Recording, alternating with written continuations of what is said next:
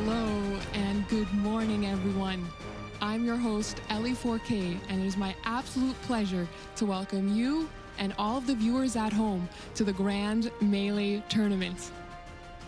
The Order of the Sheep have gathered us all here today in Hanover, Germany, where Age of Empires 2 is making an appearance at DreamHack for the very first time. We have 8 of the very best Age 2 players from around the world, and they are going to be battling it out for their share of the massive $100,000 prize pool. Players have competed, whether it was through the offline tournament or the online qualifier, the replacement qualifier, or securing their spot from finishing in the top 2 at the Wololo LAN tournament.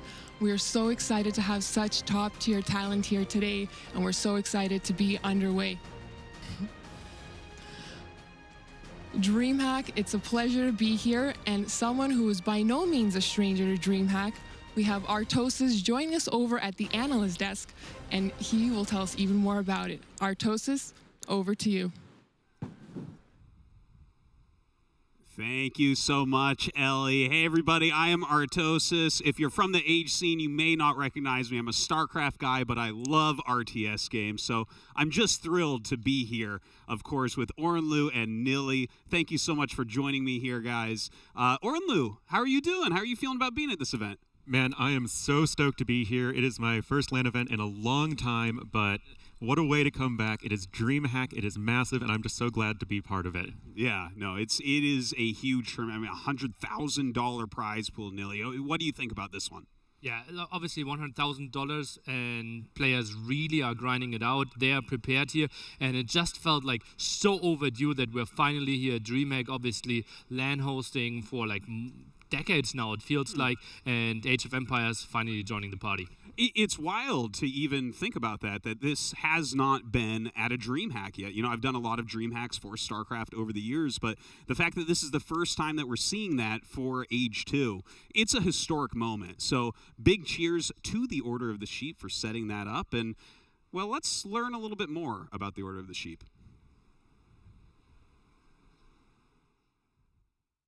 In days of old, there was a king, so wise, so decent, and so loved. He reigned over all lands and united whole continents under his crown. A time of peace which ended suddenly as the king was ambushed by an old enemy. The king had to flee into the mountains to evade his death. Years passed and the realm decayed. But the old king's allies never lost hope. They searched the hills relentless, until one day they came across a single scouting sheep wearing the old king's cloak around its neck. The animal led them into the heights to an hidden cavern, and in it their beloved king, lying through the years but safe and sound. The old king told his allies about the prophecy of the ancient sheep. One day there will be a worthy challenger who will take back the reins and lead the kingdom to new glory, love, and eternal harmony.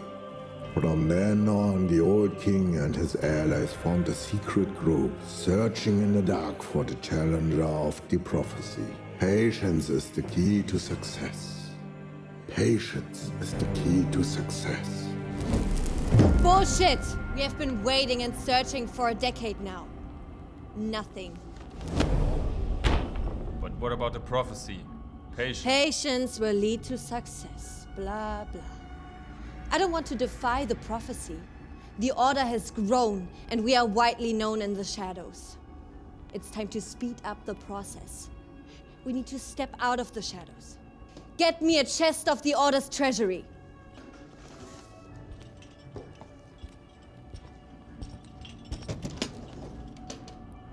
Let's find the next Grand Master who will lead the Order to its former wealth, fame, and power. The era of the Order of the Sheep has come. Now, members, head out and prepare the grand melee to find the best of the best. The word of your actions traveled far, contenders. Of all fighters from all over the world, you struck our eye. And now your time has come. The Order of the Sheep announces you to be part of the grand melee. Show us your skills and contest among the best. May the grand melee begin! Are we done? What about the camera? What about the camera? Are we still rolling? My arms are getting heavy. For sheep's sake, turn that thing off already. All right. She's a real gamer. Arms getting tired after 10 seconds in the air. All right. I mean, this tournament is gigantic, right? Like, take a look at the prize pool. $100,000 on the line. Even if you don't win a single game from here, $4,000 you're going home with. $40K for first place. This is one of the biggest tournaments of the year, right? You bet it is, man. It is gigantic, and wow, it's just 8 players, just a few days here at DreamHack, and I can't wait. Yeah. And the players are just the tip top, right? Let's talk about some of our players. First off, the 2 invites for the tournament. They didn't have to qualify, but they did something even harder, right? They finished at the top of Wololo. And of course, I'm talking about Tato and Leary. What do you think about these guys, Neely? Yeah, Leary obviously considered to be like a top 3 players for like what feels like 8 years now or something. And Tato, he was always like considered to be the best player that has never won an S-tier tournament. And finally at Wololo, he went through and got that crown. So many fans cheering for him, and well-deserved win, and now the well-deserved invite. Yeah, I mean, they did so well so recently. Ornlu, are they going to be able to perform to that level again in a lineup as deep as this? Honestly, I think so. These are really strong, but also really consistent players. I really don't think either of them are going to be having any sort of nerves or just exhaustion from the previous event. They are here. They are good to go, as are all the players here. Mm-hmm. And let's talk a little bit about the qualifiers, right? So we had the other 6 players qualify through. Of course, 2 of them, Vinchester and Yo, were not able to get their visas in time. This happens. You know, Vinchester being from Russia, Yo being from China, it can be a little bit tough to travel on short notice. But of course, we had that replacement qualifier that brought in Doubt and Jordan as well. And of course, we have Hera, we have Viper, ACCM, and Vilese. What do you guys think about these guys? Did you watch the qualifiers? Do you know what they're bringing to this tournament? Especially Viper and Hera looked so incredibly strong there. Hera even beating Doubt 3-0, that then in the replacement qualifier went 6-0. So like that really shows like how good Doubt is, and Hera has to be a level above that even. Yeah, that's pretty impressive. And I want to ask you, Ornlu, about this. Like, Jordan had a little bit of a harder time coming in, but has been a very strong player for a long time. Does he have a chance today against Hera, who Nilly just talked up so much? Honestly, I really do think he has a chance, and it's a pretty decent chance at that. They are pretty close to each other in terms of styles and in terms of strengths, so I think if Jordan just has his execution as sharp as we know it can be, he should be at least pretty well set up against Hera. Mm-hmm. All right, so why don't we go ahead and take a look at today's schedule and see what our matches are actually going to be, what we're going to be casting here today. We're going to start off with Tato versus Vilese. We're going to have the Viper versus ACCM, Hera versus Jordan, and Leary versus Doubt. Neely, what is your favorite match here? Leary versus Doubt. Doubt, obviously 1/4 chance to get exactly what he wanted, which was Leary. He feels like that set is always super entertaining. Obviously, Doubt's at least like most recent big tournament win was against Leary in a 4-3 banger set. I'm dreaming of a repeat of that quality. Mm-hmm. And what about you, Ornlu? What are you looking forward to here out of the matches? Honestly, I think they're all pretty good, but again, Leary Doubt, it is the highlight match of the day. Just the 2 players, they're so different. They are about as polar opposite as it can get in an Age of Empires player, both in terms of stylistically and in terms of just who they are as people. It's just going to be a real banger. Yeah, there's no doubt about that. I've gotten to spend some time with the players. I got to tell you, I've just about fallen in love with Doubt. I want to bring him back to StarCraft with you. That guy's great. But let's take a look at our bracket overall, and we can talk about the format of this tournament a little bit. So today you see that is our first round, the quarterfinals. These are all going to be best of 5 matches.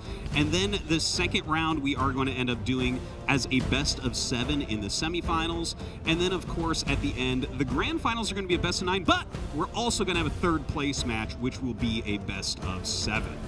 Now, looking at the bracket, guys, is there one side that you think is a little bit stronger, that the winner is more likely to come out of, Ornla? It's really hard to say, just because these players are all so close to each other, which is, one, what makes this tournament exciting, but also really hard to predict. But the side that has the Viper and Leary, like, these are probably the 2 winningest players of all time in terms of tournament success, and you just have to give the edge to that side of the bracket. Yeah, I absolutely agree, right? Hera, Viper, Leary considered to be the top 3. So Hera, able to avoid Viper and Leary till the finals, he has to be happy with that side of the bracket.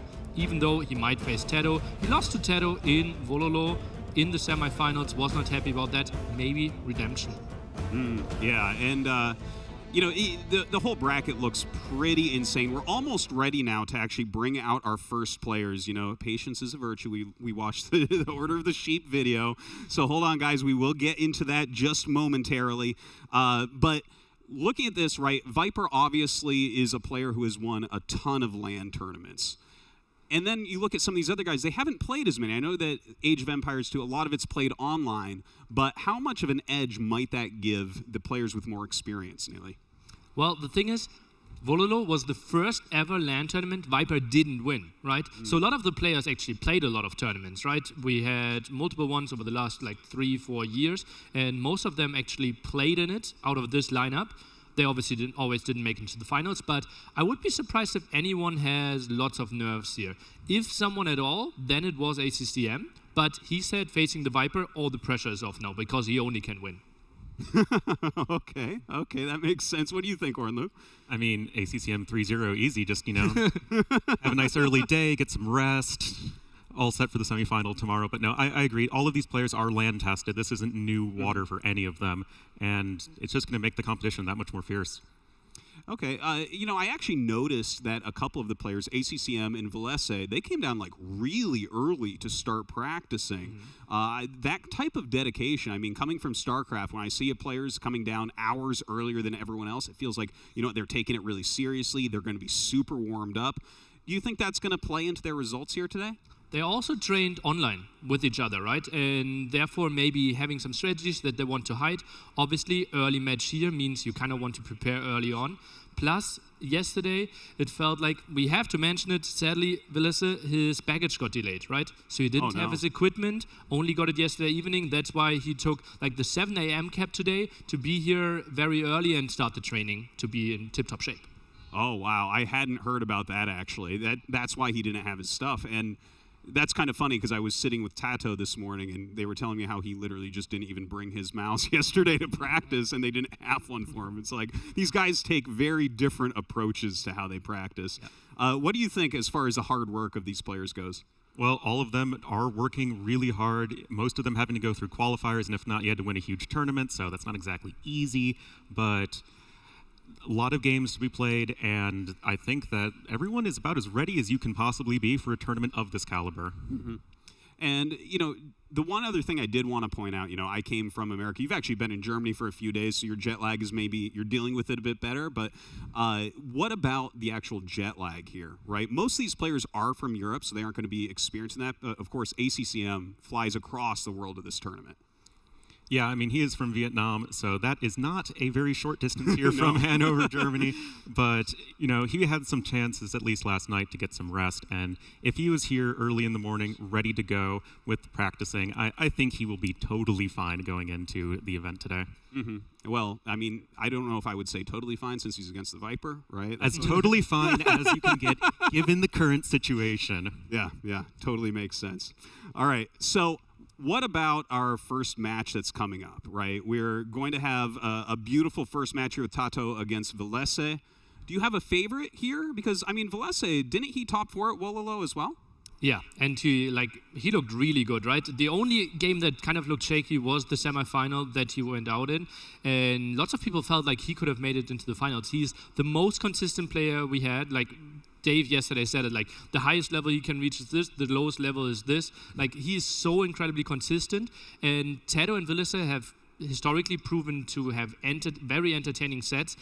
I would say 3-2 either way. I have to give it to my boy 3-2 for Tato. Okay, and what about you, Ornlu? What are you thinking about that matchup? I think it's going to be a really close one. I do think it's going to be a 3-2, and I think it's going to be really close games on top of it. I don't think it's going to be one of those one-sided sets. Both players are good on just any sort of map you throw at them, so I think it's going to be 3-2, but I think it's going to be Villiser this time. Villiser? I'm going with it, man. No, I like that a lot. Okay, I'm very excited to see if that's going to be the case. I think that we are just about ready for that match to get going. Well, not exactly get going. Obviously, we still have to do the draft and everything, pick the maps up. Speaking of maps, what about our first map? This is a brand new map for this tournament that you guys haven't really seen yet. Yeah, we have seen one single show match of it, Yo against Winchester, Sheepfold. It feels a bit like an Arabia clone with some sheep in the center. How will it play out? Well, you have this rocky terrain around the sort of sheepfold itself in the center. You can get a little bit of extra scouting that way, but it's just going to be a little bit difficult to wall, and that should reward a bit more aggression. It's going to be, again, like you said, pretty similar to Arabia, but in a bit more thematic setting for this event. All right. Well, we are ready right now to introduce our two players. So, Ellie, why don't you introduce them to us? Thank you so much. We are just about to get started, and on my left and my right, we have two of the very best players. Let's hear it first for Tato. Come on up.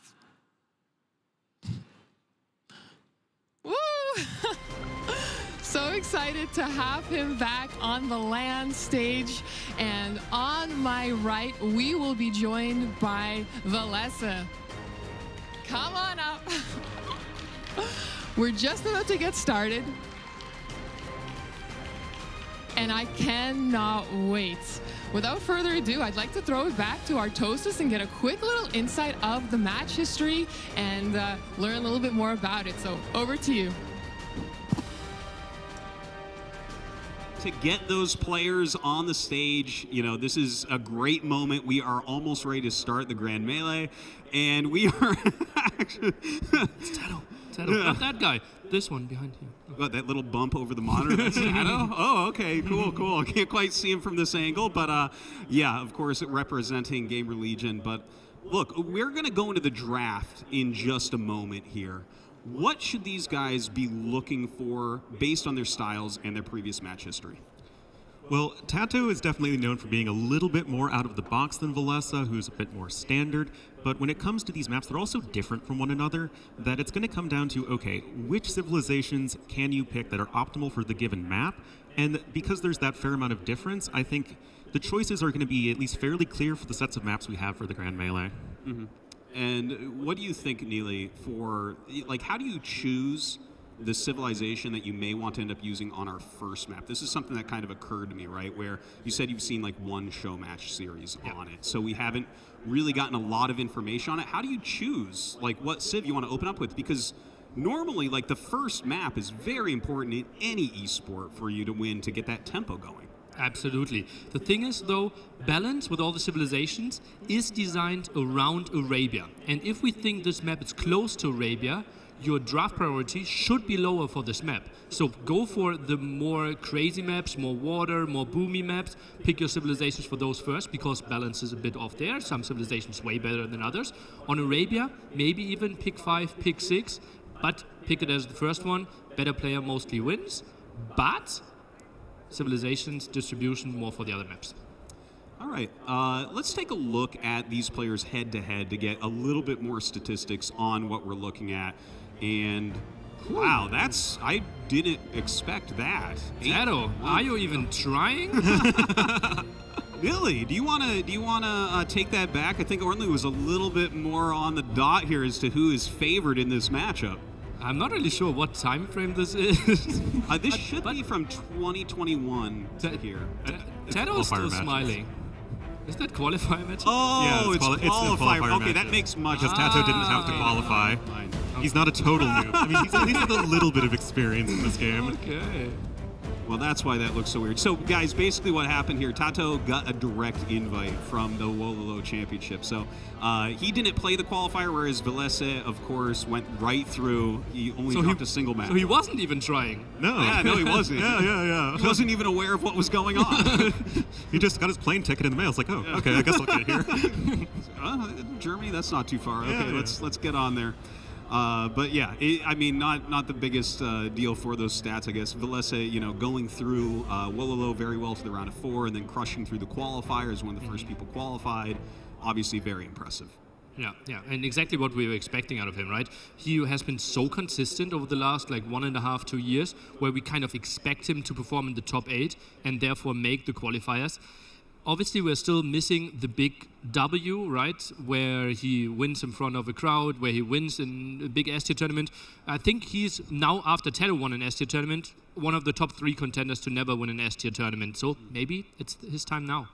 Yeah, that can be really difficult, though. Sometimes you can get like a monkey on your back, right? Where it's like you're at that level, you should have a championship, but you just don't have that yet. How does someone overcome that? You just saw Tato overcome it. Well, it's a matter of consistency, I feel, and being able to reach those peaks. And I feel like Velese, he hits all the marks in both categories. So it's just a matter of, okay, does he have the right bracket in terms of styles that he can match up well against? Mm-hmm. And if he can make it here, I think he has as good a chance as any. Okay. So, well, we're going to get this draft going pretty quickly here, guys. They're just getting ready right now on the stage for that. Of course, you said that you think Tato's going to take it down in a very close series. You thought Velese in a very close series. Obviously, 2 of the top 8 players in the world. I mean, what more can we say about this matchup stylistically? Well, as we said, Tato is more the creative type, and if we had a matchup against, for example, Leary against Hera, we clearly would have seen a water map, something like Arena, go wild. But Velese, he just feels so strong and so stable in his skill level that I think he is probably the worst player to pick a good home map against. Yeah, certainly. I mean, Velese, you just throw him on any map, and he will perform at high level. Tato, it is a similar experience. I mean, both players are so adaptable in what they can do. I don't think they can really psych each other out in terms of some sort of off-the-wall map or civ pick. I think it's just going to really come down to, okay, who's having the better day and who's able to adapt to whatever the situation is that they're put in. Yeah, well, I mean, we were talking before about how Tato didn't even bring his mouse yesterday, and Velese is here very early in the day practicing, maybe partially because his luggage didn't end up coming on time and everything. But does that generally play into it when you guys see people actually, we already talked a little bit about how much they're practicing beforehand, but it seems like Tato is more relaxed about the tournament, if that makes sense? Tato was in a small boot camp in Berlin before, with Dowd, with Jordan, with Viper, and they prepared some days, thought about strategies, and they said, nearly we're not going to share too much. We have some plans here, especially Dowd always enjoys keeping some secrets, and so I think they will be well prepared, and Tato, well, last boot camp he won an S-tier tournament, so it paid off at least in the last tournament. Mm-hmm. And yeah, what do you think about those boot camps as well? Is that like a really crucial thing to? I think when you, not just practicing in any sort of intensive training situation, like that's always going to be helpful. But when you put together like some of the very best players in the world all together, which is Gamer Legion, it feels so unfair in so many situations. Yeah. But I am sure these guys have something prepped for this huge event. Yeah, no, that is a funny thing because I noticed as I started really diving into Age of Empires 2 and studying who's on what team, who's doing well and everything, Gamer Legion just absolutely ridiculous. The lineup that they have, the fact that they do things like boot camps together. We had something like this in Korean StarCraft where the last remaining Kespa team won everything for years, right? And it was just like, oh man, is this really what's happening here? Like, do some of these other teams like AM, are they coming up enough to really have a chance to take a bunch of tournaments as well? Obviously, well, 1v1 tournaments for sure, and even AM won the last team game, both big team game tournaments, right? So GL lost in the finals, always in the deciding game, so great sets there. It was really close, but AM, the pure talent, might even be higher there. And GL heavily benefits if we go into like super new maps, creative settings, but that's not what we really have, right? This is map-wise, draft-wise, and the whole tournament structure-wise, pretty standard. One single new map, the rest they've played hundreds of times. So coming up with completely new strategies you can't achieve that via the maps. It has to be via the new civilizations that haven't been properly explored. Remember, we just had a new patch like last week. Yeah, and there were some noticeable changes there, some big nerfs that came through to some of the more powerful civilizations like Hindustanis, like Poles and Gujaras, but at the end of the day, those civs are all really strong, and I feel like when it comes to, okay, are we going to see those civs? Yeah, I think we're going to be totally fine there. What about Portuguese on them? Oh man, I'm ready to get some wood from some forage bushes. Gonna drop some farms earlier. Let's go, guys.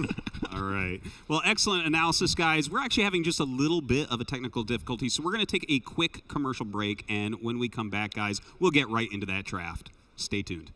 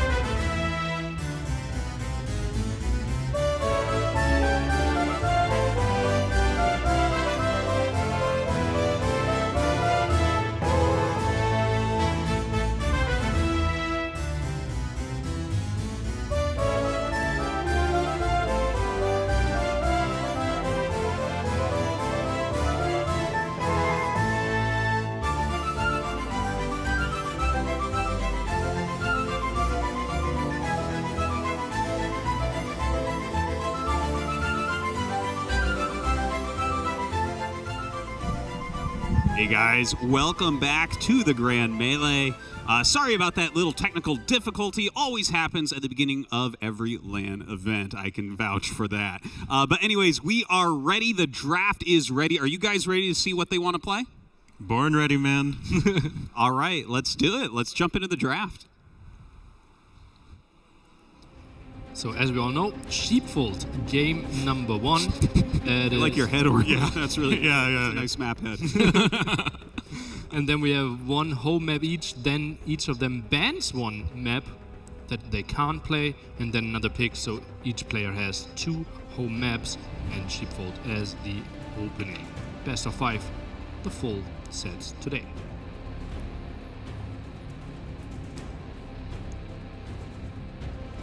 And here we are. We have our first map, and it will be Fish and Fish from Tato, a very aggressive hybrid map. So we got fish on the land in the middle, you got fish on the outside. Going to be tons and tons of early aggression there as Valessa goes with Arena. Oh no, do they really get fish in the middle?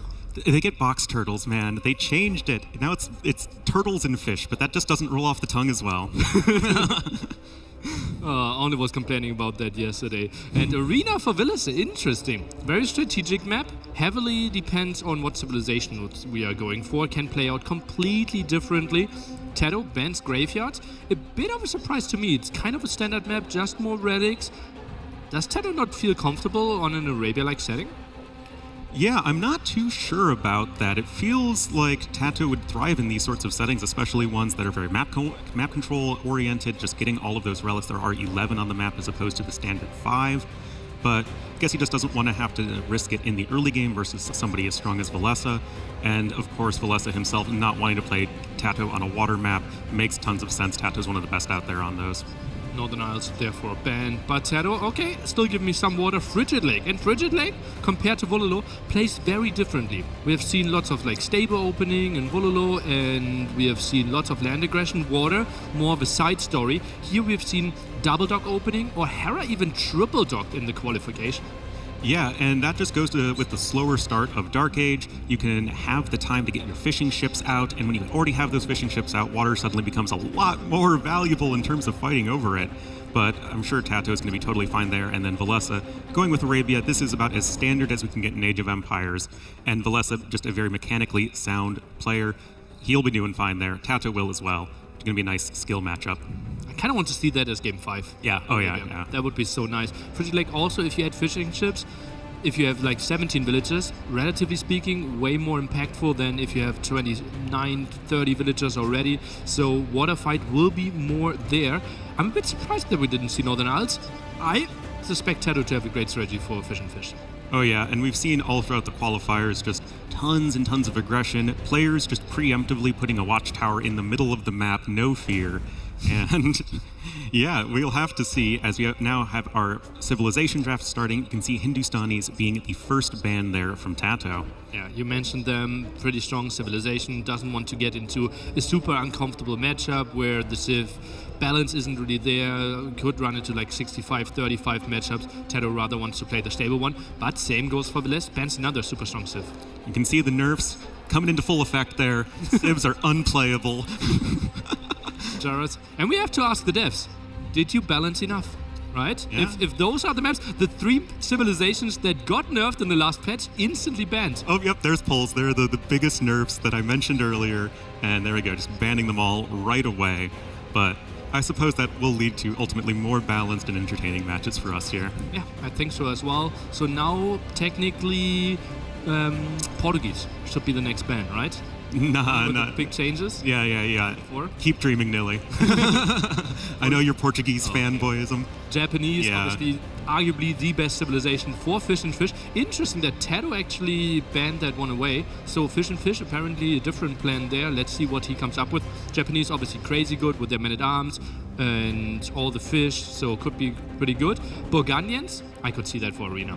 Oh yeah, it is a fantastic civ economically. You have such strong early Imperial Age play with the cheaper Paladin upgrade. You have some of the best gunpowder in the game, and you have your Custier unique unit. That is all going to be quite strong, and I think that just makes a lot of sense for a closed map like Arena. Is that something that you say, okay, they're so good on Arena, you're instantly going to snipe them? Or do you try to have a counter pick like Bohemians, Turks or something? What should be Tato's game plan here?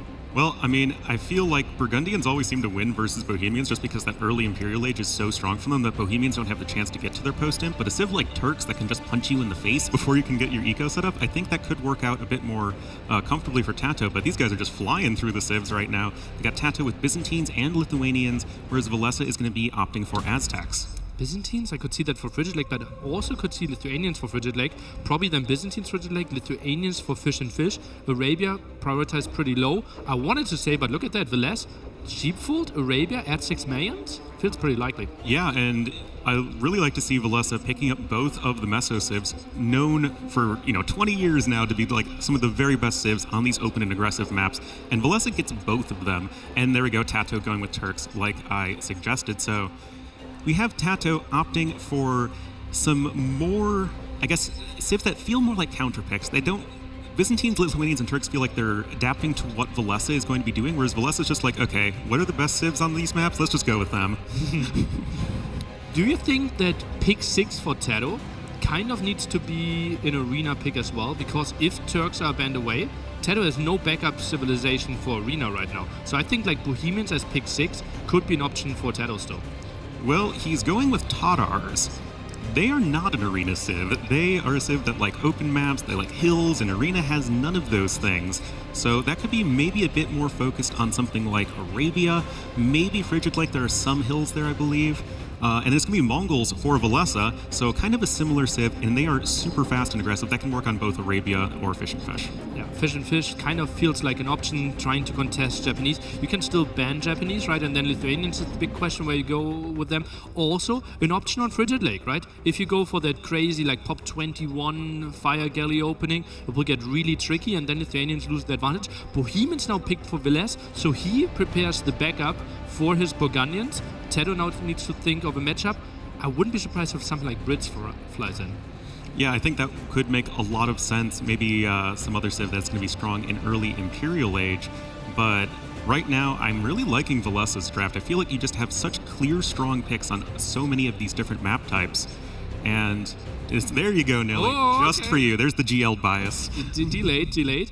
Portuguese, still a slight option on Arena. Doesn't excite me that much.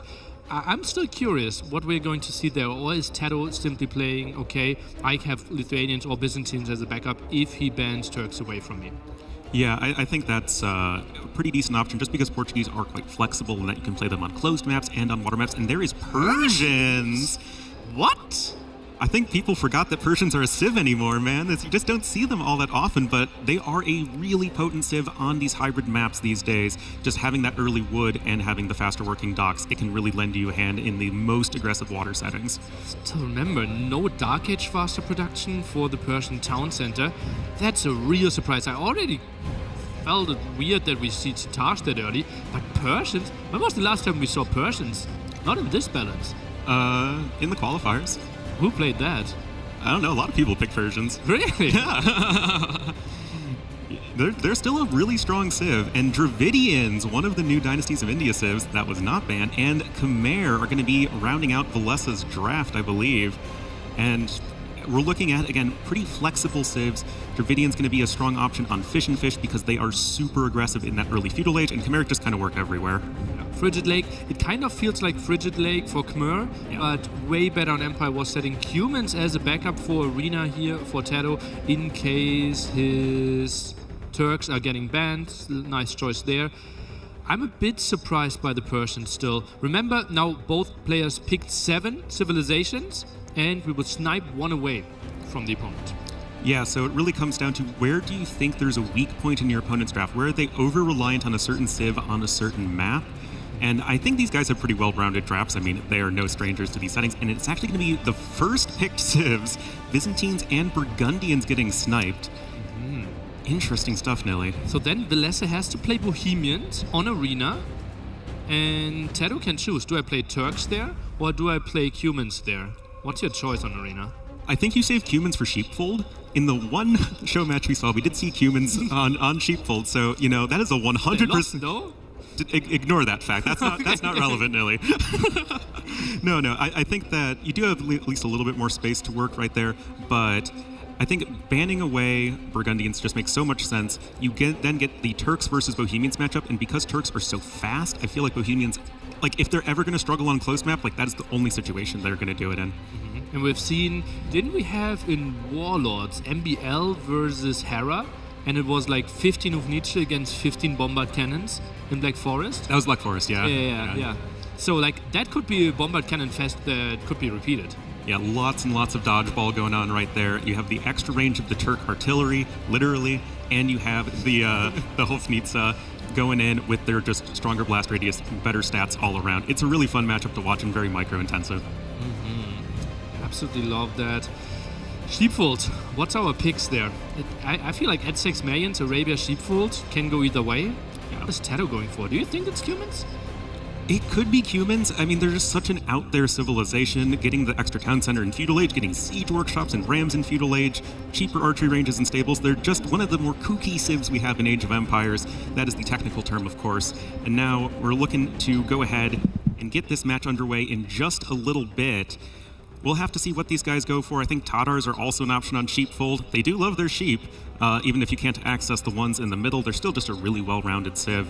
So I think we could see that. I mean, Tatars, you can play a lot of Cav Archers versus the Eagle Warriors, and you should be good to go here in a minute. Yeah, thank you so much, Ornlu. That was amazing watching you guys just break that down so quickly, really understanding what all these civ picks entailed and what maps that they were going to be used on. But yeah, we are just about ready now, guys. Nilly now has gone over to the casting desk with Dave, and we are going to get this first match started. Guys, take it away. Hello, everyone. First time on camera, second time for you. Welcome to DreamHack Hanover, and of course, the Grand Melee. We're about to get started here. Amazing first set, Valessa versus Tato. Now, there's a lot of background between these two players. The draft was extremely interesting for me. I have a bunch of notes about that coming up here. And I think the biggest thing is I think Valessa made a gigantic mistake sniping Byzantines. Why is that? Because Lithuanians and Persians do what Byzantines do, slightly, albeit slightly worse than them on the hybrid maps. But I think Tato can make do, whereas on Arena, unless Valessa was afraid of Tato going for something like Portuguese on Arena, not getting rid of the Turks, which I think is the only counter to Bohemians, maybe Turks and Poles, in my opinion, is a massive mistake. I think the Turks are the one counter civilization, maybe Poles a little bit, to the Bohemian threat on Arena. But think about it. Tato also had Cumans. Remember, Dowd in the qualifier had a brilliant Cuman strategy against MBL. Tower rush into back town center, and then having the way better economy couldn't really be punished. I don't think that works against anyone but MBL, though. Why is that? I don't think it works against Valessa. Well, what's the answer to it? If Valessa doesn't have the answer, I think keeping Turks open to not face Cumans is an option. I mean, maybe, but if I'm a Bohemians player, I'm not afraid of Cumans on Arena. I'm not afraid of them at all. Not afraid. I think Bohemians are the best civ on Arena. Bohemians are Poles, unless they're matching up against Turks. And we'll see if it plays out that way. I mean, maybe Tato doesn't even go Turks on Arena, right? Where else would you play them? Well, maybe you just pick them to make your opponent think you're picking them. As pick 3. Yeah, I don't know. Mind games. Yeah. Starting in set 1. Yeah. I mean, I looked at the Persian pick as well, and I'm thinking, if I wanted to play Persians on a map, if I was Tato, if I wanted to play Persians on a map, I know my opponent's not picking that. I can save that till like pick 5. Persian was late, right? You have 7 picks. I think it was pick 6. And then he's going to think that I'm picking another civ during that game. So it's like a triple mind game. The thing is, you said Byzantines and Lithuanians are so adjacent to Persians, like how their bonuses work, that maybe that could have been a civ for Valessa. He now had to go for Khmer. Maybe he wanted Persians for or that. I mean, this is why we're not. I mean, Nilly's trying, but this is why I don't even attempt to become a pro player. I don't even play. Nilly tried to attempt. I thought you said try to explain it, but you even went further. Tries to attempt to be I'm sorry, pro player. man. I'm sorry. We've been beating up on you for 2 days now. Anyway, guys, it was a very interesting draft. We'll be talking about that the whole time, of course. We showed the results for Valessa in the qualifying stage. I mean, 8-1, kind of crazy.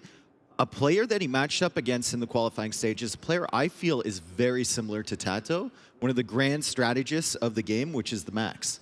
And there was a bunch of interesting games. That was the only loss he took, was to the max. But Valesa kind of showed that even against some interesting strategies, a lot of thought put into it, he can just carry that level of consistency that he brings, the 3TC boom that he's known for, you know.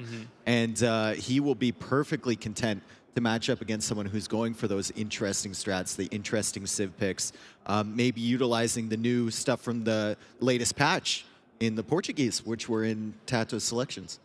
Yeah, that's going to be the super interesting thing, right? We have seen like build orders already popping up, pop 17 scouts, pop 18 scout rush there. Not really sure on what map you want to see that. Maybe Arabia, maybe just ignore the water, play it on Frigid Lake and try to come back a bit later. There will be different options, right? Portuguese, so versatile, more HP on their ships there as well. Every gold unit or every military unit costs less gold. So I think Portuguese, we will see them a lot this DreamHack. And I also want to bring up the historical data between these two. They are 4-4. And they're not just 4-4 in lifetime sets. It is 17 wins for Tato and 18 wins for Valesa. Yeah. So that's about as close as you can possibly get. And I think 9 of those games were in a final that ended 5-4. I think Master of Hyper ran them. Ah, great. So in S-tier events as well, they're very even. Yeah. It's crazy. Yeah, it's like they're so close, and that's why we had the predictions, right? I said 3-2, Arnold went for 3-2 for Valesa, I went for Tato. What's your prediction? I think 3-1 Tato. 3-1 Tato. I think Valesa is extremely consistent. Like I said, his high days are here, his low days are here, and usually we end up somewhere in the middle, which is pretty close to the high day. But Tato is coming out of that boot camp. He's coming off the Walalo Legacy win, and I think we're already into the first match here. As we zoom into the screen, we're already on Sheepfold. This is Valesa versus Tato, game number 1. Welcome to the Grand Melee here at DreamHack Hanover. I'm Dave, and I'm with Nilly, of course, and we're going to open this one up for you. And if you haven't seen this map before, trust me, you're not the first person, because this is a very new map to the scene.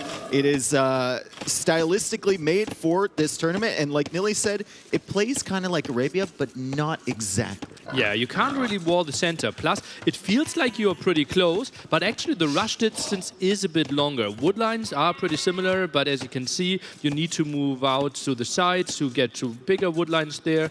And Portuguese, a big question mark on them, because they just got a big balance change. And Portuguese, now you can get away with a lot more because you have that extra wood from foraging those berries. Now, I also want to point out that our observer here is actually Vodka, so we're giving him a shout out at the very beginning of the tournament. Nice. And he's going to be doing fantastic work for us as we have a slight pause here, I believe. Anyway, Civs, Valesa playing as the Aztecs, Tato playing as the Portuguese, even with the new buffs for the patch.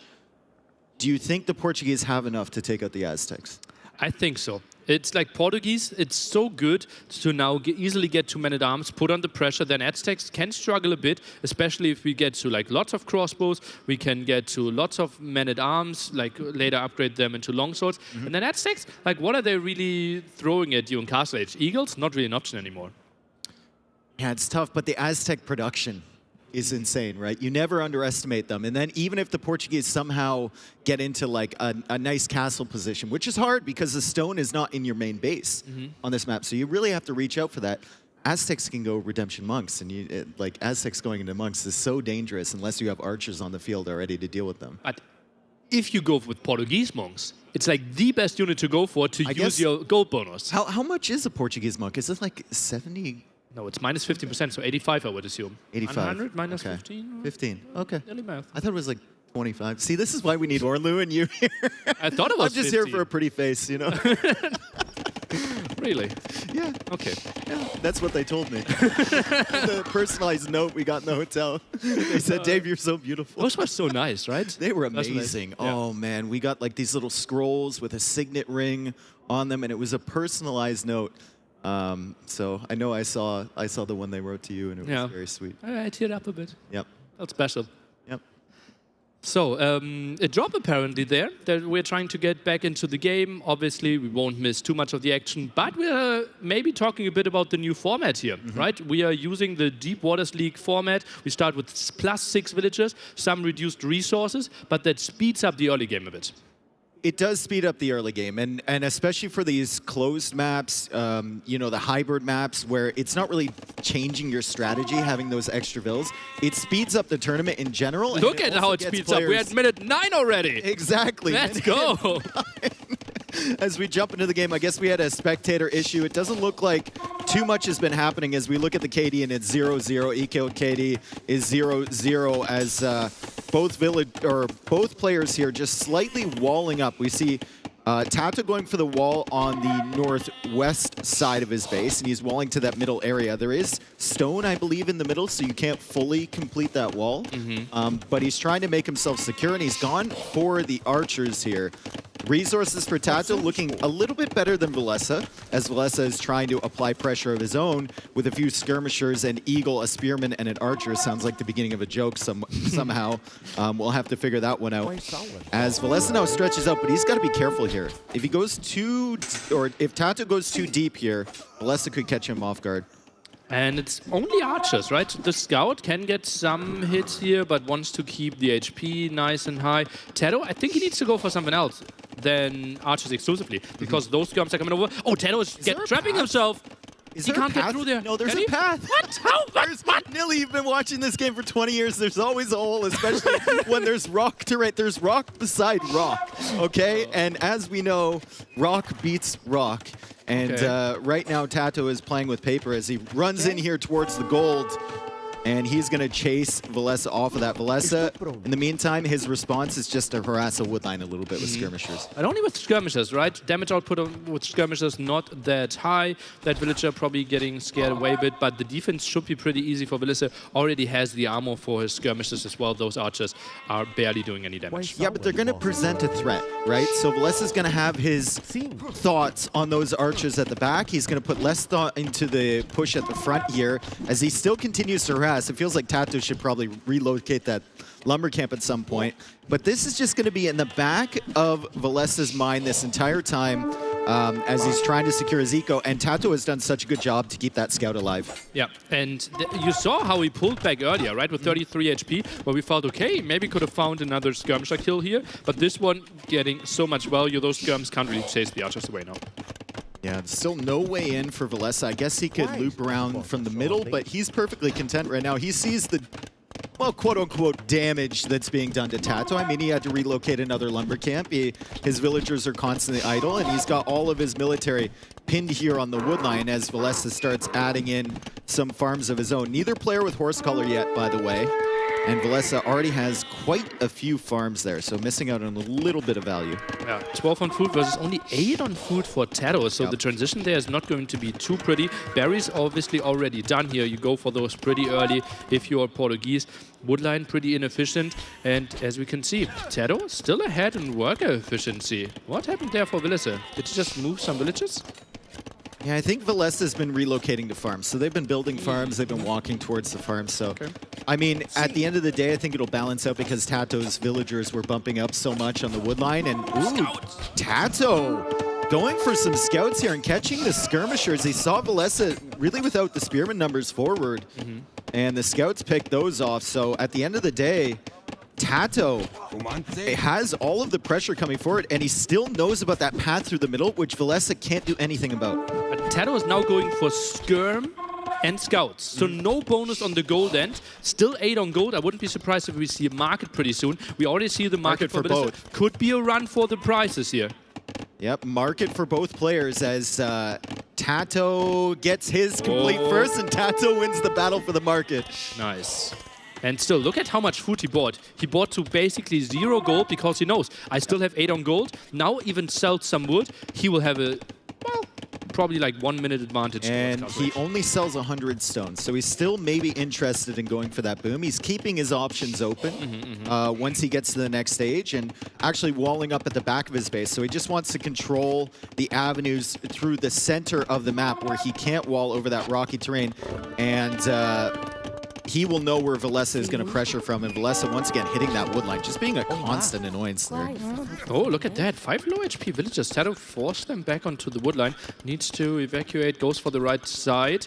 That feels like there could be some holes here on top of the houses. Oh, that's at least a hole for sure. mean, that's a pretty big hole there, but Tata's going to realize he's going to go for 3 houses. I wonder how weak those villagers are, though. Did he pull the weak vills? Potential here if he's not paying attention for Valesa to maybe kill 1 or 2 of those.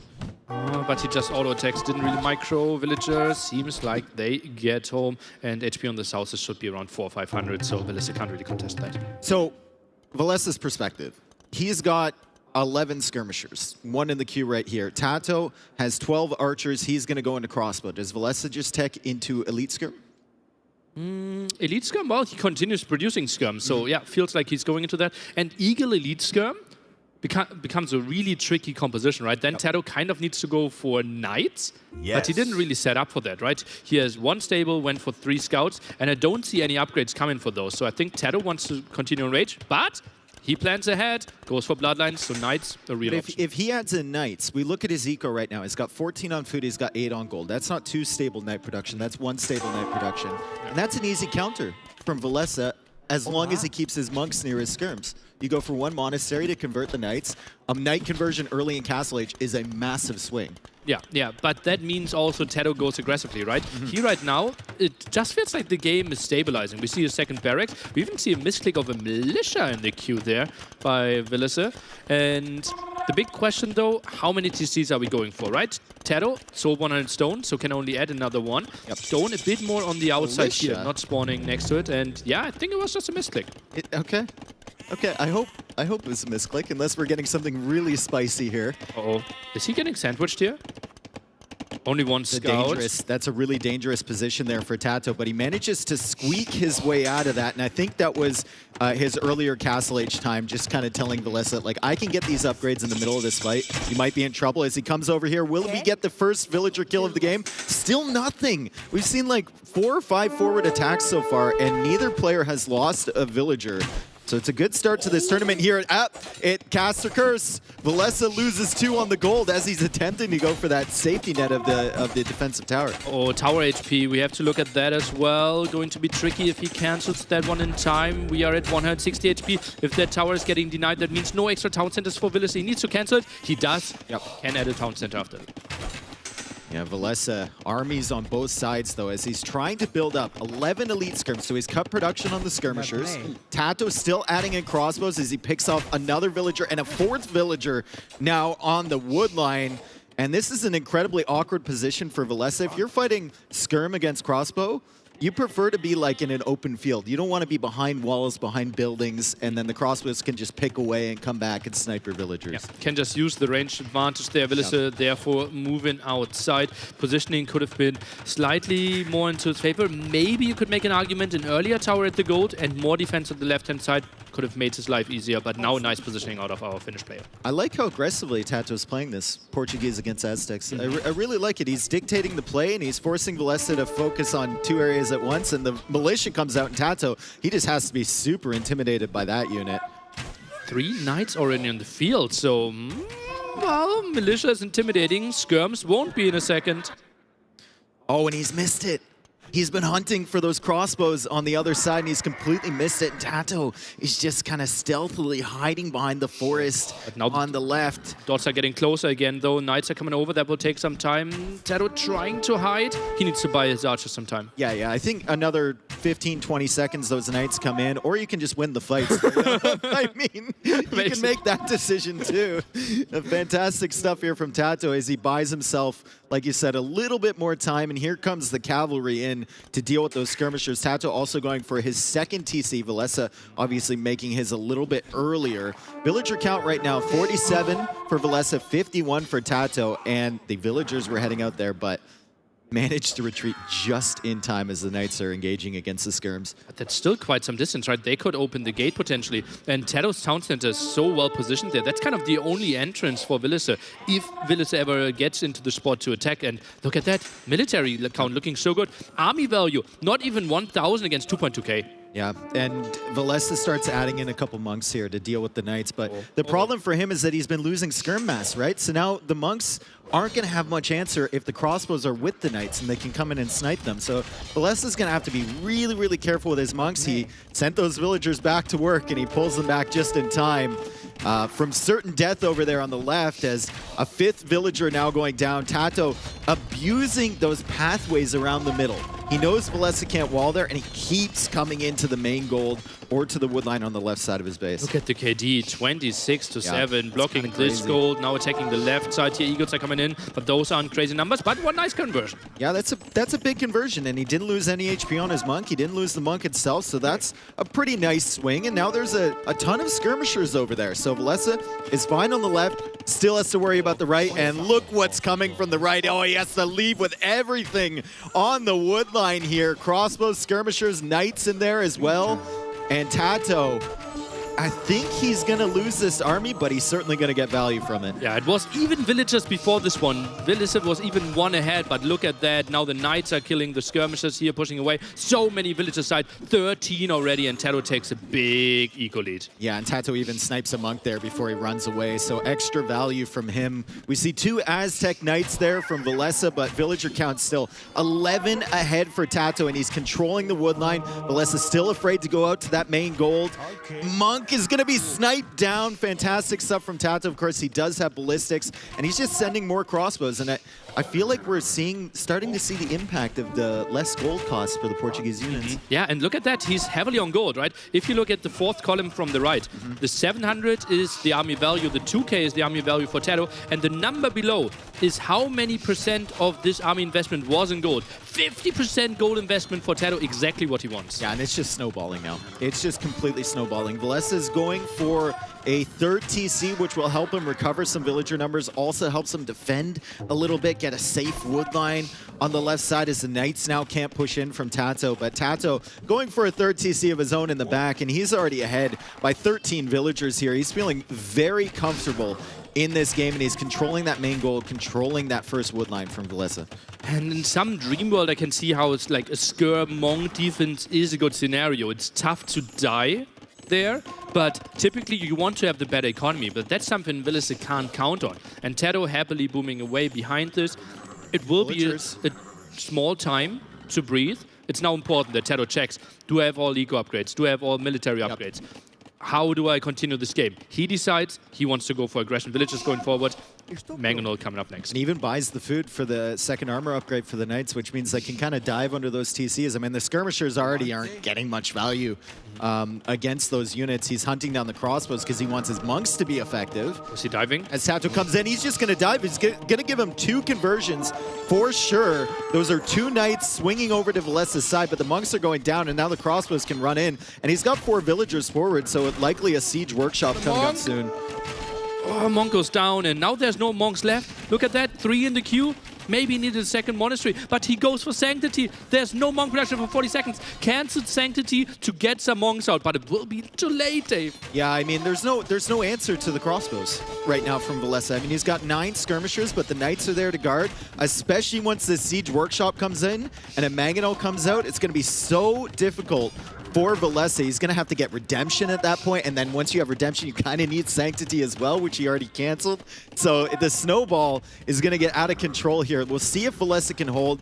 He's a very good defensively. Finally, a very 2nd monastery here. I think he needed that a bit earlier because you said he wanted to get those upgrades. They take time, right? Monk takes always in the, well, high 2-digit numbers there. Finally, this defensive siege workshop there for him. But Monk numbers, not enough to deal with those Knights. Yep. It's also a weird position for him because his TC is going to be under fire from the left side, and he can't range the Mangonels on the left side as the Knight is in the back there, awfully close to that stone from Valessa. So if Valessa keeps the Mangonel, or sorry, if Tato keeps the Mangonel on the left, it's going to be hard for Valessa to get value against that as the Knights are diving in, looking for more monk kills. He gets a monk kill. The Mangonel is now out. Valessa does not have one in the queue yet. He's under so much pressure. Knights up +2 under the TC. Mangonel is firing on the TC, and I feel like this game is just very close to over. And there we go. Valessa calling the GG. Fantastic stuff from Tato. Never-ending pressure there. Yeah, it was so sick, right?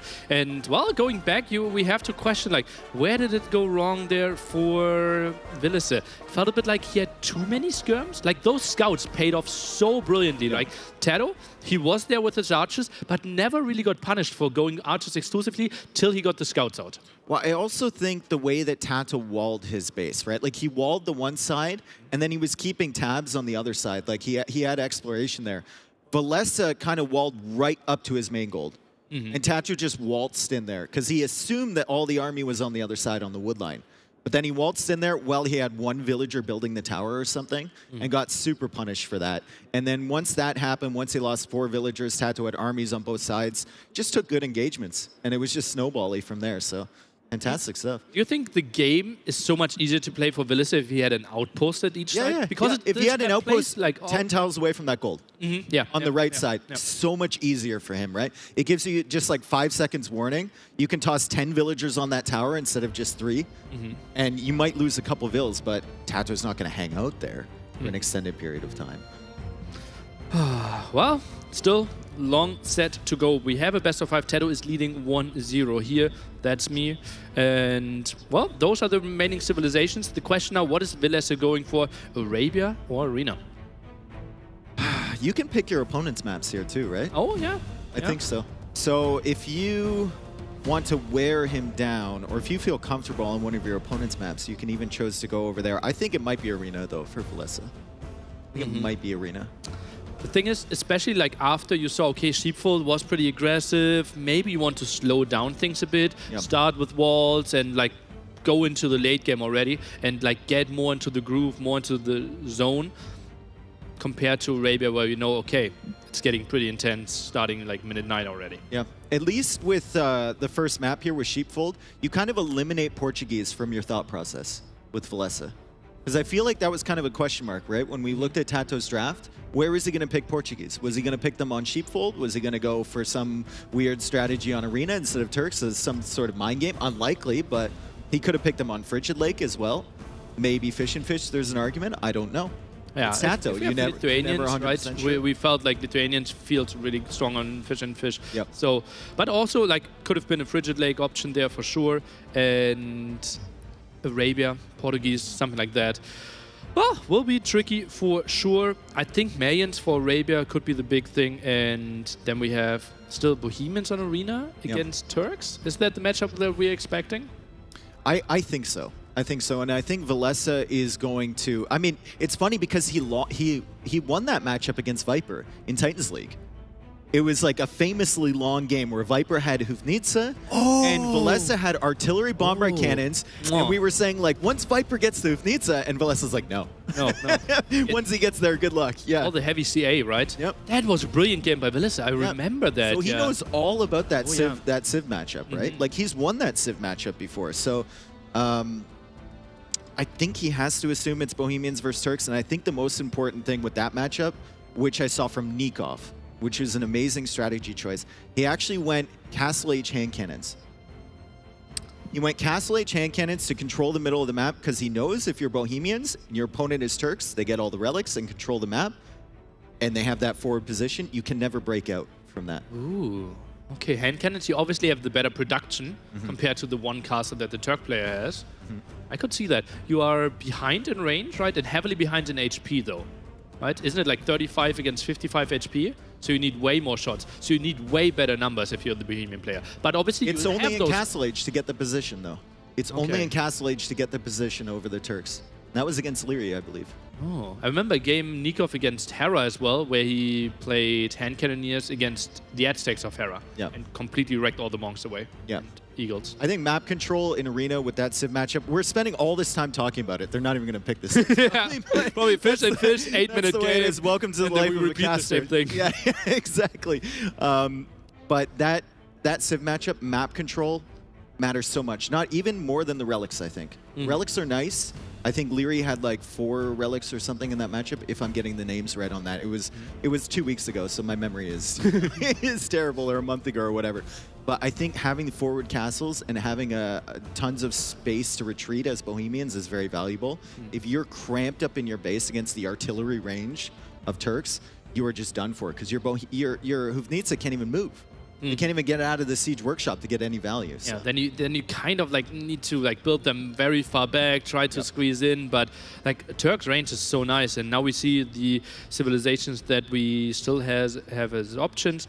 Persians there, that's the big question mark to me, where we will see them. Like, is it Frigid Lake, Fish Lithuanians, and probably Tatars on Arabia against Mayans? Doesn't excite me that much.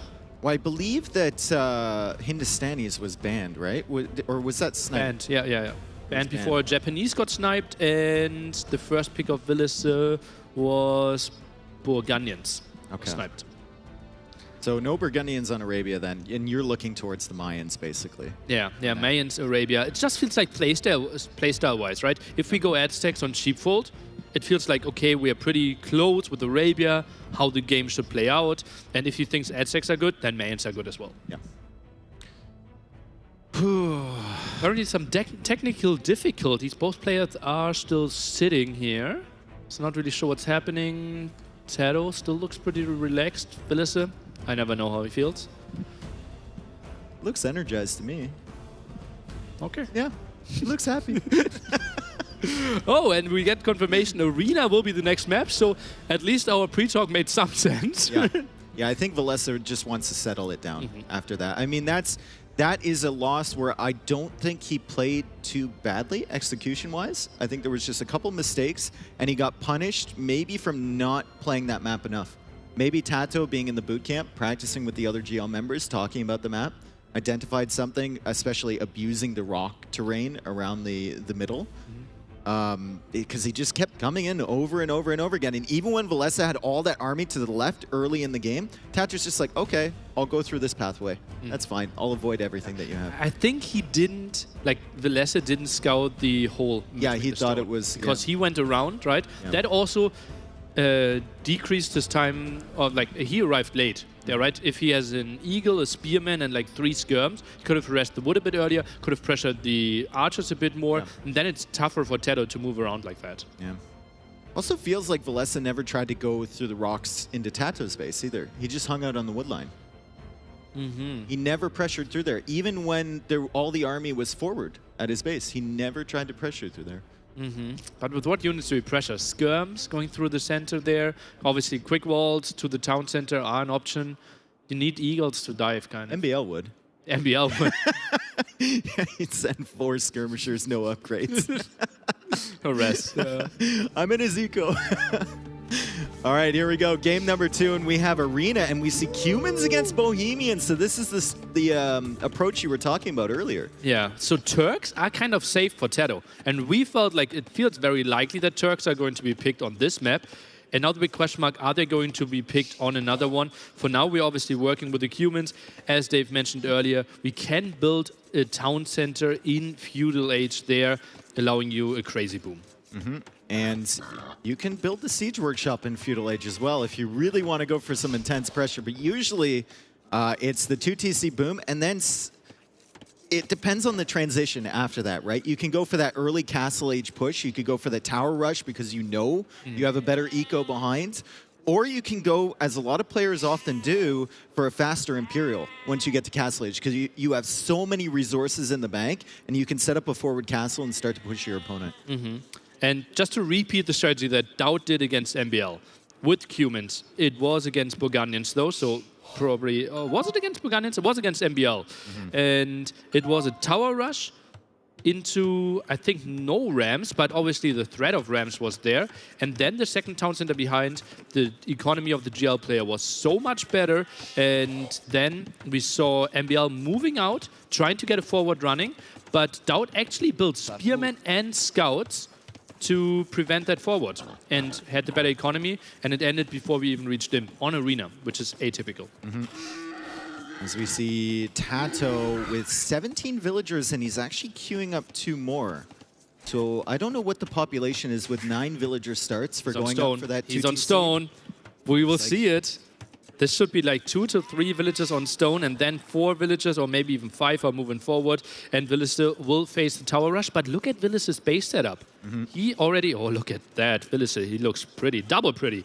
And he already built the houses there because he knows, okay, a threat from that direction is very likely. I am looking at his base, though, and it concerns me. Because if Tato ever does get in there, stone is forward, extra stone is way to the side. Oh, no. His secondary gold is forward, and his main gold is forward. Oh, that was the big difference. MBL had those resources defensively, and that's why he could defend more.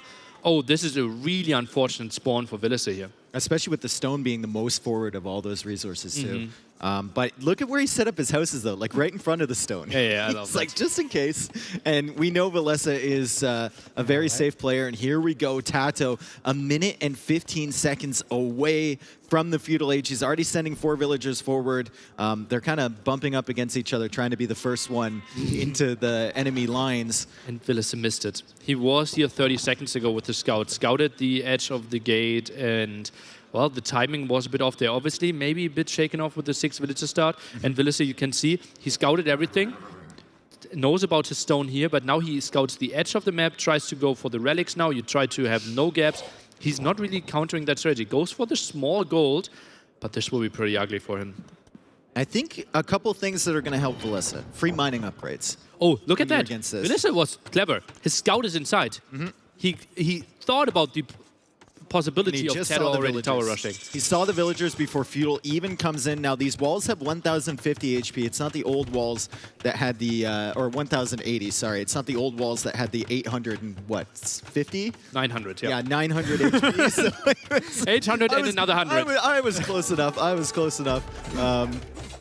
That were very easy to break through as Tato goes for the tower rush and immediately adds that second TC. So he's going to make things incredibly messy for Villiser, and he's going to start adding economy behind and going to start really, really climbing in the villager count. Now Villiser has a tricky decision to make. Does he go full defense, house walls, try and click up to Castle Age, get to those powerful units, or does he stay in feudal age a little bit longer, maybe go for some counter towers of his own? He's already on stone right now, so maybe thinking about a counter towers behind this house wall. I actually really like the house wall he's set up so far.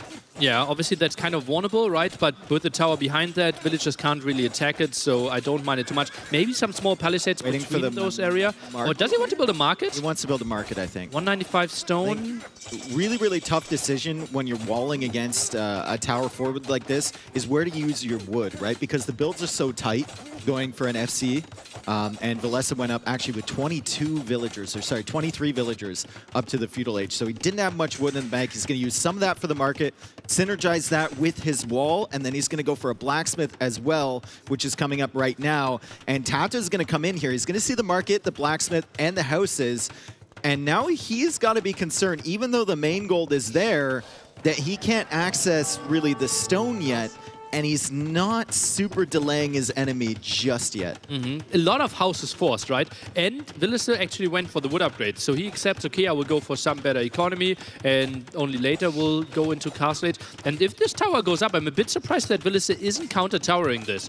Because now, Tato actually has a proper spot to attack. Those 2 houses, I'm not sure if the second one will actually go up.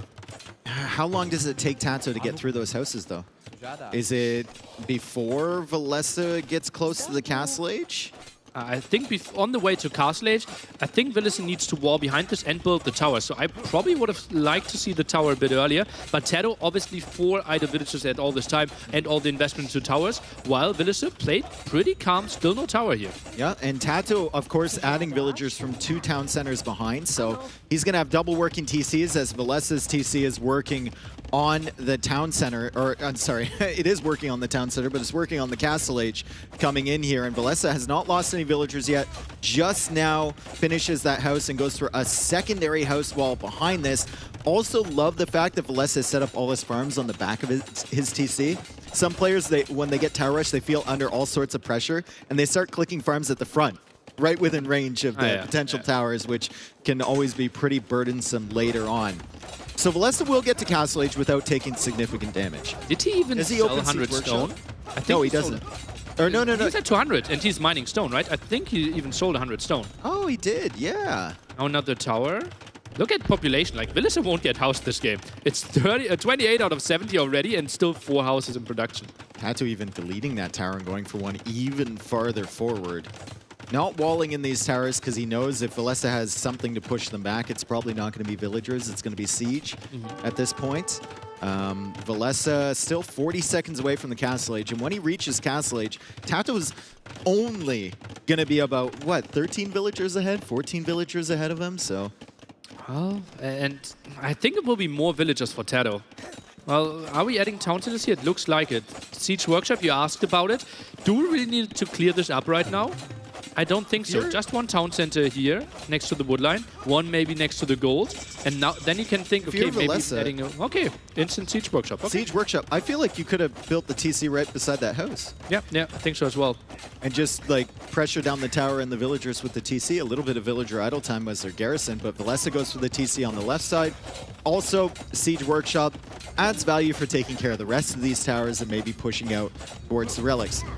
I have to wonder, does Tato add a stable now to go into scouts? I think he's adding the barracks, so that's the first step here, and stable makes a lot of sense. Scout still out on the map for Valesa, goes for the Mangonel now, adds at least one town center for now. Still has 200 stone. I'm a bit surprised how long he stays on there. Next tower for Tato.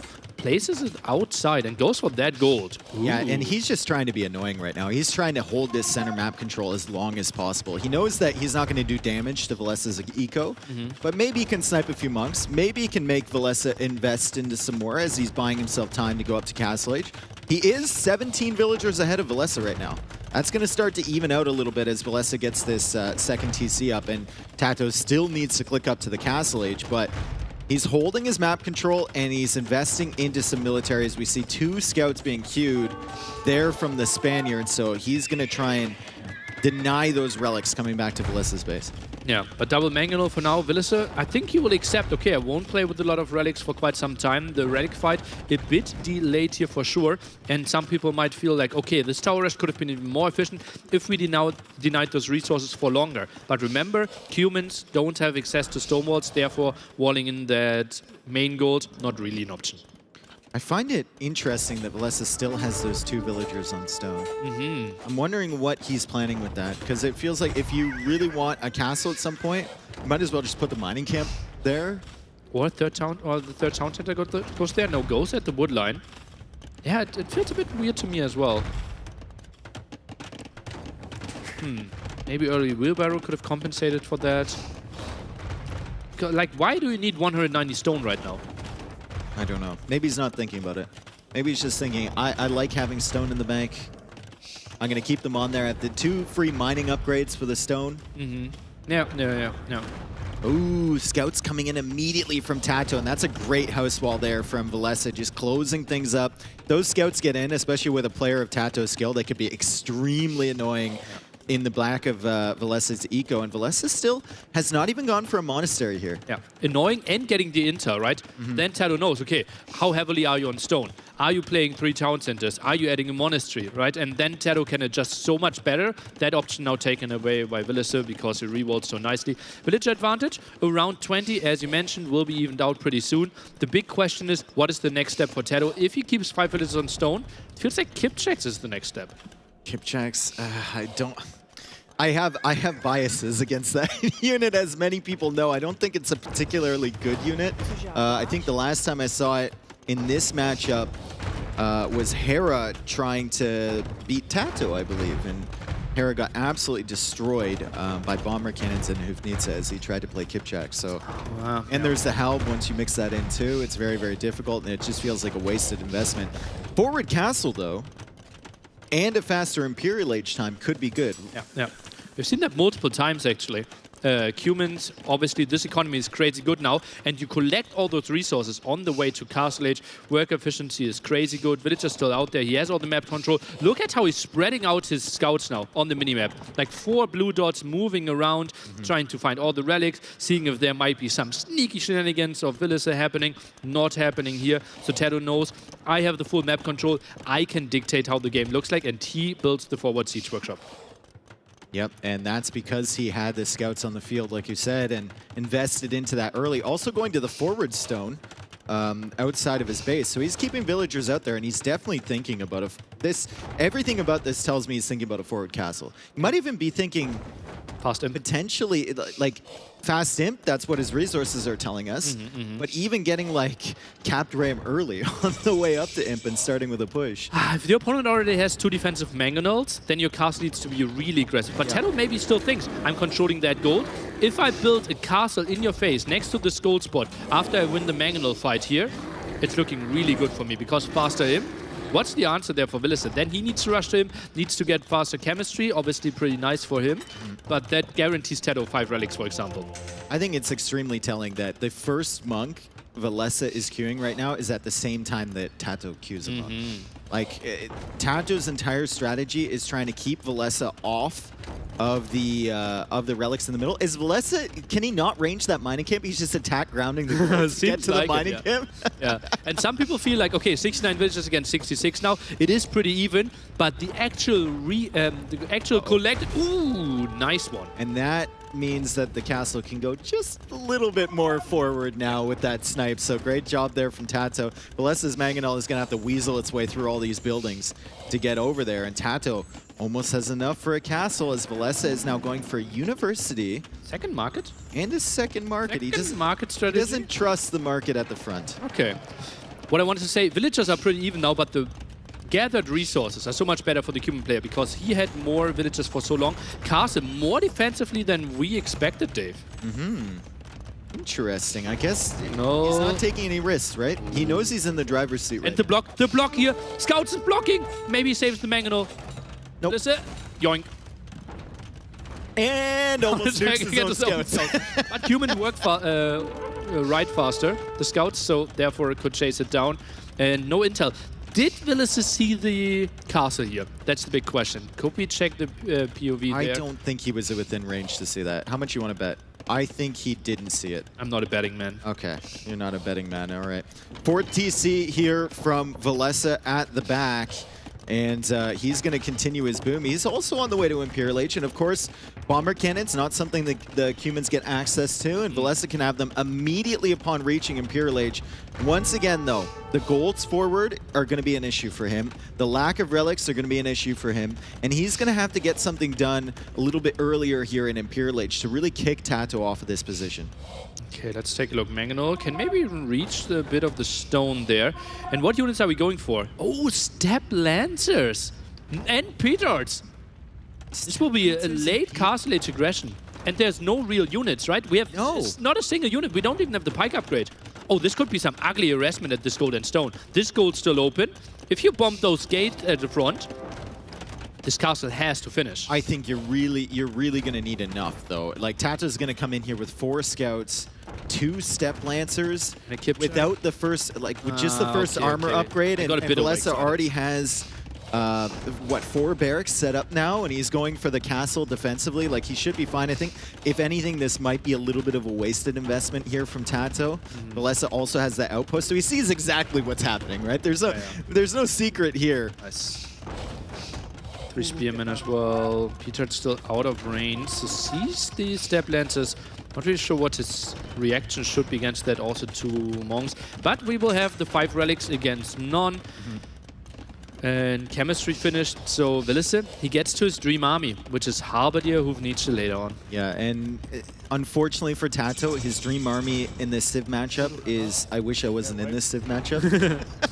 Assuming the Bohemians player has gold. Here comes Tato. Valessa saw that from way far away, and he's going to choose to convert a Step Lancer and maybe a Kipjack, but the monk actually goes down. The castle, however, is up, and Tato can't push very far here as Valessa already has pikemen. Valessa, 40 on food as well.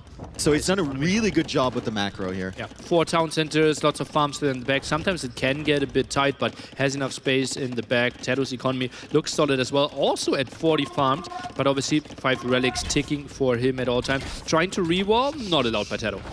Not allowed by Tato, I said. Is allowed by... No. Not allowed. He won't allow it. Allowed by Tato. He will allow it. Villagers now coming back. Did we say if Valessa got fervor earlier? Oh, I didn't. That would be interesting. Yeah. Oh, if you knew how fast monks are typically... If we check a villager speed, I can see. He does not have fervor, right? Ooh. He only has wheelbarrow. Okay, so upgrade there in the monastery working for the villagers, so could increase HP, could increase movement speed, something that Villiser forgot. Population pretty close. Tato heavily going for upgrades. He is ready to play the very long game. Obviously knows my gold income will be so much better, and I have quite some nice map control, right? He still controls one of the golds of Villiser at the front. Also, Hufnitsa takes so long. To upgrade, yeah. It takes like 2 minutes, 2 minutes and 10 seconds, something like that. We could have seen it when it was clicked, but you can see it already has 1 minute and 35 seconds left on that upgrade. And of course, only one more bombard cannon in the queue, so the numbers aren't going to be insane. Also, Halberdier, which is a massive upgrade, is not yet in. That requires more gold, which you want to put into the bombard cannons. So it's going to be pretty difficult for Vallessa here to stall at this early pressure from Tato. And in the back of his mind, he's got to be thinking, man, this guy has 5 relics. Sneaky by Veliser though, that he gets the gold and the stone on the outside. Something that Tato could have controlled if he had a light cap there or some outpost. So maybe something he could have done a bit better. Now let's take the look at the engagement. Kipchak's pretty good against pikemen. Yeah, well, everything's pretty good against pikemen, so I don't know. What about knights? Well, according to Hera, they're pretty good as well. Parthian tactics also coming in for Tato. That's going to be a nice little upgrade. And chemistry coming in for him as well, as the Trebs are set up here. Unfortunately for Tato, those Trebs can't really range anything of value other than maybe sniping some Ufnitsa. Let's take a look. Going for the gate. Ram at the right-hand side being annoying. We get the unique tech here in Castle Age for Veliser. That is movement speed? Yep. Movement speed for all gunpowder units. And we see Cap Rams now pushing in from Tato. That's a nice distraction. You can tell Vallessa has no idea that's going on right now. The Step Lancer's getting some value. Light Cav coming in as well. And Hufnitsa are the big threat right now. But if Tato can make this game messy, if Tato can make Vallessa focus on 3 areas at once, he might lose some of these Hufnitsa into some bad trades. The Kipchaks are doing what feels like nothing against these, and they're just getting folded over. This is what I was talking about, dude. This is what I was talking about. Those Kipchaks don't stand a chance. It is Castle Age Kipchaks though, right? The queue is pretty long there with 15, only 2 castles. They would have loved to see a third one that's being built in the back now. Tato's still not taking all the gold. I would love to see some raids at the bottom where Veliser is getting gold and stone that he really shouldn't. Great attack grounds on his own pikeman. That guy's got to be wondering what he did, but he finally clears up the other Kipchaks over there. And nice attention to detail here from Vallessa. He saved that 1 HP Hufnitsa, and now he sends a villager forward to repair, and it's like the damage never happened as Halberdier is in. 38 of them are on the field right now. Kipchaks still under threat, and that was a massive trap hit shot there from Tato as he is fortunate to take out 2 Hufnitsa. Yeah. Costliest unit in the game, so nice snipes there for sure. Tato now adding what looks like to be some stables. That's an optimistic castle, but feels like he can get it up.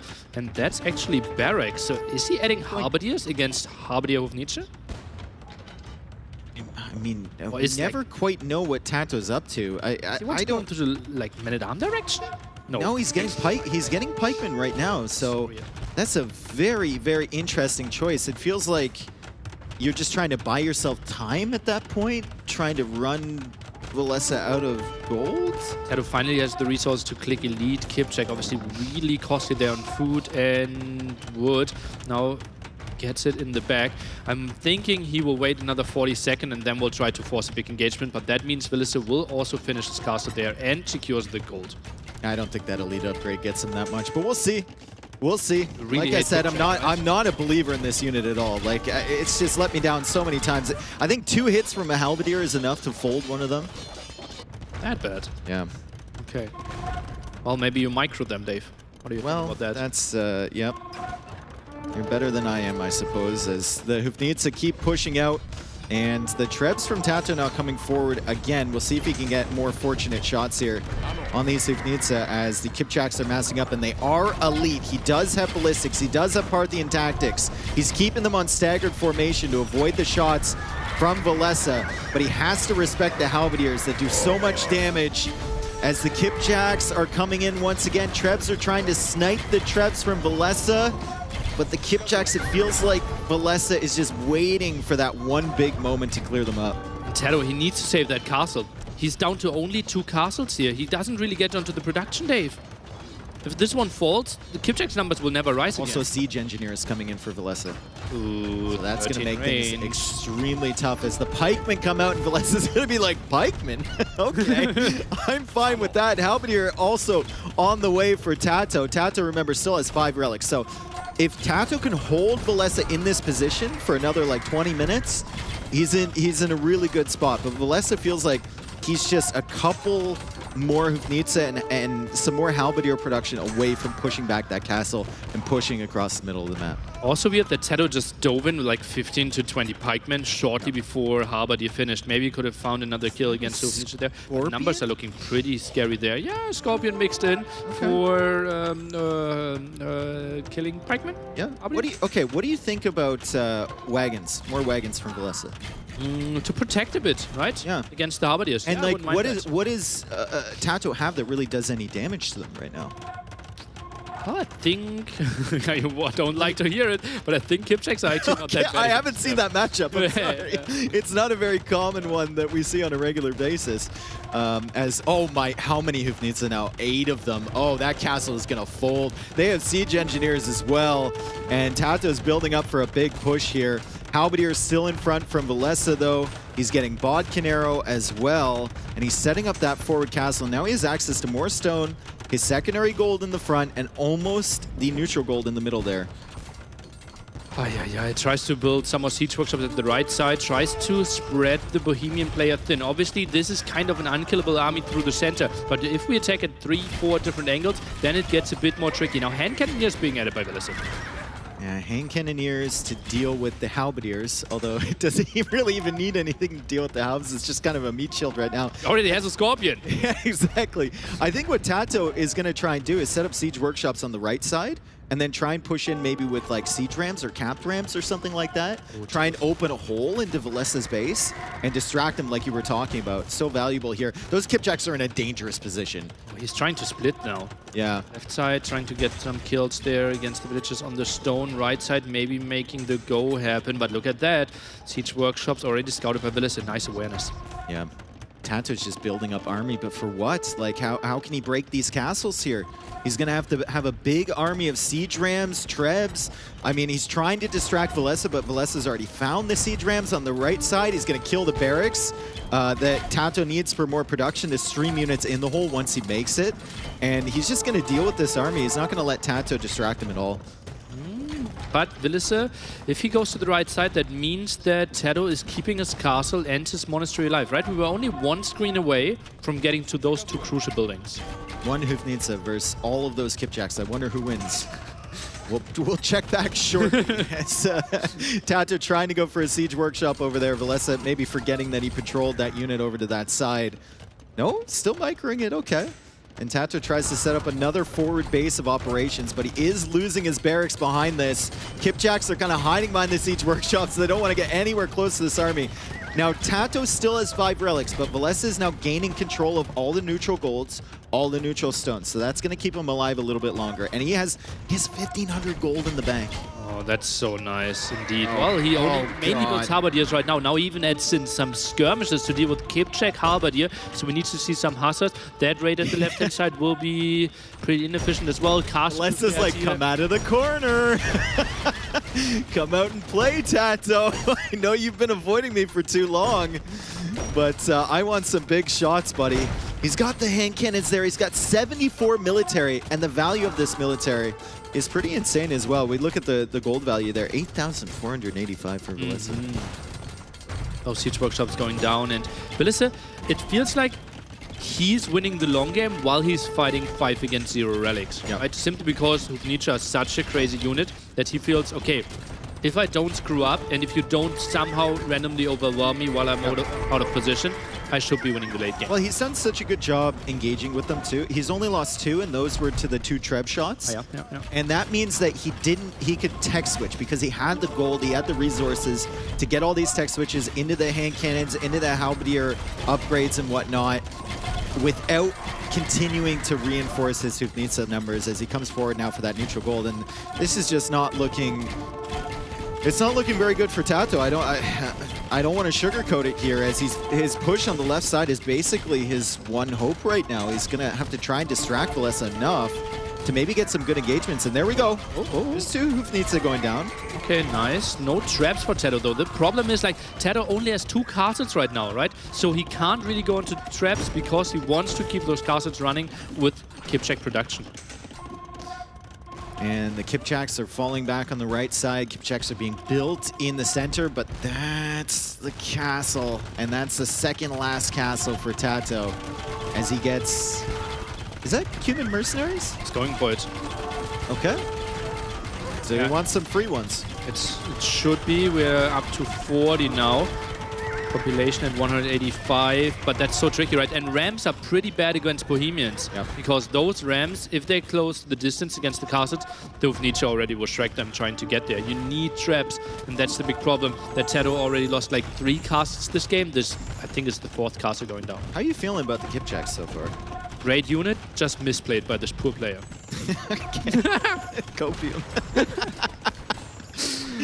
They feel underwhelming, Dave. Yes, they do. I agree. Thank you. Thank you for confirming my point. Forward base, I mean, it's a barracks and a half left over essentially here for Tato. He did clear up 2 Hoofnitze there, so a little bit sloppy from Velesa, but Velesa is fully focused on this main area. Tato going for another castle in the back. Velesa has 3,000 gold in the bank, and he is the player without the 5 relics. Tato has that advantage, and I actually want to know where is the monastery with the relics? Is that forward? Yeah, it is. He was already trying to move the relics there. As you can see, 2 outside here, and try to juggle them a bit back, but like Velesa keeps pushing, right? How far do we want to juggle them back? Outside of the map? There's not a lot of space for activities at the back of Tato's space right now. It's getting kind of clogged up there as Velesa is he's in the driver's seat, and Tato goes for more siege workshops. He knows he needs to get in. He needs Velesa to be distracted. Those are his win conditions, basically his opponent making a mistake, because I think even if Tato plays perfectly here, there's not a fight he can take effectively to give him a good position to push back the castles from Velesa. Velesa is so comfortable that we see something we don't often see from him, which is an extremely forward castle. That's how good of a position he's in right now. Look at the road of castles Velesa built. Yeah, Look one at that. step That's at a a starting time. castle, then 3, and now he takes a bigger step because he knows I can push this far. Exactly. Now Tato, well, still has Hussar, still has Kipchak. He's got 41 Kipchaks. He's got 14 Hussar with a bunch more in the queue. He's at 200 population, so like he doesn't have much space, but he's got a whole lot of units on the field right now. It's still just feels so rough as he loops around with the Hussar, and he's going to try and take out these Hoofnitze. Maybe getting 1, maybe getting 2. Igor is getting the 3rd one right now, and now all the Rams died though. There's nothing to kill this castle. Nope. 1 single trap, 1 single Ram, that's not enough there to really pressure that area. 3 Hoofnitze still alive. Halberdiers are pushing forward, and Tato took an okayish fight, but there's no siege to follow this one up because he's so starved on those castles. Yeah, and look at the amount of barracks that Velesa had producing those Halberdiers too. He had so many barracks, and immediately after losing that army, he's going to recover it once again. I'd love to see a selection of those, just like 2 remaining Hoofnitze or 4 remaining, and see how many kills that they have. They have 30 kills. Wow! 30 kills, and that's not including the 3 that died earlier. Yeah. That is an insane amount of value from just a few units.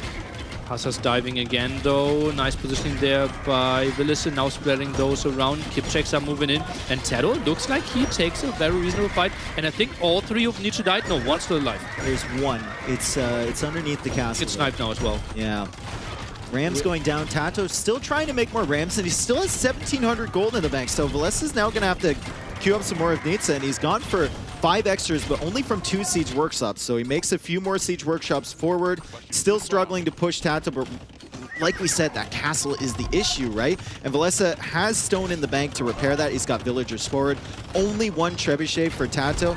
That survives as long as it takes Velesa to get another Hoofnitze forward. Yeah, he only has 3 siege workshops producing right now. Halberdiers are going down. Velesa, he's not really getting the numbers at the front. Skirm numbers a bit on the low side. And Tato, I think those traps are doing work. Is back to his 5 relics pretty soon.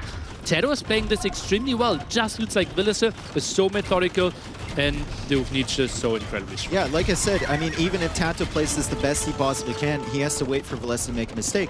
And Villiser kind of made a mistake there in that he didn't have enough siege workshops and they weren't far enough forward, sorry. So he has to bring those all the way from the back, and they're going to be slow, even with his unique tech. Hand cannons are now here. That's going to help keep these protected, and there we go. Rolling in there is the first Hufnitsa of the reinforcements that are incoming. And this is going to be something that Tato has to respect with those Kipjacks, and he's going to have to keep army in front of that Treb to keep it protected. Hussars, they need to suicide. Can he click the Nietzsche? Let's take a look. Halberdiers goes to the left side, and Tato, it's so easy to misclick here, but he found the right click and goes back. Nice snipe by Tato. Yeah, nice snipe there. He did lose a few Kipjacks in that engagement, and he lost all of his Hussar, and now Villiser is at a very concerning 70 military with 9 more on the field and 6 in the queue, so they're coming. Tato bought himself just a moment of peace where he could potentially think about sniping down that castle. Now he's losing more units. Oh boy. Big hits here, and look at that. Villiser is just rolling over Tato here. It still looks like somewhat of a fair fight with the Hussars raiding, and Tato is trying to make some more attacks happen, tries to force Villiser into some mistake, but that army looks so strong. There goes the Treb. Bye-bye, and the Kipchaks will likely follow as there's just too many Halberdiers now to protect that army. I love the attempt from Tato to keep going here, to keep trying to make it messy, getting more villagers out to the right side there, and I think that might be a threat to Villiser, as he only has 98 gold now in the bank. Yeah, Villiser built like 12, no, he built like 17 Nietzsche, right? Yep. In the last like 2-3 minutes. So burned through everything, no gold income for him. So in a wild world, Tato snipes those and can keep the numbers low, but how do you ever kill those? They're so well protected. Yeah, and once you get rid of the castles from Tato, suddenly you can just go scrim help. And everything feels fine. You don't even need the siege as much anymore. Like 1 or 2 of them will do. And there goes the castle on the left side. That's a castle Tato essentially bought to help himself in defense. And Tato is moving as if it's regicide. Look at that. He pushes with siege now, moves around, tries to snipe a king. Where's the monastery? That's the only thing that matters right now. Oh, it's all the way at the back there. That's in a threatening position now as Villiser takes control over the middle of his base. Tato is going to try for one last push here, and he's going to have to hope with this push that it forces Villiser to bring all of the army back, and that's a lot of siege rams. He's been building up for a while, but I think he's going to call it here as Villiser is really deep inside of his economy. Villiser ties this one up 1-1.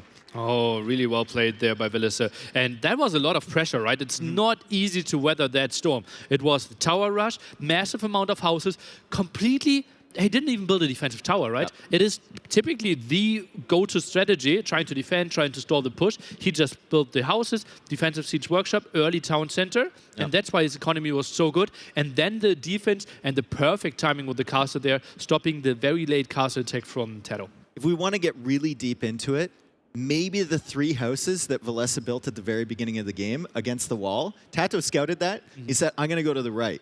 He goes to the right, only the main gold there. The stone isn't on the other side. And he went to the other gold. Yeah. Oh, that's so smart. Yeah, I think Villiser looked at his base, and in a split second, he was like, this is my risk factor. If he pushes me there, I might as well put my towers along this side. He had to send a villager all the way out to the wall to build those. He didn't have any vills working near there. And maybe that forced Tato over to the right side instead. And then Villiser had access to stone. Yeah. I don't know. Maybe we're getting way too deep into it. But that's what we're here for. I think he could have thought of that, yeah. Also didn't wall behind the gate, right? Knows that has more HP. Yeah. Interesting. That could have been very far thinking ahead, right? But I mentioned it, like, it was a likely strategy that the Cuban player was going for the tower rush, and we have to question, like, should he have gone for Turks now that he lost maybe some hindsight knowledge? Yeah, I think like with Cumans, if you don't get in, if the Bohemians player gets the Hufnitsa, you're really struggling.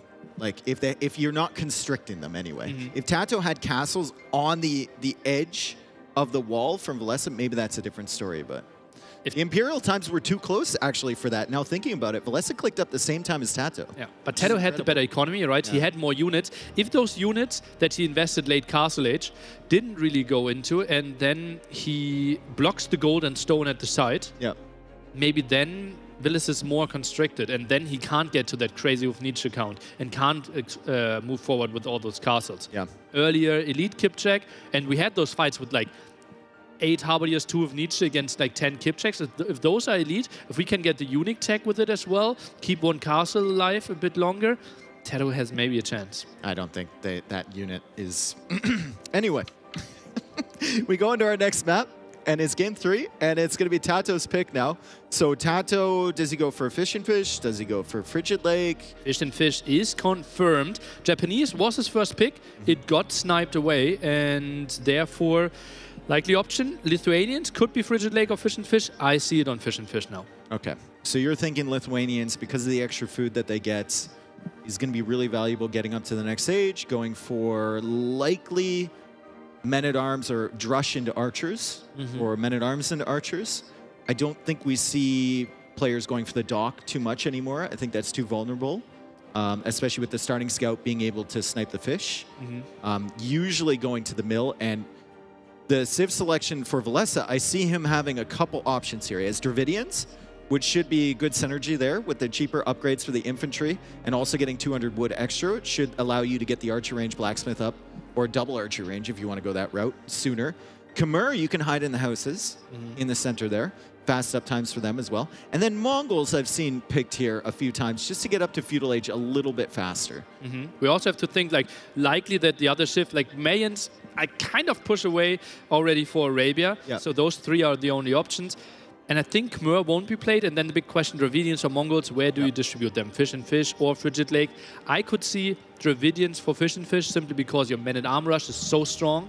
And you can follow it up with skirms, fighting for that center, get that tower up. And once you get the center control, it's already looking really good for you. And Mongols probably for Frigid Lake, fast uptime, early fire guilds. Khmer for Frigid Lake is not bad either. Khmer's really good on Frigid Lake. I don't think so. I think they are okay-ish, but they're not as good as on Empire War settings, right? Because water is so much more important on Frigid Lake if we go for the +6 villagers, because fighting for water is so much more important if you go for water, if you have like 18, 19 villagers compared to like 30 villagers in Empire Wars. Well, here we are, and Valesa...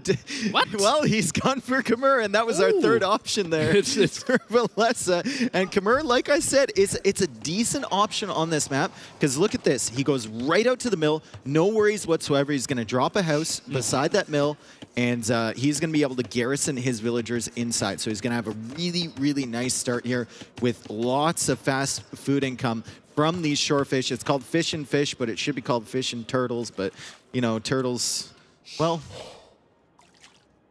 Fish and turtles. Fish and turtles. I like turtles. Yeah, exactly.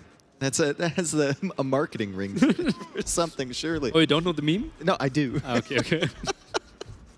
And Khmer, now the big question is, what are they going for early feudal age? Most of the time, because you save those barracks, you can go for 2 archer ranges, but then you have to go for like an archer skirm mix, not really using that deep fish too much if you go for too many archers, or the shorefish. Yeah, and I just wonder, like, what are the uptimes going to look like for both of these players? Are they both clicking up with like 18 pop? Are they both going up 19 pop? Does the Khmer player go up faster because they went to the shorefish first? Right now, it looks like Tato has a decent food bank in there, and he was pulling in his second elephant.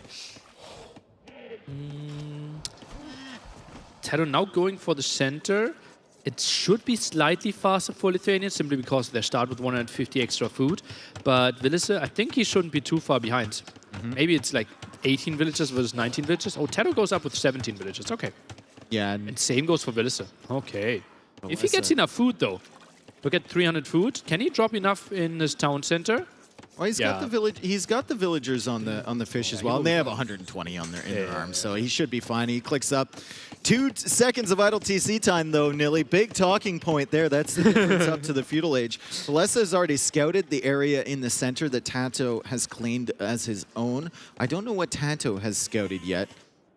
He probably saw those villagers on the mill. I think both players are just going to assume from the score and from the meta so far that neither one has gone for a dock, and I'd be surprised to see them scouting the shorelines out there. It's shocking that how much impact those 2 alligators in the center of the map sometimes make. Yep. Right? If you move forward here, you're the first, eat those 2 crocodiles, and then you go into villager war, tower rush, and you lose a villager before, it can be really ugly. So it's kind of important that you actually avoid those two. Yeah, and they are always there, by the way, with every single map generation. Their vision isn't much, but once they lock onto you, they never let go. And Valesa doing the dock check. Okay, he's doing a little bit of a dock check. Tato score a little bit ahead of his. Usually if they had a dock, it would be more than that, so it could give you maybe an indication. But just making sure that, that Tato isn't on the water there and isn't fishing, as Tato has his barracks up and he'll likely go for an archer range after this, or does he go... Both go stable. Both skipping men-at-arms. It will be archer range opening. And obviously Skirm, Spearmen, quite an interesting composition against only archer range. That could be quite some pressure here. I think we need a defensive tower here, Valesa here. Oh, maybe he's pulling those two crocodiles. Just pathing? No, he is pulling those. He has to attack it first. He's like, hey, man, what are you doing? You messing around or something? Oh, look at that. Come after me. And Valesa will just say, haha, I can jump in my houses. But Tato says, haha, that's idle time, as Valesa takes care of the spearman. And he's going to, well, just chase these crocodiles away, and they will come around the other side. Scout killed the villager. Now first Spearman and Skirma coming over. Not a lot of HP done, but look at that. Production already rolling for Tato. Valesa only now finished the archer range. Yeah, I mean, he was building up with 2 vills, but like you said, the scout coming around the other side and killing the villager, kind of nice in these engagements. And the thing is, on a map like this where the box turtles are so valuable, if you lose this, you essentially a lot of times lose the game. These early engagements where you're losing an odd villager or a scout or a half HP on a unit can matter so much. Nice move behind the scenes. Valesa pulls his villagers away from gold. Knows, okay, you go Skirm, Spearman. I only need Skirms. I don't need any villagers on gold. Second mill here in the center. 2 Skirms out now. But those Spearmen, they can chase down the Skirms. And they're so much faster with Lithuanians. Yep. Oh, scout down as well. Added bonus there as Valesa, he lost HP on that scout earlier in an engagement against the Spearman. Maybe a little bit sloppy, he was paying attention to other things, but he loses the scout now. And he is losing HP on his skirmishers from Spearman of all things, as Tato is just controlling this game right now. He's got those 3 skirmishers being a nuisance. Spearman also getting value, now misclicked onto the archer range. No, they're attacking another skirm. Oh my goodness, what is going on for Valesa? Oh, he's got 5 skirmishers queued in that 1 archer range. Look at his wood. He could have afforded a second archer range. He's just pushed back so far. Now goes for 2 farms on a map where you have so many box turtles in the center. Horrible scenario for him. Tato goes for the blocks, tries to get that villager. Yeah, Tato is just playing so well in these little micro engagements. There's 1 HP left on the villager. He snipes the villager. Valesa can't even make a switch, a YOLO switch into scouts or anything to deal with the skirms because there's so many spearmen being added in here. And Tato keeps adding in spearmen. He's got 2 in the queue. He still doesn't have any upgrades from the blacksmith as Valesa now goes for a second archer range. But he's just harassing this fishing economy, and Valesa just can't keep his units alive long enough, Nilly. KD is surprisingly close for that we see 1 against 10 military. That really shows you that Tato is constantly producing out of 2 military buildings, while Valesa only 1 archer range. The deaths that Tato has had have been spearmen. No. And that's the big difference here. I mean, he's still got 5 skirmishers massed up. Every time he sees a skirmisher from Valesa, he's like, I need to take that out. I can't let Valesa mass. If I kill a villager along the way, that's fantastic. I'll take that one too. And he just keeps making these trash units. If this was like Hidden Cup, I would say this was MBL or something. Yeah. Making so many spearmen, making so many skirmishers coming forward. But it's working. It is working. And one thing that has to be said here, Valesa, I think not fully taking advantage of the Khmer house bonus with some of these villagers hopping inside. But then again, the houses weren't on the correct side where the engagements were happening. And Sniper Reno 2 HP. Oh, nope. Gets away there. Nice move. And yeah, playstyle-wise could be MBL, but MBL would be Burmese here. Something like that. +1 on the spears, though.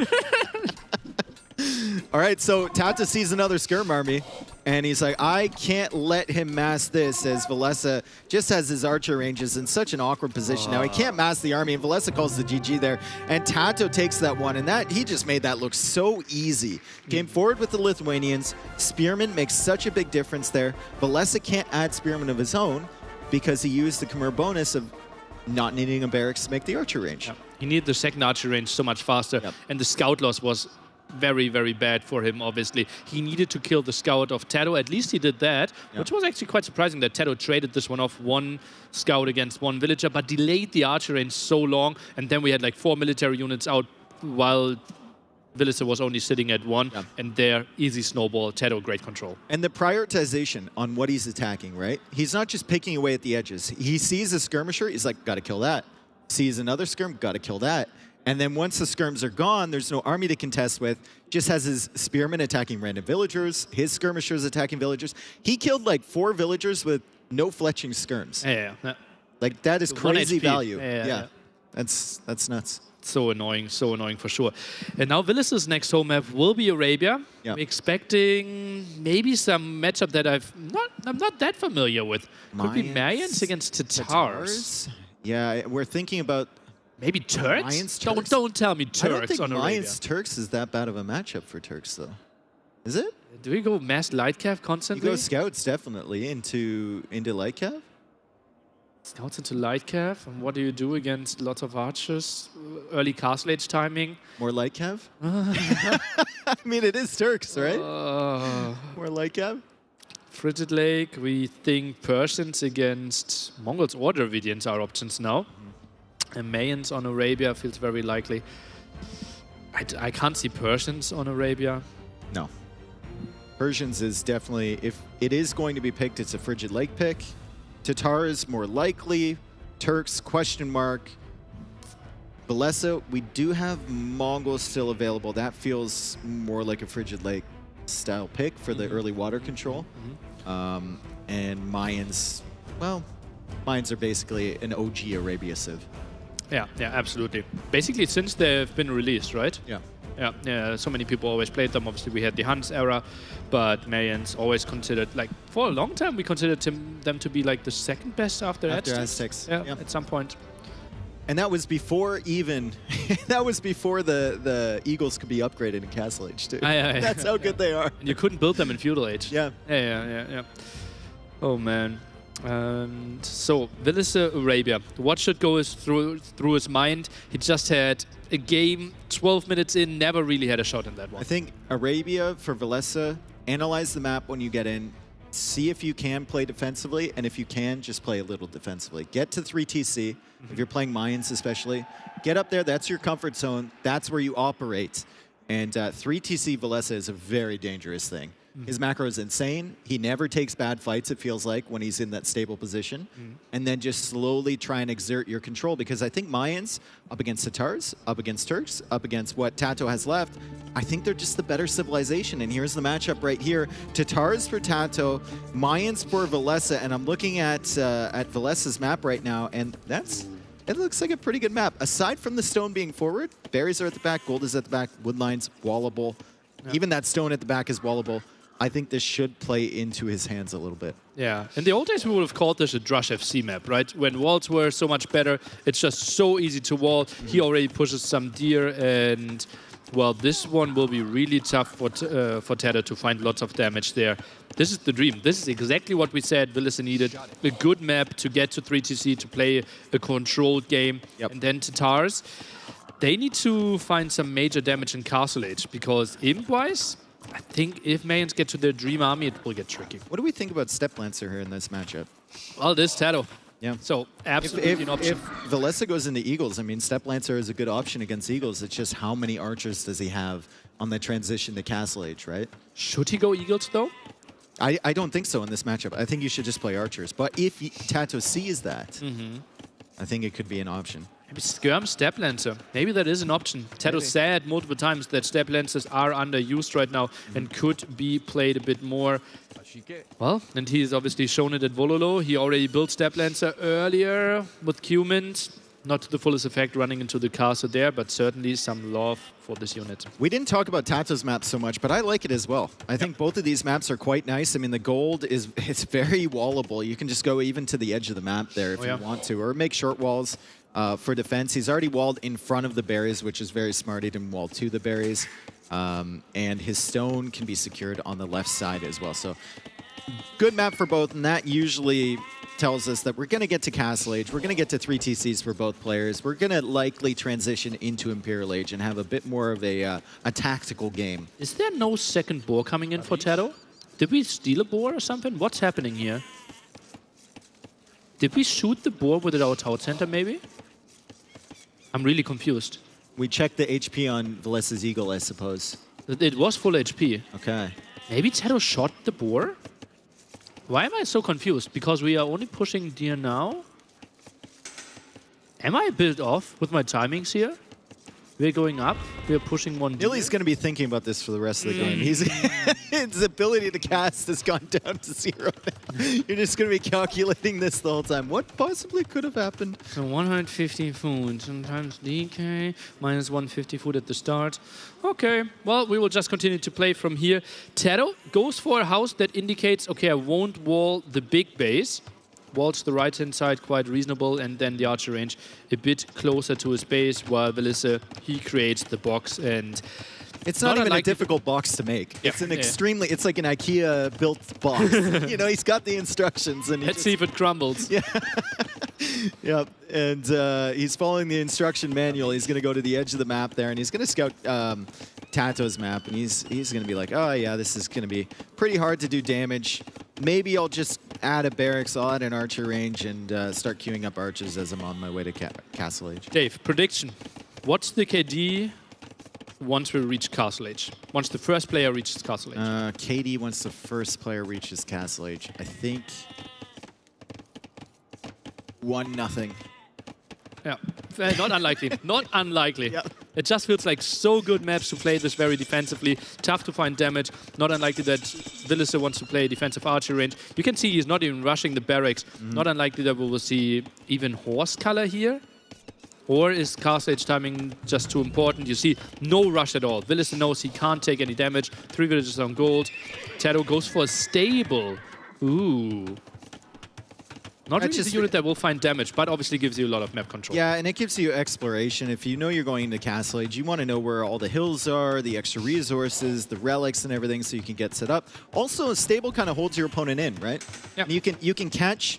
The most important thing is you catch that archer army on the way to Castle Age, so it's not showing up as a surprise, even though you're fully walled.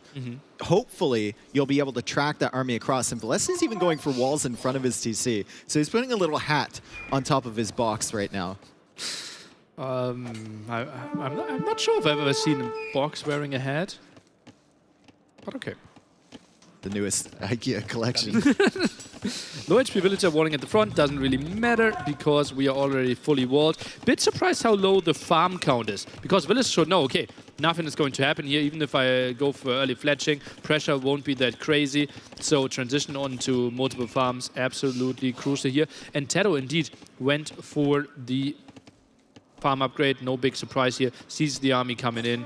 Just needs to focus those walls at the top. I'm honestly surprised Valessa's getting fletching here. I mean, maybe he thinks there's some aspect of this wall that he can pressure. He did see that the entire left side of the base is open. Yeah. He went through there and then he went out again. But as soon as he hits this wall, he's going to be thinking, okay, how do I do any damage? I've got 1 archer, an eagle, and 2 spearmen. Yeah. And now we have to talk about the format again, right? Because we obviously instantly see the map, see how easy it is to be fully walled here. The players themselves obviously don't have that vision. Plus we start with the extra 6 villagers, basically cutting down 2.5 minutes of scouting time. Plus both players push deer. 1 for Tado, 2 for Villis, if I saw that one correctly. Therefore scouting limited, and that's why they went into more army than we would have judged only looking at the map. Yep. And that's a difference with the 9 villager start versus the 3 villager start, right? There's a lot more scouting time, a lot more time to formulate your strategies. But here we're just right into it, and we maybe Valessa will consider this a little bit of a mistake when he looks back on it. He didn't get horse collar, he got fletching instead with that food. Okay, yeah. Well, he's annoying a bit, right? 1 archer there. Villager gets to some low HP, but should never lose its life. Scouts at the front, annoying a bit. Archer scares them away. Tado maybe needs to move those villagers a bit. Blacksmith at the right-hand side. Pretty stable game, exactly what we expected, and both players starting to think about castling. Valesa is forcing some more wood investment, like you said. Some more idle time a little bit from Tato here on additional walls behind. Tato just queuing up skirmishers, going to the gold now. He's got 12 farms set up, or 12 on food rather. It looks like 10 farms set up. And he does have horse collar. Valesa does not have horse collar, but 17 on food is looking pretty good.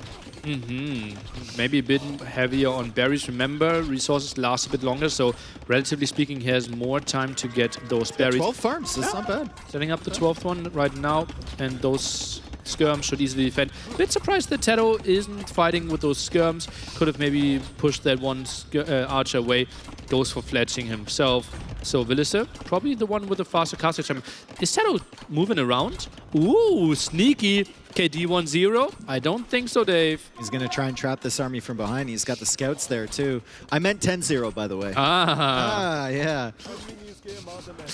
I don't think so, Dave. Oh, actually, Ooh, he's in. No. He's not. He's dead. All right, Archer goes down for Valesa. There's the 1-0 KD that I predicted. I was right all along as Tato continues to try and get value here. Still 1-0 KD, so looking, never mind, as Spearmen go down. And those Spearmen didn't have much value aside from poking away at a few houses earlier on in the game. The KD is 4-0 for Tato, and he's going to keep these archers penned inside of Valesa's base. Valesa is the first one on the way to Castle Age. Second blacksmith. Oh, no. Okay. What an emotional roller coaster for me. Disaster. Second blacksmith. Oh, no. 2% complete. Imagine the I'm an emotional guy. What can I say? Yeah.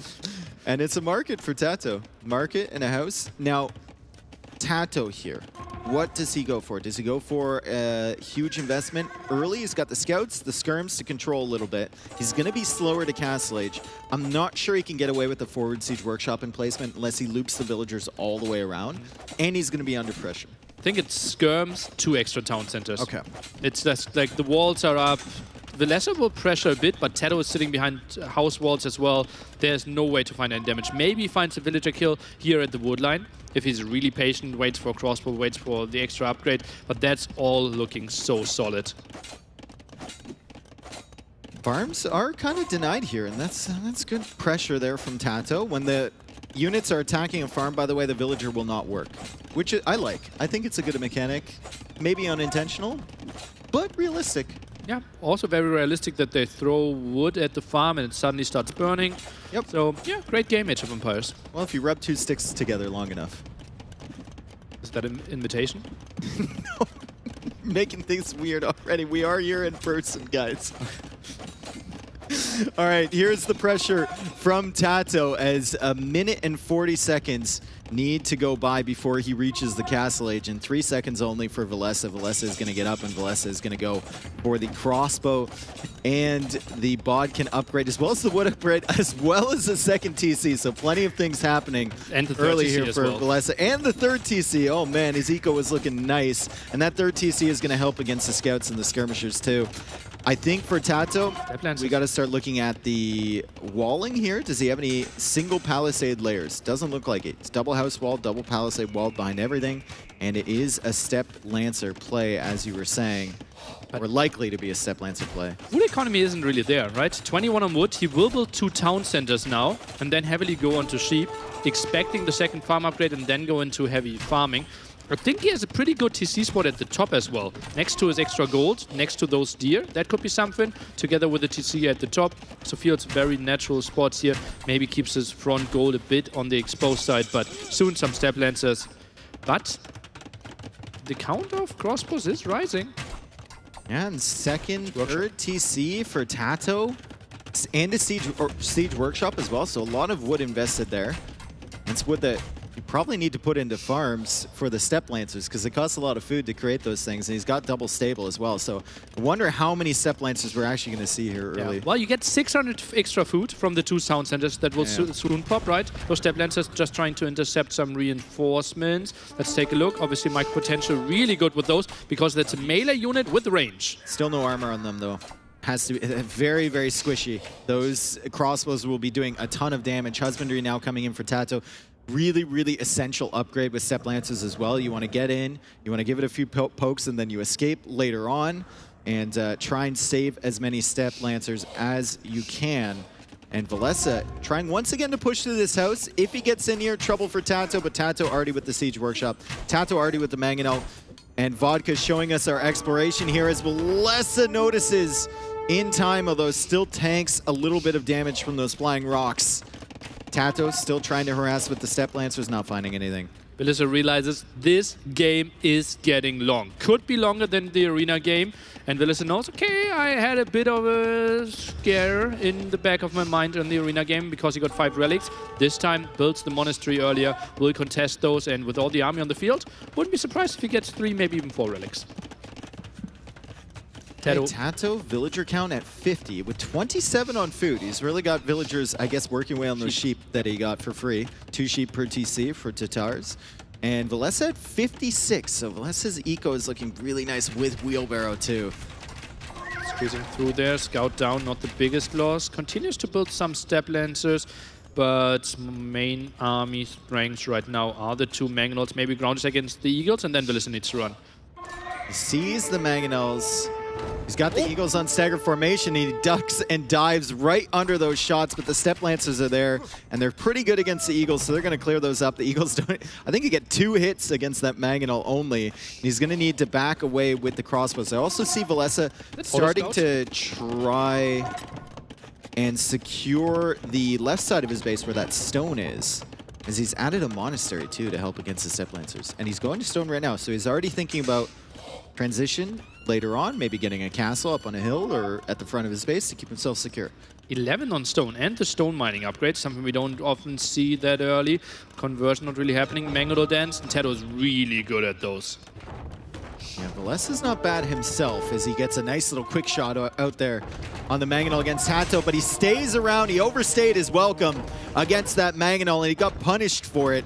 Maybe double guessing himself with that second click, and Tato now has 2 Mangonels pushing forward, but Valessa finds value. Essentially a 1-for-1 trade so far, and the Repair Villager even under fire. Great split from Valessa to avoid that shot. Villager in quite some problems. It's crazy how you only lost 1 single crossbow here. Well... Curse the caster, right? It's crazy how that villager is still alive for Tato, and he's still, well, there, okay. He's still getting value from that. He's now looking for a good engagement with the Step Lancers here, but only +1 armor on the Step Lancers. Crossbows have Bodkin. There's also a Monk and a Mangonel to support, so not much of a great engagement that can be taken there from Tato, as Valessa is walling up here with a university, and he's going to complete that. There is a hole on the pond. However, there's 2 holes on the pond that Valessa needs to take care of. Maybe gate right here. Oink. Gate.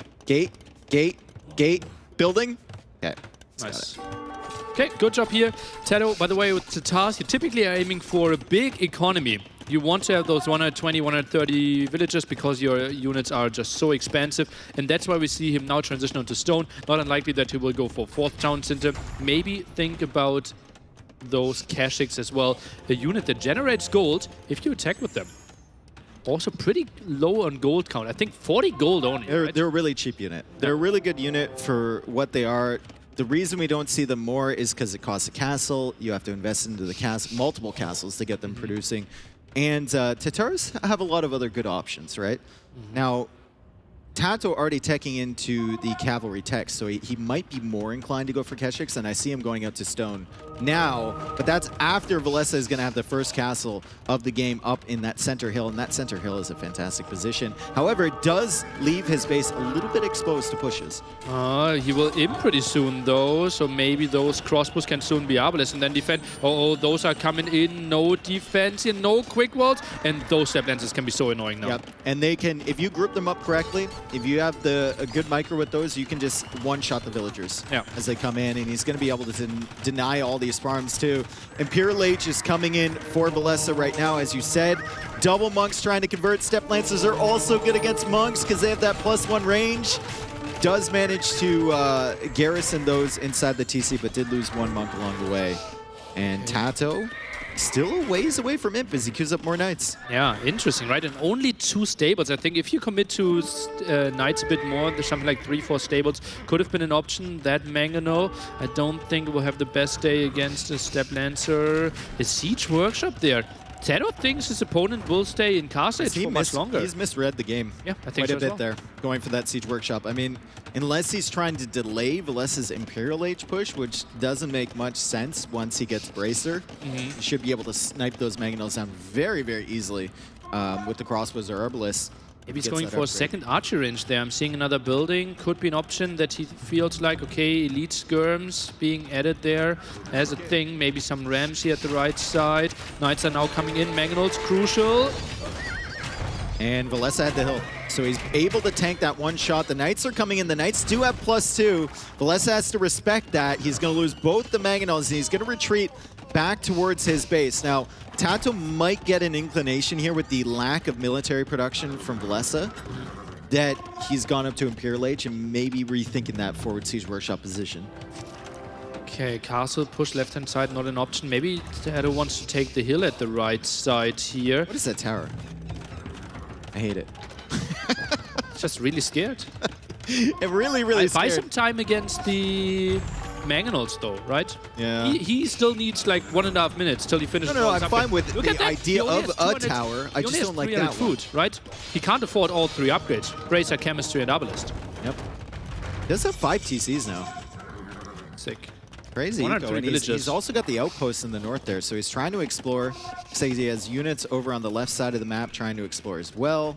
And he's in Imperial Age. Tato is going to have to buy himself a ton of time here, get some good trades with this army. Double monked there, though, from Valesa, and he does convert a knight, and he's just falling back with the crossbows, waiting for Bracer to come in. That'll affect his crossbows and his TC, and now those knights don't have much of a shot against this army. Also the converted knight dealing with the Mangonels behind, so great engagement there from Valesa, and Tato's just lost it. Oh boy, that was so well done by Valesa. Kept his crossbow numbers alive, soon to become Obelisk, and now Valesa can do whatever he wants, right? He knows, okay, I cleared up all the army. Tato needs to go into a tech switch. He goes for Step Lancers. I think you have to go for Elite Skirmishes here. I don't think Step Lancers, you get onto the numbers, and indeed that's what he's taking into, but the timing obviously will be really off. He needs to catch up to 34, soon 39 plus Obelisk. Yeah, and the Imperial Age is still 1.5 minutes away. It's just so, so difficult. And Valesa has that like God spot kind of in the middle of the map with that castle in the center, right? And he's almost got enough stone for a secondary castle. If I know Valesa, this one's going to go a little bit... Well, never mind. I don't know. I was going to say it was going to go a little bit more defensively. But Valesa, sensing that his opponent is still behind in terms of the time windows, is going to go for one right on top of that hill, and he can definitely get away with that. And you saw Tato there on the way to Imperial Age, taking his hands off his keyboard and mouse. He knows this is a really rough spot. That is the MTC will get to him, though. Maybe could have gone for MTC, not the most important thing, though. It should be fine, Dave. Don't get too nervous. Yeah. Don't get too nervous, Dave. Yeah. Dave, okay, there's still 3 hits away. Yeah, we're fine. Close call, though. Not for me. 2 hits to go on that TC before. Yeah, it was close. It was unnecessarily close. Don't get me wrong. I feel like you were trying to convince you. TC goes down here, and we get all the upgrades there for the Elite Skirmishers. Need Bracer now as well, and Tato can take a reasonable fight, but it's so easy for Villicent to go into the next step and switch into Eagles. And he also has kind of like proxy map control here. Just by doing that push on Tato, Tato is only out here with like 4 Step Lancers, leaves the entire left side of the map free for Valesa to expand out to. So Tato is just going to have to push out here with a big snowball, but I believe that Tato has called it here, and Valesa is going to take that one. And that is just a good Civ matchup for Valesa. It's a good map choice for him. It plays into his strengths, and we saw it right there. Nice build up to the Castle Age. Slowly creating a snowball, playing a little bit defensively, withstanding the pressure, and Tato didn't have a chance. Yeah, the Step Lancers there didn't really pay off, and that's exactly what we said. Like, Villicent getting to 3 TC, getting to crossbow, he is so strong there. And he played so methodical, and Tato tried to make something happen, but Villicent didn't give him any openings. Yeah. I think also, like, not going up to Imperial Age when he probably should have maybe hurt Tato a little bit. Trying for that all-in castle investment and then changing his mind halfway through, right? Like he didn't settle on one thing. He went for the forward siege workshop, made a mangonel from it, got the +2 armor, made a few knights, pushed in, but he wasn't adding more knights behind that for a super all-in castle. He was trying to then bank up for Imperial Age, and by the time he got to Imp, he had no army left. Yeah, Elite Scum switch. Maybe in Castle Age you can make something happen. But the way the lighting is really funny right now. It's basically like everything is closed off except like one door that's exactly beaming at us here right now. And like the full light, like the flashlight. I think I can like angle the light with my head. Light the whole room. The solar beam going. Yeah, exactly. Anyway, we're going into game number 5, and this was the prediction from from Orlu. You both said game 5. I thought it was only going to go 4 with Tato taking it, but Valesa has proven himself really, really tough. Remember, guys, there is only, like, this is elimination stage right off the bat. So Valesa has traveled all the way here. Tato has come from Spain as well, and they're playing one best of 5 to determine who goes through. So this is a big game for both players. We are already in our quarterfinals. It's a 3-day event at DreamHack Hanover. If you guys want to come visit, tickets are still available. Yeah, absolutely. Expecting multiple tens of thousands of people to stop by over the weekend. Obviously, other esport events are happening. And it's crazy how important this one single game is, right? You're guaranteed to play again on Friday and Saturday if you win this one. If you lose, well, you're going to watch, maybe play the community event for 5,000 euro.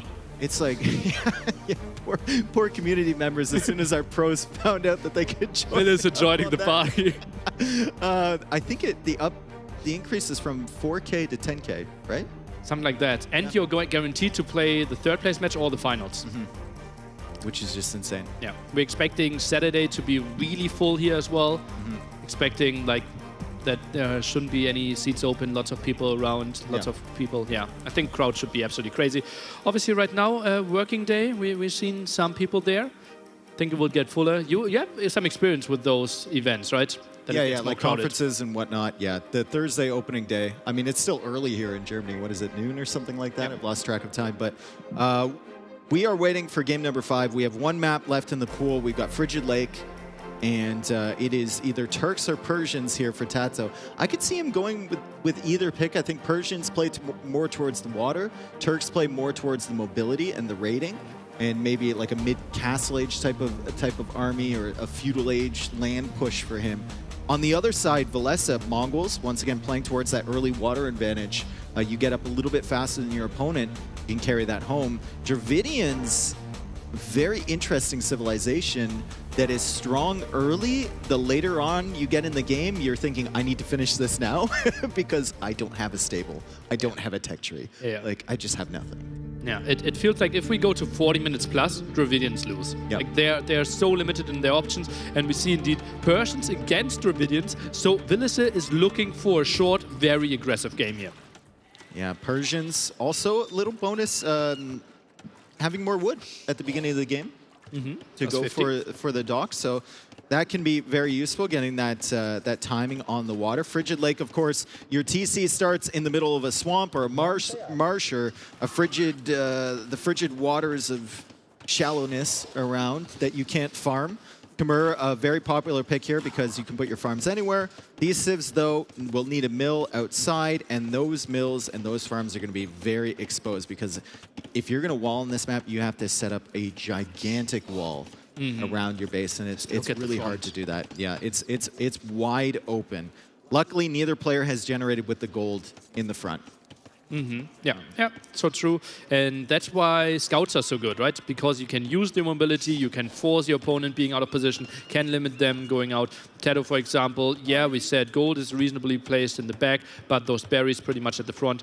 One villager now at the front.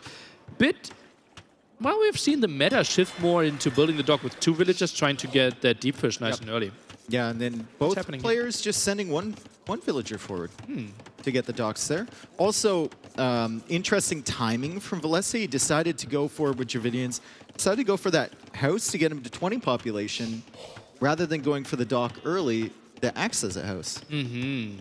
So maybe, maybe it's just more consistent to go for the house. Because if your opponent's scout is there and then you're housed and you can't get your dock up at the same time. Do you have the 150 wood there? If you don't spend it on the house, you should. Right? Well, you're starting with minus 30 wood on those settings. Maybe that screws up the build order. True. But yeah, I don't really know. I'm so surprised that we only see one villager here at the front. And the question is it full water play? If we go like double dock, as we said, Persians, they produce faster, more HP on the docks, not the most important thing, but tougher to clear that dock up. So Tero could technically go onto land a bit earlier. Yep. On the other side, Dravidians plus 200 wood, could be an archer range, could be the barracks, could be a third dock. Yep. Another reason to send the second villager forward, it helps you out if your opponent decides to be a real nerd with the scout.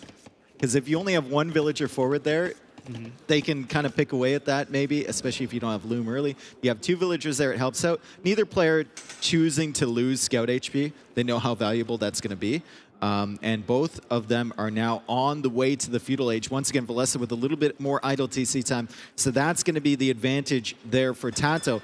One thing we need to talk about with Persians, faster producing docks. So if you're one dock versus one dock, your fires are going to come out faster, and your TC is going to be producing faster behind that as soon as you reach the feudal age. Valessa, however, will likely not be on even dock count as Tato because he gets that 200 wood. So he should be able to snowball, I think, pretty effectively here in the feudal age. Theoretically, anyway. Theoretically. The thing is, like, Valessa maybe wants to overcompensate, goes for 3 docks, tries to make something happen. He himself is going with 4 on gold, while Tato, I think, only 3 on gold. So I'm not really sure what's the optimal number there. I thought it was 4. Maybe Tato will shift Q another one. Or he is thinking about going onto land a bit earlier, maybe only a slight water investment, while we see Valessa already going for the second dock. Already going for the second dock. He's got 150 wood in the bank, which he's going to get 200 more when he gets to feudal age. He could even go for like a barracks behind this to start prepping some land defense. Just lost a lot of wood, didn't he? What happened? He built a third lumber camp? No, a second lumber camp, right? Interesting. I'm a bit surprised. Yeah, second lumber camp. Yeah. Really saturating that wood line. Second lumber camp after the second dock. Yep. Well, you can get away with it with Dravidians, right? You got more than enough wood in the bank, and we see 2 fire galleys immediately queued there from Valessa. Now, Tato is going to queue 2 fire galleys of his own, and like I said, faster producing docks. Also, Persian docks have so much HP. So if you get into a position where maybe Valessa is winning the water, and you have 1 or 2 docks left, just keep a flag on each of those docks, and you can build up a massive navy inside of those. Valessa will have to keep committing, because he doesn't know what you're building up inside of that. It's going to take him forever to take out those buildings. Yeah, you can queue up to 10 units in there, so it could be fire galleys, could be demos, could be fishing ships prepared for the reboom, but also could be just one single unit just annoying you and trying to trick you. Where are the repair villagers here? Valessa has none forward. I guess he's scared about maybe a demo ship coming out from Tato. There we go. There's the villager right there. And Tato is already queuing up a demo raft. Valessa does not have demo rafts already. And killing this villager with the demo raft is massive. Not unlikely here. Oh, he doesn't get it. He gets the fire galley instead, but it's still a great trade for him. Tato has the repair villager there. Valessa does not, and Valessa's going to lose that villager too. Tato has 3 ships, Valessa with 2 in the queue. This is awful for the Finn. Oh, what happened there for Valessa? Lost the 2 there. The demo connection was so good there after all, and now being microed back. Might find the scout kill, but Tato has to be happy with this opening. Yeah, I think Tato, correct timing on the demo raft. Valessa was trying to get 4 fire galleys out and then switch into demo rafts there to try and get some value. Tato realized that maybe he could get a good swing early. His docks produce faster than Valessa, so it's probably going to come out first. Might be able to kill that villager too as the demo comes after the villager there. That's a great quality demo from Valessa, maybe pushing himself back into this game a little bit. And I see him going forward with some vills too on the left side, so maybe he's trying for forward pressure, being helped out by that 200 wood that he got earlier. Yeah, barracks, obviously something that you need before you can really go for any extra military buildings, the archer range, the stable. It feels like archer range is likely, because you're already heavily on wood and food, lost all your fish, is setting up some farms. And now this is the moment where Tato Scout is the hero unit. He needs to see what's going on, what are you doing, what are you transitioning into, and then build the correct counter. Unfortunately for him, Tato Scout is at the back of Valessa's base, so he doesn't see anything because the production buildings are forward. Now, if Tato goes to the left side, that's going to give him some insane value. Right now, he's simply scouting an empty marsh around the TC. Same amount on gold that you would have for continued ship production.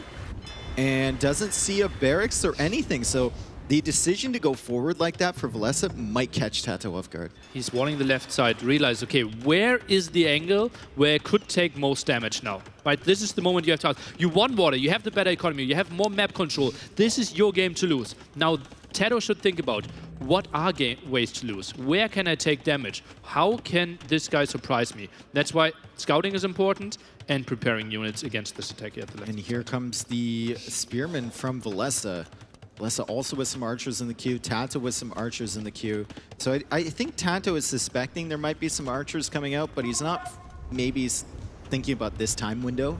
Velesa punishing him, otherwise he would be going for skirmishers here, I believe. But I guess his eco is more focused on the gold and wood, as he has a lot of gold in the bag. A house there could be nice toward the north if he focuses on it. One archer won't be the scariest thing ever, though. But it will be fletching against no fletching, so a bit of annoyance. Tato now sends some villagers. One house, second house, nice move. Nice Buys himself some time. Yeah, just buying yourself a couple seconds for those archers that you've been producing to come on over. And there they are right there. They're going to sit behind the walls, and Velesa is going to have some problems here, as he's now losing his last dock. Sponsored by Microsoft. Yeah. Pretty safe by Tato. He doesn't really need that tower, right? That is like him, okay, how can I lose this? How can I get overwhelmed? Actually, it gives him some problems because now the gold is a bit open, but only 2 villages against that. Tato even goes for the counterattack. Oh, that's ballsy.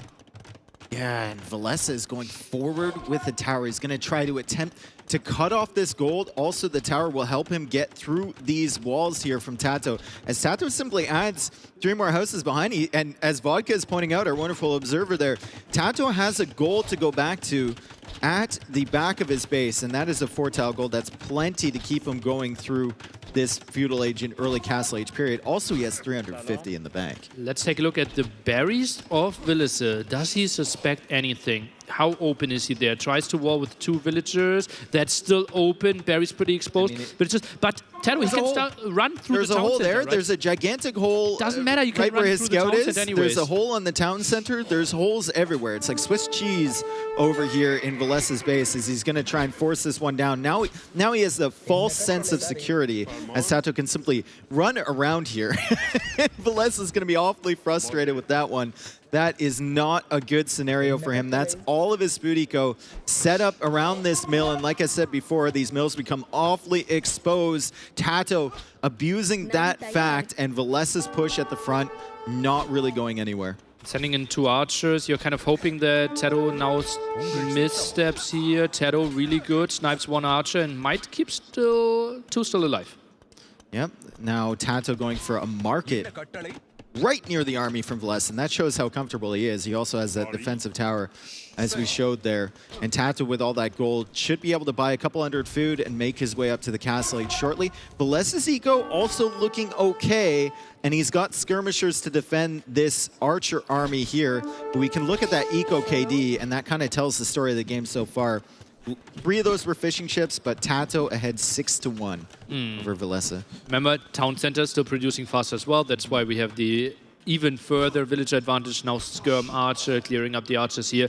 Castle age timing will be pretty similar of both players. Remember, we're advancing to the next age, which is the castle age, a bit faster for Persians as well. So should be pretty similar timing. Tato, still so much control. What do you do here with your Vidians? That's my question. Like, Siege Pike all in. Siege Pike all in. You can't win the late game, so you have to end it within the next 15 minutes. Yeah. I think you have to take some wild risks, and that's why Tato is playing so safe. So many houses. He will, and you see, villagers are moving forward. It has to be a wild push nearby villager. And he might look pretty inefficient and like a weird strategy here, but he needs to take some major risks now. Yeah, I mean, Tato is controlling the food. In the middle, he only has 4 fishing ships, but still, that's 4 fishing ship advantage over your opponent. He's killed the villagers on the farms at the back. Tato is going to be into the castle age at around the same time, and he has Persian town centers. This is a really, really big mountain for Velesa to climb here. There's still a chance, though. If he does pressure with the forward siege workshops, if he gets a few good trades early in Castle Age, he could potentially make his way into Tato's eco. And there is a chance as well that if Tato's not paying attention, Valessa could come and snipe those fishing ships. Oh, yeah. At some point with land units, even. Pretty exposed. And look at that. Tato is trying to search for that forward. Misses the 2 villages there. I now want to see if Tato is actually going for some stables. Wouldn't surprise me to have a better option to defend that forward. Pulls villagers away from the center. Some on stone wants to get more towns into maybe some defensive towers. I actually wouldn't be surprised if we get guard towers here from a Persian player. Especially from Tato. I like Tato, who has loved guard towers for a very long time. Valessa now in the Castle Age. He has more than enough wood to get a siege workshop up here, and he hasn't built it yet. He's going for a second TC. Ooh. Okay. Well, I hope those villagers don't carry that wood all the way back to the main TC. Well, maybe they come back, drop off the 20 wood, and then build the... Yeah, and then he remembers that they're there. Oh. Some more walls here, tries to funnel everything towards the tower, some harassment, but villager shouldn't go down. Tato sees, okay, you go crossbow with Botkin. I won't mind that too much. Let's go Botkin for our skirms ourselves. Also getting bloodlines. And Tato could opt to go into Knights here, which I think would be a good option, and Valessa has forgotten completely about those vills. That is super unfortunate. And Tato might think, okay, those are only now going to the top. Yep. So Tato knows so much more about the timing than he actually should. Monks being added in here from Valessa. So you said Valessa doesn't have a chance in the late game. Kind of looks like he's playing a little bit towards the late game. Okay. A unit that we rarely see, but that it could actually make sense in this matchup. What do you think about Elephant Archers? I don't like them. I don't like them. Like Kipchak don't like them, or Elephant Archers? No. Like I like them for Bengalis. I don't know how I feel about them for Dravidians. I think if Tato, if there's Elephant Archers, I think Tato can just go into like Knights Cavaliers. The thing that concerns me in this matchup is the Woot Steel Hounds and Skirmisher mix. I think really concerns me against Persians if we get that late, but that's a big investment for Valessa. I don't know what Persians have to counter Elite Skirm. Woot Steel Hell. Longswords? See, now you're thinking.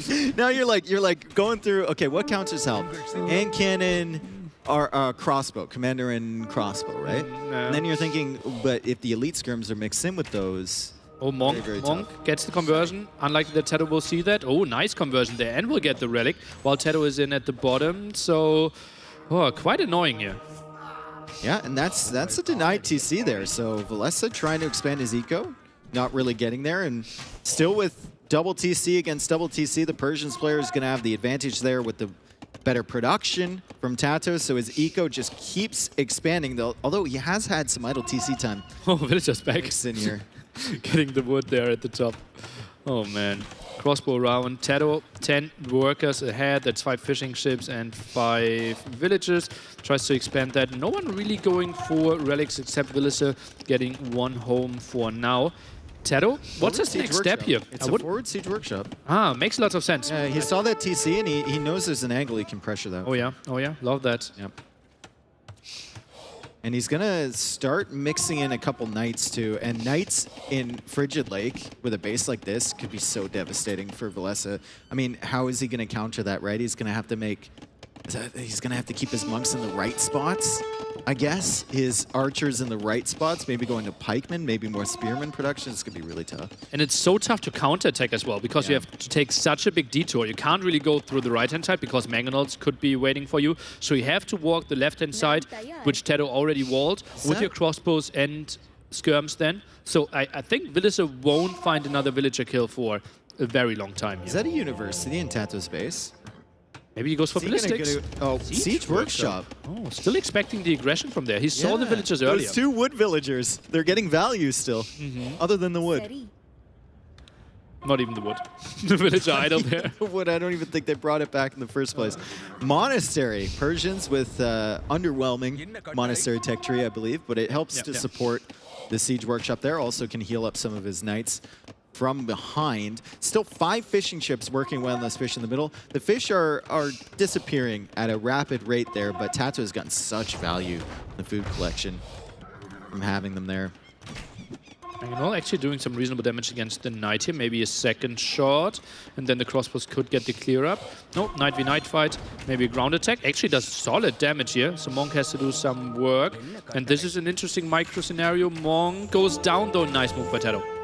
Yep, and Tato, he has the Knights, he's got the crossbows, he's got the Mangonel. He just seems to have all the answers here for Velesa. Velesa is now coming out with villagers to attack the crossbows, and Velesa gets a conversion on this skirmisher. That's going to help push back the crossbows, and also Knights to clear up the Mangonel there. So good pushback here from Velesa.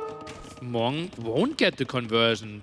Velesa relatively fortunate there. We need to see some more army production though. That's a spot where we will have a lot of villagers in some minutes, and Tato identifying that one quite nicely. Still 2 Knights there from Velesa, providing a little bit of a threat against that Mangonel from Tato. And this is what happens if Tato goes a little bit too deep with the Mangonel. Knights bumping up against each other, but it looks like Velesa is going to clear that out. Maybe? No, he pulls the Knight away in time, so good save there from Tato as he's going to pull his Knights away to avoid the conversions. And Velesa is forced to go for another Siege Workshop back there. Velesa still producing from the left side's archery range, and that makes it so tricky for him, constantly getting killed there by the fire galleys, and that's why his numbers are so low on range units while he's actually constantly producing.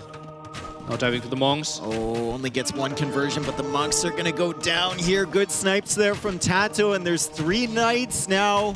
Only 2 Knights as another monk pops out and gets a conversion.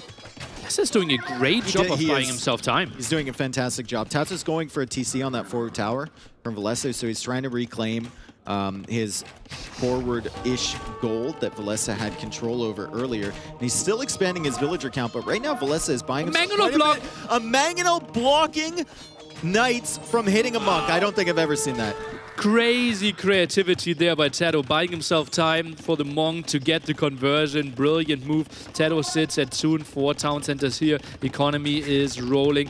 Velesa not far behind though. I think the main advantage Tato has right now is map control, but numbers are getting closer and closer. Velesa's done so good with these engagements. He's done so well with these engagements, and Tato is now queuing up more skirmishers. The food from the fish in the middle, way less of an advantage now as all the fish are gone.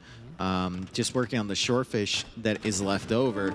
And now a castle up for Velesa, so it's very difficult for Tato to push from that side. And he's expanding over to the left side. And I never thought I'd say this. In this game, Velesa is the first one to click up to Imp. Wow, that's how is that an option?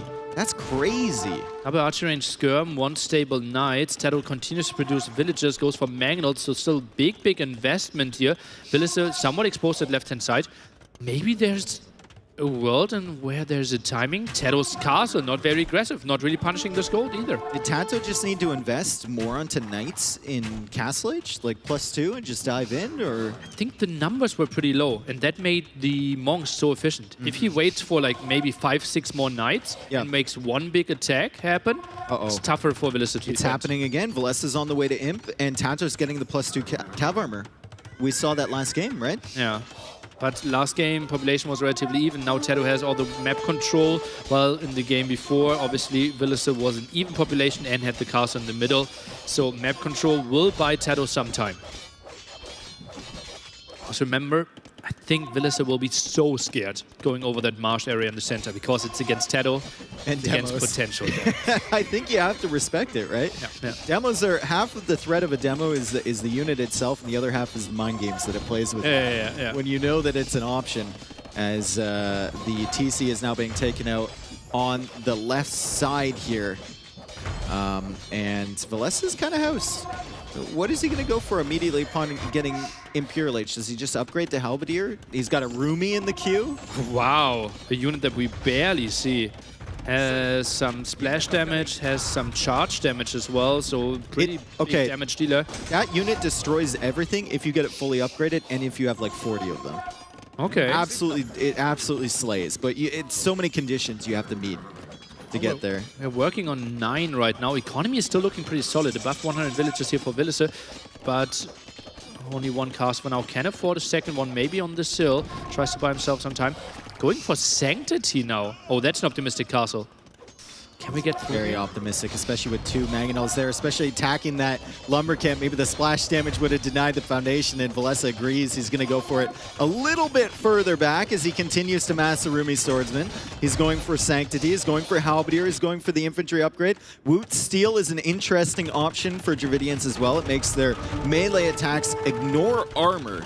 So you immediately get a huge amount of value on your Halberdiers. They go from 6+4 to just 10 straight attack. Yeah. Armor just ignored is crazy. Obviously, if you fight against units like Cavaliers, Paladins, maybe later on, that have crazy high armor, up to 7, you basically ignore all that. And Tero now goes up to Imperial Edge. Look at how short that imp timing is for Persians there with the faster town center. I think we need to see hand cannoneers here. What do you think? Cannoneers, and then if he mixes in hand cannoneers, I think we see skirmishers from Valessa. Bracers already coming in for him. Conscription coming in as well. He's adding in crossbows. That's interesting from Valessa. I guess the crossbows can deal with the hand cannoneers as well. Dave, I was a bit scared at 9 minutes that it could be a 9-minute, 1-second game. Yeah. We got a real game on our hands Valessa here. did a fantastic job defending. I think Tato maybe didn't invest into the correct amount of units. Maybe the right push in Castle Age, but just not the correct amount of units. And Tato still in a pretty good position in this game. He's 1:20 away from him.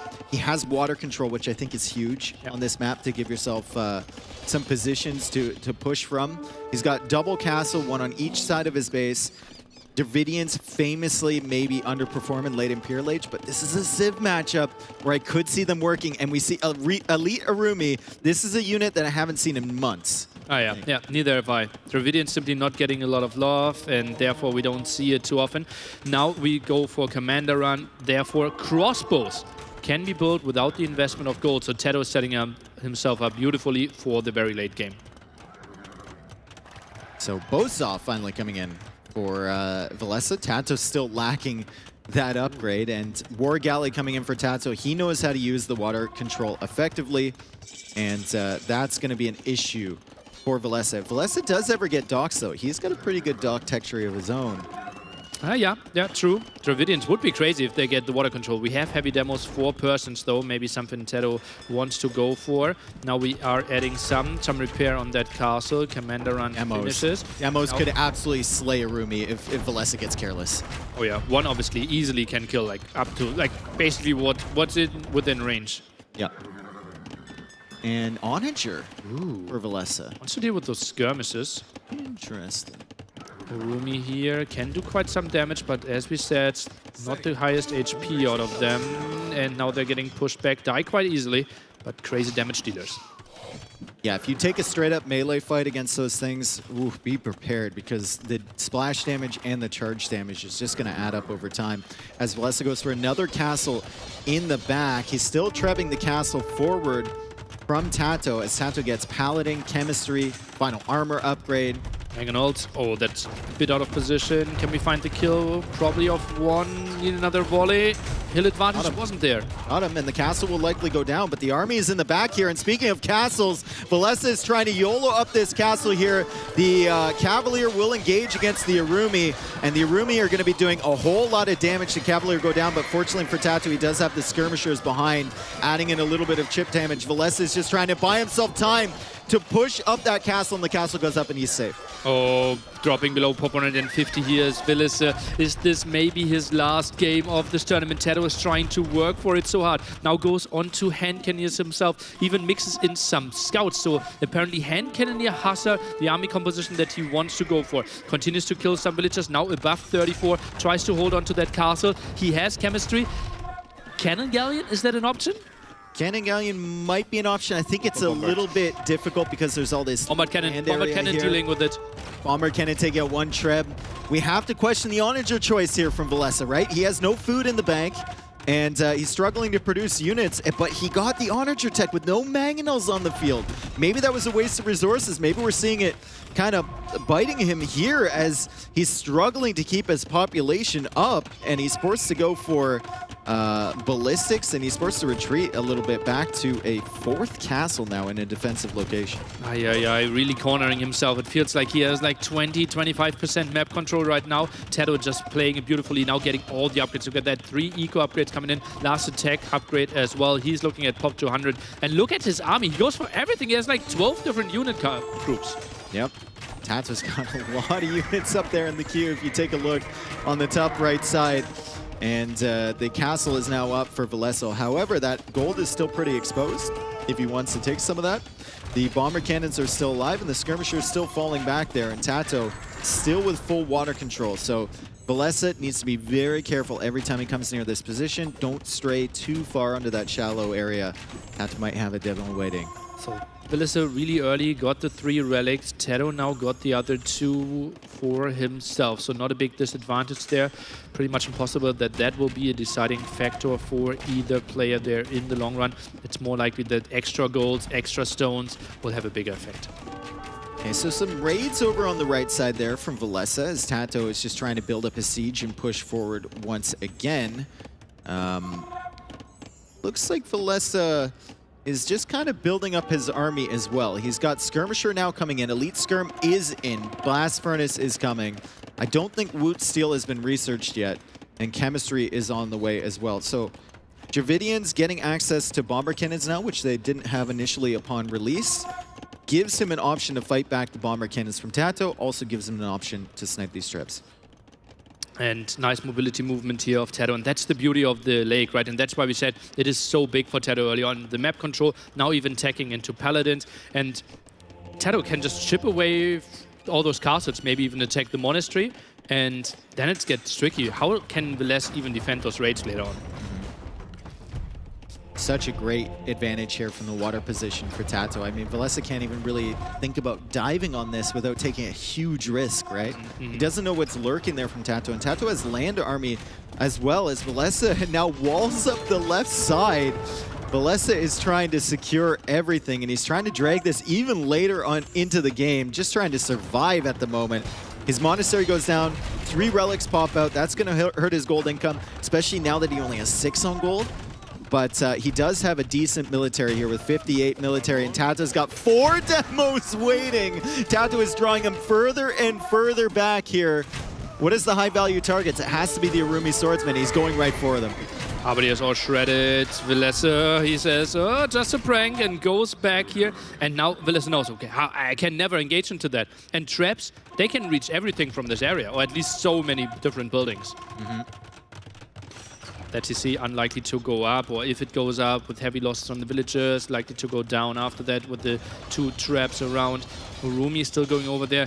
Veleso, we said it earlier, Dravidian's just lacking options in the late game, and facing Paladins here in a 1v1, you're not looking too out if you're the Dravidian player here. Yeah, Tato's played this really well, though, especially with just keeping the threat of the water involved. Like, if you look at all the areas he's pushed, it's always within 10 tiles of the water. So he can fall back to that, and that's a constant threat for Veleso. He also hasn't let Veleso take control of that front side of the base and maybe get docks up of his own. So Tato's playing the map control aspect really, really well here. Veleso still hasn't picked up those relics. He's struggling. He's struggling a lot here as Tato now takes control over that neutral gold where Veleso just built a TC. Now relics taken away as Wood Steel. well. Still not really getting them. Okay, Wood Steel. Pretty nice. Paladin efficiency goes down. Also, Arumi effectiveness goes up a lot with Wood Steel. Ah, yeah, I can see that. And what is that? Are they building? Oh, yeah, Lumbercamp, but Halberdiers are coming over for the save. Veleso, he's still looking at pop 200, right? But how can he ever push this? On water? No way. Right-hand side, there's a castle, the siege workshop. Left-hand side, he decided to wall this one off. It feels like Veleso, is he like prolonging his like death, or is it like... He's just waiting for an opportunity. That's what it feels like right now. Like, he's just kind of amassing military. He's keeping himself alive. He's waiting maybe for Tato to take a bad fight, to mass up enough helms, Arumi. He's got Wood Steel now. Just kind of getting all of his upgrades, and he's just going to hope that he can take some good engagements. But without the water control, like I said, it's going to be so tough, right? And it's not like with Dravidians you have any mobility to go in and raid. You don't have a stable. Back to 3 relics here. Okay, let's take a look. Now moving in again. Bombard Cannon Dance. Obviously something that can make something happen against the crosswind skirms that are really clumped up. Paladin raids here at the left-hand side. And that really is the sign of confidence. If you can raid with Paladins, if you have Hussars as an option. And Rumi's getting some value against the Paladins, though, and those things will just melt as they come in. Another Paladin army on the way. Rumis have kind of lost their charge there, but they're still getting value against those. And the Halbs are getting insane value, man. But the Paladins, like you said, it's a sign of strength when you can send in 2 or 3 at a time. And if Tato gets 2 or 3 in the back of Valesa's base, he's going to continue to do damage. However, Valesa's managed to hold on here. He's at 180 pops still. He's got more population right now than Tato does.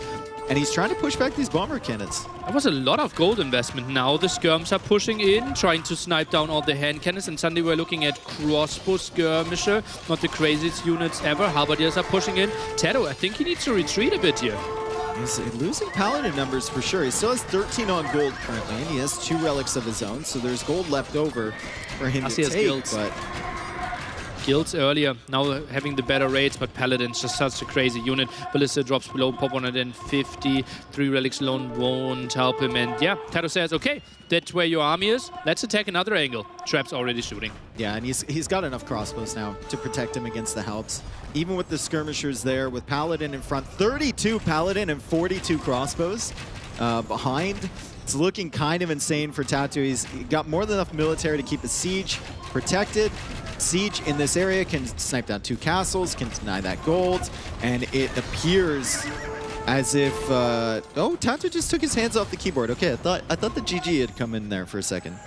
Well, apparently not. Villisa still tries to hold this one off. Obviously, there's so much on the line here for him. He sees, okay, I have proper economy, I have the relic advantage, I can still produce, but resources not looking hot. The units that you're going for, Halberdier Skirmisher against a pretty heavy gold army here, not looking too hot either, losing another castle. It's just like, no matter where we show the camera, it's never looking good for Villisa. Oh no, Tato's losing all his crossbow numbers. That cost literally nothing. That's unfortunate for him. He's just taken out the castle on the left side, and he's into the farm eco once again from Valesa. And Valesa, it's not even like he can expand to the right very far. He can go into that corner, maybe, but Tato kind of already has that locked down as the Halbs are now being cleared up. KD kind of tells the story of the end part of this game here. Tato just killing trash units from Valesa. Mentioned it at the start. Dravidians don't usually want to play into the long game. Maybe there's a unit composition here if they have equal economies where Valesa can make something happen against Persians. And maybe if you can contest the water at some point, right? If the Halberdiers push this away, if crossbow numbers weren't at the right number and Halberdiers just get control, you can get onto the dock and suddenly Dravidians have another winning condition, getting all the control over that. Then you can make something happen, but Tato just so active, finding so many more kills. Now most of the siege got kills, that's why the push isn't that crazy strong, with only 2 bombards around, traps lacking quite a bit. But look at that, the queue, full of paladins, full of crossbowmen, skirms dying while they're spawning. And even capped ram coming in from Tato, so he's just going to follow up with more siege. Paladins running into the right side of the eco. Paladin raids are so tough to clear up, even if you have a Halberdier. The mobility and the quickness with which they kill the villagers, the lack of damage that they take is insane, and Tato is going to go through the quarterfinals here, taking it 3-2 over Valesa. A spirited defense there from Valesa. We thought he was dead early into that game, but he managed to hold on for so long. We saw an elite upgrade we'd never see. I mean, he's super creative, but Tato just playing it out there perfectly, really utilizing his water control, and we saw the strategy element for him come out. That's the light that we had earlier there. Oh man, that's us, that's Dave, that's me. That's Tato and Valesa giving the handshake. Great set. And yeah, we expected a pretty close set and they delivered so well. Last game, it just felt like that first water engagement gave Tato such a big advantage, but a brilliant play, like how he took that advantage and just increased it further and further. Yeah, I like the effort that Valesa put in. We thought he was dead really early, and he managed to survive for a very long time, and the eco was equal, like into Imperial Age. He had a 3-minute advantage to Imperial Age. It's kind of crazy. Gave Tato the best chances to throw the game. Like Valesa said, like that's a spot where you can misstep and lose the game. Here's an option where I allow myself a comeback. Oh, another winning condition. But Tato just he denied everything. Defended the push at the top, defensive siege workshop, the early tower, and just so many steps that he kept Valessa on its toes and kept the full control. Yep. Amazing performance from Tato. This is what we expected to see from him. He won the last S-tier LAN event. Well, I guess we only have S-tier LAN events, Yeah. but he won our last LAN event, and that was his first S-tier victory. He's looking to continue it forward here. You got a tough matchup when you consider the 4 players that were in the second pot. I think Valessa, you could make an argument for him being the strongest player there. And you could make an argument for facing the weakest player. Yep. Right? Yep. Out of Tato there, Leary, Hera, Viper. Maybe. Maybe that could have been the closest matchup on paper. Yeah, I thought it was like 60-40 or 55-45, and as we advertised, we got to game number 5 there. So that quarterfinal, basically every game was fantastic except the fish and fish game, potentially. A little bit of a stop there for Tato. Yeah. Kind of got the early snowball rolling. Other than that, I mean, Portuguese, game number 1. We saw that amazing arena game where Tato took all the advantages and then Valessa pushed him back with a better save. We saw the final game there with Valessa holding on for so long. And then we saw that great Arabia game as well where Valessa just showed us exactly what his strengths are. And Tato just wasn't able to compete. A great set. And we will see Tato tomorrow in the semifinals. And now we want to hear from the man. Ellie, take it away. Thank you, Nilly. Tato, congratulations. You are looking so good on that stage. How are you feeling right now after that victory? I'm feeling really good, obviously. Like always, having to beat one of those really good players is a good feeling. And now in semifinals, so super happy. Looking forward for it. Well, you really deserved it. Quick question. We saw some really nice moves you had there with the Mangonel blocking that monk. Was that intentional or just a happy little accident? No. It was intentional. I didn't want him to kill my monka. It was really, really innovative. In the last game also, we saw a lot of those Arumi swordsmen. Were you expecting that unit composition from Valessa? I didn't expect him to go right away, but I think Arumis are really solid against Persian, so I think it was a really good option for him, and he did it. Were you expecting Valessa to try to take this into the late game, or did you think he would have a little bit more early aggression to try to come back after losing the water? I mean, he had both choices, right? If he tried to early pressure me in castle edge and it doesn't work, he's dead. So he tried to outboom me because he reached castle edge slightly faster than me and tried to get it to the late game where he also had 3 relics, so that was on his favor. Perfect. And game number 3, I actually went backstage to grab some water, and when I came back, it was all over. Fish and fish. I think you were playing Lithuanians versus Valessa's Khmer. Can you walk me through it? What happened there? I think Viles was expecting me to open Menatam's, and I guess my strategy was countering his strategy. And when he was out on the middle, like fish is super important there. And the fact that I managed to deny him from there, I think he realized that it was over. Like he could have still fight a little bit more, but I think it was going to be just like impossible to come back. And this series going into the 5th game, is that making you a little nervous going into the semifinals tomorrow? Or do you think you just had a little bit more time to play the maps and have a little bit more practice? Well, I think it helps us also. Viles is a super strong player, so I would not expect to be like 3-0 for either him or me. So like it was a close series, and I think that helps me to prepare for semifinals as well. Do you have anything else you'd like to say to the fans out there supporting you? Well, thank you so much everyone for supporting me, and hope to see you in the winners interview in the semifinals as well. Well, we will look forward to watching you play tomorrow. In the meantime, have a wonderful rest. Enjoy the rest of the sets. There's still lots of action coming our way, and we're going to send you back to Artosis to have a little bit of a preview of what is yet to come. Thank you very much, Ellie. And congratulations to Tato for winning 3-2 there. Up here at the desk right now, I have Ornlu and Nilly joining me back again. Nilly, you just got to cast that series, and it turns out that you were right. Tato did take it down 3-2. That's why I get the big bucks. Yeah, I guess so. Poor Ornlu here. Yeah. It was close, though. It was a really fantastic last game there. Ornlu, what were some of your thoughts on this series overall? It really came down to, okay, each player won their home maps, and then Tato won the neutral map, and it just goes to show that in the situations where Valessa was winning, it was when he was able to defend, get to the late game, and just sort of slowly creep back out onto the map and push Tato, but Tato is just so strong in those early engagements. You see the KD spiking really high in his favor early on, and that just leads to a big snowball economically in the mid-game. All right. Also, this was, obviously we got to see Sheepfold once again. I want to know your updated opinions now that you've seen another game on the map. Well, it is kind of like see notes. Maybe you still remember the map. It feels like Arabia, but we're a bit closer. Like spawning there, we're trying to build those egg bases, right? Because you can't fully wall towards the front. This is the beautiful engagement there in the end, where the Mangonels got brilliant hits there, and Tato simply sneaking through there and had the double pronged attack, made it so good. I think it is still pretty close to Arabia. And of course, Tato did end up taking that map.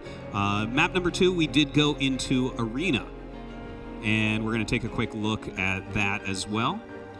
Yeah, right here, you just see at the very end of the game, Valessa getting to that ultimate Doom army composition with the Bohemians, the Halberdiers, plus the Hofnitzer. Humans just don't really have a good answer to that. You saw Tato really do his best to utilize the mobility that his Civ has to offer, but at the end of the day, those cannons are just blowing up everything. Yeah, right here, this is a nice little counterattack attempt. An attempt was made. It was very nice, but ultimately futile there as Valessa took game number 2. Yeah, he really tried his best there. I really enjoyed that game, to be honest. That map with the wall around it, that's fantastic. And then map 3, Fish and Fish. I've heard a lot of trash talked about this map, but it is the only map with alligators, Nilly. Well, it actually mattered, right? Sometimes as customers you say like, oh, those 2 alligators, they don't look scary, but they matter. And they actually mattered in the end, right? Because they pushed those villagers away. Then we had the lack of food as well. We couldn't really get into production. And Tato, simply the spearman skirm aggression, brilliantly there. And Valessa simply too late with the second archer range. Well, a very, very fast game. I was pretty surprised how quickly that one went down. But then we did go into Arabia that you guys are always talking about. This is kind of the standard. Ornlu, how did that one go? Well, it was a fairly passive game. Some people might think Arabia and aggression, but this, stylistically, these guys really wanted to take it more to the late game. But in getting to the late game, Valessa was a bit more laser focused in, getting there. And you see Tato trying to make some overtures happen in the mid-game with some Step Lancers, but really it was just Mayans, Cheap Army, Arbalests, Halberdiers making that push in early Imperial Age. All right, and then of course we finished it off on Frigid Lake. Seemed like it went wrong pretty quickly there for poor Valessa, didn't it, Nilly? Yeah, 9 minutes in, right? He lost 2 units to none, plus lost the scout, lost the scout, lost the villager, and it kind of was like Fish and Fish, where we felt like it was over at minute 10.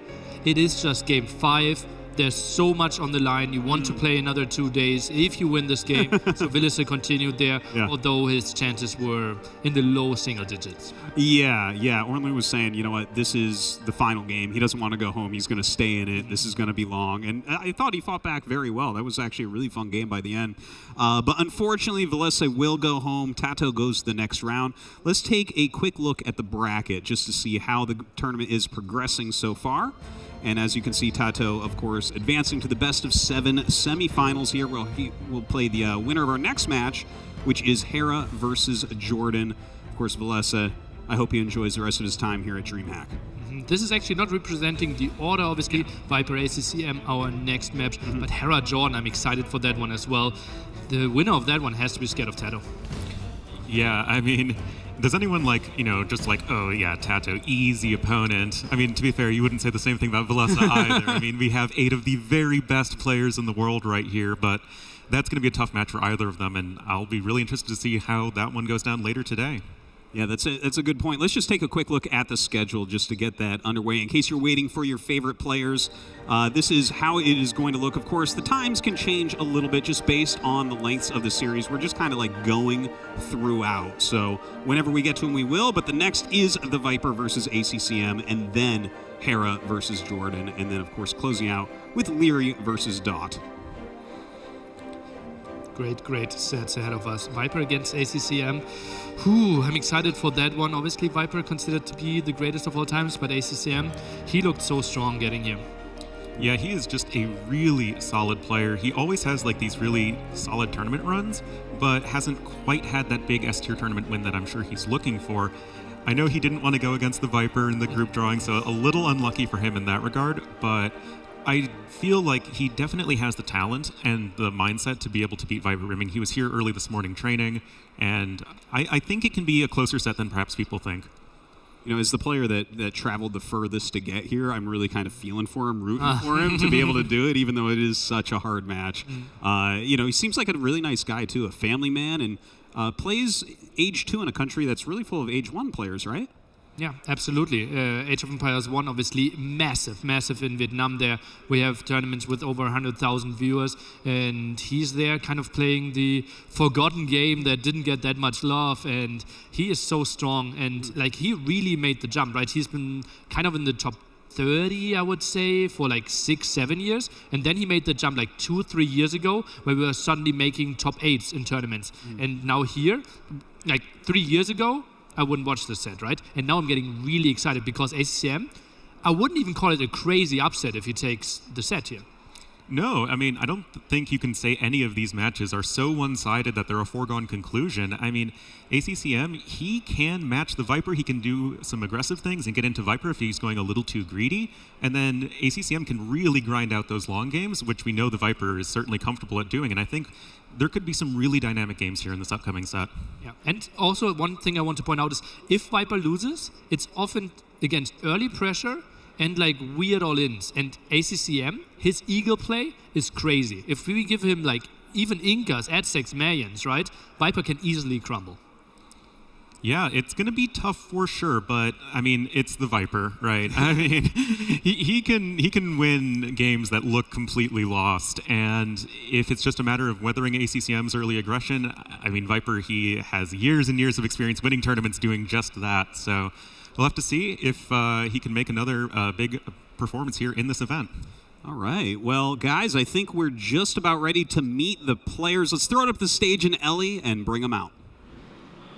Thank you so much. I am so excited to get underway and seeing our second quarterfinal of the day. Without further ado, I'd love to invite Viper onto the stage to join me. A round of applause for the GOAT himself. And of course, ACCM, another fan favorite, traveling all the way from Vietnam, from the toasty Vietnam. I think he said it was, what, 25, 26, 27 degrees, and now we're in the minuses. Very chilly, but nonetheless, a warm welcome to ACCM. Please come join us. I am really looking forward to this set. But before we get underway, Viper, do you have anything you'd like to say to your fans? Yeah, it's awesome to already see people here. I'm sure there will be more going forward. But to everyone watching at home, of course, hope you will enjoy the games. I'll do my best, and yeah, best of luck to ACCM.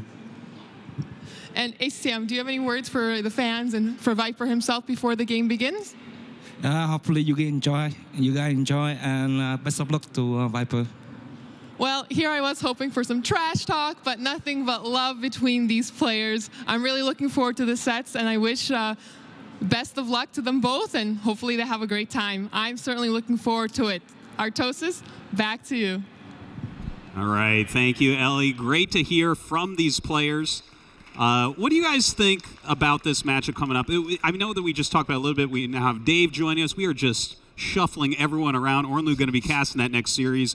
Hope not alone. I hope one of you guys goes over and does it with him. Dave's going to again. Excellent. But Nili, you actually mentioned about ACCM, how he rose up in the last 2 to 3 years to like a top 8 player rather than a top 30 player. And when I was kind of doing my research on the players, I realized he went full-time around the same time. Yeah. Was that because he got better, or did he get better because he went full-time? I think it took him half a year, actually. Like, he was, maybe top 30 was a bit hard, but it felt like there was one Vietnamese player that was clearly better than him for a very long time. And he kind of fell off, was more of a family now, family man now, back T. And ACM kind of took his spot and is like constantly in those tournaments. But obviously, like, ACM is putting in the hours, right? Especially like he's training so much with Jordan, actually, because Jordan is a guy that wakes up at like 6 a.m. European time. So like he can't train with Europeans, he can't train with Americans, right? So ACCM is there for him, and they train so much preparation for tournaments, and both of them grew a lot together as well. Well, that's actually, I love to hear that because, everything I've seen has really cited Jordan as well as a very hard-working player. Would you agree with that, Dave? Yeah, I mean, Jordan came back from, 3-year break, essentially, where he didn't play computer games at all. Yeah. Like he was not on his computer. He was out in nature doing Jordan things or working or whatnot. And then when he got back, he just grinded it out. And that was around the same time that ACCM really started getting good as well. I'm not like attributing his success to Jordan, but maybe as a role model of some sort. I know through a few of the Wallalos, ACCM really surprised us with his performances. And like you said, 3 years ago, this isn't a set that, I would watch it because I enjoyed watching ACCM style back there, but it's never one that I thought was going to be competitive. Yep. And now we're in a situation, especially, I believe it was a couple months ago, ACCM fighting up against Hera, where I thought Hera was in top form watching that set. Somehow ACCM takes him to Game 7. Yep. And that was like the best Hera I've seen in a long time. And I was so surprised, and it's just all the little things he does. If you're not prepared, if you're not playing at 100% of your ability, ACCM can surprise you. And now he's got the additional skills of being good at the Civ draft, thinking about the strategies, which maybe he didn't have before. He's very, very intelligent, and he's just waiting for an upset. Yeah, well, speaking of that draft, we are going to go into it momentarily, but first let's just bring up a graphic to take a look at how they did in the qualifiers, right? These guys got right through. And as you can see, a little bit cleaner from the Viper. How is that 6-2? Don't we have to play more maps? I'm a bit surprised. Okay, but yeah, obviously the Viper a bit cleaner there. 2-1, 2-0. I don't. Everyone's agreeing to play best of threes. The Viper, and that's also pretty impressive. 8-1 because he had to face Jordan, right? The one that we just praised so much, and yeah, obviously rightfully smiling there. And ACCM going through and guaranteeing himself a $4,000 cash, which is obviously crazy amount of money for Vietnamese standards as well. Yeah, that's kind of a nice thing, right? You come over here and win some of that big money, and of course, if he beats Viper, the prize pool just goes up and up and up. What would you guys put ACCM's actual chances? Because what I'm hearing from you is like, if he surprises you, sometimes if he's getting Aztecs or Mans, maybe he can put that pressure on early and make the Viper fall. But what do you think the actual chances are? How does he actually knock him out in this best of 5? Lifetime series, Viper is 13-1 against ACCM. Now, the series in the last few years, maybe ACCM snag. I think the most recent event they matched up against, ACCM took it 3-2 or something like that. I believe it was a Mercenaries event or something along those lines. Wins and losses, 39 wins for Viper, 12 losses. In those 14 sets, map wise. So it's very difficult for ACCM. Like we said, he can surprise Viper. I talked to ACCM a couple times before the draft for the positions last night. I said, who do you want to match up against? He said, anyone but Viper. So he knows it's a difficult matchup. And then I talked to him last night and I believe this morning as well. And I said, what is your strategy coming in here? He's like, I'm not going to think about it. I'm just going to play. Yeah, but he also said that he really likes that, right? Because there's no pressure. If he faces someone like, let's say, Tado, we are talking of a close set, like 60-40 maybe for Tado or something, and then he could underperform, could be mad on himself. Now he is so free and can just what a lot of people would call a surprise, but he can just play his best. And we know, you just made the balance, Willis is here, Willis is there. Yeah. Viper, he has a bigger range. Yes, we have seen him, especially on LAN tournaments, he often loses the first game, for example. It's very common that he needs time to get into it. He sometimes has headaches. We know he went really early to bed the last 2 nights, just trying to focus and didn't feel 100%. Sometimes takes time to adjust. So I think the playing first day on a LAN tournament against Viper is way easier than playing the third day against him. That would make sense, especially considering third day is going to be the finals, and he doesn't generally lose that day. He's made it that far. Yeah. He was also, interesting point, he was also offering ACCM a free tab, an open bar. Yeah, he said you want to drink something? Do you want another drink? Yeah. Wow, that's so both very kind and very dirty. Yeah, in the game and outside the game as well for Viper. What a nice guy. He really is a strategic genius, isn't he? He's really thought of everything. Oh my gosh. ACCM... I want to root for him, the family man. He's traveling far away. He's hardworking and stuff. But then you just have the talent that is Viper here. The amount of tournaments that he's won and everything. but maybe he still has that headache, right? He's going to bed early, he has a headache, he's maybe, day one, game one, you drop that first game. It's always much tougher to come back from that, even if that's something he does regularly. Also, there's a running joke that Viper, obviously being one of the biggest faces in Age of Empires, always gets the last set, right? And then he's always like, it's always like nervous, or like the preparation towards the last set, it's always late, I want to sleep earlier. And now he gets one of the early sets, which he actually isn't used to that much, right? Typically, he isn't a guy that streams early, he's more of an afternoon guy. Could be maybe something that shakes him up as well. Yeah, I mean, I think Viper is going to be fully prepared, though. Like you said, he went to sleep early a couple nights in a row. He has the most LAN experience of any player here. Yep. And he has the most LAN victory experience of any player here because it took how many years for someone else to actually finally win one while he was active. And we can see him right there. He looks calm to me. ACCM. Big task in front of him. I predict this set. You asked for percentages before. Yes. We never fully answered. No, you didn't. I thought Viper. I think Viper's at like a 75% chance. Ooh. It's tough, but that's 1 in 4. And I think if you gave ACCM a 1 in 4 chance of beating Viper on a massive stage like this, he'd take it. We would take it, yeah. I think anyone would. Any normal human would take it. Oh, I would take it. Yeah.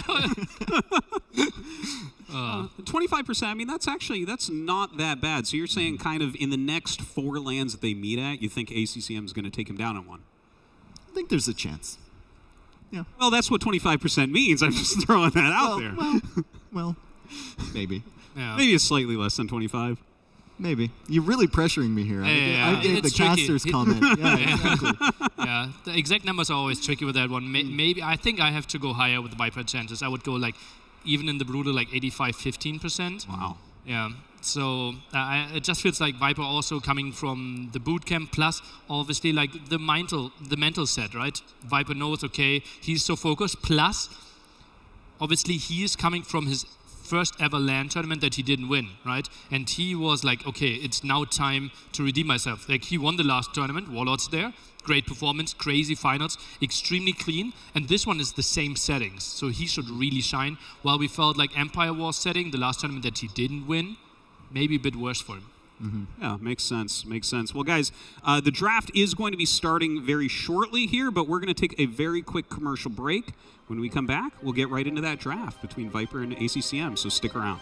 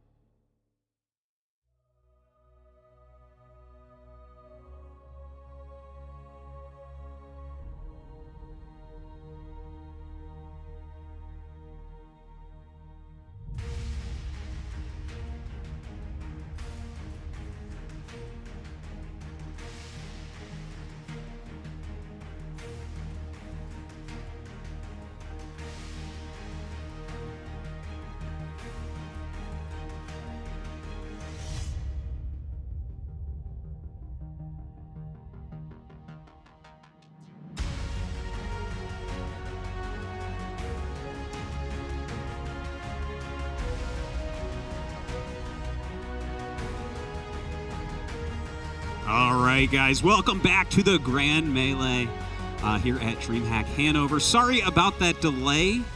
It was not our fault, seriously. It was actually the sun. The sun was coming in through these blinds over here and shining in Viper's face. But don't worry, we had 5 admins on stage figuring out how to stop the sun. So they have finally stopped it, and we are ready to go. It's time for the draft. You guys ready? I mean, I'm incredibly ready here. I mean, the sun is ready. Our admins are ready. We're ready. We've been waiting. I know the people at home have been waiting. Thank you for being patient with us. And, of course, the sun throughout this entire process. I'm excited here to see what ACCM comes up with. Is he going to play a little bit more strategical, or is he just going to play to his strengths, and is he going to be somewhat predictable and just kind of, you know, take his mind a little bit out of the draft and just focus on his mechanics? Oh, we already have the map draft, so Civilization draft will be up next. Obviously, we are opening with Sheepfold here at the map number 1. Then Viper's home maps Arena and Frigid Lake. Ring of Reeds for ACCM. A pretty strategic map that has not been fully explored, so hopefully we will see ACCM coming up with something crazy there. And Fish and Fish, a great choice against the Viper, I think, because hyper-aggressive. Maybe a map to crack the snake. Also interesting, Arena and Ring of Reeds share a lot in common, and they share a lot in common in terms of the civs that are drafted for them too. So that plays into some of the mind games, similar to what we saw with Frigid Lake and with maybe Fish and Fish last time, as we see those two in here as well. So interesting civ draft coming up here. Will we run for the good civilizations for sure? We are expecting something, again, like Byzantines, we had that earlier, got sniped, so not unlikely. Japanese could be a ban, could be a snipe. And then obviously the arena civs that we mentioned earlier, Bohemians, Burgundians, maybe some Cumans even. Ring of Reeds, we have seen a bit more diverse civilizations there because Man-at-Arm opening kind of feels like an option there. So we have seen some Mesoplate there, a bit more than we see it on Arena nowadays. First bans coming in, we got Byzantines banned from the Viper and Hindustanis banned, and now Lithuanians banned from ACCM. So maybe he doesn't want that picked against him on Fish and Fish. Also a decent option for Frigid Lake, which Byzantines, that's presumably what Viper would have picked there. Or ACCM would have picked there, rather, and Viper now banning the Aztecs. Lithuanians, if we assume that we have a lot of maps already distributed, Lithuanians still an A-tier pick on Arena as well, right? Very flexible. Very, very flexible civilization. Burgundians, once again, the first civilization selected by our player on the right after the initial bans. And Burgundians, well, could be an option on Arena, could potentially be an option on the other maps, but I'm looking more towards Arena, I think, with Burgundians. That early? Wow. Wow, that's really surprising to me. Is that Fish and Fish? Kind of has to be, right? But then the Viper? Frigid Lake too. I mean, Byzantines is banned out here. Lithuanians is banned out here. You're losing some of those early water pressure civs. Why do you pick it that early, though? I don't know. And honestly, if you see Bohemians here... Ring of Reeds, I think. Is it Arena or Ring of Reeds? I think it's likely a snipe. Or is it Khmer for Ring of Reeds? We've seen the early siege push with Khmer and Ring of Reeds. Ooh, you can make like 11 minute fast castles. No, it's an insane fast here? castle. Yeah. Tato's done it before. It's insane. Yeah. Pretty sick there for sure. Japanese for Fish and Fish, crazy choice. The Viper, now with his next options. What else could we see? We still need to see more from him on Ring of Reeds and Arena. I've seen Doubt, for example, go for Mayans there, something he really likes. Portuguese. Of course, his favorite civ. He was saying it earlier, he's like, I liked them before they were good. Just like Khmer. Yeah. Now he's picked them here. So famous civ, favored by the Viper and now Portuguese.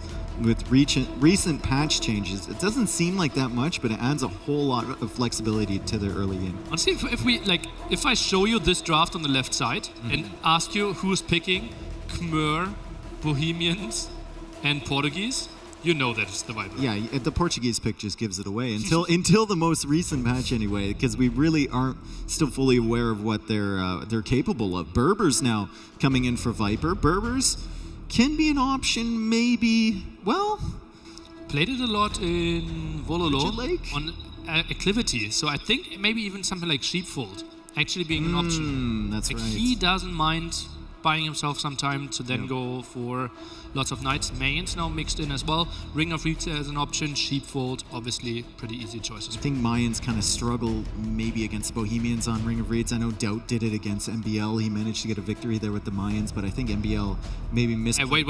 Did we not see polls yet? Nope, polls have not been What's happening here? banned. I don't understand. I don't understand. Like, polls on Arena are great. Polls should be good theoretically on Sheepfold. They should be good on Ring of Reeds theoretically. Like, they have a lot of utility here. What's happening here? Kind of crazy. Yeah. Ring of Reeds, it's kind of tricky to farm on that map, right? So I see it more in the Arena direction. Bohemians than Ring of Reeds. Mongols. No polls? What's happening here? It's a bigger nerf than we thought. From 50 to 33. They're losing 17%. Okay, finally. Okay. There we go, okay. It's so weird to me that we saw them so late. They are considered to be like one of the most broken civs right now. Right? Lots of people see them as top 3. And we saw them as like, after the bans, like pick, what is that? 11? I do like that Malay pick as well from ACCM. I think the Malay pick, you might see that on, I mean, Frigid Lake could be good for the uptimes and for the fish capability and whatnot. I think Ring of Reeds Malay could also be an option. If your opponent is going for like a Khmer push or something, you get up to Castle Age with the faster advancing with a better economy. And then you can withstand, or if you want to go for a faster Imperial Age push, get that castle forward or something like that. It's just like control the middle area. It could be really dangerous. Early Feudal Age also means men-at-arms, towers. You can get to all those. Bengalis. Ooh. By whom? ACCM. Bengalis, Arena, good. Ring of Reeds is good. I like them. Okay, but still aren't we set already on Arena? Like we have Burgundians, Turks, maybe one band there. Then we have Malay for Ring of Reeds. You can play Burgundians on Frigid Lake potentially too, if you wall up. Japanese, Fish and Fish. We have to play Persian on Frigid Lake then. Well, Bengalis feels a bit like a throwaway, kind of as the backup Civ. Maybe. Did Viper just pick Hunts? Kind of has to be Sheepfold then. Remember what Viper did against Hera in the Warlords final with Bengalis against Bohemians on Arena? He opened, he went for the monks to take control of the map, and then he opened Skirmisher in Imperial Age. And he just held onto the middle area, and his monks converted the Huvnitsa from Hera, and the Skirmishers controlled everything else, and then he mixed in helps. Yeah, those monks are actually pretty crazy. Yeah. So ACM can maybe go for something. I don't really see ACM as the Monk Rush player though. And we see the snipe there on Burgundians and the snipe on Poles. What? And we what a late pick to be sniped. Crazy. We very rarely see that. Typically, the first civ is the snipe because obviously you want to pick the strongest civilization and you want to snipe the strongest civilization from your opponent. And that's why we were so confused why Poles is so late. Did both players overlook Poles? Well, I could see ACCM going like... Oh, look at that. Viper already showing that's the sun. Yeah. I have to ask, like, are you winning, son? I think it is winning at this point. Oh my god. And no, it's not bouncing off my head and hitting Viper in the forehead. But we could like lighten up the whole hall, just putting the two of you in front of the window. Okay. Okay, stop. Yeah, this guy has a shiny future. Yeah, it's very bright. It pales in comparison to his past.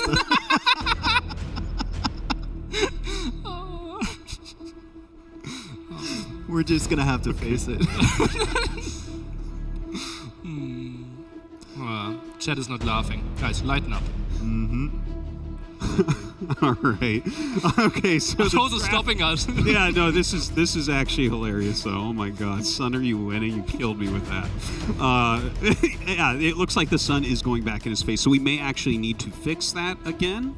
I suggest we put his desk on wheels so we can just push him around where it needs to be. But that is, of course, a very annoying thing. No one likes to play with sun in their eyes. That's why gamers play at night. Nice. Right? Yeah. But we're going to check into that real quick, guys. Looking at the drafts overall, do you guys feel like one guy really outdid the other? I think more question marks maybe for Viper's draft. Yeah. I think Viper will be more happy with this draft, right? He gets all what he wanted. He picked the 3 first picks, he gets all of those. And ACM, he picked Burgundians. Okay, if you give them to me, I will take them, but I already have a backup, which is Turks, which is totally fine, right? But you take away the crazy Civ, and Viper, he just knows exactly what he wants to play and might get Bohemians against Turks. I agree with you. Once again, I'm questioning the polls. Like, you're sniping the second last Civ.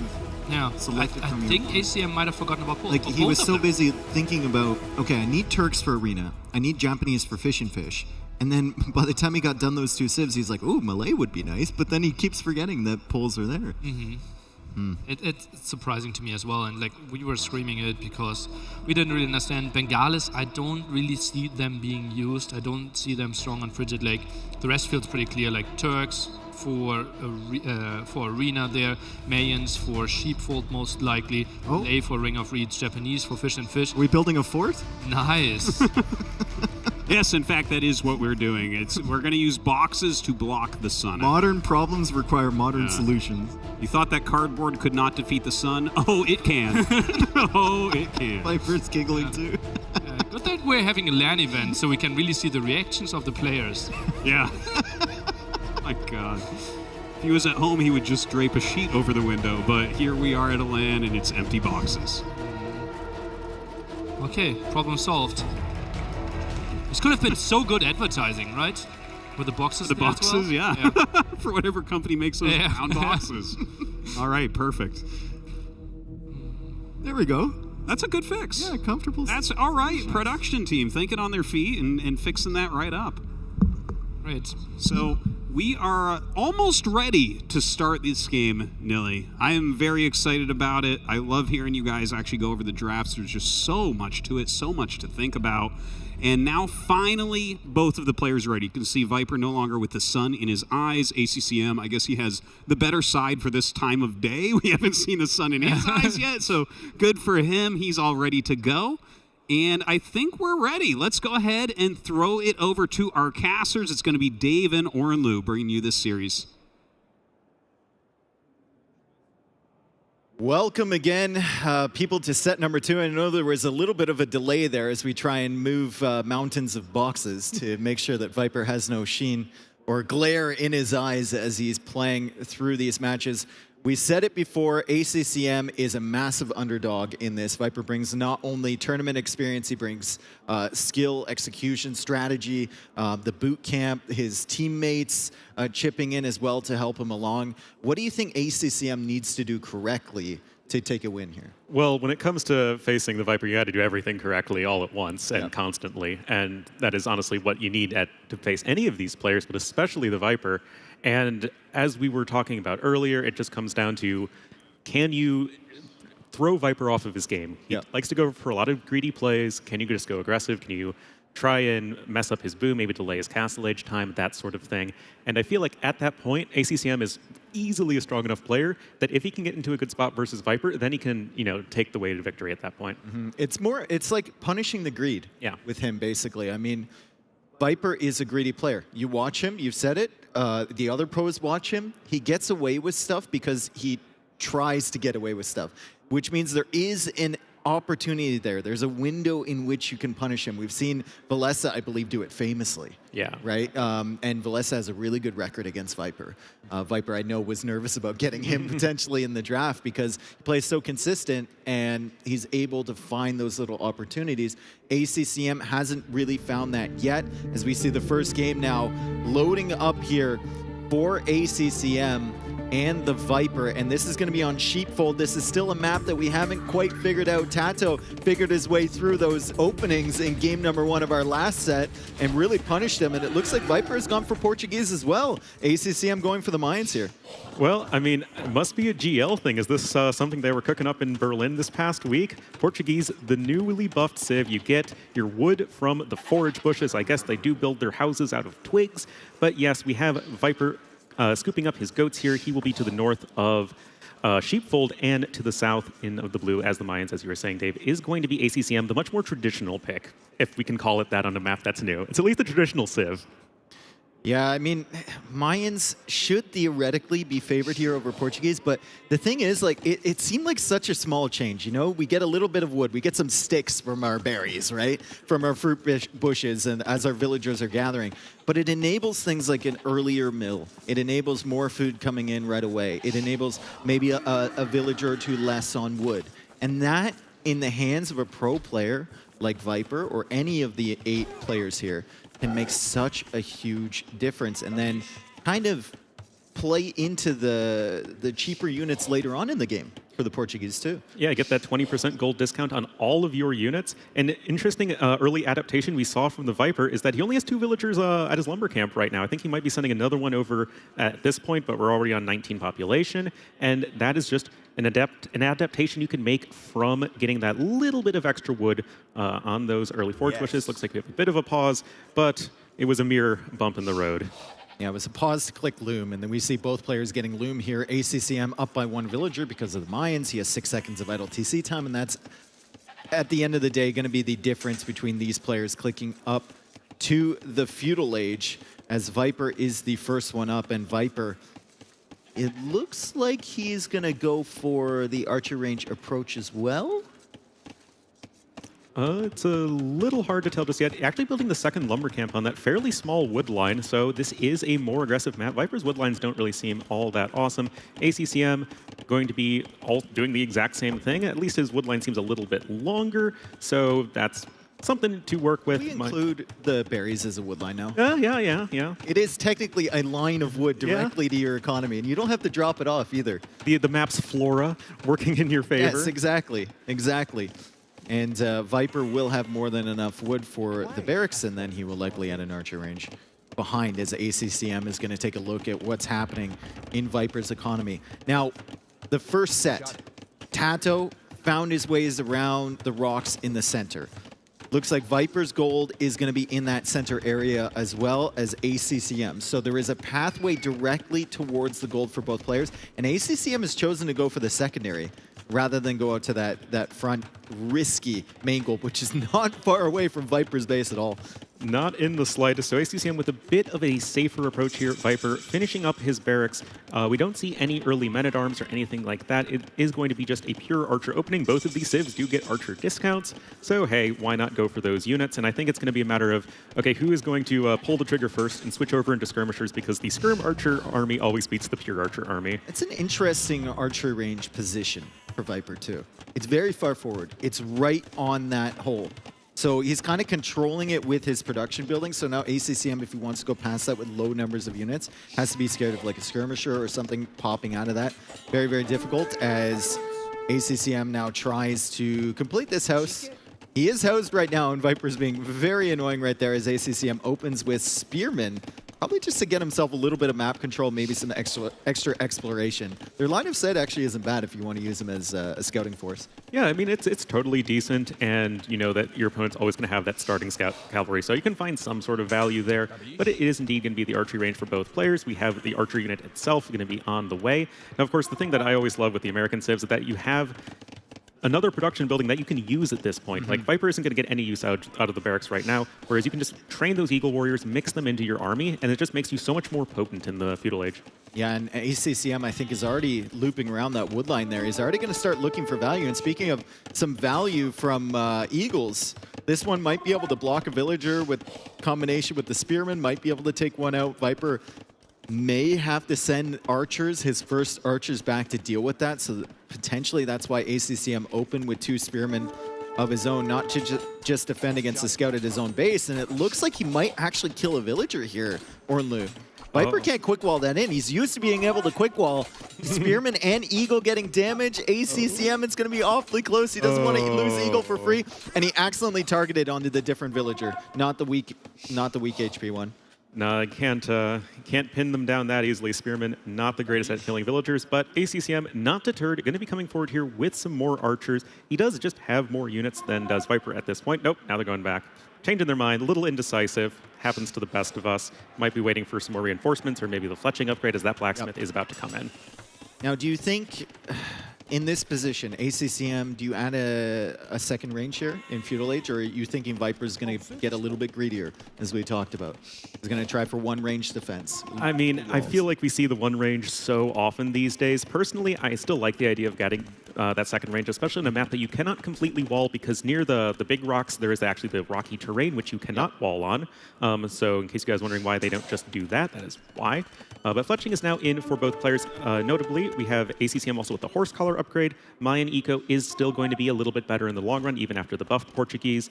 And notably, Viper, after that one skirmisher, just making archers, and now ACCM himself is switching over. This is like ACCM's decision to go to that secondary gold is already kind of paying off for him. Now he can leave with his army. He doesn't have to toss a tower down on that main gold. It's going to take Viper forever to loop around, but Viper has already started walling at the back. So ACCM, it's going to take him forever to find value with that archer army, unless there's a hole somewhere back there and he can get in. But right now it looks like Viper, I mean, he's just walling himself in a circle. He's not even going to bother with the stone terrain. He's just going to wall himself in a circle. ACCM will be wandering around back there forever. Yeah, that is already such a nice little win for Viper in terms of just being able to constrict his opponent's unit movement, as right now, ACCM with a few reinforcements at home, but is that going to be enough to deal with Viper's incoming army? It's going to be tough because those archers, you know, they'll get there eventually. You know, it's a nice little hike for them. But right now we have the armies about to engage, and Viper's army does look a little bit scarier, as we do have padded archer armor coming in right now for ACCM. First real fight of the game happening. And ACCM is going to push this away for the time being. Viper, like I said, he's getting greedy. He's, well, I mean, I guess he used the market, right? He sold a stone, he went up to Castle Age, and that's a good Castle Age timing. We look at the food gatherers for ACCM. He's at 16 right now. And he's hitting the wood line, which is actually great. These archers managed to loop around finally. Viper has some defensive forces there, but ACCM, with some decent micro, is able to take out a villager. Does lose 2 eagles on the other side as he goes for a market of his own. But the story we were about to tell, or I was about to tell, is that Viper will be significantly ahead to the Castle Age. Yeah, in the game all about timings, this is absolutely critical, especially with archers. You know, you already have those units in Feudal Age, you hit Castle Age, you go ahead and get crossbowmen and bodkin, and then if your opponent is not walled, you can just die right away, and that's, I think, the idea, at least, of what Viper is going for. But ACCM, you know, it's the theme of the tournament. Patience is key. You know, he eventually made his way all the way around his opponent's base and gets the one villager kill, and it looks like there will be a second right here. Is the angle correct? The angle is correct. He knows the angles, this ACCM, and he's going to take out that villager. That's the second villager down for Viper. Is it worth being up to Castle Age so much later? I don't know, but I mean, you look at Viper's wood count right now. It's looking solid for when you want to transition into Castle Age. He's on straggler trees right now, Ornlu. Yeah, that's really painful. He just doesn't have that many woodlines to work with. And right now, Viper himself is looping into the base of ACCM, finding some value in at least idling some of his opponent's economy, but still not getting any sort of long-term villager kills. But there we go, Castle Age is in, and it's going to be an entire Castle Age research time ahead of his opponent. And like I said, crossbow and bodkin on the way, some knights as well. Doesn't matter if you just have a few of those mixed into your army. And ACCM perhaps trying to go back to work a little bit too soon, as he is getting ready at least to click up to Castle Age. There we go. Yeah, Viper's just waiting for the crossbow upgrade, and then he's going to dance over here, and he's already dancing. He's already taken out 3 archers right there. That's 4, that's 5, that's 6 right here, I believe, plus the eagle, and now the villagers are extremely exposed, and ACCM is going to have to go back to that gold at the front instead of the secondary gold, which was a safe option for so long. Now he's going to have to go risky to the front of his base. He still is on the wood line here of Viper, but it's only 2 archers, and ACCM unfortunately attacking a house there with the archers, so maybe a misclick from him as he's trying to survive. He's a minute and a half away plus to the Castle Age, forced for a tower on the wood line, but Viper's just having a field day back here. Yeah, it just feels good right now. If you are the Viper, you have such a stronger army that has the range advantage over ACCM, so you can just take any sort of fight you want. If you feel like you're in an awkward situation, you can always run away and still get some damage done. You have the knights here, going to be forcing some more idle time for ACCM. He does still have a 5 villager lead, but now with Viper even getting a second town center, that isn't going to be an issue for him, as he is just sort of running circles around his opponent right now. Yeah, and Viper solved the major problem, right? Which was he didn't have access to wood. So he solved that. He came up with the villagers, ACCM only with 4 units back there, even at its peak, and I think he only had 2 after the initial raid. And he's keeping ACCM penned in. I think the only issue potentially in this game for Viper is if ACCM somehow defends, takes really good trades, and then comes back to pressure that gold that Viper hasn't TC'd yet or hasn't secured. But right now, Viper is just doing Viper things. He's got a Knight on one side, Knight on the other side, Archer army in the back, another crossbow force coming from the north into that main gold of ACCM. And it's a stranglehold. It's actually a stranglehold. This is very reminiscent of what we saw in the first set of the day with Tato versus Valessa. You have armies pressuring in multiple angles at once. One player just trying to hang in there, get their economy going, get to Castle Age, but this is a game of momentum, and right now Viper is just dictating every single fight right now. He's got around 20-ish% more efficient in economy, and the villager count, right now it's even, but over the next few minutes, Vipers is going to get ahead, even getting more eco upgrades. Yeah, ACCM did add the extra archery range, so he's going to try and just produce archers at the moment, get the crossbow upgrade, and hope for the best. He can't even afford Bodkin right now. Like, he's got 2 villagers in the queue. He's going to have to unqueue them and then wait for the gold to afford Bodkin. It's an unfortunate position, and now Viper will sit under that tower. That's such a good move there, to sit under that, to force the villagers away. He knows his knight is going to get a few picks on the way from those villagers, and he can afford to sacrifice this army, to be honest. Yeah, it's not all that valuable. He knows his opponent's army is quite slow. It's archers. It's going to take them a little while to cross the map, especially if you're going around the area that Viper has not walled. And we're looking at 7 villagers killed to 2 in favor of the Viper. Yes, his army's going down, but it's what you get out of that army that matters here. And right now for Viper, that is an 8-villager lead, and the fact that ACCM is just stuck in his base with a pretty inefficient economy. That was some real nerd tactics around that tower, too. Yeah, He's it like, really was. I will stay within minimum range and I will micro you down. And then he realized that all his crossbows had like 10 HP each. And he gave up on that pretty quick. Another army over here from Viper. He's keeping that hidden for the time being. He's waiting for ACCM to come out. Wants to loop around to that wood line eventually. Still hasn't done anything to fully secure that gold at the front, which is a little bit of a concern for me. And even the secondary gold is not within range of his TC. So maybe ACCM can kind of punish that. Viper does have a gold to the north east of his base that he could potentially take, but it's a long way away if ACCM comes forward and denies it. Yeah, it's tough. We have ACCM finally getting to the other side of the map for the first time in what feels like forever, but Viper still looking around here with the crossbowman. No, Viper, don't shoot the sheep! Oh, that's just cold, man. But going to be looping back around here with the crossbowman, and right now ACCM, he needs to find a way to get damage done. He is behind by 12 villagers, and at this point, if he doesn't do anything soon, he's just going to be heavily outmassed by Viper. And this is Viper's mantra, right? When you're ahead, just get further ahead. And that's what he did. He had the army position, he added extra TCs, got his eco rolling. ACCM comes in here, snipes a couple of villagers on the wood line, but now Viper has an opportunity to diversify his wood lines and maybe go a little bit over to the right from that area. Well, though, that's really far over from the right for those 2 villas. they're gonna have some back problems by the time they get back to that TC. That's a long walk. But still, he's tracking this army and he's controlling everything. Yeah, he's got the stone walls up over to the north. I guess that's fully walled. That's a pretty convenient location on the stone right there. But all of the time that passes where ACCM isn't actively like killing everything, that is a big win for the Viper. He's got a knight here to at least check to see the crossbowman coming in. It looks like there aren't any defense. Oh, there's only +1 defense on the knight, so the crossbowman with Bodkin will be able to take them down without too much issue. But oh, hey, once again, we're back, guys. Remember that army that you thought was gone? No, we show up, and it's patience from Viper. It's just patience. Yeah, and it's knowing, okay, he saw the opponent's crossbowmen. There were some at the right of his base, and there were some to the northwest. Okay, well, he can't really have that much at home. And indeed, Viper just goes in with the crossbowman right then and there, finds some more value. He's still ahead in the villager KD, and there's the 3rd TC coming in for him, just as the 2nd one is for ACCM. Now it's going to be a little bit of a micro battle over here, and a micro battle on the other side. Multitasking is going to be super important for both of these players. Still hasn't secured that gold, though, and ACCM is hanging out really close to that. I'm surprised he hasn't pushed into it. ACCM is not pushing into it. He sniped another villager there, but now he's backing away from the farm. Still, Viper will have to deal with that. I like the thought process from Viper as well. Let's go for a 3rd TC. Where do we want to build it? Let's build it where the army from our enemy is. He was that confident in his micro, right?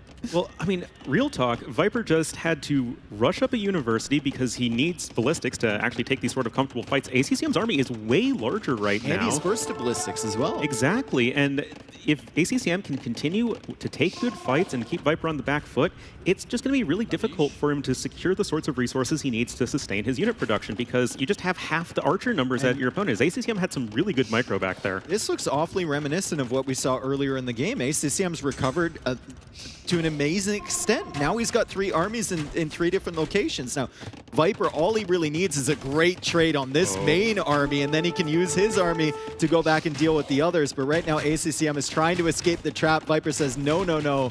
I am a constrictor snake, and I will build the houses and trap you in here. Now ACCM is going to be running out a little bit of steam, but he has caught up somewhat. Oh man, but ACCM is all over the place with these crossbowmen. He's finding more value, and you know what? He has equalized the villagers killed in this game right now. Behind by 13 still, it is true, but he's at least on 2 TCs. Mayans don't really need that many villagers to sustain archer production, and Viper is losing more stuff, and he has villagers running around all over the place. He's only at 36% worker efficiency.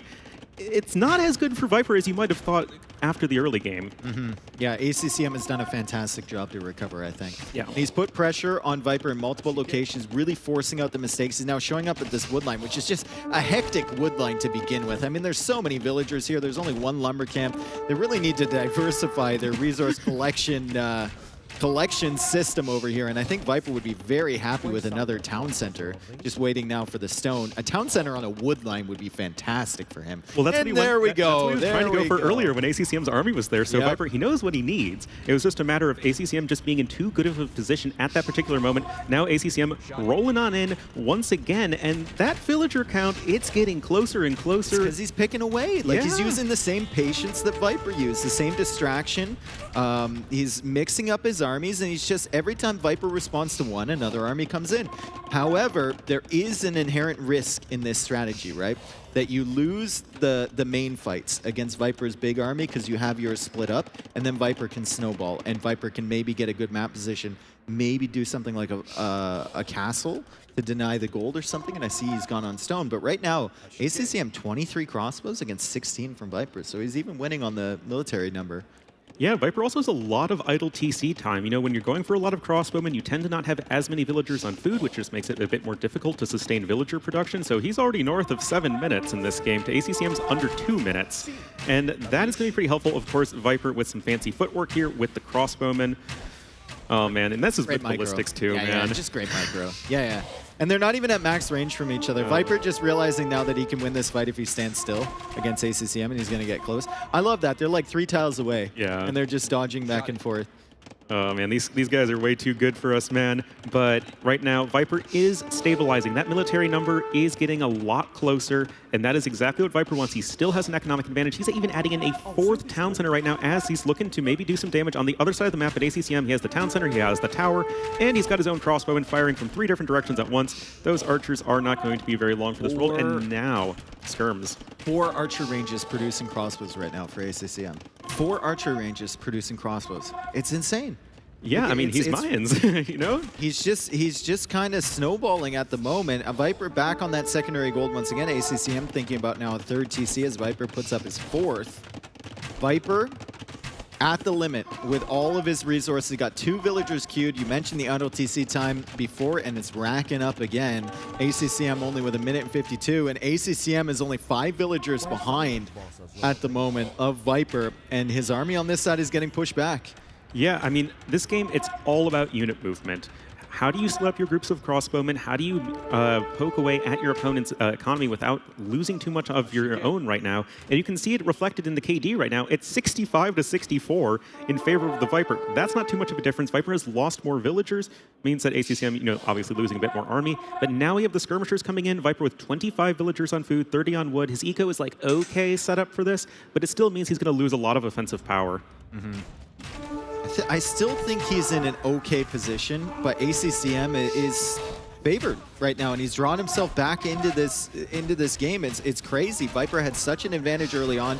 Great fight here for Viper as we see him dodging with the two scapegoats at the front there as the rest of them fire, and ACCM taking a really bad fight on that side. Villager count still 6 ahead for Viper right now. ACCM now falling behind in military count, which was what he was leading in for so long, and he's going for a 4th TC of his own, sending another army through the left side. Both players on stone. ACCM definitely thinking about a castle. Viper building his way towards a castle slightly faster than his opponent. Yeah, I mean, we could consider organ guns in this matchup. We know Viper loves the unit, and they are at least going to be pretty decent against archers once they are massed up. But ACCM, you know, playing a strong macro game himself, is able to pick up Thumb Ring. Notably, Viper just starting Wheelbarrow. ACCM already has hand card, so his villagers are significantly more efficient than Viper's. So the villager lead is perhaps a little bit misleading. Look at the worker efficiency last minute. 84% for ACCM at this stage of the game with 83 vills. That's impressive. That's really, really good. And that just all comes down to the unit movement and just being able to macro back at home. ACCM is going to deflect Viper at this point. There is an attempted castle, or what will be an attempted castle here pretty soon.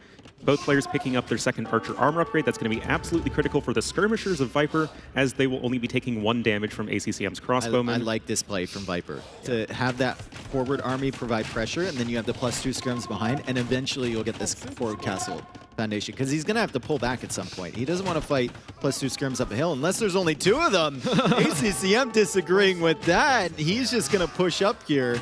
However, Viper has 3 more skirmishers, and ACCM, I think, is going to realize that along with these numbers and the production, not tenable to sit there for very long. And of course, Viper going to be microing every individual unit as best he can. Now even getting some damage done on the other side. ACCM needs to recognize that he is under attack at home. And, well, currently not, but he's getting a castle up on the right side. We could see a Plumed Archer transition, possibly, although the production is going to be quite limited for the time being. And yet, at the end of the day, Viper has not started his castle. And even when he gets it up, it's not in, like, the best place aggressively. It doesn't even protect his gold. Like, it doesn't even protect his main gold, because ACCM can just go around the stone. Exactly, and right now we have a little bit of a fight happening on the left. We have a bit of a fight happening in the north. Viper, though, has plenty of skirmishers. It's 19 skirmishers to 22 crossbowmen, and that is totally fine here for Viper. Scorpion going to force away those units for the time being. But at this stage, I mean, their economies are basically even, and Viper's still sub 50% worker efficiency in the last minute. It might be climbing back up over it right now.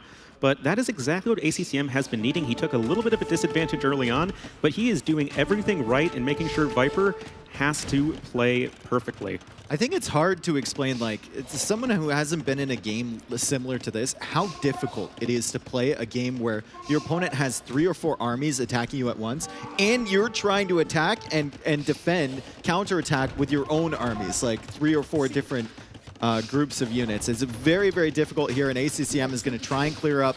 He's going to try and guess which way Viper's going with these attack rounds from the Mangonel, forcing the skirmishers back here on this stone terrain, coming forward with the crossbows, attack rounding in front, missing. Attack rounded behind, he should have gone in front. Yeah, I mean, hindsight 2020, and Viper now is the one who's like, I have been attacked all game long. It's now going to be the time to go for the aggression, using the market a fair amount, and Viper is on the way to the Imperial Age. He will have access to Bracer and Chemistry, and that is... CCM not too far behind. Yeah, but he is still behind, and he needs to find a way to either make some sort of unit transition happen or get himself in a spot where he can counterattack Viper, because at this point, Viper can just keep on making skirmishers and then maybe add in some trebuchets, but Viper actually going to be going for bloodlines, interestingly. Maybe he wants to go for some cavalry here.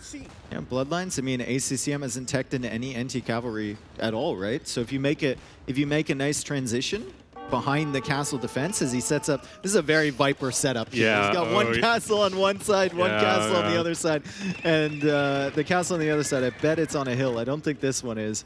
It's kind of, it's on a plateau. Yeah, it's close enough to a hill. Yeah, exactly. He's going to set up his transition behind that, and I think if he does the timing right with his transition, it's going to be fantastic for him. Although ACCM already going into infantry upgrades, and he's teching into Eagle. Cavalry should, like, Knights and the Cavaliers should be able to deal with the Eagle. Yeah, especially you do get that discount. Remember? Yeah, I can't complain about that one. Can't complain about that one either for ACCM. And right now, Viper is starting to run low on units. He's got a lot of gold banked up, but as Portuguese, you know, you don't need as much gold to sustain your army. Looks like it's going to be for like a Cavalier Skirmisher army composition. Not terrible versus Mayans, but you do need to make sure that you can take these engagements right, because the Knights could possibly struggle if they're just getting swarmed by a bunch of Mayan Eagle warriors. And ACCM, he's at least starting that transition, although he's also queuing up some more crossbowmen right now. He's too far behind, dude. I mean, we got 4 stables producing for Viper, and he's already got 5 Knights with 6 in the queue. We look at the production for ACCM, he's got 4 barracks creating Eagles, but like, you need twice the number of Eagles to take a fight against Cavalier, unless you have like El Dorado, which is super expensive. And now ACC, I'm going into Pikeman. Okay. Well, that will keep you alive versus the Cavalry, but of course this map is super open, as has been displayed all game long as these guys keep on counterattacking each other. But, I mean, I like ACCM's castle position. Looks like he's also searching for a town center in the south. So both of these guys, I think, have a pretty good idea of where they need to be going forward. But we just have to keep in mind that Portuguese, they have cavalry of any kind, so they can always have the faster army. Yep, ACCM super open at the front there too, and mobility is just going to be key. I mean, we were watching the raids with the crossbows earlier, right? Viper was coming from 4 different directions. Same with ACCM on Viper's base. Makes it a whole lot easier now for Viper with cavalry. He can just come in here and raid, and the pikeman, as soon as he sees them, he can pull the knights away. Right now he's a little bit distracted, and ACCM's going to clear this up for the time being, but this is why he's distracted, because he's killing more villagers. Oh man, it is just all about that multitasking right now. Now, ACCM does have tons of resources banked up. He's got Elite Eagle Warrior on the way. He's got plenty more resources that he can turn into Eagle Warriors and Pikemen. And right now, it's just a matter of, can he stabilize his economy? Because if Viper is on the back foot, the value of the mobility that he gets with his knights is just a lot less. And if you can take that sort of big engagement with your infantry versus cavalry, you're going to be fine. El Dorado. Yeah. Where maybe he went to El Dorado to find the gold to get El Dorado. That's an expensive upgrade, and it does benefit him a lot, though, with his Eagles getting 40 HP. I mean, it's massive. Unfortunately for ACCM, he's only got 8 Eagles at the moment, and Viper has 24 Knights. I'm surprised that Cavalier upgrade is so late, to be honest. I mean, he started producing Knights when he was almost an Imperial Age. He gets 24 of them, and then he goes Cavalier. Well, at least now he's getting the upgrade. He's doing all right for himself. He's got around a 30 population advantage, more villagers. His army's more expensive. That is definitely helpful. But ACCM is at least working towards the sorts of things that you would want to see from him. He's got 38 villagers on gold, so he's going to be able to continue producing Cavaliers. And now with Elite Eagle Warrior in and El Dorado, you've got 100 HP on those infantry units, but Cavalier in here for Viper, and you just don't have the numbers like you were saying earlier. Yeah, you don't have the numbers. Also, he only has forging as well. The attack upgrade's really helping out here for the Eagles against a tanky unit like Cavalier, but Viper's going to run away from that. Viper, though, behind the Cavalier upgrade, he immediately queued Chemistry after that, so that's what he was using his food and gold on, and that gives him access to hand cannons, which should be able to deal with these Eagles, and that's something else. He's only got 2 castles up right now. Is it going to be Plumed Archers, or is it going to be potentially Arbalest? Well, those are basically your only options to deal with hand cannoneers in this situation as the Mayans, but right now Viper queuing up 11 hand cannoneers right away. That is going to be very effective versus these infantry units, but, you know, we can't fully wall our bases on this map, and now the Eagle Warriors are looking to go for a huge counterattack. I'm not too sure if this is very well advised. Yeah, that was Viper. There was a tree behind the castle that we can't quite see, and he made a body block there. With his Cavalier. It's not going to help on this side, as there's another hole right into the main gold we've been talking about all the game. And the Cavalier are going to have to go all the way around to counter this. But Viper just trying to create little choke points there near his TC. Is also walled on that side. Thank you, Vodka, for keeping us up to date over there. As the Cavalier finding themselves a decent engagement, honestly. There are some pikemen here as a part of this army, but at the end of the day, you've got the hand cannoneers pounding away from the back, and the Cavalier at the front, of course, mopping up, and that is a beautiful fight for the Viper. 234 kills to 157 deaths. That looks really nice for him. He's got easily over double the army value. He's even getting guilds. Viper is all set up for a super long game here in the first game of this best of 5. I'm surprised he hasn't gotten the relics, but as I say that, I see he has a monk on the field. I think there's 4 relics on this map. Maybe. I think there was 2 on each side. There's 1 over there. I see 1 over on Viper's side. I see 1 in the middle of his base, and I know there's 1 on the right side of ACCM's base we saw before. So, yeah, I feel like time is just running out here. 5. Yeah. Well, that would make sense. It is standard. But, I mean, ACCM, he's going to have Halberdier. That is going to be super helpful. But the Eagle Warriors, they are running around. It's just ACCM's bank is not quite what you would like at this stage. And Viper's army is just so strong. I mean, he's got Cavalier. He's got hand cannoneers. Those things just annihilate these weaker and cheaper units of Mayans. And as both players are closing in on 200 population, it's just, there's a lot more damage and HP here for our yellow army compared to the blue army. This is a death ball. Yeah. Death being being the the operative word. Yeah, exactly. Death being the major word there, as I don't think ACCM can really invest against this or engage against this until he has some sort of range unit to take care of the hand cannons. Yeah, I mean, it's going to be really tricky. We do have these units trying to jump on the hand cannoneers. Of course, the Eagle Warriors are going to be great at sniping those bombard cannons and trebuchets, but Viper just very smartly backing up with those hand cannoneers. They are super safe. That trebuchet, it wants to be a melee unit, but it's that's still not alive. how it works. I mean, ACCM's Treb went down, but Viper's Treb is somehow still alive. ACCM not seeing a threat there. He's going immediately after the hand cannons. Eldorado Eagles can take a lot of damage, though, even with that bonus against infantry. Hand cannons struggling to deal with all of them, but finally they get cleared up, and Viper is going for even a third castle on that left side. Slow pushing forward, a very Viper style of push, as ACCM finally getting Blast Furnace.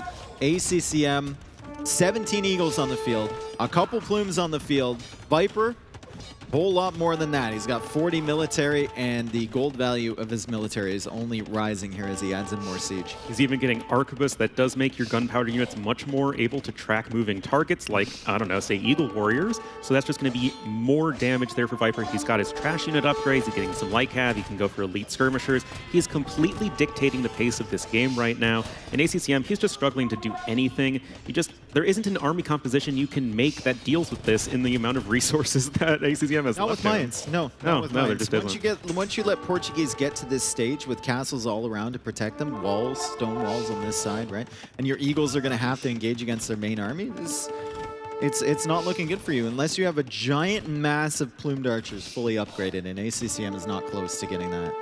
Well, he queued up 5. And he's getting Bracer, I guess. He doesn't have Elite, though, which really matters. And you want, like, when I say giant mass, you want, like 50. Yeah. We're a little ways off right from that. We need around 10 times as many.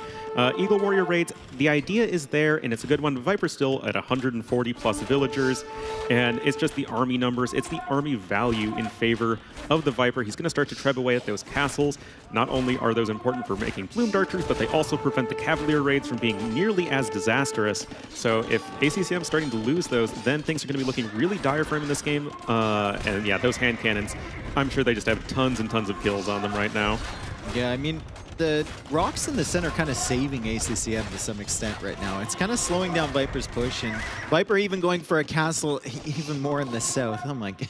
It's just, how slow would you like your push to be? Yes. Yes. It's Portuguese, you know. I would like it very slow. As it it's gets. Also me, the Vipers. Yeah. Slowly drain my opponent out of resources and out of momentum, and that's exactly what's happening here as ACCM 7 on gold, 18 gold in the bank, and he's taking his skirmisher now.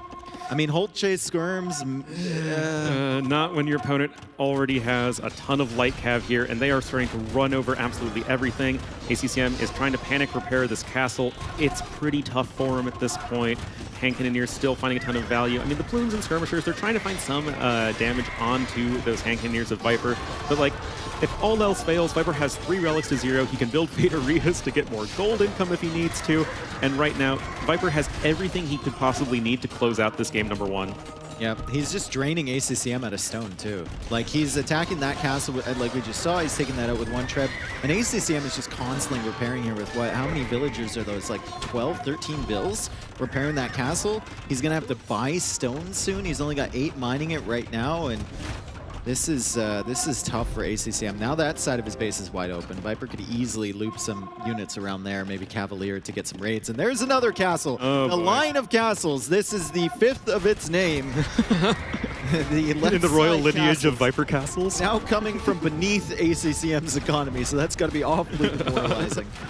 Oh man, this is indeed looking really rough for ACCM Viper. You know, 5 castles, 6 castles, what's the difference? Gonna just assert more map control. ACCM, no gold to make units, and there is the GG called. Yep. The Viper takes game number 1 of this best of 5 in a nice, slow fashion. Yeah, I think takeaways from that game, Viper's unit control was immaculate early, right? He had a good strategy. His build, the greed paid off for getting the Castle Age. But also ACCM hung in there well past what we thought. He was 2.5 minutes behind Castle Age with 2 armies attacking him. and somehow managed to make it a messy game where he could get his eco rolling. They could both get up to Imperial Age. But Viper locked it down. As soon as he got that third TC on the wood line, he was secure there.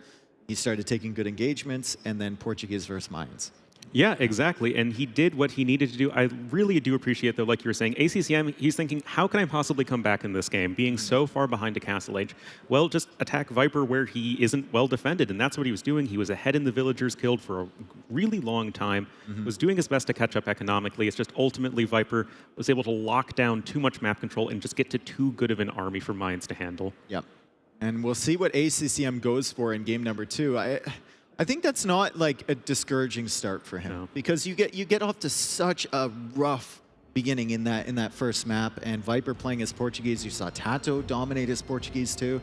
Viper clearly with a good strategy. You playing as Mayans, if you get to the late game, it's really tough unless it's a wide open map. And Viper, well, he's up 1-0. ACCM looking for options. ACCM has Ring of Reeds. He has Fish and Fish as well, and I think he can select Viper's. Yes, he can. That's correct. Okay, good. We just want to confirm that. We haven't seen it happen yet. Yeah. But assuming he goes for his own maps here, do you go for Ring of Reeds or do you go for Fish and Fish? I think it might be Fish and Fish. You probably have the better civ with Japanese. Yeah. Also, Fish and Fish, you're already behind by 1, and there's a potential you could lose that game in 5 minutes. Do you really want to go 2 down that fast? ACCM says, let's go anyway, because Okay. Fish and Fish is confirmed to be our next map. And Japanese are just kind of a no-brainer pick here. We see them picked every possible opportunity whenever they're not banned or sniped on this map. It's just having the faster attacking men-at-arms, the cheaper mills, the strong fishing ships. You just have so many bonuses for the civilization that apply to this map. And I think the onus is really going to be on Viper to figure out a way to deal with all of the strength we see from Japanese in the early feudal age. Well, he might choose to go for a Mongols approach. He could.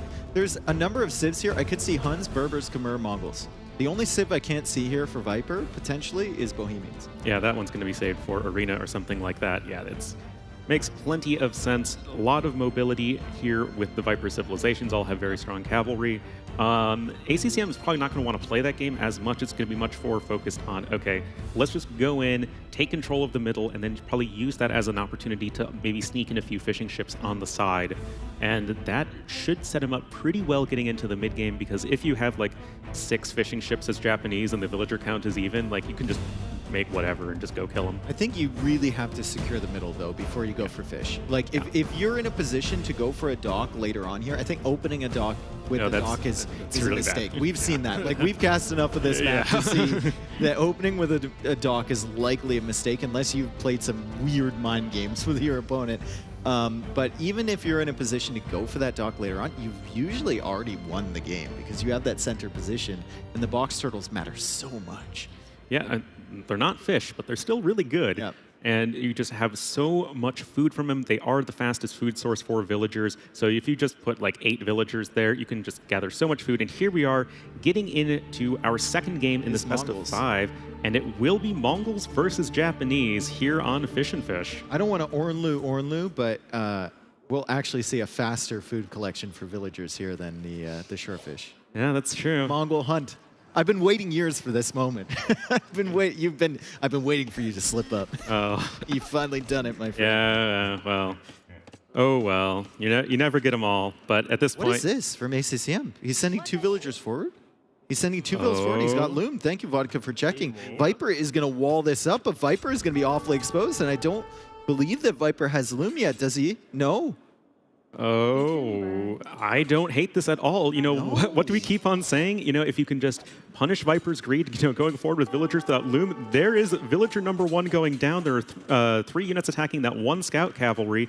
This is already a nice little early win for ACCM here. Yep. Viper will quick wall in that villager near the mill. But now, at this point, ACCM can just wander on home and just be satisfied knowing that he or just steal Viper's fish. Steal Viper's fish. Hey, before I go home, just hand me 10 fish. Yeah. Oh, my God. And he's going to carry them back to the mill. I'm honestly surprised when I see a lot of other players playing Mongols here, and Viper's up to the feudal age very quickly with Mongols. I'm very surprised that Viper went out for those fish that early, because usually with the Mongols, it's all in focus on hunt. And then you go out to the fish in the feudal age when you're already going for the military production to keep you safe. right? Because the Japanese can always go for a drush or something like that to catch you off guard. Yeah, certainly. And we don't really see anything from ACCM just yet. And Viper don't see any villagers going over to gold, so it will likely be... Oh, well, okay. Well, it's yellow on yellow at that point. I'm doing my best here. Does Viper have Loom yet? He has 50 gold spent. Okay, he does. Okay. Yeah, so the crocodile does make it to the fishing villagers, but that will be taken care of without too much issue. ACCM getting ready to click up to the feudal age. He's on 21 pop. There we go, clicking on up. And will likely need to have some sort of defense here pretty quickly to deal with the archers that Viper is likely to be throwing at him. Mm-hmm. And ACCM, if you see your opponent's uptime this early, do you still add the militia on the way up for Men-at-Arms? Yeah, it looks like he is. Yeah. And you know what? I don't hate it, because if nothing else, it's buying you some time. Yeah, I was going to say the exact buying same. you some time. Even if you're going up against archers, Viper is he's not going to have fletching for a while. He's going to have to spend a lot of time countering you, and it's not like he can just ignore your units, because you go towards that villager that's fishing in the middle, and you deny the fish from Viper. So good approach here from ACCM. We love the opening. We love the aggressiveness there from him, and he's probably going to follow up with an archer range of his own once he gets a feudal age and the Men-at-Arms upgrade. Yeah, of course. I mean, as soon as he hits feudal age, any militia that are left over are going to be benefiting from that faster attack speed. Oh, nice spot there, Vodka. Yeah. Pro player of our own in the spec. Yeah, exactly. There we go. ACCM notices that. Oh, but he's still stuck. Okay, there we go. Wonderful, intelligent, beautiful villagers in this game. It so happened. Strong, so brave. Yeah. Oh, wow. Nice quick balls there for Viper. Those villagers will be safe for the time being. But you can see the first archers out for Viper. He would love to send it to the fishing villagers of ACCM, but he just can't do He's that. got to respect this. He has to respect the drush. And even though they're under fire from an archer, ACCM still getting the Men-at-Arms upgrade. And Viper is going to be forced to quick wall this, adding a little bit of extra idle time, still dragging that archer further and further back into his base. And now Viper tails off. Viper is going to attempt to get some damage against ACCM. ACCM going for a defensive tower, and that Crocodile might delay him a little bit, but it's not going to cause too much damage. Viper is taking a risk. He's going forward to punish ACCM. ACCM can punish him right back with these Men-at-Arms if he's not careful, though. Well, Viper is getting himself fully walled at home, and that is exactly what you need to be doing, because at that point you can just repair to safety. ACCM, but he doesn't notice. He was paying attention. He was paying attention in another area. He already lost a villager. He could have easily attacked that scout when it was near his villagers and maybe chipped it away. Yeah, and you can just see the Men-at-Arms not getting any damage done on the other side. Viper being really annoying here with his scout. The archers are positioned on the high ground. That is exactly what you want in this situation. And right now, you just have ACCM trying to cover all of these different bases. We have Viper just garrisoning the town center. Those Men-at-Arms are doing absolutely nothing right now. They really should be here trying to help in this fight, as we have another villager going to be biting the dust. Now, fletching is going to be in here first for ACCM, so he's going to be a bit better positioned to take decent fights, and the tower is going to go up. So it's not like all hope is lost, but right now Viper does have a little bit of a lead for sure. It's an interesting opening for sure. Like, it wasn't so much greed, but he took the chance going forward with those archers, right? And then he walled up his wood lines. Now he has archers in defense, so the Men-at-Arms really can't do that much damage. And he's actually, okay, I've been mad at players playing this map for not utilizing that hunt, especially when they're playing Mongols. Viper is actually coming out for that additional hunt pretty early because he knows he can't safely take the fish in the middle. Yep, we have fletching now coming in for him as well. Also notably, ACCM was never able to grab the double bit axe upgrade, and that is just absolutely critical for sustaining your economy. Viper was able to get it way long ago, and right now Viper just trying to position himself in between his economy and the enemy army. Those Men-at-Arms not really doing a whole lot at that point, especially once the fletching upgrade is in. And right now, oh man, this is just such a nice fight. Oh, nice micro from both players though. Yeah, ACCM trying to fight uphill against Viper. That is an uphill battle, literally and figuratively. As Viper gets a nice little house wall there to prevent the Men-at-Arms from coming in. ACCM looping around the berries. He still has full control over the middle fish, and that is a huge deal. It is hard to understate or overstate how big of a deal that would be. He's still got how many villagers there? 6 villagers taking shorefish? That's pretty good food income, even compared to the hunt that Viper is taking. Those 4 villagers he sent forward. And it's only 4 villagers for Viper, so ACCM has more villagers who are working on the very fast food source. Double bit axe now coming in, so he's got that going for him. He's ahead by 1 villager, Viper with a bit more idle TC time. What is that blue dot in the north? Was that like a villager? Because I saw that there earlier. I think ACCM sent a villager forward to dock put it on the fish, and then it came back all the way to the TC. I would suspect that happened because I saw a blue dot up there earlier, and I didn't know what it was. So he's thinking about a dock. He's definitely thinking about a dock. Viper's taking the hunt. ACCM's taking the fish in the middle, which he bought with a tower and his military pressure. And now he's going to go for a dock and start queuing up some fishing ships because he has excess wood in the bank. And that is going to be a great way of utilizing your civilization, because right now, got skirmishers helping defend at home. There is no padded archer armor yet for either of these players, so skirmishers going to need to be a little bit careful. But now we've got a mill coming in, and Viper should be pretty well set up going forward. Now, ACCM does have 5 more total villagers on food, which should help his castle age timing a bit. He's also ahead by around 100 food in the bank. But Viper getting these villagers onto the box turtles, it should definitely even the score. Yeah, and he's got that food coming in from the hunt too.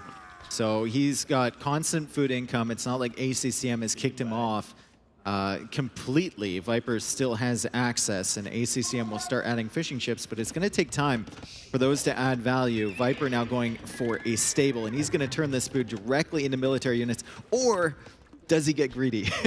Try and go to the castle age. Remember who you were casting? Yeah. Does Viper get greedy? Yeah. Is this like a philosophical question or a literal one? But the fishing ship's already coming out here for ACCM, and that is going to be really, really helpful. It's got 17 on food to Viper 17 as well. Food counts are looking pretty similar, and if ACCM can sort of match Viper's castle age time, he's going to possibly have some decent options here in the mid-game. Looks like some skirmishers getting caught out of position, as right now Viper's looping around to the east side with his archers. Oh, nice archer snipe there. Yeah. That army has value until one scout comes on the field. Exactly. And then it has no value whatsoever. Just the time it takes for the scout to clear it up. Yeah. And there's the scale barding armor upgrade. We have 1 scout on the field for Viper, 1 more in the queue, and he actually canceled that upgrade. So Viper's like, maybe I shouldn't play greedy. Maybe I should, make something to deal with my opponent's army. Hit unit, scout. There we go. Okay, he's figured it out. He figured it out. ACCM sending more archers around there to reinforce that army, but Viper is being a sneaky boy once again. He's coming in with his archer army, and if ACCM's not careful, he could find some value. But ACCM noticing this right away, very aware, and fortunately for him, his wood line is not on this side. I also saw 2 sheep that he didn't find earlier, so a little bit... maybe the build was a little bit off for him. Of course, it helps being Japanese going out to those shorefish so early. Oh, that gate is going to go down quickly. Remember, it has no armor until it is completed, so those archers are going to be doing just fine. Oh, villagers trying to rush up these houses. One is going to go down, and Viper and ACCM clicking to castle at almost the exact same time. 1 villager lost here. It's not the end of the world. Well, make that 1 more, as another villager is biting the dust there to the north. Viper, just like in the first game, really trying to pull ACCM in different directions with his army. Yep. And Viper has the addition of the scouts, right? So Viper has some mobility here as he's distracting ACCM's entire wood line. And he's, well, losing the archers. So good defense there from ACCM. Control of the middle. Let's take a look at this, because Viper has lost his army, right? So how is he going to defend this middle area? He's got 1 tower, but that's it. ACCM... I was just about to say, delete the houses. Yeah. Got so much wood in there. ACCM still kind of having proxy control over that middle area with a better tower and more military currently. 12-2 is the military count. Also has the fish available to him. So the food eco theoretically should be better for ACCM. Even with less allocated towards food, it should be coming in faster. Yeah, and now that we have scale barding armor and bloodlines coming in for the Viper, are we going to see some step lancers? They do get plus 30% HP as the Mongols, so especially against those feudal units, they're so good at just chasing them down and sniping them before they can get to those scarier castle age upgrades. Let's see. Bloodlines coming in for Viper. Will it be step lancers? We've seen a lot of step lancers recently. Yeah. Seen a lot of step lancers, and I think it's going to be. I mean, you got way more villagers on food than on gold. It's not like he's got 13 vills on gold right now, which would definitely hint more towards the knights. Oh, Viper. I guess you can play with knights. He disappoints us all and queues up a knight. Yeah, he's waiting for the second stable and then the step lancers. Yeah. Oh, second knight. Second stable, second knight. Viper disappointing everyone here online and at the venue and at the casting booth as well, not going for step lancers. But I guess knights are the better play here for him. At least he's decided, as ACCM now tries to find some fish, or turtles rather, that he hasn't already taken. Kind of running out on his side. Well, it's given him lots of food so far. Viper also able to pick up the bow saw upgrade, which is certainly going to be helpful. And if we're looking at a cavalry battle between the two players, because, well, they both have 2 stables, we always have to remember that Mongols can add in knights, Japanese cannot. But ACCM starting to find a little bit of value, and even, only 5 villagers can garrison the tower if and when Viper notices. There we go. And it looks like he just killed all the excess villagers anyway. I think you meant to say camels. Did I say camels? Yeah, you said knight. Oh, I'm sorry. I think, no, but I completely understood you. I was on the same wavelength. Yeah. Camels are not available to the Japanese, and the knight counter from them would be either going into pikemen, which you need large numbers of and large number of barracks and whatnot, or going into monks, which is exactly what ACCM has done here. He set up the monastery. You could grab that relic in the center, and he also is holding these villagers in that tower from Viper hostage, although Viper is posing quite a bit of a threat at ACCM's economy, as ACCM is forced to stonewall himself up there around his TC. Viper, though, is losing villagers, and ACCM, the food advantage for him is really starting to come into play. Viper's got 1 food in the bank right now, only 10 on food currently. ACCM doesn't seem to be having problems in that direction, but he might be having problems here. University wall. Having to delete his mining camp so he could place the foundation right there, but I mean, you got to do what you got to do. You can just replace the mining camp without too many issues.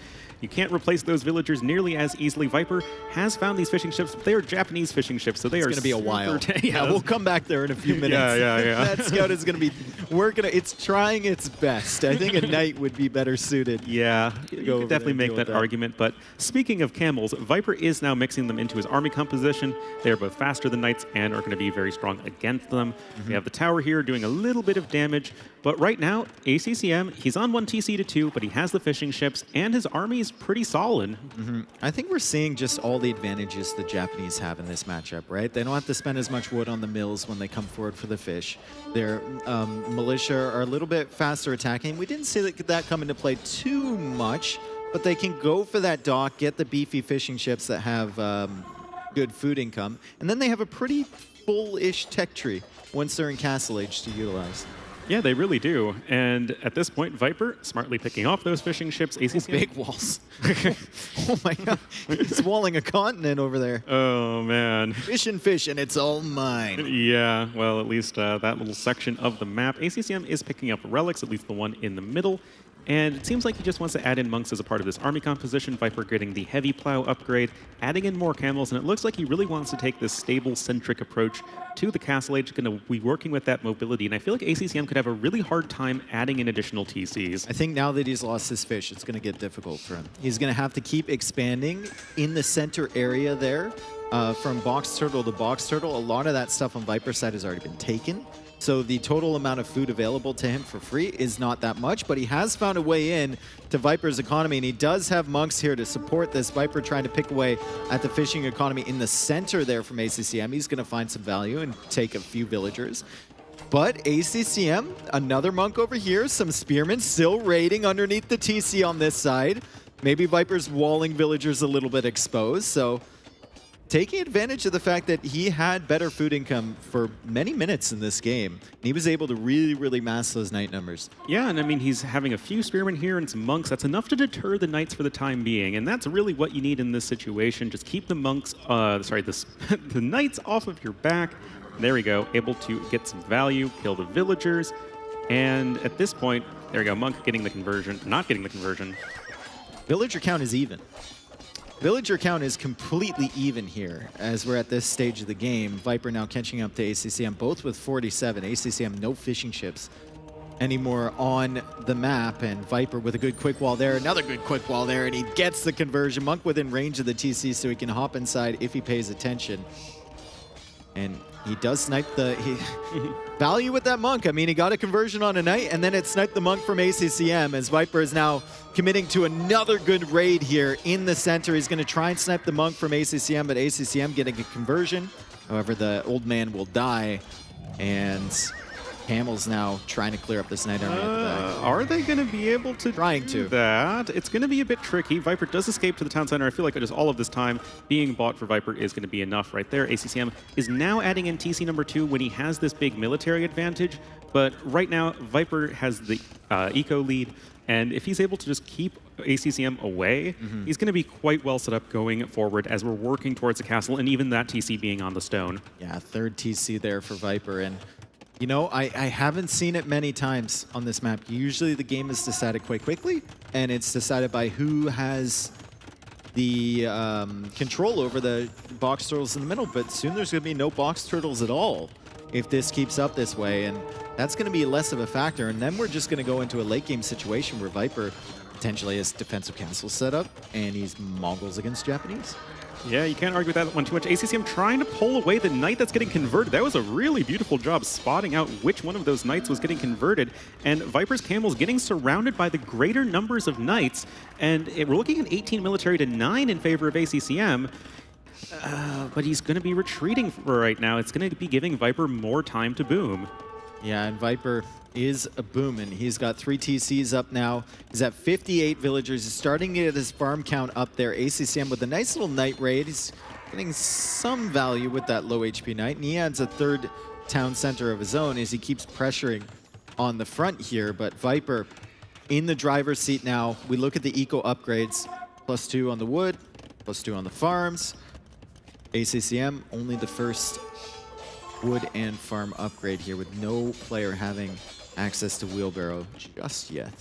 Yeah, Viper actually adding in some stone walls before he even starts the castle. He knows that, okay, if I can get to Mangudai, that's basically a win condition against Japanese here. ACCM, meanwhile, going to be switching back into crossbowmen, it seems. At least he's making more archers, getting sanctity for his monks. Because right now, all Viper needs to do is make camels and monks to defend against the knights. Just buying himself some time. And it just buys himself time. And he already has the advantage economically. So any amount of time bought, that's going to be great for Viper.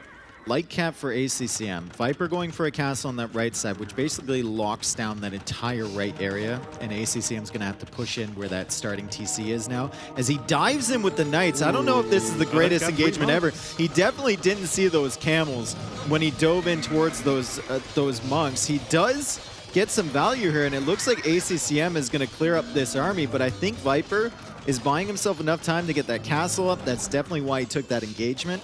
And the castle is going to be complete. ACCM will need to run away, and Viper can start queuing up Mangudai. And this is really worrying for ACCM. Don't send the archers into the castle. If you loop around the castle, though, and that's exactly what ACCM's doing, that's what you want. Mangudai have a very slow train time, especially for a unit that's not, say, a war wagon or an elephant or something. It only has 60 HP, and ACCM, he needs to recognize, okay, Viper's got a castle on the right side, let's attack on the left side. Viper going to be rectifying that with a castle on the left side, and he's got the walls on the right side. Yep. And this is just Viper. He has 2 military, but he doesn't even feel like he's in that much danger, providing these quick walls are on point, and of course they are. Yeah, ACCM, it feels like he just didn't pressure Viper enough, right? He just didn't pressure him enough when he had the knights, and he was inside of Viper's base. He was getting some decent value, but it just wasn't great value. And Viper now with 2 castles set up, even goes for, I believe that was a university over there, to start getting his techs. And right now we're just looking at his eco setup. How fast can he get up to him? Right now, ACCM actually looking like it's going to be faster for him. Well, he doesn't have as many villagers, but he does have way more unfood. He's still taking from some box turtles here in the middle. Viper now picking up wheelbarrow. Elite skirmisher coming in for ACCM. That is going to be pretty important versus those Mangudai. And I think now for ACCM, it's just going to be very difficult to find damage. That's why he's not producing any military right now, because he's just going to need to get to Imperial Age to find out a way to deal with this Imperial Age Mongols. It could work, though. I mean, Viper made one of his castles forward, and that's the risk factor with late game Mongols, right? You make the castles forward because you feel like you need them to not only produce, but provide you with some sort of aggression or forward defense. And then you lose the castles and you can no longer produce Mangudai. And it's an issue.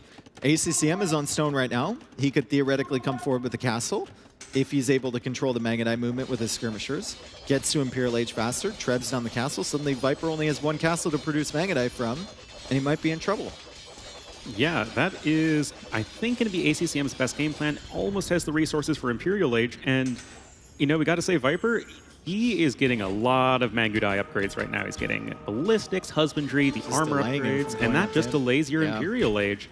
And it doesn't matter how good Mangudai are. If you don't have any castles, your opponent can eventually whittle them down. Where does this castle go? Does it go right on the middle? Yeah, super satisfying castle. Exactly. That is what we like to call the crocodile castle right there. It's on the middle. Even move the relic to make way for that. +2 armor coming in for the skirmishers. Mangudai will struggle against that, even with all the castle age techs. I think skirmishers will be enough to buy ACCM some time and maybe whittle down the numbers. Viper, as ACCM clicks up to Imperial Age, only had 100 food in the bank, 54 gold.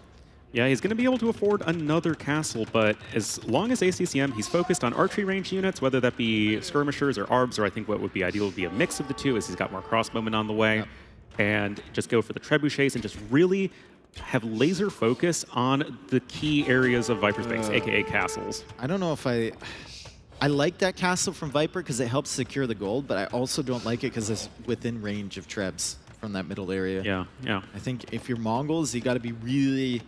You have to really pay attention to your castle locations if you're going to be going into Mangudai. Good counter raid here from Viper, though. He's already got ballistics. He's got Bodkin on those, so he's going to be able to hunt these villagers down, and it's going to provide a distraction for ACCM at the back of his base. Those 2 spearmen do not feel sufficient. Wow, Viper got up. That was quick. Power of the market. Power of the market, indeed. And he's got 100 villagers to 84. Looks like some units are poking around, seeing if they can find some damage. 2 siege workshops here for Viper. You know, no bombard cannons for the Japanese. Has to be rams. Has to be rams, right? I don't think he's opening Onager. I mean...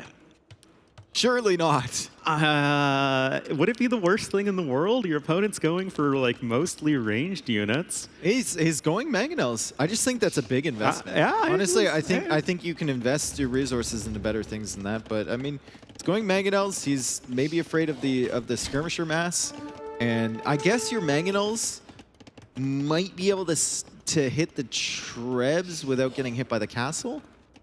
It will be difficult, that is for sure. Got Imperial Age just about to be in here for ACCM. Now, he's only on 1 castle, so it's not like he can just immediately produce 2 trebuchets or something like that. It will be a little bit slower. But Viper, 557 stone in the bank, 0 being mined right now. So he's getting the stone mining upgrade. He's going to need some more because will need to be some repairing happen on this castle if Viper wants to make it to late game. He also might have thought, no, he's queuing up more mangonels, okay. Viper is getting masonry to make his castle a little bit tankier.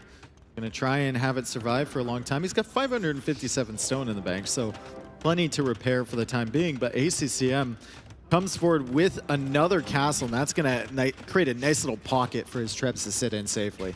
Yeah, you can easily quick wall in some trebs if some melee units run in. Now, we know in the case of Viper's army that isn't actually relevant, but still, the idea behind it's really nice. We have ballistics in here for ACCM, and with the longer range, the skirmishers are able to poke away at the Mangudai. Those Mangudai are going to, well, Mangudai. I think Viper just lost 100 stone on a TC Foundation, where he's fighting on the left side. He lost 100 stone where his army was, but we'll see. I'll have to ask him about that afterwards. Yeah. Well, it's just 100 stone. We have drill coming in. Onager, oh my goodness. We see this from time to time, and you, of course, get 50% greater mobility for your siege workshop units. With that upgrade, Onager going to be good for flattening the archers and skirmishers. And ACCM's going to need to be really careful, right? Because those skirmishers are not going to be especially effective. Viper is also queuing up trebs, so he needs to push back that first castle before he can really get in there and range the trebs. They're so close to the castle.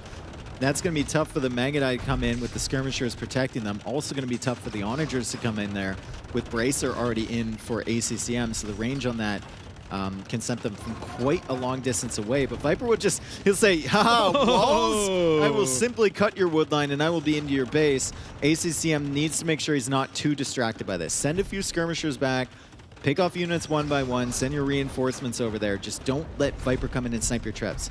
Keep killing his castles. Yeah, that is basically your win condition right now if you're ACCM, that and not losing your entire economy.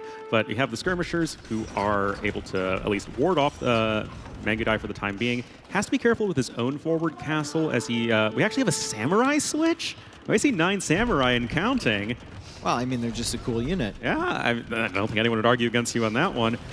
Oh, big shots there from Viper. The Onagers finding value, and they can retreat in time. And ACCM maybe taking his eye off this area for 1 second, and Viper punishes him really, really hard there as he has the Magadite behind to protect against the Samurai. He's got the Treb firing on the castle, and now the Trebs from ACCM, without that forward castle to protect them, without that pocket to sit in, are getting ranged by the Onagers. The Onagers, I give credit to Viper, didn't think it was really the best investment for him to make, but right now they're paying off, even if he only made 3 of them.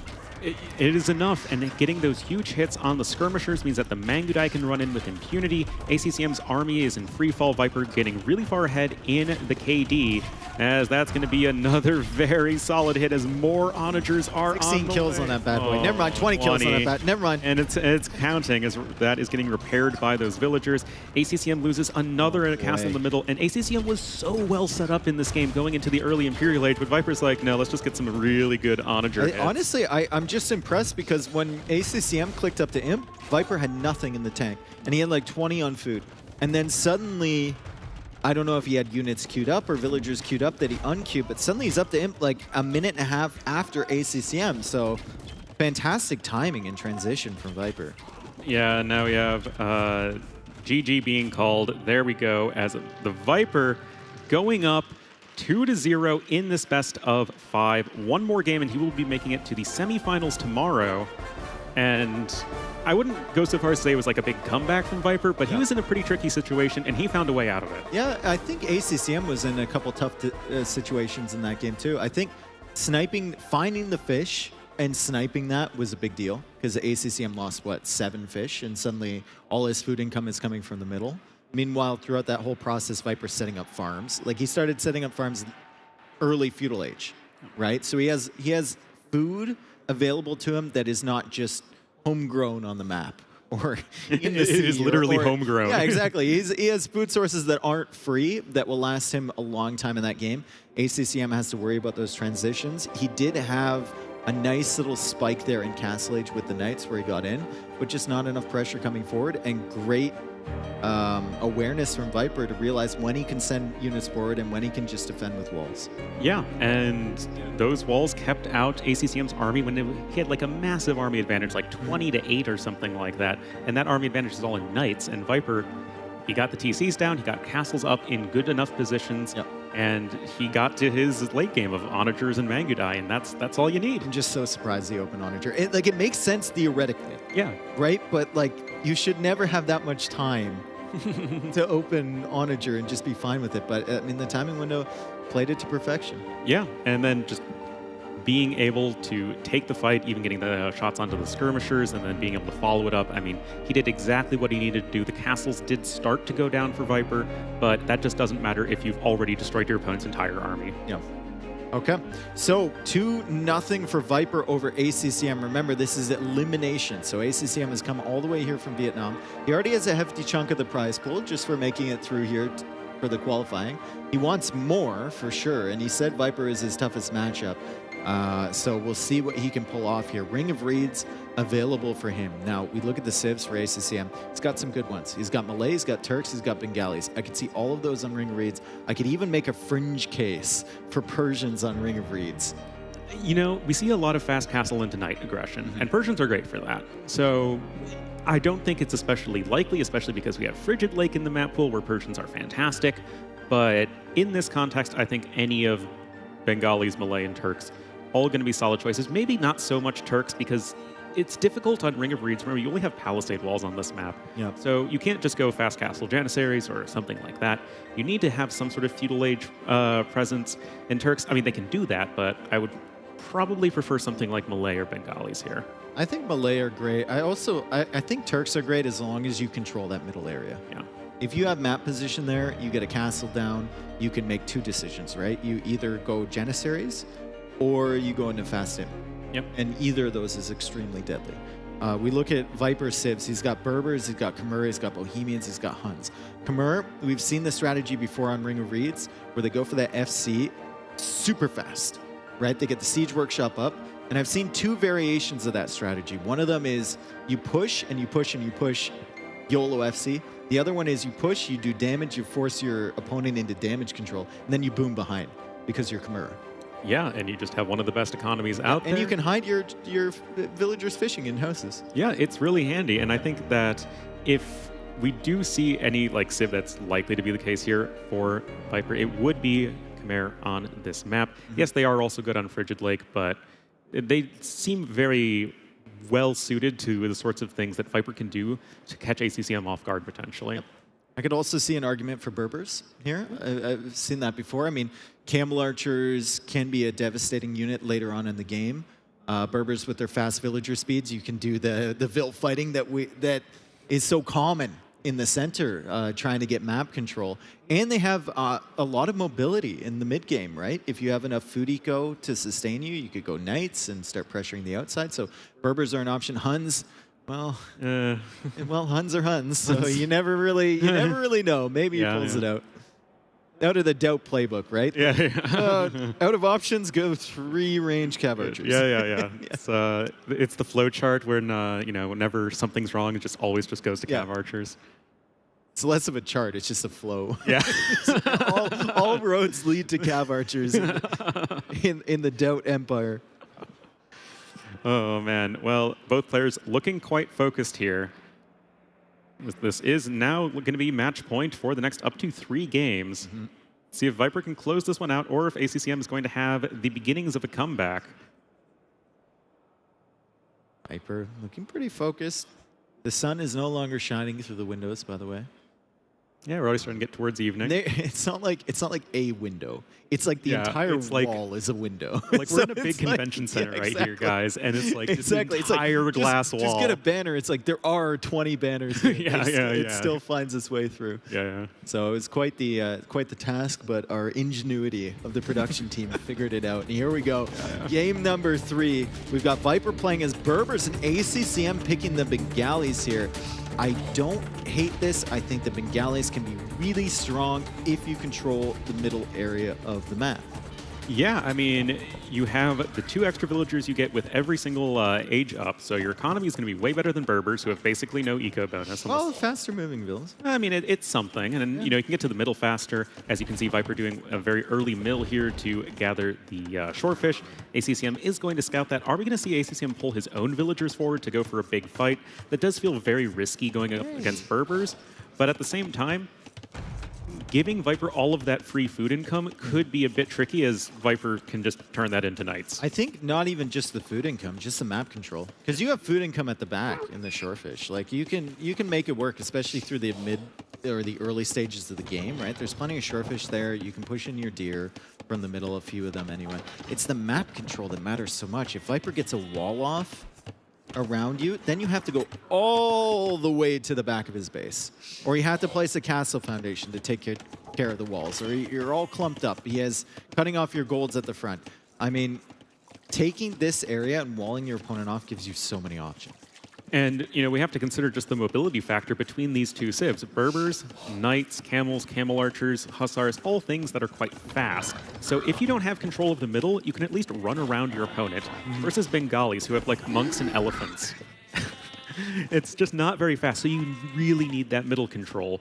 And I think that's what ACCM is going to have to prioritize going here to the mid-game. Is Viper going to be grabbing Loom on 18 pop? ACCM, where's this deer going to go? It finds its way. Wonderful. I've seen many players troll. I saw Doubt battle with a deer. It was one of the most epic battles I've ever seen. For about 5 minutes trying to get him into the base on this map. Thing just refused. Absolutely refused to go. I mean, you probably could have just left out the name of the players. Like, this player. No, I mean, it wasn't 5 minutes pushing a deer. Push. It was just, you know how deer are sometimes. They just troll you. Yeah, it's just how deer are, man. Yeah. It was an intense battle, though. I remember that for a long time. Yeah. All right, so ACCM is getting Loom right now, and ACCM, is he going to be clicking up? He doesn't quite have enough food here. He's forced to queue another villager. Viper, on the other hand, is on the way to the feudal age. Now, Viper is looking to wall off ACCM already, and this is what we were talking about, right? We were talking about containing the other player, and ACCM with a very creative gate foundation there.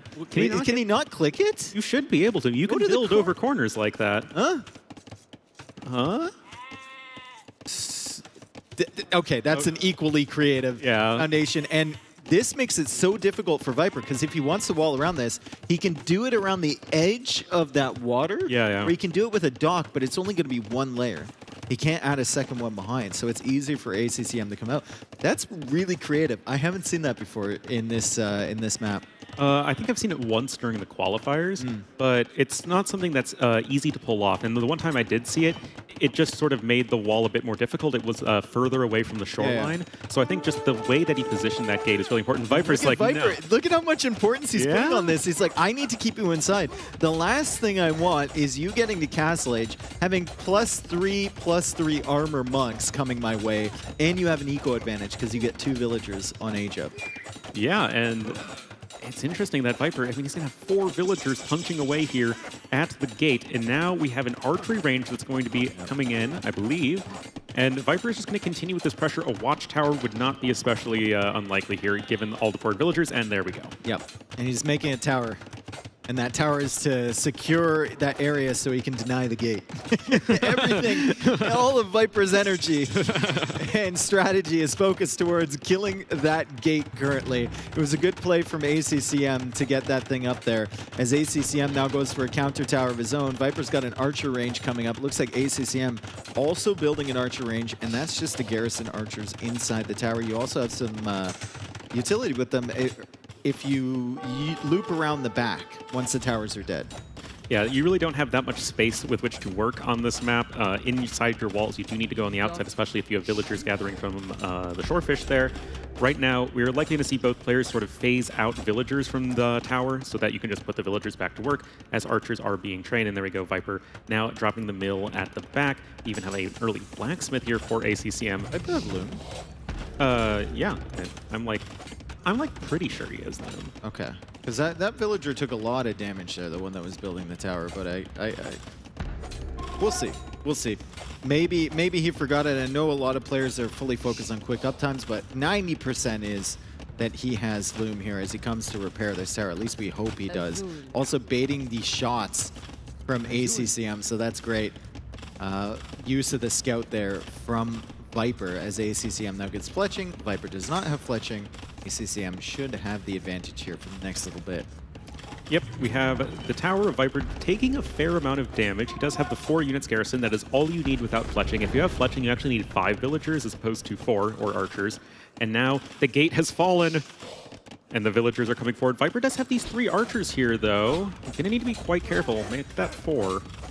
Yeah, they're not quite within range of ACCM's tower, and ACCM's got to be really careful taking out these that tower with his own villagers, because he's going to lose 1. If he loses the second one, then it's all even, because when he got to the feudal age, he got 2 for free. Oh, let the lady in! Oh. But, I mean, mission accomplished for Viper. The gate is no longer there, so maybe he can come in and finish his walling attempt. The gate goes down, it's just the victory screen pops up. Just go for a Viper. dock there at the end of the day, right? It's going to wall it off perfectly fine, and the archers are coming out here from ACCM.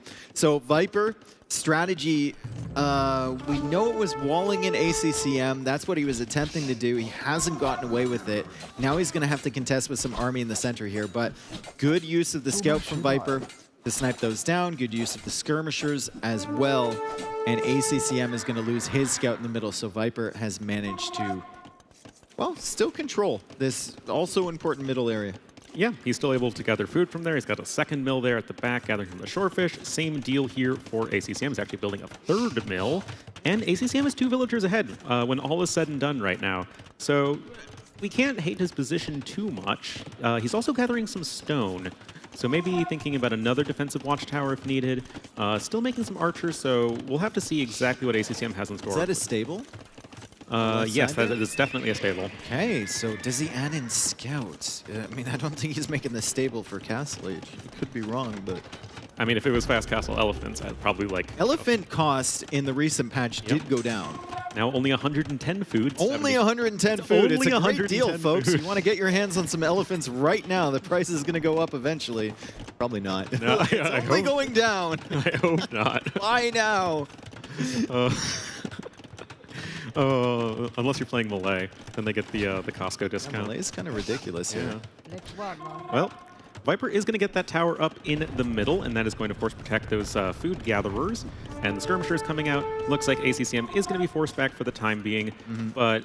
Oh! He's going for a tower of his own. Viper will see these villagers coming out, though, because of his walls. So he'll know that something is going on here.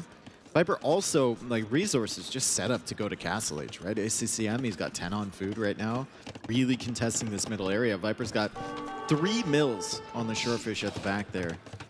Well, that tower is on the way, and if it goes up, Viper might have to at least abandon that area of the middle, might have to go to the Shorefish to the right of the mill, which, I mean, it's not the end of the world. It's not the worst thing in the world, because ACCM can't take any of this food. So. No, I mean, that tower is just smack dab in the middle of the map here for Viper. Villagers just dropping off their venison, and yeah, he's at 600 food already to get towards Castle Age.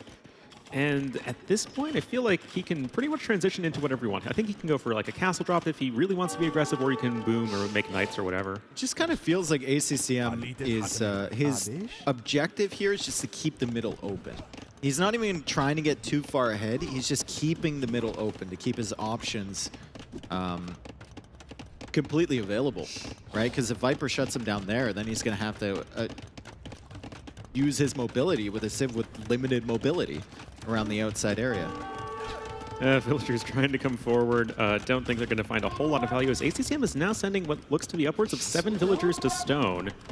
But Viper's already on the way up to Castle Age, and ACCM is still pretty far off. I feel like you don't want to spend too much time in Feudal Age right now if you're ACCM. You're not going to get a whole lot done offensively. Well, I mean, as soon as he gets the market up, he'll be close. He'll be close for sure. He can choose to sell that stone if he wants to. That's his second mining camp, by the way. He already had 3 villagers on stone at home. And there we go. He's got the market. He's buying some food.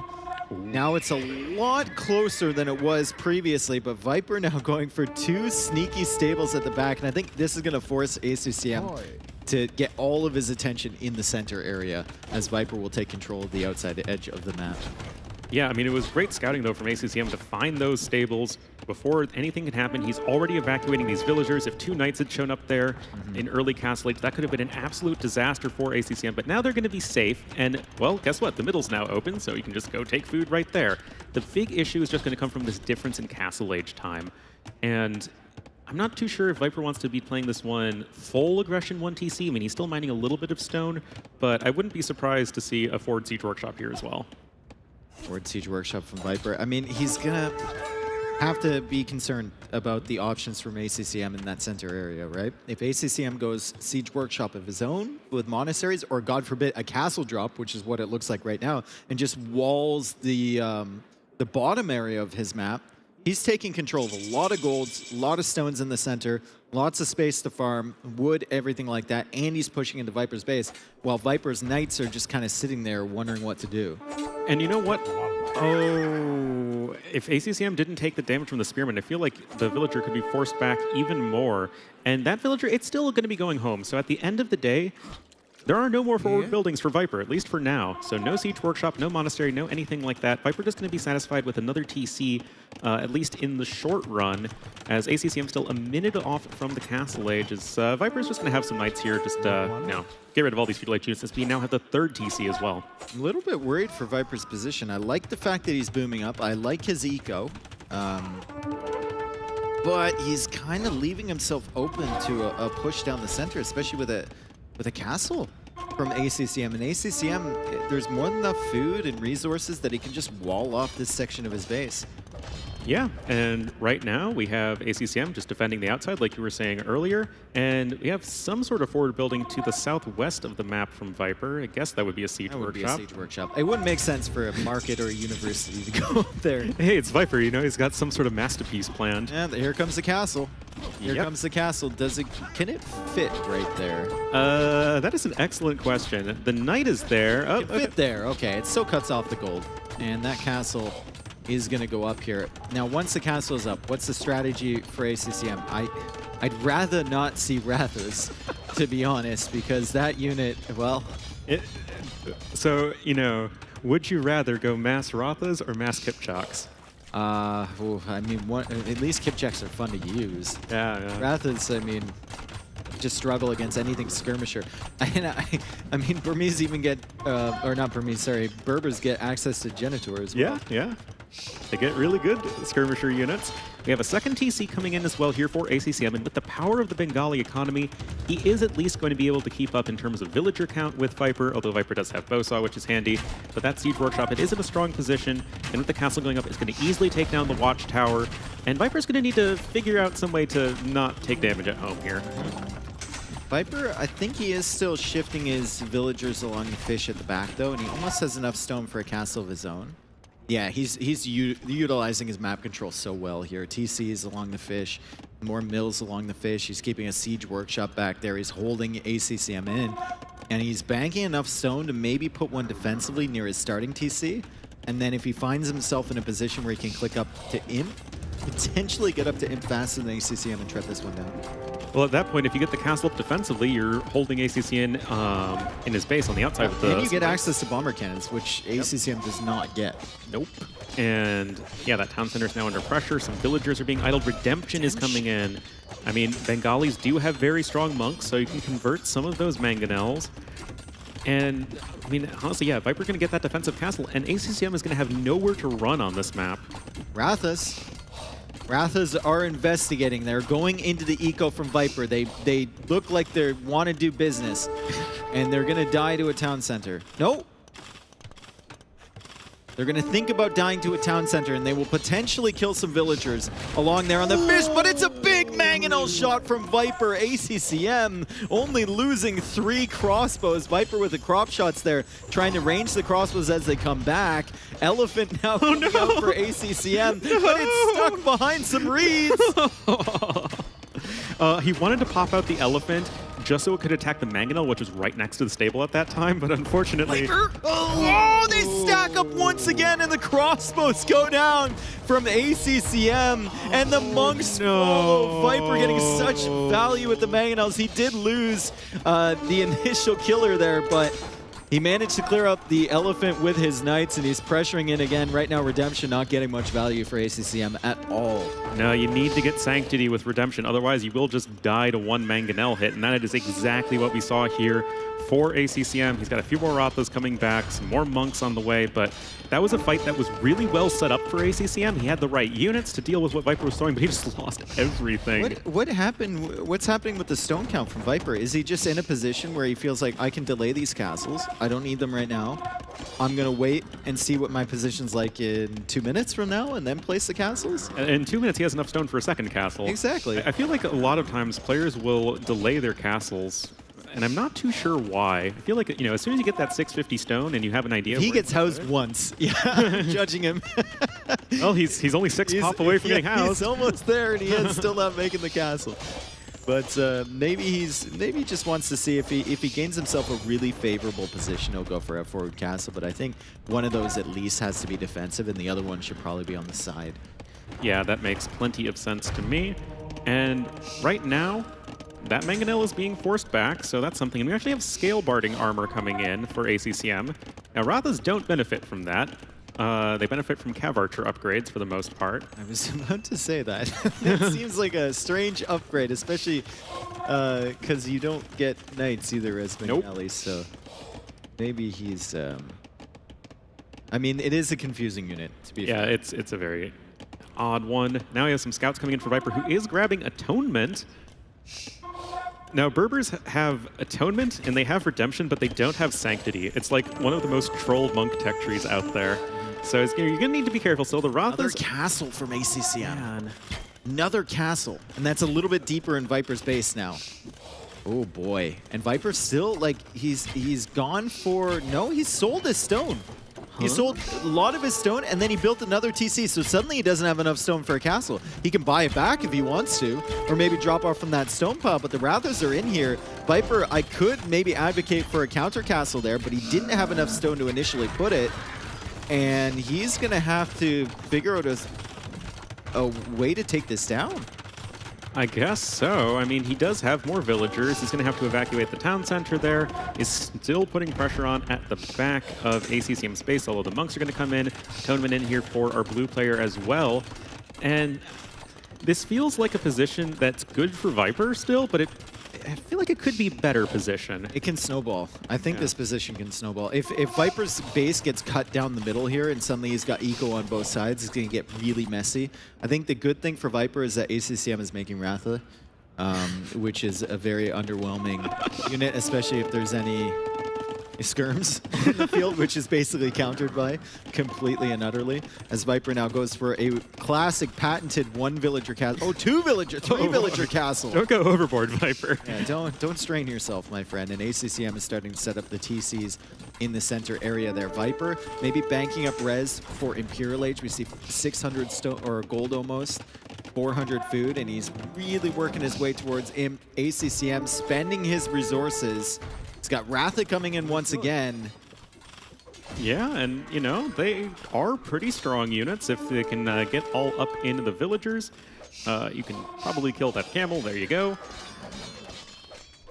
And I mean, Viper, his eco, it is better, but you have to be just so careful of these. They can't even kill the camel. Okay, there we go. Sorry. Jeez. I have some prejudice.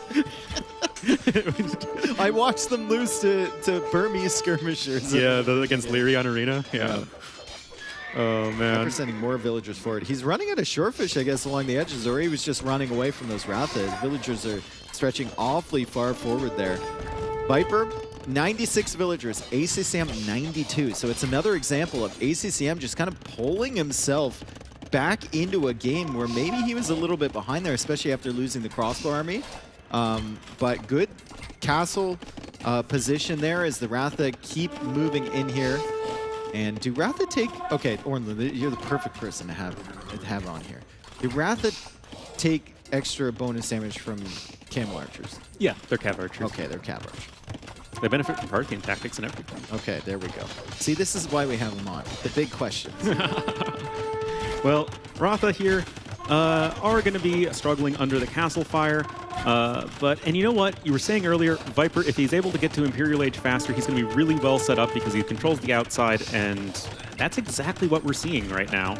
Yep, there is kind of a castle in the middle of everything right now for Viper, and that's the third castle that is forward, so that's slightly concerning. Also, the 14 Ratha that ACCM have running around, but Viper is finally starting to add in some camel archers of his own. Ooh, this is a good find. Oh, yeah. River Vills, I don't know if you're fast enough, all of you, to escape that. ACCM is going to kill some of you at least. Well, we don't have ballistics in, which is quite helpful for the Viper. He has some nice quick balls here as well, so he does minimize his losses to some degree. That monk seems to be at the wrong place at the wrong time. Well, Viper is just like controlling everything. Aside from this army and like one little area in the middle, Viper's still pressuring at the back of ACCM's base. He's still forcing ACCM to just kind of hang out in this area, and this is the value you get from doing stuff like that, right? You can pick off the odd villager. ACCM is consistently distracted, trying to raid Viper, and Viper is just punishing him. Yeah, now ACCM has caught up economically. He's also on his way to Imperial Age. He's still raiding Viper's economy, so it's not like all hope is lost by any means. And even though you don't get bombard cannons as Bengalis, you do have very good monks. So you can go for some block printing, and you already have redemption researched. Yep. So there are options here for ACCM. I do think he's going to need to figure out what sort of Imperial Age army composition he wants, as I'm not sure if you can just go mass Ratha here into the camel archers. I'm still questioning Viper's decision to sell like 400 stones. Yeah. It's especially with Berbers, where your ideal composition late game is camel archers. Yeah. And it doesn't hurt you in this matchup at all against Bengalis to go camel archers at any stage, Castle Age or Imperial Age. So it's very strange to me. He doesn't have any stone in the bank right now. He's only got one castle to produce Trebuchet, let alone camel archers. He didn't even get Casbah to make his one castle work faster. Yeah, he wants the Trebs to come out. And, ooh, the Ratha army kind of running right through the knights and the monks. Or sorry, monk from Viper. Also camel archers on the way. ACCM losing some units. Maybe just clicking it back to his base and forgetting where that army was. Running through the hits from the Viper. As ACCM is about to hit Imperial Age in 50 seconds from now, is getting ballistics. Same with Viper. But Viper, only one castle versus the 3 castles from ACCM. But Viper has started trebuing away. He's got one trebuchet out. He's got another one on the way. Ratha's going to be doing what they can here against the army of Viper. I'm not too sold on this unit being effective in this situation, as all of those chariots are getting dismantled.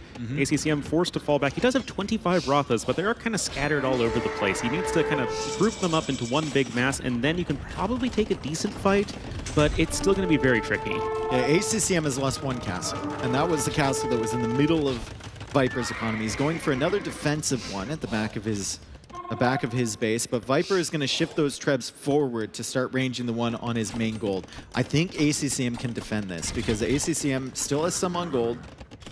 He's got a lot of Ratha there, and he's got 2 castles forward to produce trebs, whereas Viper only has that 1 castle behind. Yeah, I mean, the Ratha here, they are still able to find damage, and of course, you can just put them into melee mode. They can swing their big flat swords, and yeah, those trebuchets are going to go down very quickly. I'm still wondering about the stone cell from Viper. It seems so weird. He had 1,100 in the bank, and now he's got suddenly 25 on stone. He's like, damn, maybe I shouldn't have sold that. Maybe I should buy it back or something. He's really prioritizing that, and he needs another castle. It can get him trebs, it can defend his economy from the Ratha, and it gives him access to the Camel Archer, which is so devastating in this matchup. ACCM working away on his 1 castle that's alive, and that's going to drain Viper's resources as well, as he has to repair that castle. Yeah, and I mean, sure, Viper has plenty of stone right now, but he needs to be spending that stone on more castles, not just defending the one that he already has. And now we have a second trebuchet arriving to the party. Bracer is in for the Rathas. You can just take this fight if you're Viper, right? Surely. I'm like kind of sure he can. Granted, I haven't seen a whole lot of Mass Ratha versus Camel Archer Knight Campbell. One treb is going to take down your 1 remaining castle. Oh boy. Oh, and we have pikes coming in right now. Not the unit, the upgrade. For ACCM, it's going to make those Rathas attack faster, and that is going to be really critical in, of course, these big pitched fights.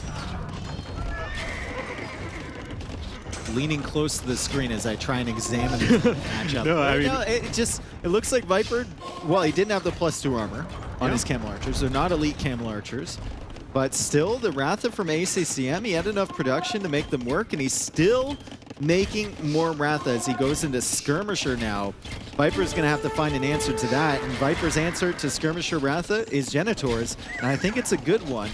ACCM, though, still pushing out, and he's at 130 villagers right now, Orlin. I mean, this is really well played from ACCM. He is just pushing Viper back, really punishing Viper for not just rushing up a castle. Like, as soon as he hit 650 stone, he probably should have just plopped a castle right near his starting TC. And he would have had control of the outside, and he would have stopped any sort of incursions from the center. And right now, ACCM just has a huge economy with a Civ that has a ton of strong units.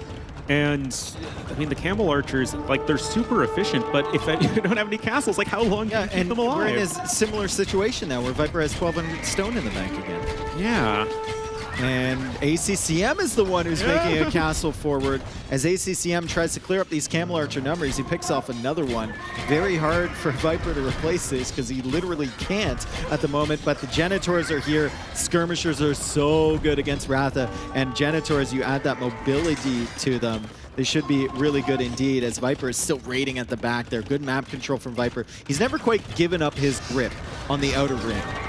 No, he's always had like a Mangonel there or some stray cavalry units or something like that, and that's very much helping him out. But these Rathas, they are all over the place. Skirmishers continuing to come in. Uh-oh, this castle might not go up. Is this castle going to be doubtful? Light Cav are coming too, and the Ratha, I mean, the Skirmishers are going to find some value here. The Ratha are going to die quite quickly. Castle's at 76, 77, 79, 80%. Villagers are still building. Light Cav are still targeting the villagers. I don't see more reinforcements coming for Viper. Castle should maybe not, never, ever, no, doesn't go up. No villagers left. Hey, weren't you casting Doubt later today? Yeah, well, this is just a warm-up, you know? It's a preemptive castle to what we're going to get later. And ACCM already realizing this castle wasn't going to go up. He sent villagers earlier, and now it will be completed. Viper getting his castle on the right corner. So he's going to start with the Camel Archer production, presumably, once again. But we look at his eco. His food economy is kind of split now, and he's going to be kicked off a lot of these farms, so he's going to struggle to keep queuing up those light cab and to get all his upgrades in. Yeah, well, we do have more Rathas coming forward. Genitours are on a hill, but plate barding armor is going to be absolutely critical for those light cav in dealing with the Rathas as well as the skirmishers, honestly. But the thing is, ACCM is just inexorably moving forward. Viper is really trying to play that split game. He's got a castle coming up on the left, a town center on the right, and that is playing your civilization here, right? You have a very mobile army. ACCM doesn't, but there are so many resources in the middle that it's going to be tough for Viper to actually amass an army that can fight what ACCM is throwing at him. And there's 4 relics, I believe, in that monastery there. That ACCM is grabbing right now. Viper had those 4 relics. Also, if you play the split game on the edge, you're going to have less access to gold. There are occasional 3 tiles of gold and 3 tiles of stone and whatnot, but there's way more gold access in that center area. And we can see ACCM continuing to have 34 villagers on said gold. Viper only with 11 at the moment. He's lost access to 2 of those relics, so I guess the other 2 are hidden away somewhere secretive. The Wrath account getting pretty insane here. And also playing split like Viper is a lot less easy than playing in a centered fashion like ACCM. And he taps out. Taps out. Well done, ACCM. Yeah, I mean, making the Rathas work, making Bengalis work on this bit more out there map in Ring of Reeds, and just really well played here from ACCM. Decisive in taking control of the middle, pushing Viper back, defending on the outside, and just ultimately working towards the stronger army. A couple moments in that game, the gate early, forcing Viper. If Viper just gets that wall for free, doesn't have to commit to the tower, that's huge. ACCM earlier fletching, winning that tower war, getting control of that middle area, and then the castles in Viper's base. Yeah. Like, huge. And Viper should have, could have, probably should have gone for a defensive castle there. Like one, right next to a starting TC. Yeah, he's early. fine. Yeah, exactly. Or just even when he sees that other castle coming forward, there was only 3 Ratha behind there. You can kill that with TCs, and then you build a counter castle with like 15 vills, but he didn't have the stone because he sold it. Yeah. I don't know if he was trying to, did he sell it to get atonement? And then there was no monk battles at all? Yeah, I would have to check the rec on that one, but it's an interesting game for sure, and just goes to show that ACCM can totally compete with Viper. These first 2 games, like ACCM had opportunities in both of the games that Viper won, and that one was also super back and forth, and I think this just speaks to how high level these players are and how competitive this tournament is. Yeah, it also speaks to Viper being able to close out games, though. Yeah. Like if Viper is in an even position with the other player, or a slight disadvantage, he just gets himself back into the driver's seat, right? And most of the games in that game, it didn't happen. ACCM just held on. And he did it with Ratha, a unit that we were disrespecting heavily and will continue to disrespect. I mean, I don't hate them. He managed to do it. I think they're fine. He did it despite the Ratha, not because of the Ratha. Yeah. I mean, they're all right units. But let's see what Viper has in store for us next. He has either Arena or Frigid Lake, as we have all of ACCM's home maps played at this point. And we'll have to see what Viper goes for. I mean, Arena is the closest map we have to Ring of Reed, so maybe Viper's going to want to take it to Frigid Lake, where maybe things are going to be a bit more aggressive. Viper feels very comfortable on Arena. I mean, Viper is probably the best Arena player of all time. We could say that with many maps. It's like Viper is the best Arena player, as opposed to the other settings, but she is also the best player of all time. Well, I mean, Arena being such a specialty map, right? I feel like Viper is probably the best Arena player of all time, even against Bohemians, against Turks. I think he'll be very comfortable in that matchup. And ACCM ACCM can play Arena quite well, but he's not known for his Arena play. No, I mean, he can put on the clown nose when he needs to, but it's definitely something where Viper, he can play his macro style, he can play his late game style, all of the strategic decision making, army composition switches, castles on certain points of the map. I mean, that all is in Viper's wheelhouse. Okay. So, Frigid Lake, Arena, those are our possibilities here. Arena, we think, is most likely. And we confirmed.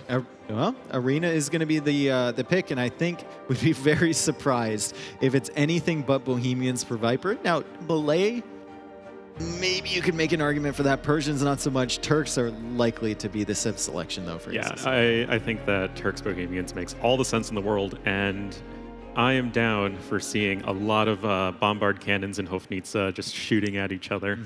ACCM, the key for Turks in this matchup, assuming it will be Turks, holding that map control into early Imperial Age. If you let the Bohemians have the map control, you are in for a rough time, because they will do exactly the same thing to you that you want to do to them, which is hold you inside of your base and control whenever those Hoofneats or bomber cannons come out, snipe them as they come forward.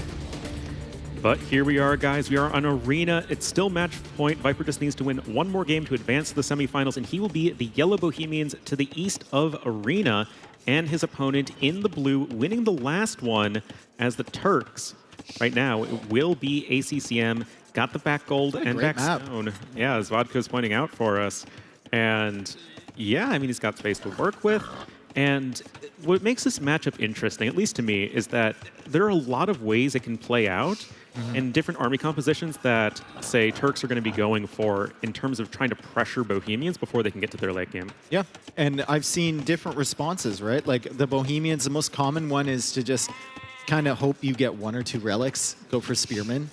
And the Turks are just running around with light cav sniping your monks one at a time, and then the Turks retain that map control, go for forward castle, forward siege. They're up to Imperial Age at around the same time, and they start sniping you down. Bohemians can go into light cav of their own. Not as good, though. You're kind of putting yourself behind because the Turks get it for free.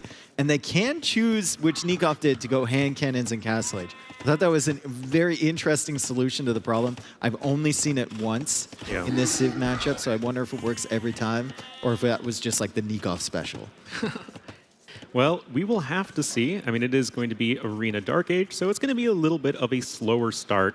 But, well, pushing some deer right now, and at least they start inside your walls these days. And really, things are going to start to open up when these players choose when they want to click up to Feudal Age, because that can mean a lot when it comes to, are we going to be seeing light cav opening, which is just the very standard meta approach? Are we going to be seeing maybe some more monk play from Bohemians, some fast imp stuff from Turks? I think if you're Turks, like you just make the stable because you have to. It's just such great synergy, right? You get the light cav upgrade for free. It's basically just controlling the relics and the entire center area for free. The Bohemians could make an argument for just going straight into the boom, not even making the barracks at all. Or you can make the argument for barracks, couple spearmen, some monks, hope you get 1 or 2 relics. This deer is trolling Viper so hard right now.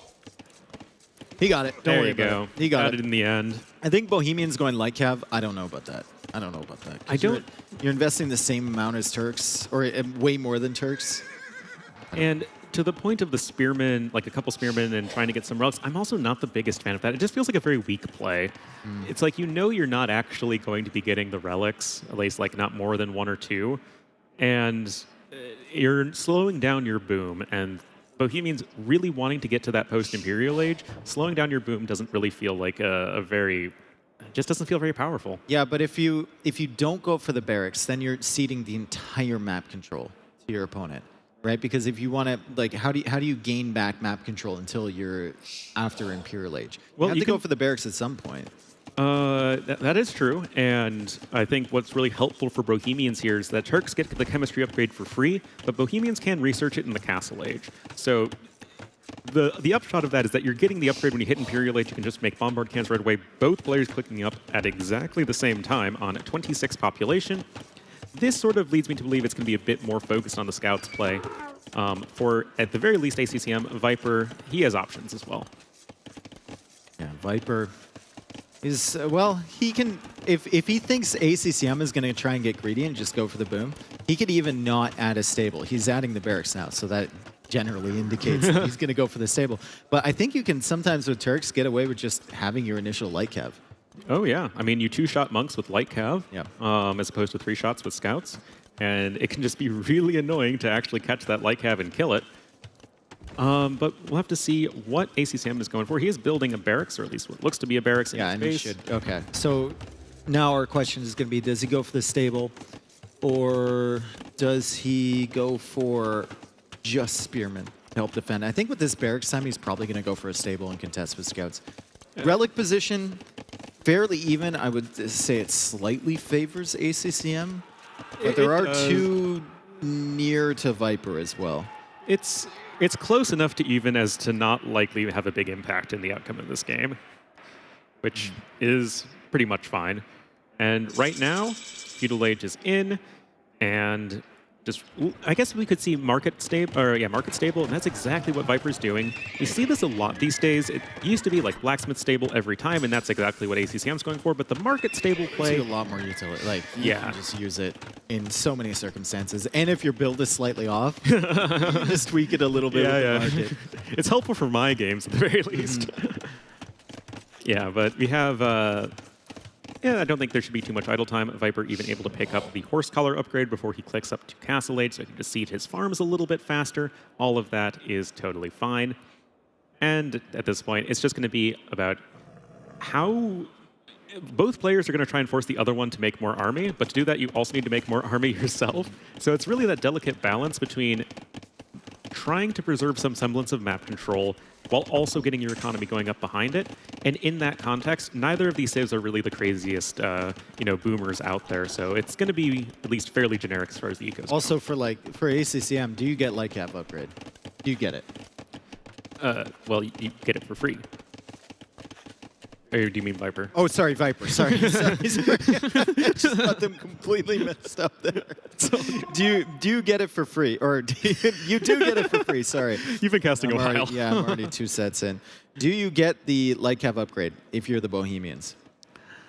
I think it really just comes down to how much you value really trying to take map control. Because if you can hold Turks to 1 relic, then they have at least some sort of clock put on them, because Turks just don't really tend to win games without any gold. And we will have to see exactly which upgrades these guys are prioritizing. Notably, ACCM has not gotten double Bidaxe yet. That feels like just a mistake. I think you just forgot. Yeah. You got Horse Collar on the way up. Usually you get double Bidaxe on the way up, but he wanted to see his farms a little bit faster. And here come the engagements from Viper and ACCM, and it looks like Viper is going to be chasing away that first scout from ACCM, and his are going to upgrade automatically to Light Cav here in a few seconds. ACCM can now take an engagement. Maybe. Nope. 4 scouts from Viper. Yeah, this is 4 scouts from Viper, and also in one, instant Light Cav upgrade. You have the Monastery coming in. ACCM is actually able to afford a second TC, which is pretty helpful. Again, just resources that you don't have to invest into Light Cav upgrade is helpful in this regard. So maybe his boom is going to be going a little bit faster than Viper's is, but at the end of the day, these are all, they're minor differences to similar builds. Viper's still without that second TC coming up. Should be following shortly. And still trying to just find those beginning monks from ACCM. That's why he's got his Light Cav looping around that way. Doesn't want to take the initial engagement against the Light Cav in the center. He knows he probably has less HP there, and he saw the Spearman, which is slightly concerning. Viper adding in only 1 Spearman of his own. And it is picking up fervor right away, now that his course is going to be helping the monks move 15% faster, but also it helps your villagers as the Bohemians. Bit of a scuffle going on right here, and ACCM does get 1 snag on a Light Cav before darting out. And it's just a nice early win. Remember, you can, of course, heal up any injuries on those Light Cav with your monks. HP doesn't matter that much in these initial engagements. As soon as you get a monk on the field, you can just repair the damage. So no, you heal them. You don't repair them. Well, no, it depends. Essentially the same thing. Essentially the same thing. Yep, Viper is adding in that second TC finally. He can even afford a 3rd one whenever he so chooses. ACCM not quite with the wood yet because he did not get that double Bidaxe upgrade, and now he's even grabbing Wheelbarrow already. And Viper is putting down his own 3rd TC, and it feels like maybe his build is a bit smoother. All right, Monk coming out. Oh, ACCM dips back inside that gate with the Monk. He doesn't want to expose it too long. And the 3rd TC, like you said, for Viper coming up. ACCM still trying to get some value against these Light Cav. Viper's done a pretty good job with the mobility, though. Still running around, and he's got 7 Light Cav versus the 5 from ACCM. ACCM didn't manage to heal those Light Cav, so it's got a couple weak ones inside that army. Viper, of course, with 2 monks ready to go. Sending the full HP ones out there to try and snipe the monk, but Relic already coming in for ACCM. So that's going to be 2 relics for ACCM. Viper has not managed to grab a relic of his own yet. Yeah, he's using his monks to heal up his Light Cav, which is nice. It makes your Light Cav stronger in the fight. But it does mean the monks aren't out there in the world picking up relics. And at the end of the day, what is the point of all of these light cap if not to pick up relics? Like, that is the ultimate goal. So you do need to be a little bit careful, but Viper, oh, that light cap doesn't feel like it's destined for great things. Gonna try and get a second hit there. Oh, ACC. Oh my god, the longest conversion. I know they have resistance, but that light cap, it just held on to the ACC Empire, however you call it. The ACC Empire? Yes, exactly. Oh, man. Well, at the end of the day, ACCM with 2 relics, 2 more up for grab as Viper is bringing in 1 right now. There are way more light cap here at the fight for Viper. Some nice micro from both players, but the numbers really should be telling the whole story as all those light cap are going down. This is very concerning for ACCM now because he sniped almost 2 monks with 1 light cav. And Viper had a whole lot more than that. He had 6 light cav there as ACCM is on 3 TC. Viper is on 3 TC. Viper is going to have the more efficient economy running up here with Fervor, although he's missing Wheelbarrow, which ACCM has already got. And speaking of missing eco upgrades, double bit axe still not there for ACCM with 16 Vils on wood. Yeah, that just is really painful right there for ACCM. He's lost basically all Viper's waiting to get in, and ACCM lets him out with the villager. Viper can't get in! He was waiting for his moment. He took his eye off it for 1 second, and he couldn't click through. Oh, man. Well, Viper is actually picking up his 4th TC right now, and I do like this with Bohemians because you're the more late-game oriented Civ in that you just want a huge eco to get to your Halbs and your Hofnitsa, and Turks are going to be more focused in that early Imperial Age power spike. But for all of this investment, what looks to be the case is that Viper's going to get 3 relics to 2. Well, okay, that was a nice snipe right there. Yeah, Viper will get that 1 in the middle likely as the monk comes over here. ACCM still has 2 light caps, so he could potentially snipe that. Be a wasted investment there from Viper if he managed to do so, and that light cap is being very sneaky to the south. Wheelbarrow now in for Viper. 57 villagers for him, 57 for ACCM. Food economy should theoretically be better for Viper because he's got faster moving villagers, courtesy of Fervor, and he's getting heavy plow too. Oh. Blockage. Got the offensive line right there, blocking the light cap for the monk quarterback. I really like this overinvestment, or not overinvestment, but I love this investment into the light cap from Viper because he's keeping control of this middle area. He's going to put the pressure on ACCM. He's not going to let ACCM just kind of stick him in his base, and then Viper has to slowly push out with the Hupnitsa. Also forcing ACCM into another stable here as he gets handcart, which is going to make his villagers like the fastest in the game. Are they faster than Berbervilles? Yep. Berbers just get 10%. You get 15% with Fervor. I do think that the forward siege workshop is really interesting from Viper because you're going on 4 town centers. You know, that's about as economically oriented as you get these days. You're just trying to buy yourself time. Yeah, honestly. yeah. I mean, you might slow down your imp a little bit, but I mean, I think Viper is pretty well set up economically. Yeah. Like, unlikely that ACCM is going to walk past that siege workshop with villagers to set up like a forward castle, for example. Viper's just going to buy himself time. He's going to go for a couple mangonels from that. He's going to keep Stable number 3, ACCM's castle back. And ACCM is just not messing around. And stable 3, as you pointed out. Viper, I think, adding a university in behind, so maybe even thinking about clicking up the imp shortly as he's banking gold.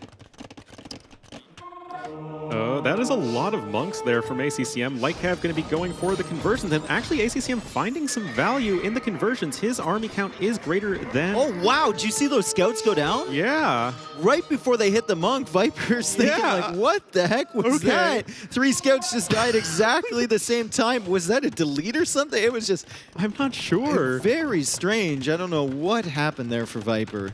And Viper is going for some archery ranges, so maybe... Nikov special. Yeah, the Nikov special. The Nikov special, just to keep control of the map. Maybe he definitely didn't expect this investment from ACCM into the castle, or late castle age light cav. The 3 stable light cav after he already lost the relic control.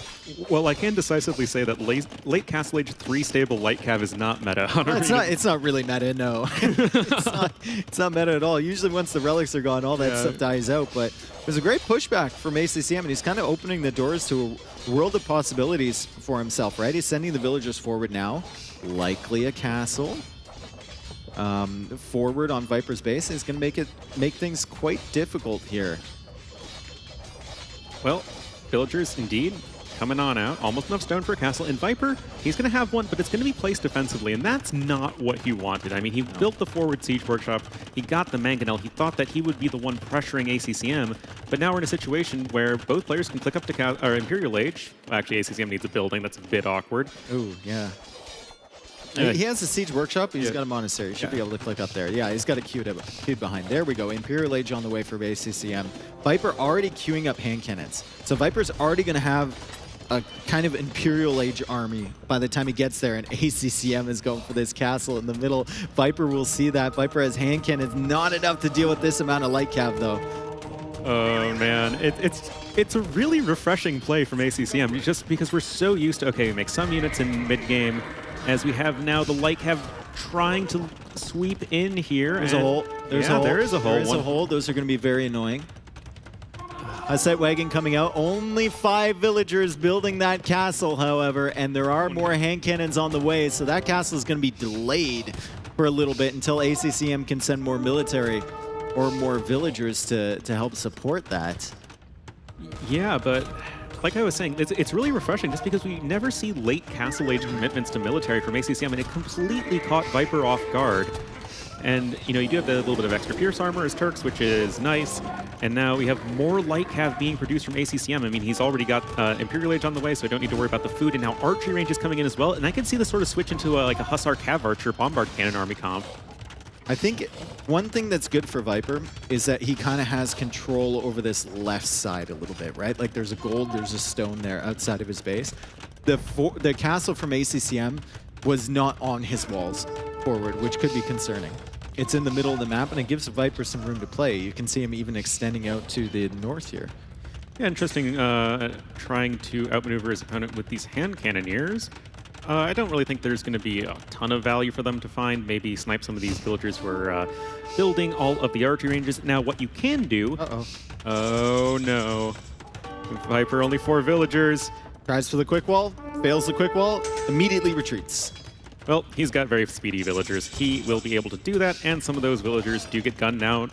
Hussar immediately coming in, and it is going to be hand cannons here from ACCM. Now, Turks, they do have gunpowder units that train faster, and they have more HP, so your hand cannons are going to be pretty good here in the direct shootout.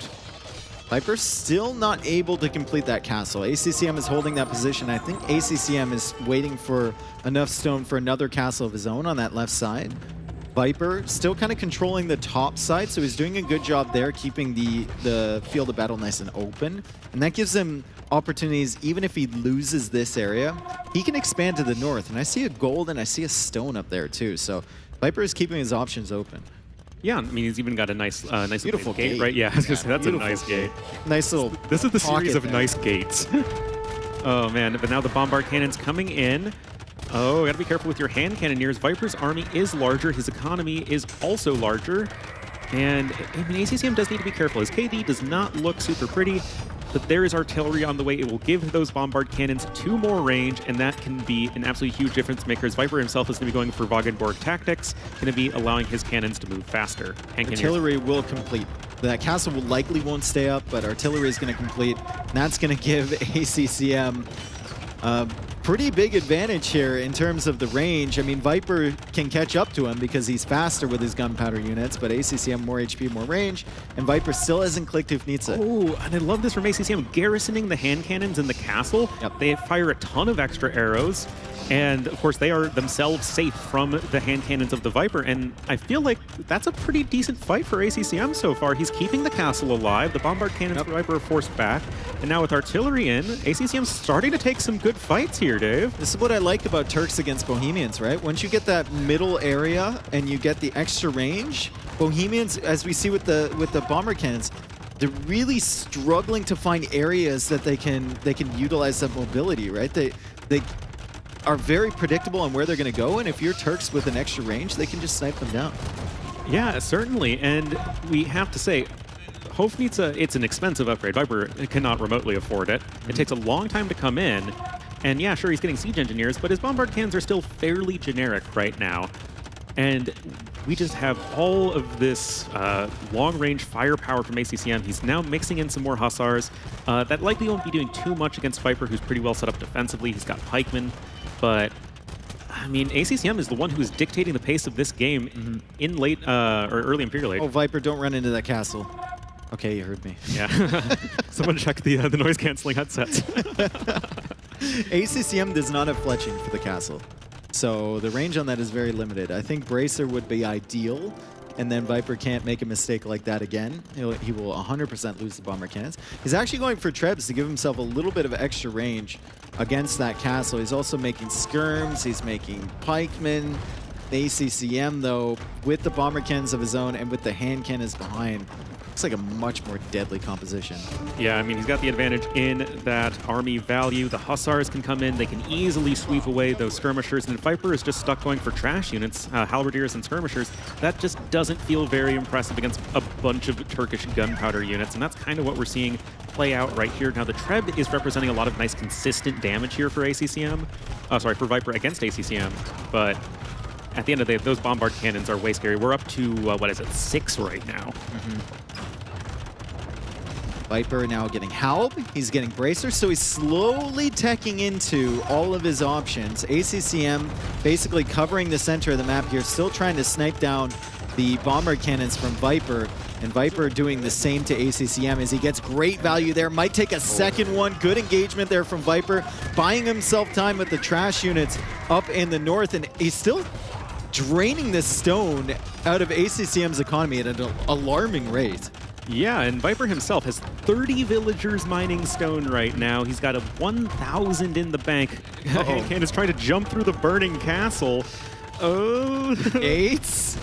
Age of Gates right here, but oh, we gotta be careful with the elite skirmishers. Some of them go down. Hand cannoneers are gonna be retreating to the safety of the castle. Those are some pretty darn nice bombard ACCM's gonna have to buy stone. He's going to have to buy stone for this castle. He's draining stone and gold now is Viper as he loses a bomber cannon. Good snipe there from ACCM. Still has so many villagers repairing that castle. He's trying to hold this position. If Viper can't crack this position in the next couple minutes, it's going to be very concerning for him. ACCM is just pushing forward with a ridiculous amount of bomber cannons, but Viper sniping another one, and Viper is still pushing the castle. Can ACCM hold this position, or is it going to be Viper taking this down and then snowballing it across the map? I love that castle from Viper, and I love the fact that he's still controlling all of this area to the south. He's not letting himself be penned in. Yeah, no, this is all so beautifully controlled here from the Viper. I love that castle just as you do, and that the castle of ACCM here in the middle is... It's still up, though. It's still alive, Ornlu. Not too sure for how much longer. Viper does have the numbers advantage here, even as ACCM's army is so much stronger. The castle, it's out of stone. He's buying more stone. It's still alive. Viper trying to snipe down from the other side. ACCM trying to migrate. He's out of stone again. He needs to go to the market one last time, maybe. Oh, get the stone needed to repair this. Good fights on the other side. I mean, all of those trash units are getting mowed down by the Turkish gunpowder, but it looks like ACCM is eventually going to be abandoning this castle. I mean, it has stayed alive for a really long time, and in there, ACCM did take a very good fight. It would be great to know how much HP was repaired on that castle. Ridiculous. How much stone was spent. The castle has fallen. The castle has fallen, folks, and ACCM is just going to decide to make do with his army alone, but this opens up his bombard cannons to all sorts of potential here for counterattacks from Viper as he sends in the halberdiers. ACCM has 7 bombard cannons, and they're looking awfully deadly with that extra range. Viper is going to retreat his bombard cannons back to the castle he set up on the left side, and now he's controlling two stones over there. Yeah, I was just going to say, that is so critical because, I mean, Viper can always buy time with one, just, using stone to repair the castle, but also using his own bombard cannons to prevent his opponent's bombard cannons. Oh, good snipes there. Oh, wow. Oh, 3 bombard cannons going down from ACCM. Make that 4. ACCM was at 7. He's at 3 now. Viper is at 5. The positioning from Viper this game has been so good ever since ACCM got that position on the middle. Yeah, right now we do have just more units here for Viper. He is at max pop. ACCM is still around 40 off of it. Getting the plate boarding armor upgrade to make his cavalry a bit better, but there are already a ton of halberdiers out for Viper, and now the hand cannoneers do need to be quite careful about all of these skirmishers that are hanging around. And now it's ACCM on the run instead of Viper. He has nowhere to fall back to. He spent so much stone. Oh, from downtown. 2 more Bombard Cannons blasted by the Bombard Cannons from Viper. Production buildings are being taken out. Viper is pushing back. Kuvnitsa finally on the way once he's cleared all this fortification nonsense in the center. And ACCM, even though he has 1,700 gold in the bank, Viper as well with a similar amount, and Viper has the production advantage. Also, this stage of the game, probably the civilization advantage as he's taking control of this middle area. Yeah, especially once Hofnitsa comes in, it is just going to be so difficult to stop. We do have some Hussars on the way for ACCM. Is only on 38 farmers, so it's not like his spam there is going to be that great. I just noticed he still doesn't have double bit axe, which is really painful in a game that's 42 minutes long, and that he is otherwise just playing so well. But right now, Viper has all of the momentum. He is just mowing stuff down with his cannons in the middle. He's got castles up into his opponent's walls. He's mining even more stone, and it just feels like Viper is going to be cruising his way to victory. Yep, Viper with that forward castle. Push in. ACCM still giving it his all. This is this is his final game, right? Essentially, he can't afford to lose one more, and he loses a ton of hand cannons there. Viper, though, losing 2 bomber cannons of his own. Kuvnitsa is still 25 seconds away. It feels like an hour ago. He said he was getting that upgrade. It takes so long. Viper controlling the bottom area of the map, pushing into the top. Once he's got the top, he will push into the left side, which is ACCM's base, even going for Trebs to take care of that monastery with the relics in it. Things are looking up for the Snake. ACCM had a chance. It was super competitive in every single game in this set. There we go. GG, well played, tossed out. And the Viper will be winning his quarterfinal against ACCM, moving to the semifinals tomorrow in a 3-1, but a very close 3-1. All of the games could have gone both ways. Yeah, Viper saying well played, and like ACCM had an advantage at some point in every single game there. So if that's not competitive, I don't know what is. I think later on he'll be proud of himself for his performance. Right now, he's obviously probably going to be pretty disappointed, but it's Viper. Yeah. Like, there's a reason he's the greatest of all time. Yeah. Age of Empires 2. But, I mean, of course, Viper getting it done right there. Going over to ACCM. Oh, what a sweet moment. Obviously, all of these guys know each other, and of course, they respect each other. And, yeah, that was just such a great, well-fought series. Yeah, and Viper making it through to the semifinals had to be nerve-wracking for him coming in. 1 best of 5. Yeah. No pressure, man. Yeah, I mean, that's for all these players, you know? Here, yeah. Oh, man. And what a performance, though, to just hold on to that left edge of the middle of the map and make sure he didn't get stuck. Yeah. Right? Because we saw how deadly that extra range was for the Turks. But as soon as he had some open field to play with, as soon as he could go left, he could go north, he wasn't just stuck inside his own base, then we saw the damage coming in. ACCM not able to hold that castle, not able to shift any bomber cans over to deal with that. Viper out-microing him consistently. It's like he had this concave of he had some units on the right side that was able to start to pressure the bombard cannons and defend his main base, and then he had the cannons and the Treb on the left side also applying pressure at the same time. Just really well executed. Yeah, and he's going to take that one 3-1, and then of course he's going to be through to our semifinals. That's right. It is a 3-day event. Things are coming at you fast, and that is our second quarter final there. Viper taking it over ACCM, definitely the favorite. ACCM, though, putting up a good fight. And we have an interview ready. We do have an interview. So let's go over to Ellie and Viper on the stage. Viper, congratulations. That was a really hard-fought victory. Walk us through your thoughts in the last game. It was looking really dicey and rough. How did you compose yourself and pull it through? Well, last game I always felt like I still had somewhat of a good position with my economy, and he was really locked in on that castle in the front. And when I got a trap behind my castle that I could constantly shoot at his, it must have been super expensive for him to repair that forever. And I felt like I just had to kind of get that castle down, and after that I would overwhelm with units, and that's what happened. So yeah, I had the plan clear in my head. I just had to get the castle down. There was a point in time where ACM sent a few light cav that I think went in a hole between the wall and the ranges. Did that catch you off guard? Did you know of that hole, or was it a little unexpected? No, it was just 4 light cav. I thought I had walled initially, but I mean, it was not a big deal. They cannot do too much in the economy, so yeah, it wasn't really a big deal. Well, really, really well defended and a great hold, and that was a well-deserved victory. In the second game, when it was Fish and Fish, Mongols versus Japanese, I was really surprised to see that you didn't snipe Japanese, seeing as they're so strong on that map. Can you talk us through your draft process there? Well, he also had Burgundians, which is like the best civ in arena, so I figured I had a way I wanted to play on Fish and Fish myself, so I thought Japanese are strong, it will be tough, but I thought my civ could also persevere, and if it goes to late game, Japanese don't really have good counter to drill onagers. So I was able to get it there, and from there was some good onager shots and fairly straightforward. And one final question before we take it back to the desk. How do you feel about your performance today in your games and going into tomorrow into the semifinals? I felt okay. I feel like I could have done a bit better. I also messed up a little bit in the draft, but you know, it's the first time playing here on stage, so sometimes mistakes happen. But yeah, I feel good, and I'm looking forward to tomorrow. Well, definitely a fan favorite. Lots of fans cheering for Viper for sure. But we'll take it back to Artosis and see what they have to say. Very much, Ellie, and congratulations to Viper.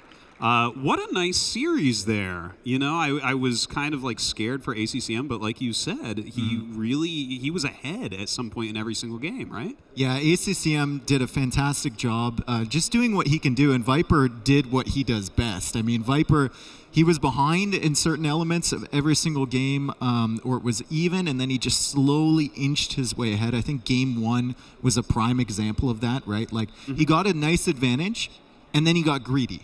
And ACCM kind of punished the greed, and then Viper was like, "Oh well, I guess I need to pull this back a little bit." And he started adding eco, he started adding more army, and then he got late game, and the castles were just classic. It was like one step at a time. I'll put a castle here, that's safe. This is safe because that castle is safe. This castle is safe because that castle made that castle safe. And it's just slowly encroaching into ACCM's base, and ACCM couldn't do anything. So yeah. And what about game number 2 on Fish and Fish there? That was, well, hold on. We're going to go through some of the actual highlights. Easily loop some and this is the castle. This is the castle line. Like left side, 1, 2, 3, 4 castles on that side. 5. There we go. You get to a point where you are so far into your opponent's economy, you need to start going the other direction. ACCM Viper, you know. Yeah, and of course that final castle up at the top, just letting ACCM know that it was over. And it's so tough to fight mines against Portuguese in a situation like that, right? And ACCM knew it. He tapped out. And then, well, Fish and Fish. Great onager shots here, and also going for onagers allowed the Viper to go for traps, right? Often Mongol players struggle to go for mango dice and traps because you only have like limited amount of castles, most of the time like 2 or something, in the dream scenario 3, but onagers allowed that, and yeah, just look at the shots. We saw one onager having 20 kills at one point. Yeah, I was surprised with the onager opening there. I was really, really surprised because usually as a Mongols player, your thought process is like, I either go Hussar and then have some Mangadai behind, or I go, you know, into Elite Mangadai, which is also expensive. And Ring of Reeds, Ratha actually doing work. Ratha actually finding value. I think it was more because he had so many castles to simply produce them, right? Viper seemed like he had all the answers available to them, but he could never fully make his way into any transition, be it the Genitor or the Camel Archer. Obviously, we talked at length about not spending his stone on castles, but ACCM, I mean, just holding onto that middle and pressuring through it and cutting right into the center of Viper's base. Yeah, the 2 stables, they're not really paying off. And here we watched the game backstage, and Artosis, he kind of became a fanboy of the Viper's micro, because he's like, every time we look, ACCM's cannons are dying and Viper's aren't. Well, that's just the story of Viper in general. Yeah, exactly. I love the way he kept this left side open. He just gave him so much room to play, right? And you saw ACCM with that castle foundation. It was nice, but it also kind of nuked him a little bit because he couldn't bring the cannons through the castle to deal with it. It felt like 2 tiles too close to the woodline there. Yeah, There was no mobility. Yeah. And yeah, look at that hack. Obviously, both friends. And the smile, too. Competing for so many years. Yeah, ACCM always the smiley one. Yeah, that was quite the series. That final game, though, you're right. Like I was just sitting there, kind of squinting, and it seemed like ACCM was winning, and then none of his all of his cannon shots just hit the ground. Like, what's going on? And then Viper is just constantly dealing damage. Really fantastic to see him in action. You know, just what a consummate professional. But that means that ACCM is out, unfortunately. Let's take a quick look at the bracket to see exactly where we are in the tournament right now as Viper moves forward into that round of 4. And as you can see already, Tato up at the top side with that 3-2 over Villesa, and the Viper moves forward. Sad for both ACCM and Villesa, who came in so early today, started their practice out, were really diligent, but not quite able to take it despite some pretty close games. Yeah, I mean, sad but expected to some extent, right? Like, these are the favorites going through. This is Tato, this is Viper. Villesa, I think a bigger percentage to maybe take the set from Tato, but ACCM, Viper definitely the clear favorite going into that one, and Viper finding his way through to the semifinal, as he so often has. And now we get on to Hera and Jordan, and then follow up with Leary Doubt. Honestly, though, I said the Viper against ACM, 85% against 15%. After the set, I think I have to give ACM higher next time. Every Those game. were really competitive. Every game, yeah. Crazy. He could have won game 1. He had some chances, and we had like fish and fish. I think if we a bit earlier try to kill the castles and then find a counter against the onagers, we have some dream. And game 4 was like the bit of the wood line, tiny bit of a better micro, the siege workshop a bit earlier, and it's just the tiny steps. And he could have won that game 4 as well. Yep. Yeah, I feel kind of bad now for teasing you about the 25%, but after watching that, I'm like, no, you were pretty right.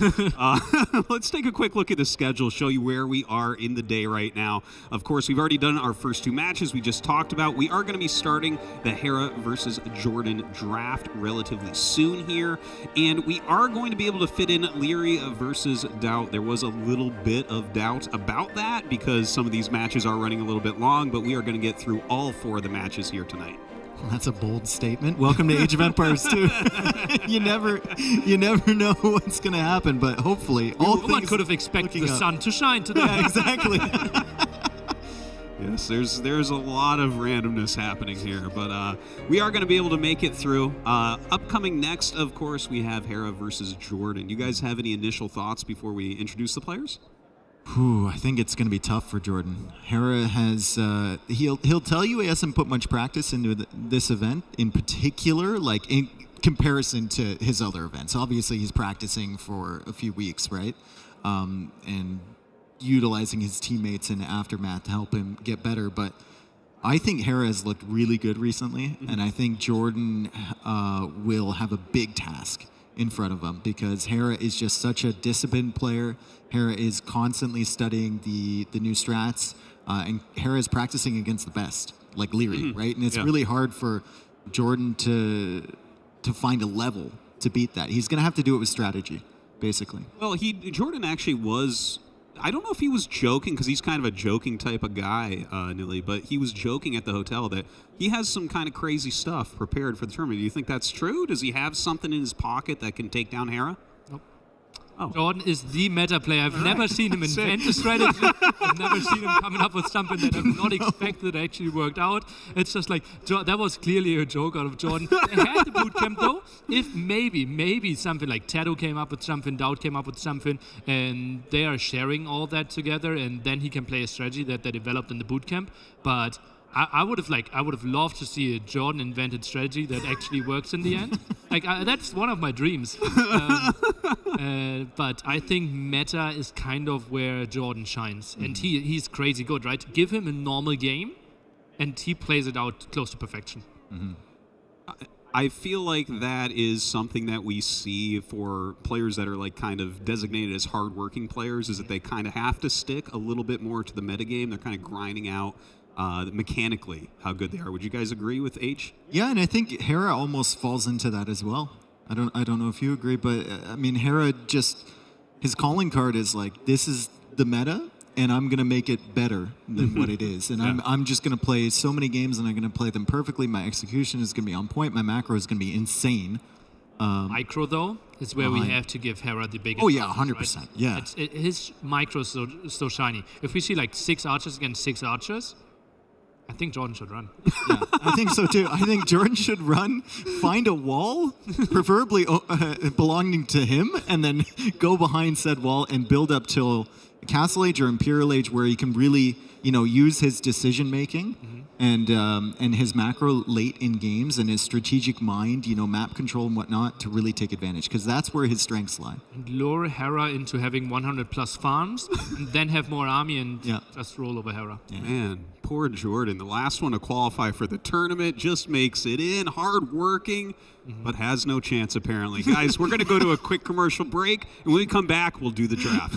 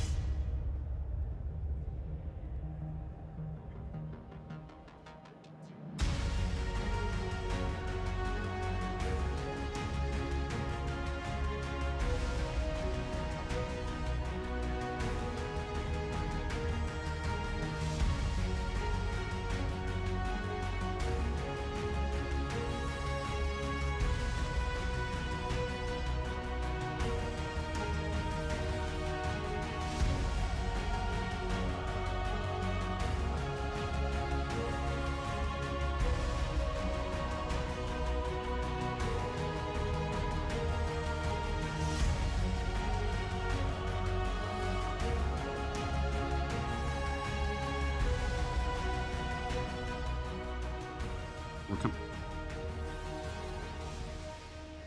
Hey guys, welcome back to the Grand Melee. We are almost ready to get this match started. Now, you guys have been a little bit negative on Jordan's chances so far, but can he, like, how is his drafting skill? Can he outdo Hera in that way, maybe? Get a little edge? I think he has a pretty good strategic mind. He's definitely gotten better on the drafts. I think that would be fairly even, honestly, between him and Hera in terms of drafting. Also, GL, with the, they work so well as a group. So they certainly sat together and they are thinking about this so much. I know how well they prepared against MBL, for example, right? Deciding game, if he makes it here or if MBL makes it here. And they discuss strategies. That's the way how MBL plays. That's how you want to counter him. And obviously, Doubt, Viper, Taro, they've all played Hera dozens of times, so they combined knowledge will prepare the draft, and I think he will know exactly, okay, that's the likely civs, that's the civs that I want to play. Not sure if Hera thinks that far ahead in that sense, or if he just goes in it, okay, that's the 2 maps that I want to play, and let's see what happens after that. Yeah. All right, well, some good analysis, and we're going to have more in just a moment, but first, let's bring out the players. Ellie, take it away. Much. I'm so excited that we're just moments away from getting our 3rd quarterfinal underway, and I don't want to delay this any longer, so let's get the players up on stage. We'll start with the fan favorite, the Canadian Hera. Please join me up on stage. He's going to be up against a pretty tough opponent. Hera, come on over here. We're not done with you just yet. He's going to be up against another fierce competitor. Jordan, please join us up on stage as well. Woo! Oh, there he is. Come join me on this side. I'm really looking forward to this match. I think a lot of fans in the comments on Twitch chat are really looking forward to this set as well. Jordan, before we get started, do you have any words to your fans and some final words for Hera before you start playing? So obviously, words to the fans, thank you so much for supporting me. It's been a bit of a rougher qualifier, but made it with a bit of luck. And obviously, I hope you guys enjoy the show. And Hera, obviously, good games. I hope it's going to be a good set, and let's play it out. Very sweet. You know, Jordan, you made it here in the replacement qualifier, a second chance, very true to your Phoenix symbol. Let's see you work your magic. And Hera, coming all the way from South America, you're living in Argentina now. You have lots of fans there, lots of fans in Canada, all over the world. What would you like to tell them? And more importantly, what would you like to tell Jordan before we begin? Well, thank you, first of all, to the fans, both here and at home watching. So big shout out to you guys supporting me and supporting the stream and the tournament. And of course, to Jordan, best of luck. We played a lot on the ladder. We played a lot in show matches and tournaments. It's going to be a banger, so may the best man win. And we quote, it's going to be a banger. So let's get settled. Best of luck to these gentlemen, and we look forward to the great games. Artosis, back to you. Thank you, Ellie. And yeah, I love the interviews. So many characters in this scene. It's very, very refreshing to see these big personalities go head to head. Kind of everyone's teasing each other a little bit, having a good time. Everyone's played each other countless times. We're going to see mind games, right, because of this? Well, we technically could, but I don't think that the settings are too inviting for too many mind games, right? It's pretty standard maps, it's a pretty standard draft. It's the 2 players that typically shine with their meta. So I think we kind of know in what direction we are going. We simply don't know how high the level is going to be today. Yeah. All right, well, let's take a quick look at those qualifier stats. This is actually the one I really wanted to see for the qualifier stats because, of course, Jordan just barely making it into this tournament. The very last player to qualify just barely took down NBL 3-2 in a close series. So yeah, if we can throw those head-to-head graphics up, we'll take a look at them real quick. And Hera beating Doubt 3-0 in the qualifier. And then Doubt beating Jordan 3-0. So if we go by that logic... Should be a 6-0. It should be a 6-0, yeah, exactly. It should be a 6-0. Yeah. Well, I guess we actually don't have a graphic for those guys for this, so never mind about that. But the draft should be starting here just momentarily. Any other final thoughts before we get into that, guys?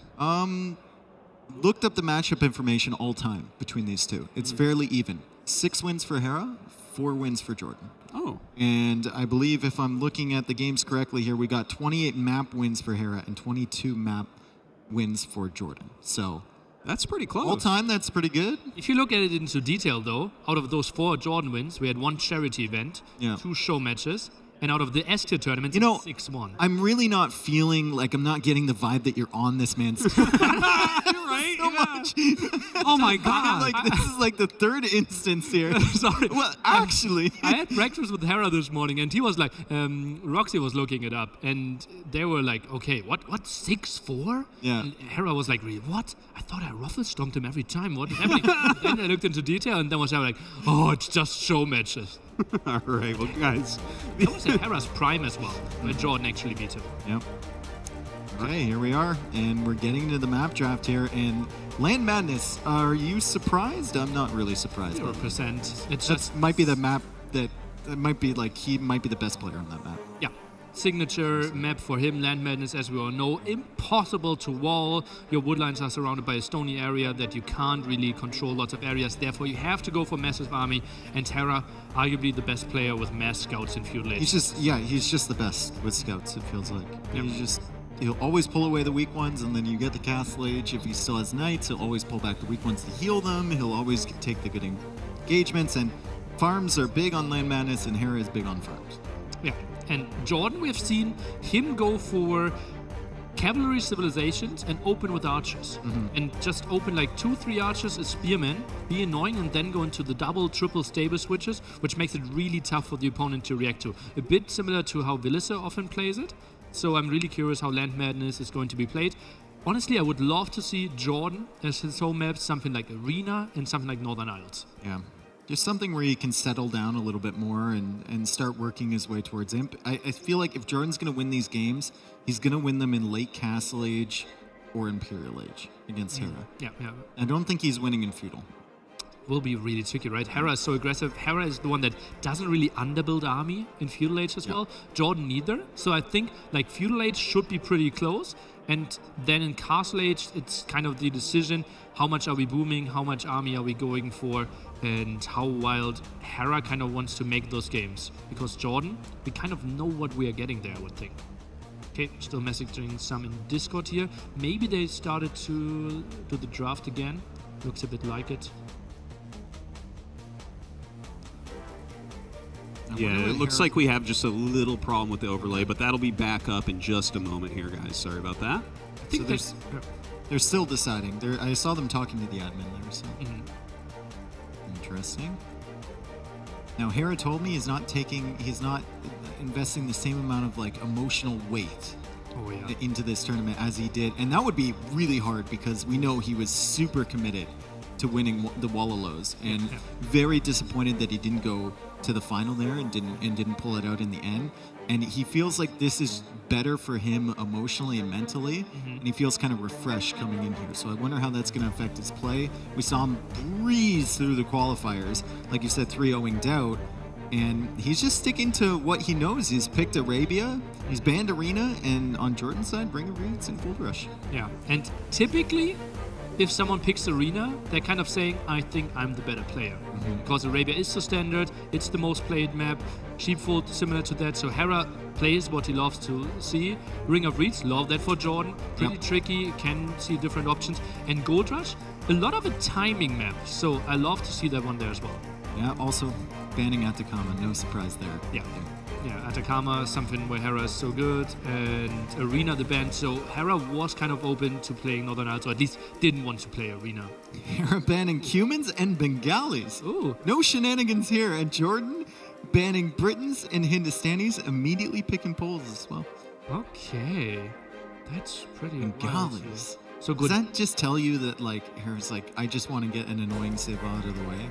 I don't care if you play something like Burgundians or something like that. Yeah, Burgundians obviously could be an Arena map. Arena with something we don't really have. Ring of Reeds, maybe Burgundians. And Gojaras are still open. I'm a bit surprised that we didn't see them yet. People kind of made their plans in that direction. Ring of Reeds could be Turks. Poles, maybe Gold Rush. We have seen them being pretty strong there. We have now seen people actually go for Land Madness with Byzantines as well. Well, when you say people, do you mean MBL? Spearmen and skirmishers against Eagles? He got to cataphracts at least. Yeah. some Frank's Love, potential for Sheepfold, potential for Arabia, for Land Madness. Tries to play the mobility there for sure. Lithuanians. Still no Gojara pick. I'm a bit surprised here. Yeah, there are 2 open maps here that could potentially lend themselves towards Gujaras, but will we see Chinese actually be picked? I'm surprised. Honestly, I would pick Chinese probably above Gujaras. And we saw Land Madness with Chinese a lot of times in the qualifiers. You start with 12 villagers now, even though you get minus food when you begin the game. It's still a very solid civilization pick. Yeah, I think a bit weaker than comparable to normal random map, because relatively speaking, your advantage isn't that big. But I'm still surprised no Gojaras here. Maybe you're so reliant on the sheep early on that you can't really play the mill opening that much. Portuguese as well. Jordan plays Saracens. This is like, we see some new civilizations here. Yeah. I'll have to see that. Maybe I saw squinting at the screen. Maybe he's like, did I pick Saracens? Do we have polls this time? Didn't Viper say he screwed up the draft a bit? Did he? He said that. That might have been polls where we went crazy in the early one. Well, I mean, Harris still has a snipe. Vietnamese. Now that is a civ. That is a civ that was not played once in the qualifiers. Not once. Sick. I looked at the chart from Nerfox. Yep. And Ornlu and I were looking at it together the other day. 0% on Vietnamese. Okay, good job by the production. Still downloading the PNG. So we have the file here. Vietnamese certainly pick that we don't see too often. Obviously strong archers. You save some resources there with your eco upgrades, but where do you transition into? You don't even get hussars. Late game, it's kind of a counter to archer civs, but what's the archer civ that Jordan has to offer? I don't see one. You can play cavalry with Vietnamese in Castle Age. It's decent. Is that the game plan? No, probably not, but you can. Okay, now we are waiting for the snipe. Poles are gone, and Berbers. Berbers. Wow, again, his second last pick being sniped. But that's Berbers, obviously a good civ for Gold Rush. I think Berbers were picked to counter Aztecs on Gold Rush then. Maybe.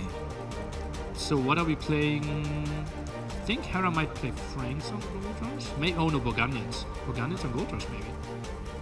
Right, Ring of Reeds gets tricky. Land Madness is Chimera Franks for Hera, right?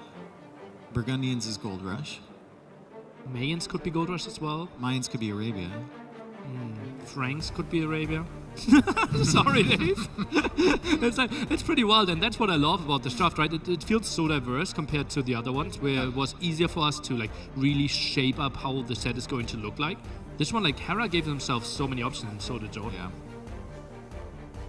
This Turk Ring of Reeds feels like the most predictable one. Well, yeah, if you get the center control, they can be really strong, but if you don't have that center control, then you're kind of... But you're always regaining it in Castle Age if you go Janissaries, no? Yeah, but then you have to put your first castle, then you're kind of hard committing to Janissaries. You don't have any option to go for like a faster Imperial Age play, because you have to hard commit to getting that back again. Interesting, though. Anyway, Hera with the more, I think, meta civilization picks, and Jordan with some interesting takes here, Artosis. Yeah, do you think then that Hera actually maybe won the draft a little bit, did a little bit I think he's advantage? comfortable. He's comfortable with the draft. I would hesitate to say either player won this one, because it's kind of like it's still up in the air, and we're wondering where each civ slots in. But the Bengalis pick especially, or the ban from that, told me that Hera is very confident against Jordan, and he's saying, I'm going to ban this civ that might not be the best, because I want an opportunity to draft those best civs. Right, and I'm gonna force you to maybe draft one early, like Poles. I can snipe that, and then I'll take the next best. Yeah, big brain Hera play. All right, guys, we are ready for this set. So let's go ahead and send it over to Nili and Ornlu. Guys, take it away. Welcome everybody to our third set of the day. We are now officially over halfway done, and Nili, we got ourselves a banger here. Yeah, that's what we were told, right? Yeah. I think, yes, these are two very standard players, as you guys were talking about earlier, but that, I think, creates a whole new dynamic where we have just really execution-focused games, and that should be pretty interesting to see just two very solid players go at it, just who can get these little advantages. That's the dream that you want to see, right? Age of Empires played to the highest level with the best civilizations. We talked a lot about the draft. Maybe you have something to add, something that we overlooked? I think that the only thing that I thought of was the Berbers ban is possibly for Gold Rush when he wants to play Tatars, because you don't want to run Tatars into Berbers. I think that makes a lot of sense. Yeah, true. Then we have Aztec still for Sheepfold, or for Arabia as an option, or potentially even on Land Madness, as we saw Doubt went for, right? But do you really want to do something just because Doubt did it, though? Well, it's still the team discussion, right? They're trying to come up with the same ideas and trying to get the big plays in, and Aztecs, like maybe some Eagle Skirm opening, and especially if your opponent doesn't really have Bloodlines, could be an option. Well, here we are right away in game number 1 in this best of 5. It will actually be Jordan as the red Byzantines to the west of the map, and in the east, in the blue, as the Khmer, will be Hera. So not having any of the two Mesosivs here in game number 1, first time of the day.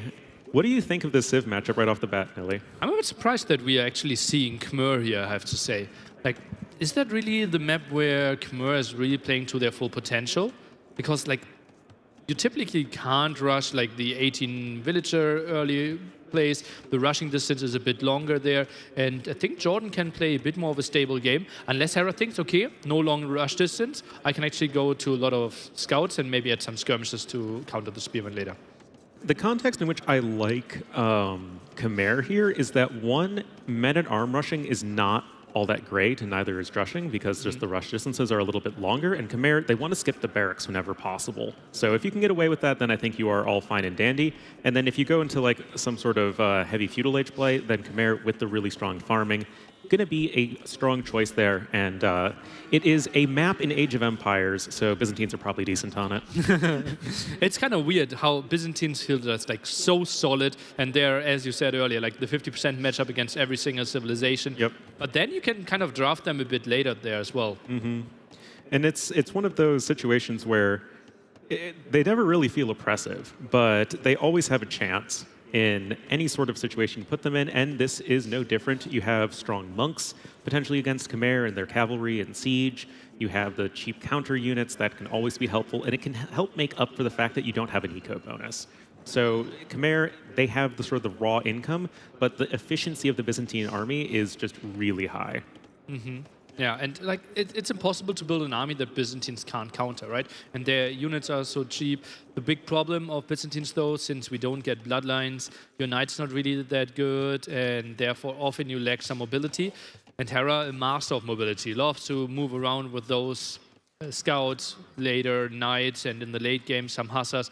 That's something Jordan really needs to take a close look at, how he deals with that. And we have a 20 population uptime for both of these players, 0 seconds idle TC time. I seem to remember us talking about how these guys are very clean mechanically. And yeah, just 2 lumber camps on 2 different wood lines. So far, just the one here for Jordan. I guess it'll be more interesting as to what he opens with, because you don't have any sort of real eco bonus pointing you in any direction in the early game. It looks like he just wants to wall up a little bit, maybe go for some defensive spearmen and skirmishers and just kind of chill until Castle Age. That will be tricky though, right? Because then Hera is completely dictating the game, should always get the scouting intel. This looks like, I would think, stable opening to me, right? He has 7 on food right now. He got 2 sheep, 1 deer and 1 boar earlier, so I think a lot of food rotted there, and therefore we see Jordan still has a full sheep left, while Hera needs to go into farming pretty soon. He will, but I mean, Khmer farms, not going to be too much of an issue for them. We have now the barracks on the way. If this indeed ends up being a bit of a scout mirror, we are in the situation where Khmer don't want to build the barracks if they can get away with it, like I said, so we could see cheap spearmen being added in to help in the scout war versus just pure scout. So maybe that's sort of the angle that Jordan's looking for here, as we already have the first farms coming down before feudal age in, like you were saying. Oh, that's really early though, don't you think? Oh, Scout War feels like Hera wants to run, wanted to take. Oh, Jordan, nice one, takes the hill advantage there. That's 25% extra damage, 8 HP ahead. You said, "Oh, Jordan takes the advantage." They were so surprised, like, "Oh, Hill advantage. yeah, of course." Yeah, but like that was nice micro. Yeah, no, it was, yeah. I wasn't surprised that it's Jordan. I was just excited by the moment. Well, it is good to see regardless. We also have Horse Collar afforded here for Jordan before he seeds his first farm. Really helpful. Oh man, that's already what, like 6 or so farms for Hera as he actually goes for the archery range. He doesn't have any villagers on gold. And that's without Horse Collar. That's so surprising to me, Hera there. Is that a mistake? I feel like it pressured. Like, what is he scared of? 2 spearmen and a scout cavalry? Huh. Okay, goes for the skirms, like he won't take any damage, but typically, like Khmer, you go into a lot of farms, you want to be very food heavy because your food income is just so much better, your villagers don't need to drop off. That's why we see the food trickle 1 by 1 compared to Jordan that will trickle in steps of 10, at least if you go for the full farm. And therefore, having the farm upgrade and not needing to reseed it as often just makes lots of sense. So I'm surprised that he went for the Dark Age farms. Yeah, and in this situation where both players are being quite passive, which, I mean, is what we expected in this series, I feel like that does favor, actually, Khmer. Like, look at Hera's food count. I was thinking he was going to favor Byzantines in like a more passive game, but I feel like if Hera gets to a nice Castle Age time, he can make a lot of different plays happen in the mid game. And Hera scouted. Jordan's archery range was so incredibly late. Look at that. He still didn't queue a single skirm yet. It's kind of interesting because I think Jordan didn't want to build the archery range early. I think he just wanted to put down a bunch of farms and just sort of build up his economy that way and maybe get a competitive Castle Age time. But Hera's just, I mean, he has the Khmer economy. Those farmers are like really crazy good and not investing a whole lot right now. I mean, to be fair, Jordan doesn't have to be worried about 5 skirmishers. Yeah, this scout got so much value, right? That's really, really well played by Jordan here. Now goes for some more farms, still has that gold secured for him. Now defender's advantage, can go for some skirmishes. But as you mentioned earlier, the food of Hera already skyrocketing. 16 on food. It is just so satisfying to watch that food count just constantly go up with the Khmer, especially when you are looking for a very expensive upgrade like Castle Age, as we now have a bit of a tactical pause. Like Jordan is changing some settings. That's the look I do if I look at like Windows setting. I want to increase something. Like where's that? Scrolling. Oh yeah. Okay, ready. I want to click here. I can't find it. Admin, please tell me how do I change the language of the game. It only was at this point that Jordan realized his language was in Nepalese. Nah, I'm sure that we will get this issue sorted out in just a moment. And just as I say that, here we are. Hera now starting to apply some pressure at the front of Jordan's base. The military numbers are exactly the same, but the skirmisher numbers favor Hera. And that is going to be important because the spearmen are basically worthless in this fight. And you can just see 5 skirmishers are not the scariest army in Age of Empires. Yeah, damage output is really low. It's more of a counter unit, cheaper for the Byzantines. That's why Jordan feels so comfortable going for it. But just look at the resources. Hera is about to click up to Castle Age. Jordan sits at 0 gold without a villager on gold, while Hera, well, we will see him up in Castle Age in like 3.5 minutes. Yeah, and something that I always notice in Hera's play, he's so diligent about getting farms down quickly, and that just, the sort of natural consequence of that is you can get to really nice Castle Age times. And Hera, I mean, he's just poking around here with a few skirmishers. There we go, getting the first one right there. It's not really that big of a deal, but like Jordan has nothing in the bank right now. He's invested into fletching. He's still making more skirmishers, and this could be really nice in like the next 5 minutes or so for Hera. And you said it, Byzantines, yeah, their units are nice, but one of the few civilizations that don't have a single economy bonus, right? Obviously cheaper Imperial Age, but that's absolutely irrelevant here. And therefore, Jordan, yeah, you got some numbers. You're scaring Hera away. But your Castle Age timing is not looking pretty, my friend. No, and Hera clicking up right now just before the 13-minute mark. And at this point, I mean, we kind of expected with these guys 1 kill for each player as, you know, we're getting towards Castle Age. At this point, Hera does have 6 villagers on gold. He's getting the gold mining upgrade. I'll be interested to see as to what this is for. Fletching now as well. Maybe a bit of a knight skirmisher composition in the Castle Age if he's thinking Jordan's going to be playing more with the archery range. Oh, should get a good shot in here. Dives in, knows he has better numbers, closes down the distance. Therefore, the range advantage is not really a thing. Hill advantage could maybe take a shot. Jordan micros away from it pretty nicely, though.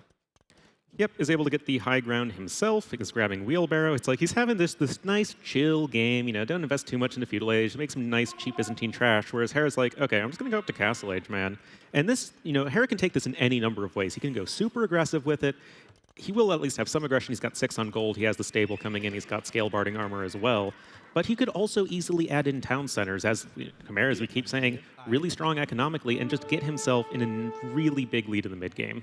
Only 10 on wood, though. I think Jordan, his scout, is now around, tries to see what Hera is doing in the back of his base, and he really needs to see the stable there at the front, so Jordan knows, okay, I can't really move out anymore. Yeah, it's just going to be chilling in his base with skirmishers. I mean, this fight, you know, it looks like there's stuff happening. It doesn't really matter. It's just a bunch of skirmishers flinging their pool noodles at each other, as Jordan just going to be trying to chill and get to Castle Age. Did you see it? Oh? I'm not sure if you saw it. No. I think he doesn't know. He doesn't know! What is this? Oh, no! Oh, we have Elite Skirmisher and Bodkin Arrow coming in for Hera, as he is an entire Castle Age research time ahead of his opponent. He did not need to use the market whatsoever. No stone selling necessary.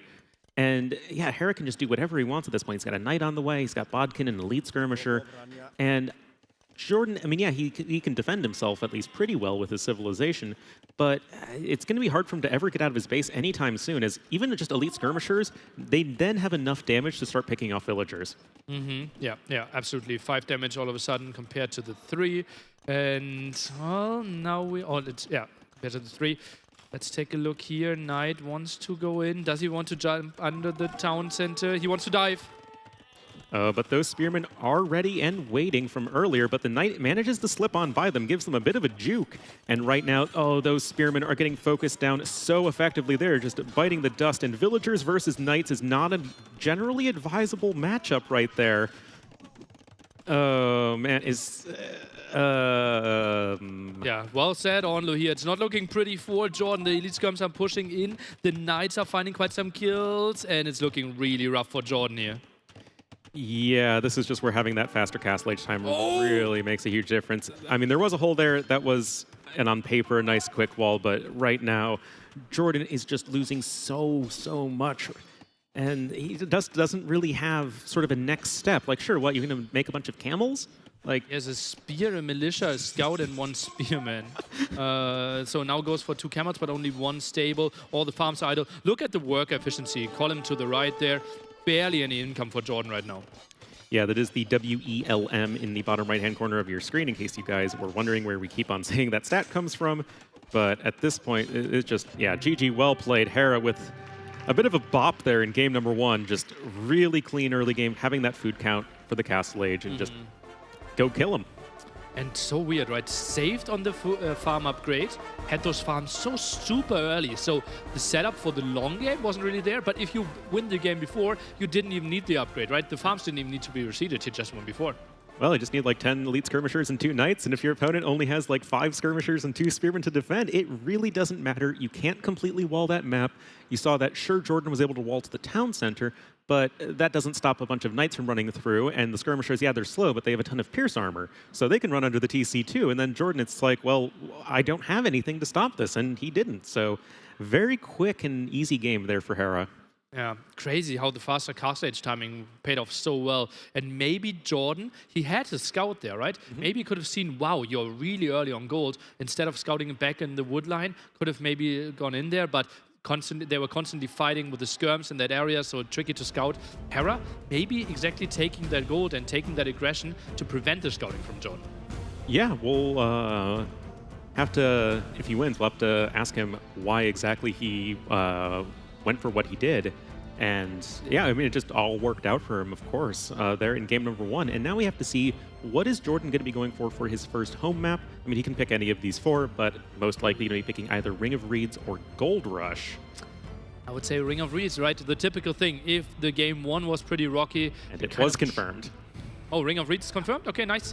And then you kind of want to go into a more slow game or something that plays differently, right? Maybe go for water map if you drafted it before.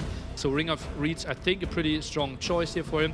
What do we see? I can see Turks against Burgundians. Yeah, it could work. It could work. I think Saracens might be a really interesting choice.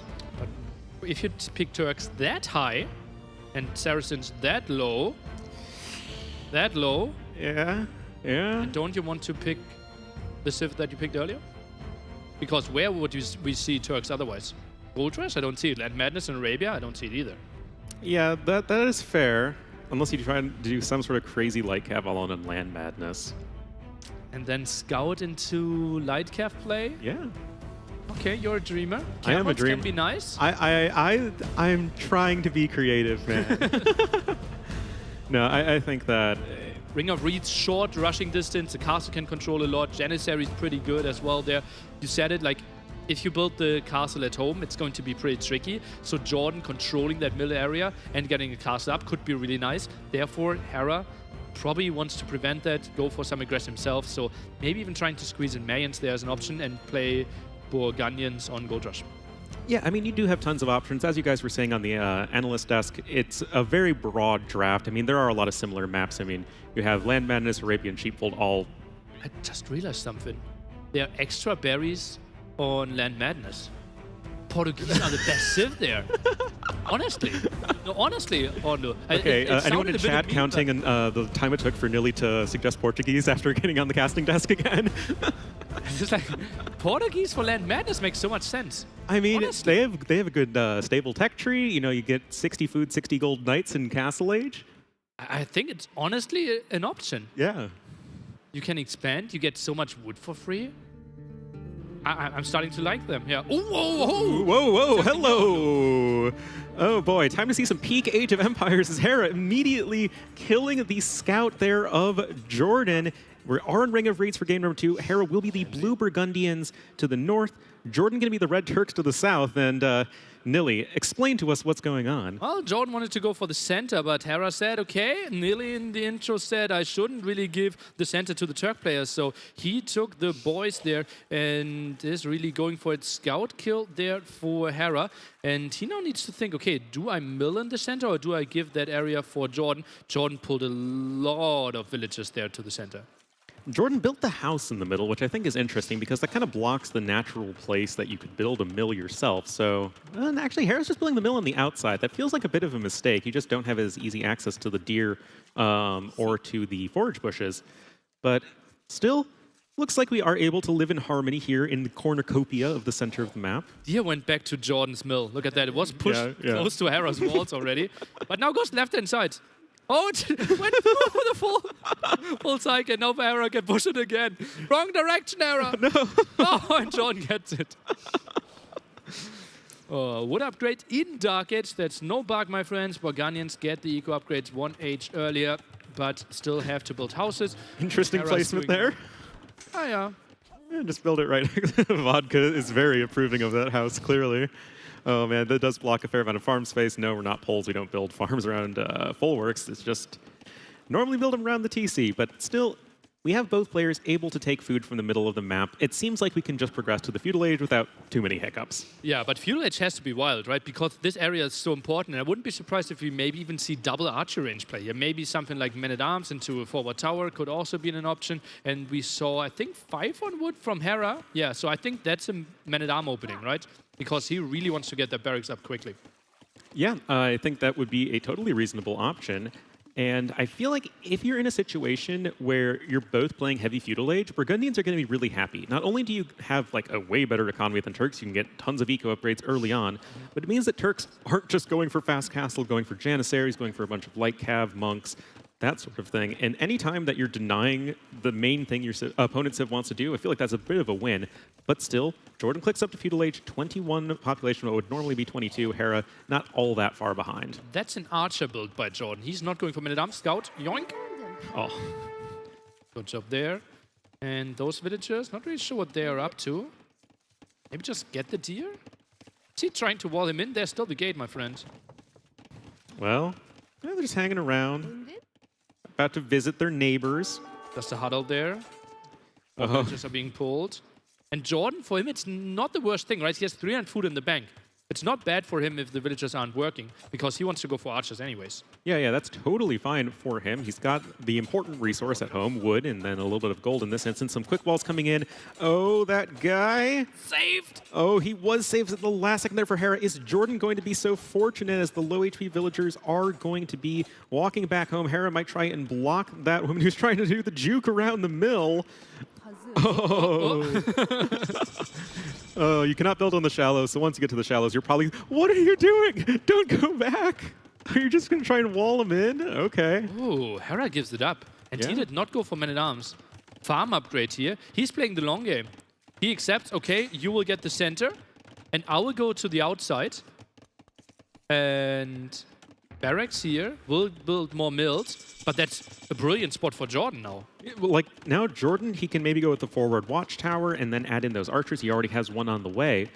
But if you just do that and then go up to Castle Age, drop a forward castle, and do that sort of aggression that Turks are so good at, then what is the whole point of your strategy here, Hera? You're just going to sit at the edge of the map and let Turks take the middle? That doesn't really feel that strong. And right now he's just getting his Castle Age eco upgrades as Burgundy's having to delete that house from earlier.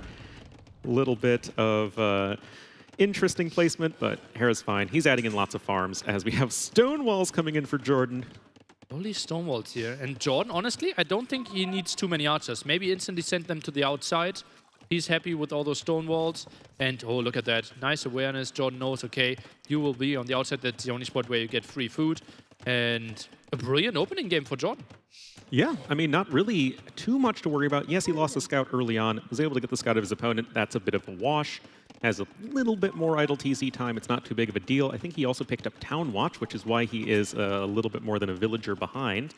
But hey, I mean, you're Jordan, you're stonewalling out your opponent, you have tons of resources in the middle, and that's going to do a nice job at helping make up for the fact that you have a very minor eco bonus as Turks with faster working gold miners versus Burgundians who have one of the best in all of Age of Empires. And what do those outposts see from Jordan? I think he sees 2 gold spots, one on the outside, one on the main one, that Hera is still not using. Although he can't see the 2 tiles there at the top, but still, Jordan must know, okay, you can't have massive amount of villages on gold, so Jordan kind of knows, okay, you're not really going for archers. Yeah, as Vodka's pointing out, seeing the gold mines that all have 800 gold on them, all gold mines have 800 gold on them naturally, but there are 2 more. So, well, now you see the guy with the pickaxe working away and knowing that, okay, at this point, Hera is going to be mining gold, 18 on food, going to be looking towards Castle Age. Yep. Nice one here. Archers can be annoying, and there's no reaction for Hera. That could be 1-2 dead villagers. Fletching now finishes. Perfect timing for Jordan. Yeah, and Hera, a bit of an oopsie moment, trying to grab Wheelbarrow. All the eco upgrades are not going to save you from just 3 fletching archers. Nice block. Oh. How did he save that one, Onlu? By doing the sort of thing that I try in my game and then I fail and then like the archers go in and kill all my builds. Oh, but that's open here. No, not anymore. 2 sheep found there. Oh god, that was a crazy quick wall by Hera there. The archer was even intentionally going over there to find the block. Crazy movement there. Hera got out of this one alive, right? If the 3 archers are getting in, I don't want to call it already, but that would have been a massive advantage for Jordan for sure. Yeah, huge lead. As it stands, Hera lost 1 villager. I mean, yeah, that's not great, but it's not the end of the world. Hera's eco upgrades are pretty darn crazy at this stage. He's closing in on resources for Castle Age. It's not like Jordan's too far behind. He does have middle control, and that is really helpful. But right now, Hera, yes, he has Burgundian's eco, but he doesn't have access to the shorefish on the outside because of the archers, and because of the stone walls, he can't go to the middle. So Jordan, I have to feel like he should be pretty happy with the current situation. I love Jordan's position here. He gets all the intel. Look at Jordan's vision, please. I think you should see, like, all of Hera's space. Jordan might actually be a bit scared if we zoom out a bit more. That, like, am I missing something? I'm seeing everything here. Mm-hmm. And there isn't anything to see. Hera's just making eco upgrades and farms and mining a little bit of gold. It's making some scout cavalry. It's just not the most impressive thing in the world. We do have this watchtower come in for Jordan, going to try and deny some wood income. It could be fine. I think that if he wants to go for the castle drop in early Castle Age, go for some Janissaries, apply a lot of pressure, that sort of thing, I feel like maybe it wouldn't be worth delaying the castle, but it takes away an opponent's wood line. It also delays Hera's potential extra town centers, right? Although the question is, like, did Hera really want to build extra town centers here? It's a really clumped up area. Yeah, and one that is very easily pressured by some Janissaries once the castle comes up anyway. But now we have stone mining upgrade coming in for Jordan. Hera himself just getting some cavalry upgrades, likely going to be going for at least some amount of knights in the mid-game. Is Jordan building another tower? How is his stone solo? Oh, yeah, goes for the woodline over here. Interesting moves. And Hera can't really contest that, right? Left side, yeah, we are defending this, but gold will be a bit tricky. Jordan already has fletching. Now some scouts to get some map control, has armor on it. And I think Hera should get a TC on the outside and free himself. Yeah, I feel like this is a bit of an overcommitment from Jordan. I mean, it's annoying for Hera for sure, but he can still build TCs wherever he needs to. Already took down the forward tower of Jordan, and this just, again, it delays his castle, and that's like the important thing. It trains Janissaries, and it is able to destroy enemy towers with ease, can even maybe start to pressure the town center if you get Bodkin or something like that. But right now, got scouts running around on the backside. Don't think they're going to find a whole lot, but I mean, Hera's taken minimal damage. Oh no, you are good at counting. Is that TC reaching the tower? 6 range for a town center. It's actually slightly longer than 6 range, but... I think so as well. Yeah. Villagers getting microed. Oh, that's so unfortunate! Oh, goddy. And, well, you know what? Jordan just buying a bit of stone. At the end of the day, it's not too big of an issue. Dropping the forward castle right here. And this is an uncomfortable spot for Hera. Now, I believe with getting like 2 knights out, he can just clean up all the archers and then expand out on the map, like the sort of dynamic we were talking about at the early stages of the game. But right now, it's just you're having to abandon a lot of farming economy. You have town centers that are going to be pressured very shortly by Jordan. And yeah, see what Hera has in store. I don't really see good options here. The archers wisely went back, therefore Hera can't really annoy the walls either. Now we see Hera go for... What is that, a town center there at the top? Market. Market. What are we doing with the market? Buying and selling resources. Okay, thank you for that. Anytime. I'm really surprised here. I think Jordan can just easily control this area. And soon Hera, he needs to expand to the outside. Yeah, the map is good at expanding to the outside, but there's not a lot of gold or stone. Not much at all. We do have the 3rd TC coming in for Hera, as the 2nd one is for Jordan. So both players are expanding their economies a little bit. As we would expect, Hera is ahead in that regard. But now the Janissaries can come out. We have a defensive watchtower. Yep. Yes, it is coming in. The Janissaries might poke away at the villagers a little bit, but even these cavalry units maybe can push the Janissaries far enough away that Jordan's going to be able to defend himself for the time being. Oh, and Hera will be so focused on juggling villagers there. Goes in with the cavalry now. Castle's helping out a bit. Could maybe lose something. Wants to dive there, but Jordan, perfect movement there with his Janissaries. Yeah, that was very nicely done. And actually, Hera himself didn't lose a single unit. So, crazy. Yeah, both players are pretty good with their unit control so far. And, I mean, as it stands, the villager count's even. Hera with a little bit of idle TC time, but at the end of the day, Hera is expanding his economy, and if he can get to a decent Imperial Age time, I feel like he totally has a shot. Stone count off Jordan, though, my friend. 200 stone away from building another castle, and that one could be close to the gold. Therefore, both town centers basically dead. All the farms are gone, and then Jordan can raid wherever. Just go through the center. Yeah, we saw a little bit of that in the last set between ACCM and the Viper, where ACCM built the castles in the middle and just sort of cut off some of Viper's economy. But right now, Hera has at least something of an army. He's got 2 knights and 3 scouts, and is mining a ton of stone himself. Could be looking to go for some Cloutier in this matchup. Are they that great against Janissaries, though? Villagers now being sent forward. Some low HP ones, especially against the tower, something that I kind of question here. I don't think you can build a 2. Oh! Beautiful blacksmith to block the castle. Wait, why did you cancel it? What? What? Why did you cancel it? Oh! No! Hera! It was the perfect play, that Hera! was so beautiful! Oh, man. Oh. The blacksmith that never was. Yeah, well, it was for a small moment. Yeah. It was the perfect block. It was so well done. Oh, man. Well, Jordan, at the end of the day, is getting this castle up. It is easily in range of 2 town centers. And, I mean, that's, what, 90% of Hera's farms that are currently being idled by this? There's lots of shawfish on the outside. Now the question is, are you imping here if you're Jordan? Are you trying to go with your Janissaries on the outside? Are you trying to push through the center? It's not an easy decision now. It really isn't, because Imperial Age, at the best situation, it takes time to get to, and that's time where Hera is going to be growing his economy massively. But Jordan is saying, okay, let's take a bit of a more economic approach. Let's not be too all in. Adding in the additional town centers, his eco will be a bit worse than Hera's, as Hera's been just more intensively booming. But at the same time, it's going to be good enough, and he has brilliant map control. It's absolutely solid, right? Oh, he's only 5 villages behind. Yeah, we are a solid 4 eco upgrades behind, so the income will be way higher for Hera. But honestly, Jordan had a pretty solid boom for how aggressively he has been playing. Yeah, and it just goes to show that if you can go for that forward aggression and still have a solid economy behind it, it's often better than just going for the full YOLO play.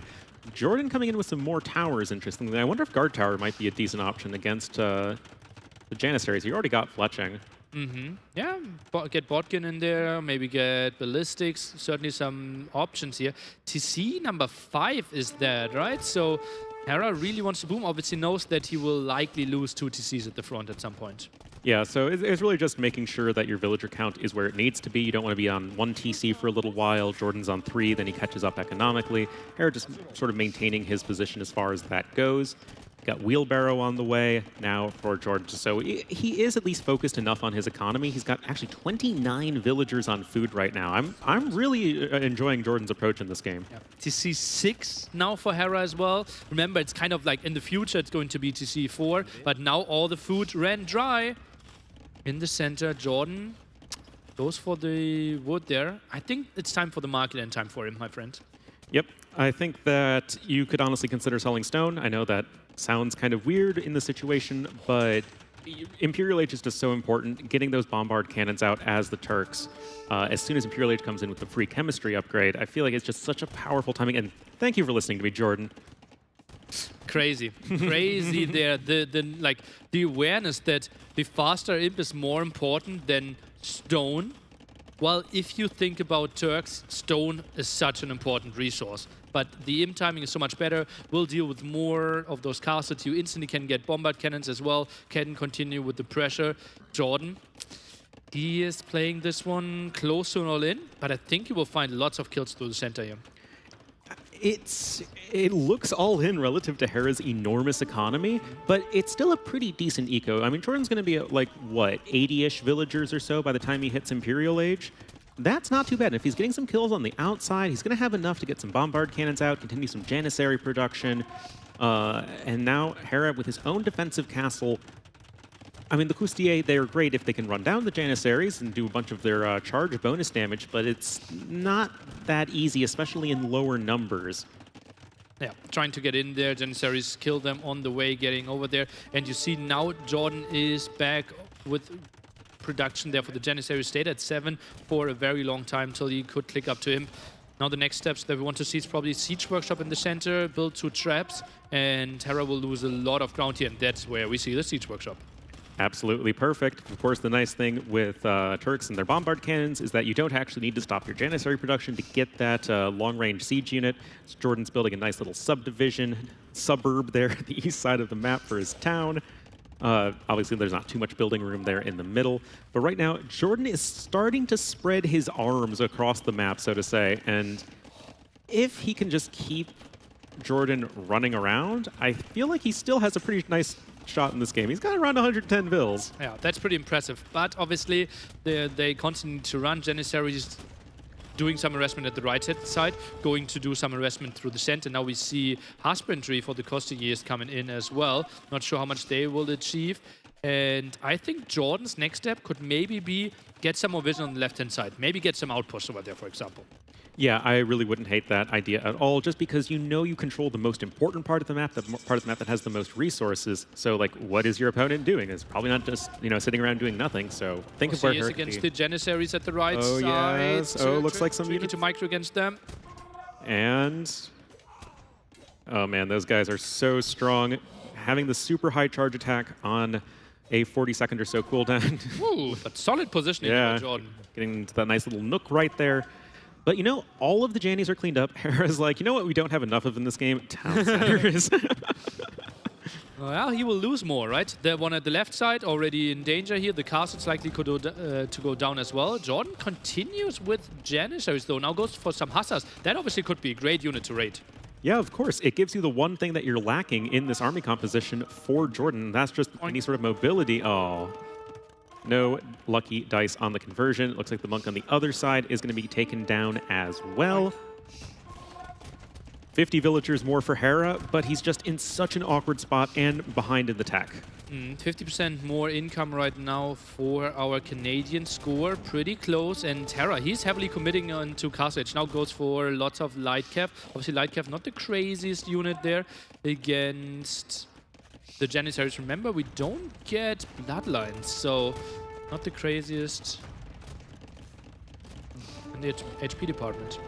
Not quite indeed. We have some eco upgrades now coming in for Jordan, and I really like his approach in that he's doing the right, like he's getting all of his important timings. He's getting to Imperial Age way ahead of his opponent. He's getting the castle forward, but he's not neglecting his economy behind this. Like, it's still a pretty good eco. It's not like he's doing this on 50 villagers. Yeah, absolutely. And that allows him to mix in Camel here, maybe some Hussars as well. Janissary numbers are still looking pretty solid. I still would have loved to see one or maybe two traps.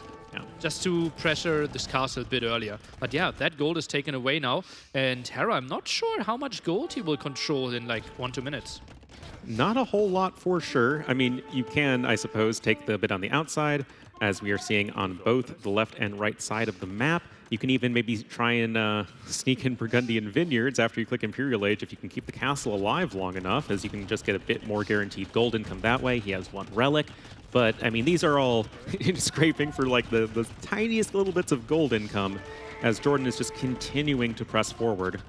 Oh, that's going to be interesting now. Camel to the counter here to the light cap. Costiers are coming in. This is the big charge. Jordan needs to save his bombard cannons. He misclicked on the gate. Ooh, wasn't punished for it. Villagers are going to need to run away just a little bit. But, I mean, like, Hera's still ahead by 40 population in this game. And he's keeping the castle alive for the time being. He's making tons of light cav. And now we have Jordan actually going to be switching over into the heavy camels. I mean, it makes sense versus all of those cavalry units. But it is going to slow things down just a little bit. And Hera is buying that critical time. It's important that Hera stops villager production. He's at 150 soon.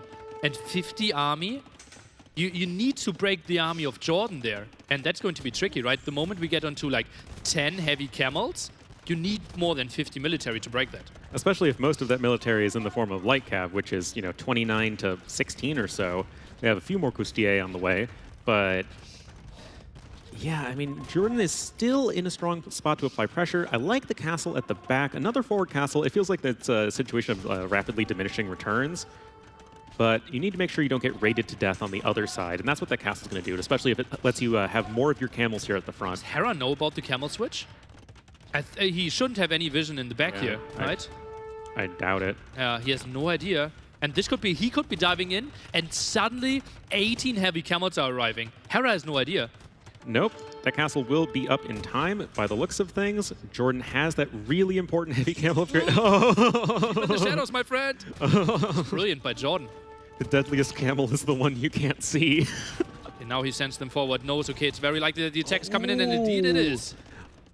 Hera deciding that now is the time to die. Okay, no reason for Hera to take that fight right now. He has stone that he can still repair with for a little bit. He can get his Imperial Age upgrades. You can see chemistry coming in right now. Hera has his own very strong gunpowder as the Burgundians.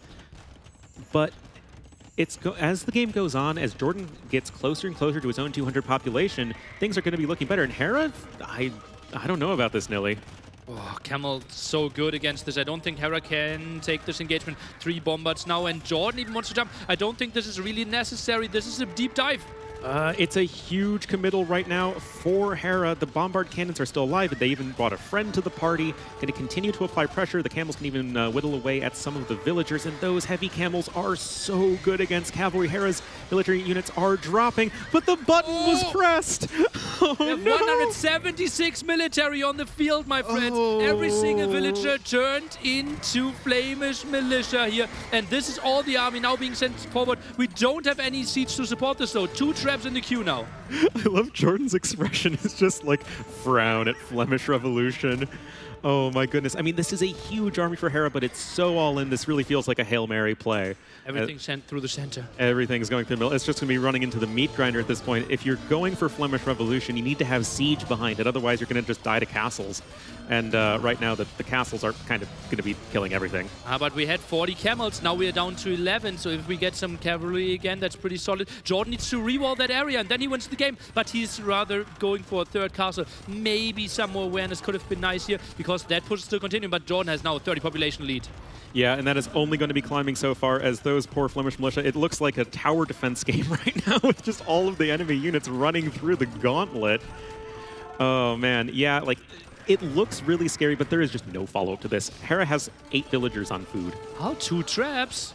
2 more in the queue, my friend. There's still lots of military. Yeah, we are down to 110. The castle is going up, but Jordan will lose lots of control over the center area. He's at least able to replenish his villager count slowly. The Flemish militia are diving in here. Remember, guys, they are basically champions that also get bonus damage versus cavalry, so they are strong units. And there's 1 castle down, several more to go. But right now, Hera is still kind of falling behind a little bit in terms of population. Jordan, the head shake. I don't think he realizes that he's still pretty fine in this game. Janissary count is pretty low. Don't tell me Jordan is resigning this one. It's still looking okay if he defends this. Villager count is heavily in his favor. Jordan, don't you dare resign this game right now. You are in an okay position. You just need to keep on hanging in there. We got Bodkin on the way right now. I feel like that could have maybe been in a little bit sooner. Some Janissaries and a Bombard Ken here. If you can just delay those castles from being destroyed, that is exactly what you want to be doing, as we don't really have the ability for Hera to just take down all of those important buildings. Jordan, just run away with your villagers, man. It doesn't matter if you lost, like, you know, 60. You still have way more than your opponent. And Jordan, oh man, these populations are getting a little worryingly close, Nilly. Oh yeah, pretty nice move here by Hera for sure, but traps are going down. Janissaries at the front are looking pretty solid again. Some more villages for the repair are coming over. This score is getting really close and population even closer. It really is, but Hera is really running out of steam, as he's got down to 33 Flemish militia. He's got 40 villagers. Yeah, sure, Jordan's only at 86, and most of them are idle, but still, he's hanging in there. And Hera has absolutely no follow-up to this militarily. He has to spend all of his food on more villagers right now. And losing 4 traps just really hurt. Only 30 Flemish militia are still left there. Courtiers are trying to dive. Still solid damage output, but Courtiers are dying to the Janissaries. Oh. Nice save by Jordan. That was absolutely critical. It allows him to keep the pressure onto Hera, keep that timer, so to say. And yeah, those Flemish militia are eventually going to be dying. Jordan is at 90 villagers. They are getting back to work. He's adding in another town center. I mean, still, Hera has tons of town centers, and he's even on 47 villagers himself right now, but you just can't really afford that much in terms of army. I mean, the Courtiers are pretty cheap. They're only 55 food, 55 gold, but it's just going to be a matter of production, and Hera only has the 1 castle.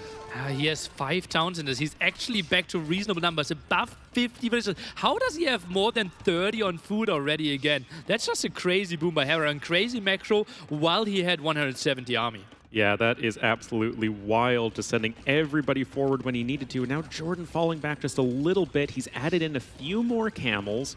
And, you know, Jordan himself is close to 100 villagers once again. The Flemish militia in the back are still not actually dealt with, nor are the ones in the middle. But the Janissaries will mow them down eventually. 24 still left. Remember, for Burgundians, relics are not only creating or generating gold, but also food. So Hera having 3 of those actually helped him quite a bit with his production. Yeah, those are just really helpful when you're in the low eco situation. Just having that little bit of extra food income can make a huge difference. But right now, Hera is still a little bit ahead as far as the score goes. That castle was an interesting choice. That will have to be waiting for another time. Oh, man. I mean, at least Hera is still running around. He's still at least a force in this game right now. And honestly, the Flemish Revolution worked out way better than I thought it would. Yeah, I think if Jordan just had those walls, closing everything off, the game instantly ends there. Because of the Flemish Revolution, the Flemish Militia needed to go through there, the only option to still do damage, because Hera was lacking that siege at that point. But this way, like, Jordan, if he is like a bit more sloppy with his Janissaries, he could have lost the game there. That was a really sloppy fight. That was just letting the camels fight the Flemish militia, which is the last thing you want to be doing. Janissaries arriving a bit late, but the castle went up here. Jordan has a strong economy again. But look at Hera. He might be reaching over 100 villages pretty soon as well. Well, he has the town centers to do that. And we've got now tons of Cusier also being trained. Actually, the hand cannoneer switch is what is next on the table. I'm not too sure about this. They don't... HP-wise, you're so far behind. Range-wise, you're behind. It's going to be a pretty tricky task. It's just so much tougher to micro them against Janissaries that kind of shoot on their own. Yeah, it's pretty tricky for sure. We now have the castle on the right side pressuring the town centers of Hera. Jordan, I don't think he needs to ease up on the throttle too much. He has another bombard cannon on the way. I still think it's important to keep on pressuring Hera. You don't want to just let him get back up to 140 plus villagers and just not give him the time he needs, because Hera, he's going to run out of gold sooner rather than later. He still hasn't secured his main gold. He has the one that is in the sort of the upper center of your screen, but that is going to be this guy's got like a little bit of gold left, but not too much more. What happened to all the bombards of Jordan? Didn't he just have to? Did he lose them in the center against Costiers? Yeah, I think so. Ay. Gold now trying to be taken. Still, like, not a lot of vision on the left side by either player here, right? Some more blue dots there. Bombard cannon shot still misses. Jordan, I don't think he has artillery. I don't think so either. It is a pretty expensive upgrade. Yep, we were just at the 12 range, not the 14. Villagers just being ferried through the castle. Look at Hera's population. What are we witnessing? Is this guy that good? He might be that good. This was a lost game for him. It really was. He had no business being this deep in this game. That's Flemish Revolution for you. It is the button for a reason. Now, plate barding armor coming in for Jordan. And to his credit, he has 65 on food right now. That is going to be nice for a fledgling Hussar production. And no good answer there for Hera. He still has 15 Flemish militia on the field, but goes for light cav now. Hand cannoneers not crazy. And those Hussars, they will find some kills against the hand cannoneers. Yep, getting that extra pierce armor might help out a little bit. Yes, Hera's population is still climbing, but Jordan is the one who has the map control. Importantly, he has just the resources in the middle. It doesn't really matter that much being on the outside. And yet, Hera, he's got strong bombard cannons as the Burgundians. You get that extra damage. Weren't we just pop 60 against pop 70? Yeah, like 5 minutes ago? And now we are both at pop 200? Yeah. What's happening here? A pretty darn great game of Age of Empires, if I say so myself. Got iron casting now coming in here for Jordan. Nice split there on the Janissaries. You have to be just really careful versus those stronger bombard cannons. And yeah, more Hussars coming in. Now players are starting to raid, and this is just looking like the Flemish Revolution never happened. They're just kind of getting into a pretty normal late game. Yeah, well, there's still some scars. Still some Flemish militia left trying to tell the stories of the old fights. Janissaries pretty good at sniping bombard cannons, jumping out there, long distance, but get away from the hand cannoneers. Ooh, scratching them a bit. Really would love to see some bombard cannon dance out of Jordan, but he's down to 0 bombard cannons again. Lost his bombard cannons again. Has to be really careful. He has no relics, and I mean, the gold in the middle isn't going to last forever, but that is a big and scary army right here for Jordan. Those bombard cannons have to run away for Hera. He's got a ton of camels here. He's got some Hussars. The Flemish militia are in pretty low numbers, like you were saying. I don't really see the need to just not kill the bombard cannons. That is... Survive with both. What? Hera's so good at this game. Save those. Now the camels trying to make something happen there. Trying to clear up the raid in the back. And that could be some dead villagers there for sure. And surprisingly enough, Hera only lost 23 villagers this game. Yeah, man. Sick.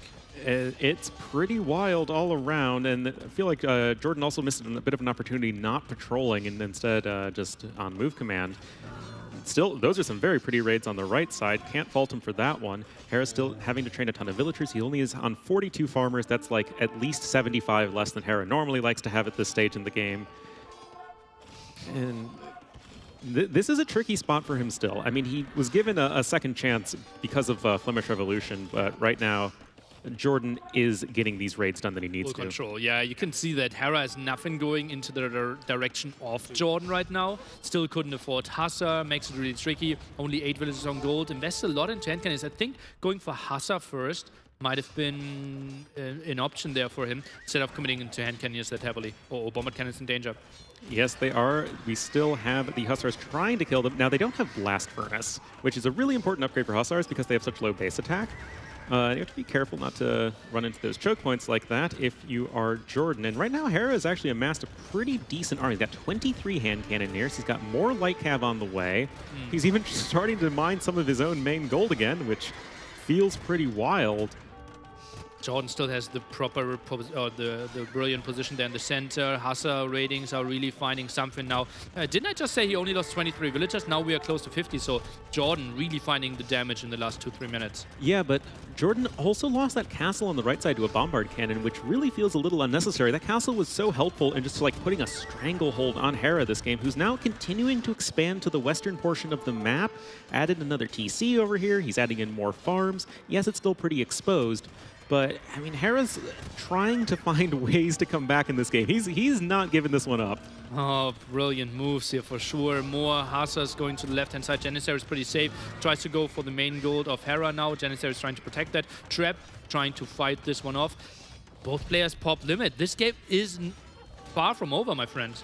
And this is just such a fantastic game. And I do love this map. I feel like you can just get so many interesting situations on them, this being one of them. Now we have artillery coming in for Jordan. That's going to give him that extra range on those bombard cannons that he really does need. And Hera, I mean, now he's looking at 38 plus idle villagers. That's going to make it just that much more difficult to afford light cav, of which he only has like 1 on the way. Still no Hussar upgrade. And look at this, more and more raids here from Jordan. 73 farmers now for our Turk player, and that's why he can afford all those Hussars raiding over and over again, and just feels like so many fires Hera constantly needs to put out. Yep, bombard cannons now starting to apply pressure again. Hera's just trying to send units back to where he needs to deal with all of these raids, but Jordan is just unrelenting. He's getting that important blast furnace upgrade. Oh, hand cannoneers, of course, need to be very careful, but they do pack a punch, and GG is called. Ooh. That was a pretty good game, Nelly. That was a pretty good game for sure. And I said I wanted to see Arena. This one might have been even better, right? Yeah, I mean, Ring of Reeds was originally an RMS Cup, and when I first saw the map, I'm like, this is really cool. And I'm glad I had the chance to make it in this tournament. And just another really fantastic game there. Jordan pushing up through the middle, Hera trying to expand, the big pushback with Flemish Revolution, but ultimately Jordan able to close that one out. Flemish Revolution, holy moly. 176 military units there, and like so much pushing in. Jordan, you saw how he was shaking his head, right? He was. I was really scared that he was about to resign. I was too. Oh man, but he kept his composure, came back, went from like pop 200, like full control, everything, down to like 80 population or something, like 90. That was like, I couldn't believe it. Like, Hera really found the damage. Did he have the extra damage against buildings there? With Arson? Yeah. I think he picked up Arson. I know he picked up Blast Furnace really early to maximize his damage, so... Yeah, I mean, Hera did everything he could to come back in that game. Yeah, the TCs went down pretty quickly. Yeah.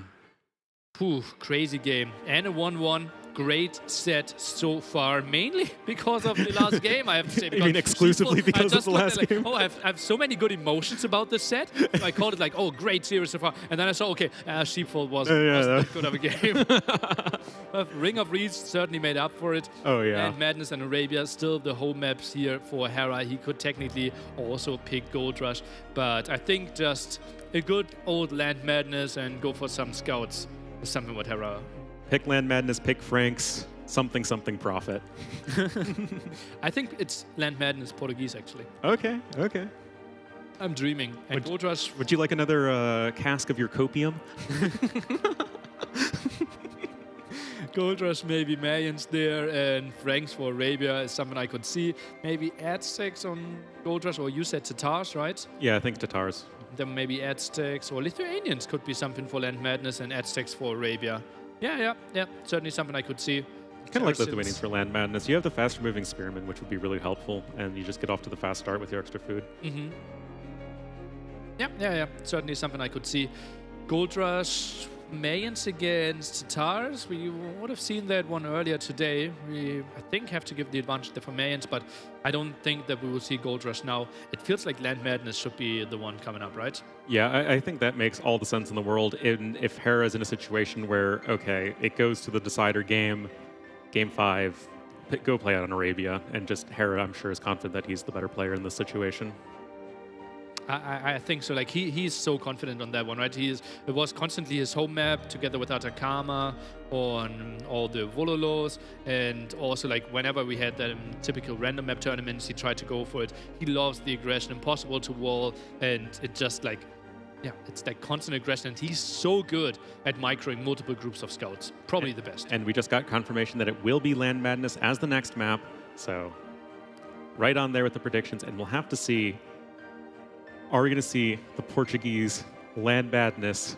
I say Portuguese Lithuanians.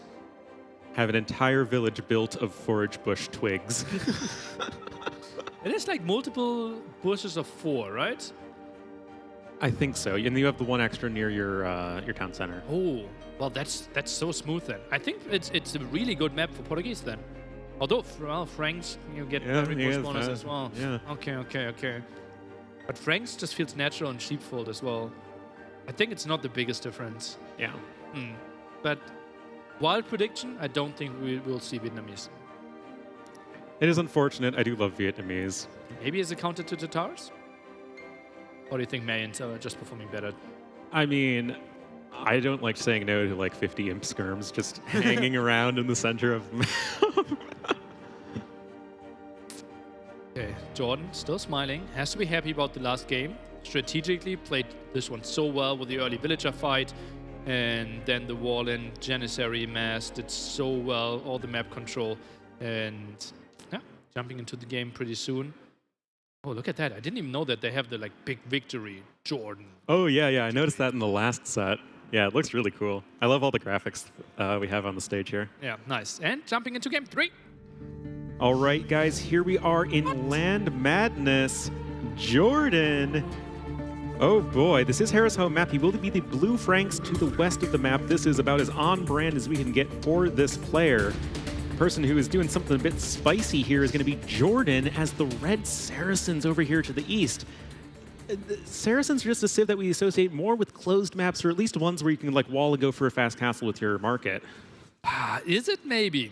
Like 2-3 archers, 1 spearman, into fast market, into camels. Is camel the play here against Franks? You do get an extra 10 HP as the Saracens, so your camels are quite strong. I mean, if that's the play, that'd be pretty awesome. And you know that Hera loves his cavalry, right? So it could be into the direction of a counter. But then again, why didn't we pick Gujaras, for example, where we feel like the opening could have been even better?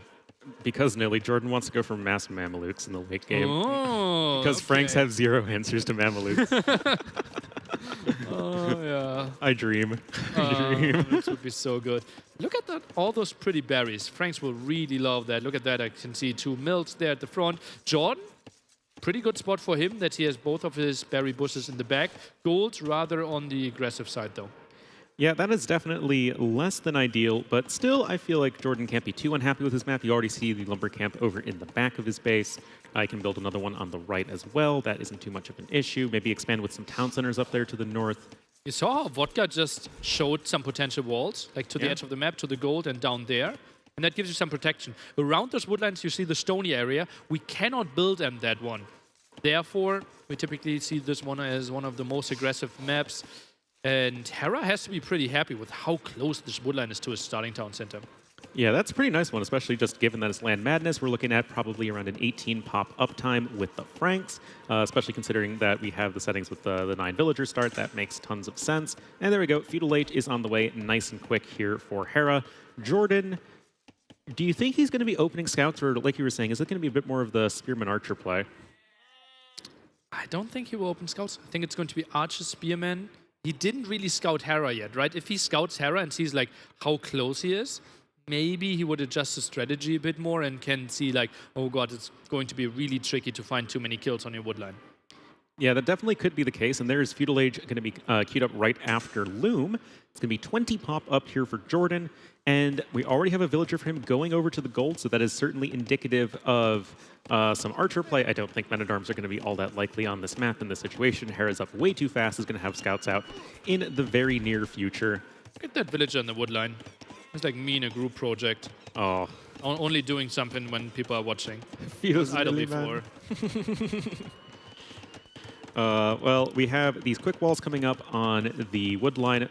Those are pretty easy to do on Land Madness. The wood lines are rather uniform in shape, but Hera's still going to be able to take great map control with those scouts, and it's Sheep, of course... maybe? Okay, nice. John will take those. Will he order those sheep back home? Yeah, he will. Oh, look at how he splits them. Oh, that's cute. Interesting. Okay. Because, like, doing just off of the direct path, I think that's a clever little move. Yep. More unlike that Hera will find both of them. Now the stable opening here, we saw Jordan with 3 on gold. Wouldn't be surprised to even see a tower at his gold at some point, right? It is the most exposed area here for sure, and still has some food. So enough wood. Only 8 on wood there for the archer player. It's going to be tricky. I think he needs to go in stragglers quite a bit. Yeah, that does feel a little bit off. I mean, those palisade walls can be a little bit expensive, especially after a few patches ago, but still has some pigs to take. He has enough for the archery range. No spearmen coming out just yet, but I guess he feels like he just doesn't need them if everything's walled. What will Hera find? I think Hera will need to go for an archer range himself, has to add some skirmishes. Very likely that he also has to go for a blacksmith, so not the shortest feudal age for Hera. He can't just go for castle age, go for knights. The pressure will be too much there out of Jordan's. Well, we'll have to see. We have some archers on the way. Do you think this is the sort of game where we would see 2 archery ranges? Wait. Did Hera not scout Jordan yet? Can we show the POV of Hera? Oh, okay. Hello.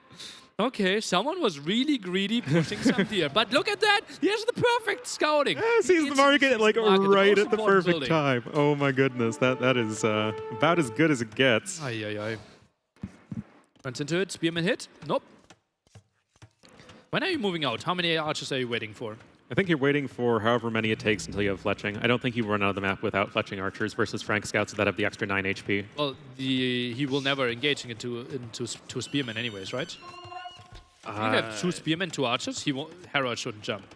If Hera has like 7 or 8 scouts, well, yeah, obviously, but then you continue to reinforce with more spearmen. Now now Jordan has 3, and now he moves out. Okay, yeah. 1 archer only, yeah.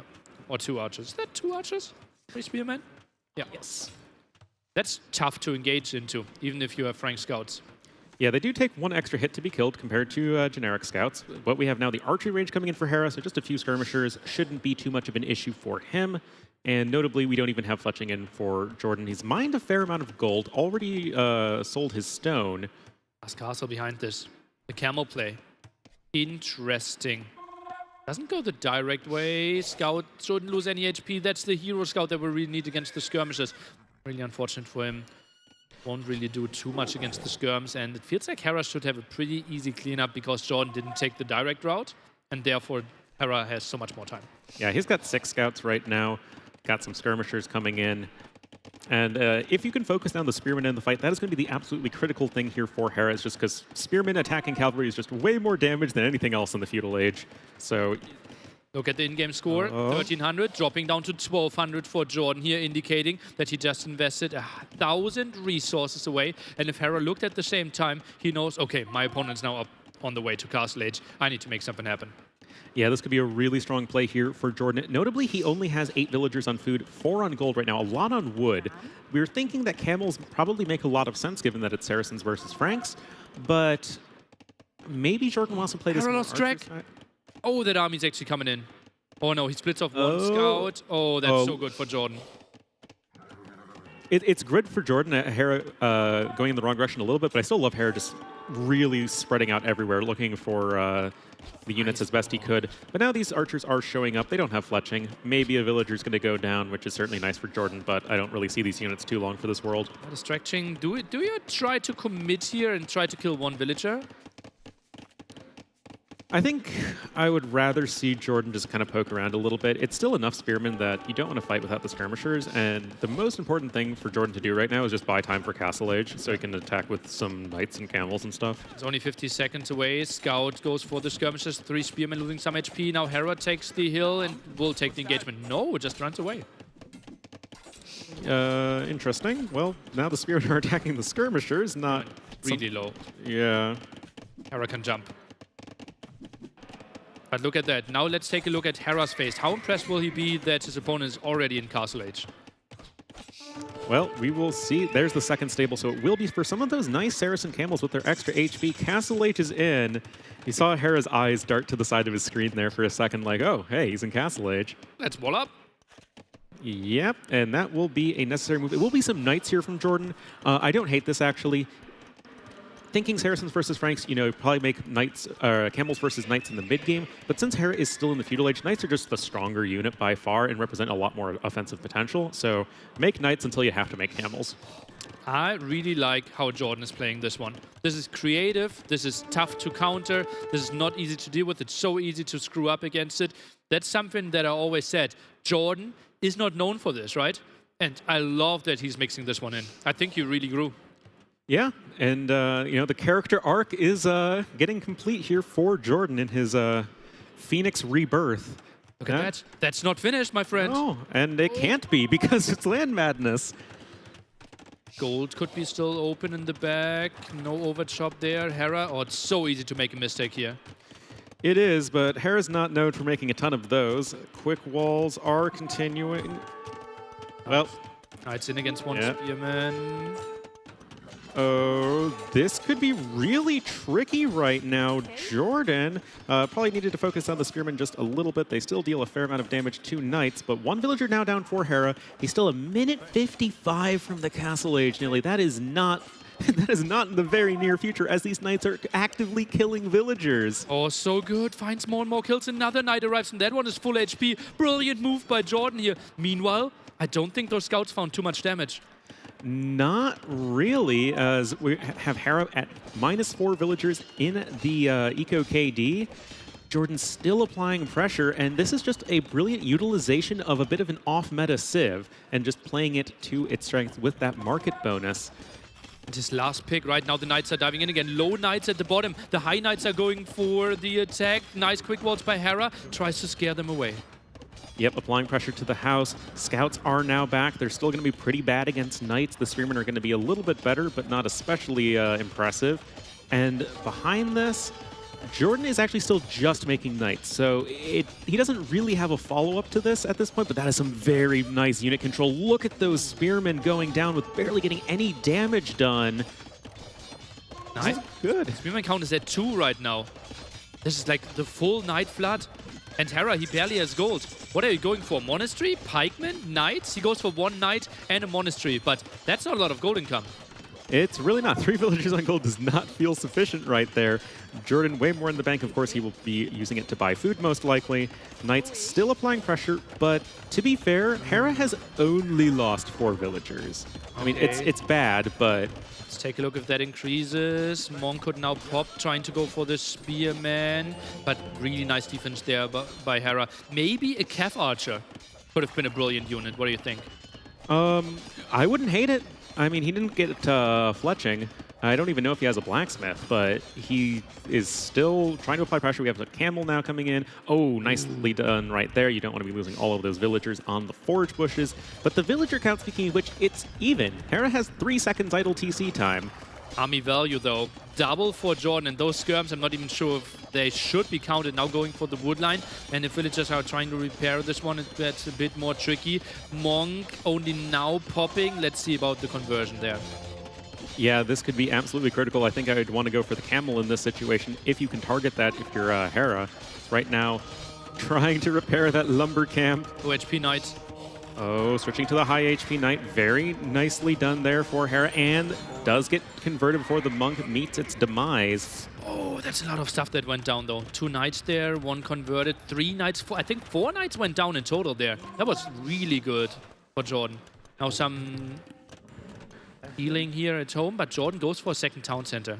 Yeah, and I think this is really important. I don't think you're going to completely kill Hera right now. He's just way too well defended. Go for some camels, make sure you're safe, add in economy. I mean, Hera's still ahead by a couple of villagers, and he's got better eco upgrades than you since you get the free farm upgrades as the Franks. How did that game stabilize again? I can't believe it. How good is Hera? Like Jordan, I think against a lesser player, Jordan is already in game 4 here. I agree, but Hera, he had the quick walls in when he needed to. He had a little bit of a flub earlier, did lose 4 villagers, but after that, that was about as clean a defense as you can get. Having all of the walls in, the repairs needing to be perfect, and they were. And Jordan, he didn't have any range units, and I actually really like the Cav Archer idea. I feel like that, it just pokes away at the villagers that are trying to go for the repairs. It just gives you much more guaranteed value. Eco upgrades are soon 4 against only 1, so Jordan is behind in that regard, but we'll have 3 town centers against only 1. Those camels shouldn't really dive in. Nice instant reaction by Jordan. Has all the map control in the world, and not unlikely that he will get lots and lots of relics here. Yep, he already has 1 safely stored in his monastery. Hera's eco upgrades are looking quite nice, but Jordan does have the power of the market on his side. And... oh. Just run through. Oh, I couldn't decide if you want to go left or right. Yeah. Well, loses 1 camel. Not ideal. It's not the end of the world either. But the longer this game goes on, the greater likelihood we are of seeing Mamelukes. Just saying. You're still dreaming, my friend. I know. Oh, man. Yeah. Obviously, Mamelukes would be crazy good. I think something like Camel Arbalest is something like Franks don't really have an answer to either, unless they go for a lot of Halberdiers and kill all those camels. All of them get away. You can heal them up. Yep. We'll have to heal them up, though, but still, not the biggest loss. Got a couple monks here for Hera, and those are all easily convertible. No, don't tell me.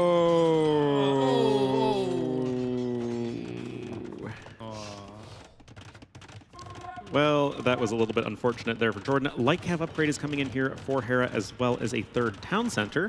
So is going to be doing all right. This game is still even enough as far as those things go. I mean, the score is heavily in favor of Jordan, but I mean, Hera is doing all right for himself. Game slowing down. Both players, 3 town centers. Now relics are the next steps here. Getting eco upgrades. What do you think about switching to CA here for Jordan? Saracens have a lot of things that kill Franks. Yeah, you can go for Cav Archers. Franks don't love dealing with that, and this is a map that really favors mobility and also things that shoot over wood lines, which Cav Archers do. All of those things. I do think it would be good for Jordan to have some monks here. Hera has 3 currently. Jordan has 3, is even grabbing Sanctity. Another conversion comes in for Hera, and these little engagements over the past few minutes have been favoring our blue player here, as now is looking to go for a bit of a foray here out on the map for the first time in quite a while. Husbandry coming in, going to help him take slightly better engagements, and now the pikeman upgrade, and he has 10 villagers on stone. But pikeman upgrade against someone that already is preparing crossbows? That's really fortunate for Jordan here. Some villagers on stone as well. How aggressive is that castle going to be from Hera? I'd like to see it really aggressive, honestly. I feel like Jordan's in a spot where if he's just chilling and getting to late game, he's just way better positioned as far as his potential army compositions go. Whereas if Hera can strike right now, or at least as close to right now as possible, I think you can still catch Jordan a bit off guard.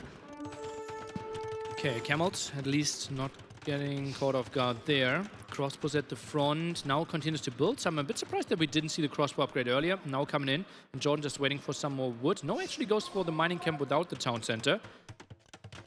Well, like a lot of blue dots in the minimap. Lots of blue dots on the minimap. Yeah, like I was saying, I feel like if Hera applies pressure right now, Jordan could be in a tricky situation. Got a bunch of vills coming forward to drop a castle. Remember, it's only 488 stone as the Franks. Oh, he really needed those knights in the center. Crossbows. Oh, you know, I asked for an aggressive castle Nelly, and I'm going to get it. I really like this play here from Hera. This is going to be an absolutely pivotal fight in this game. Camels are trying to pounce on these units. The crossbowner here looking to snipe monks or pikemen. Hard to go wrong with your targets here if you are Jordan. Bodkin is just now in, but is there going to be enough? Hera's army numbers are dropping. The villagers here are going to try and work, but this is not a safe worker environment.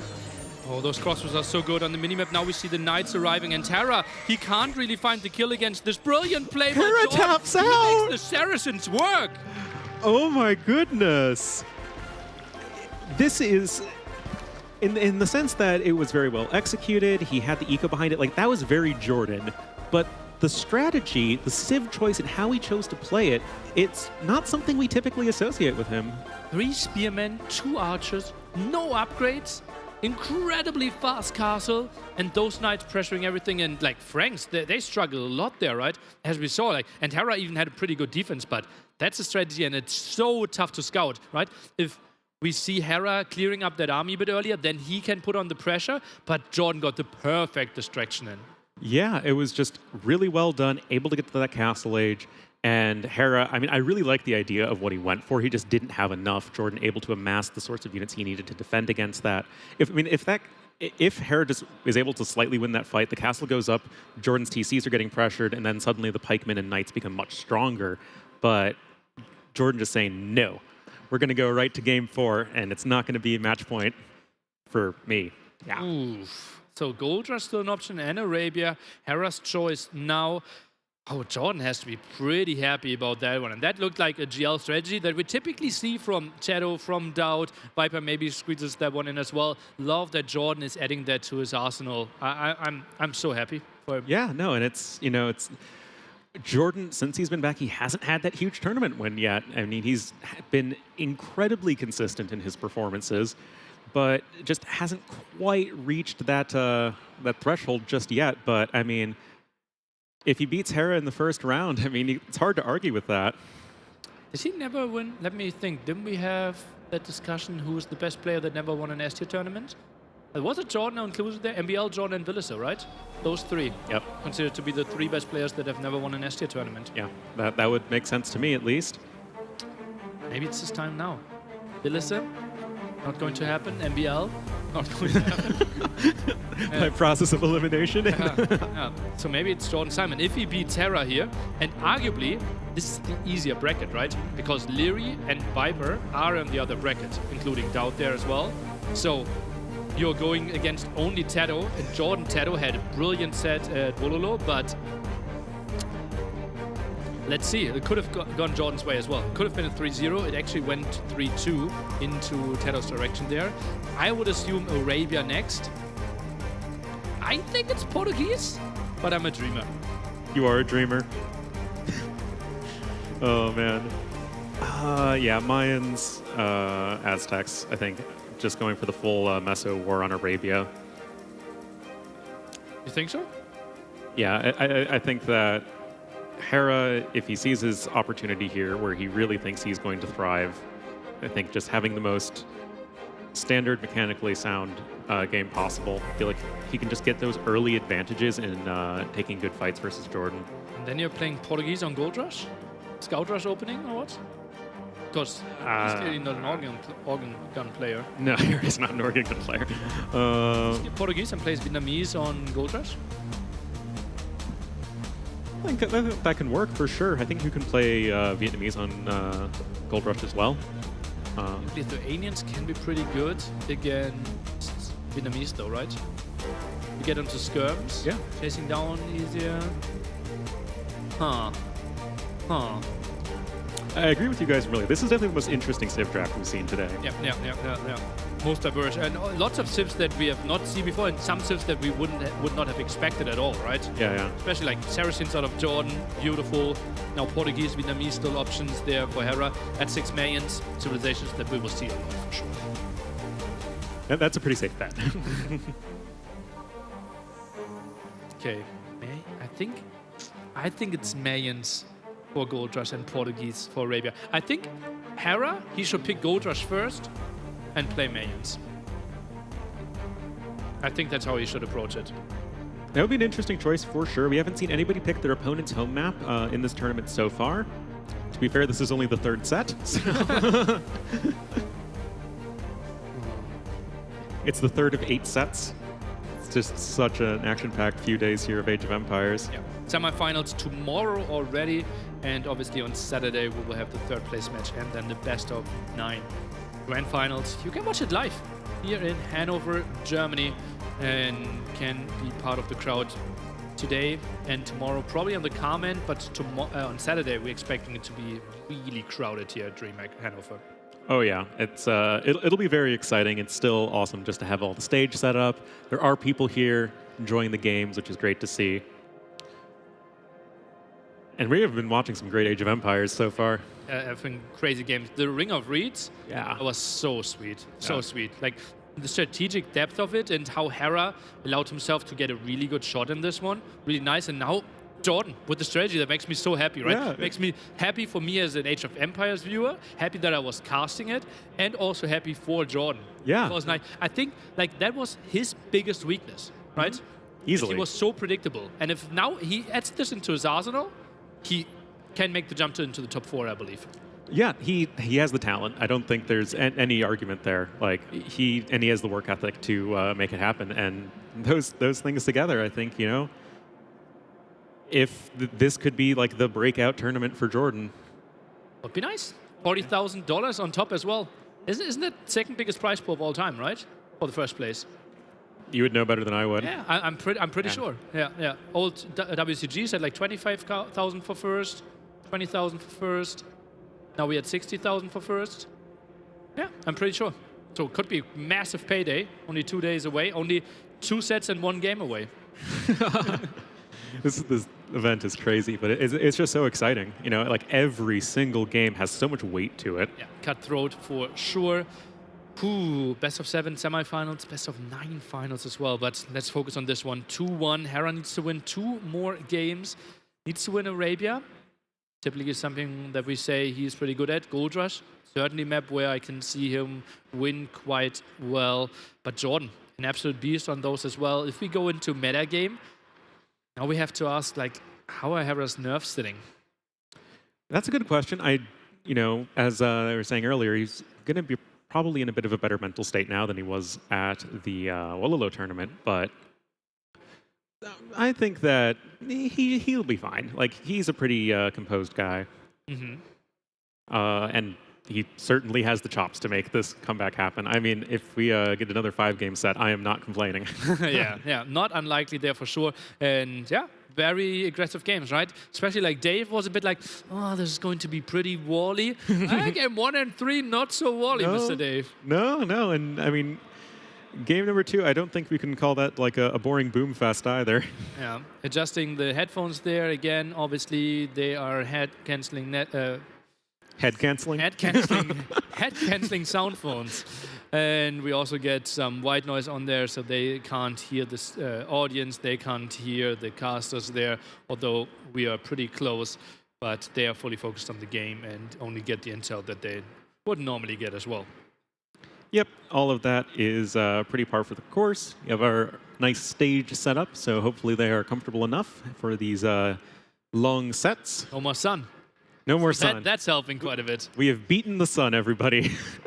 We have forced it to retreat until morning. So I think this looks like game phase from Hera, right? I wouldn't be surprised if we are into the game. Jordan, is that game phase as well? That looks like game phase, Jordan. Yeah.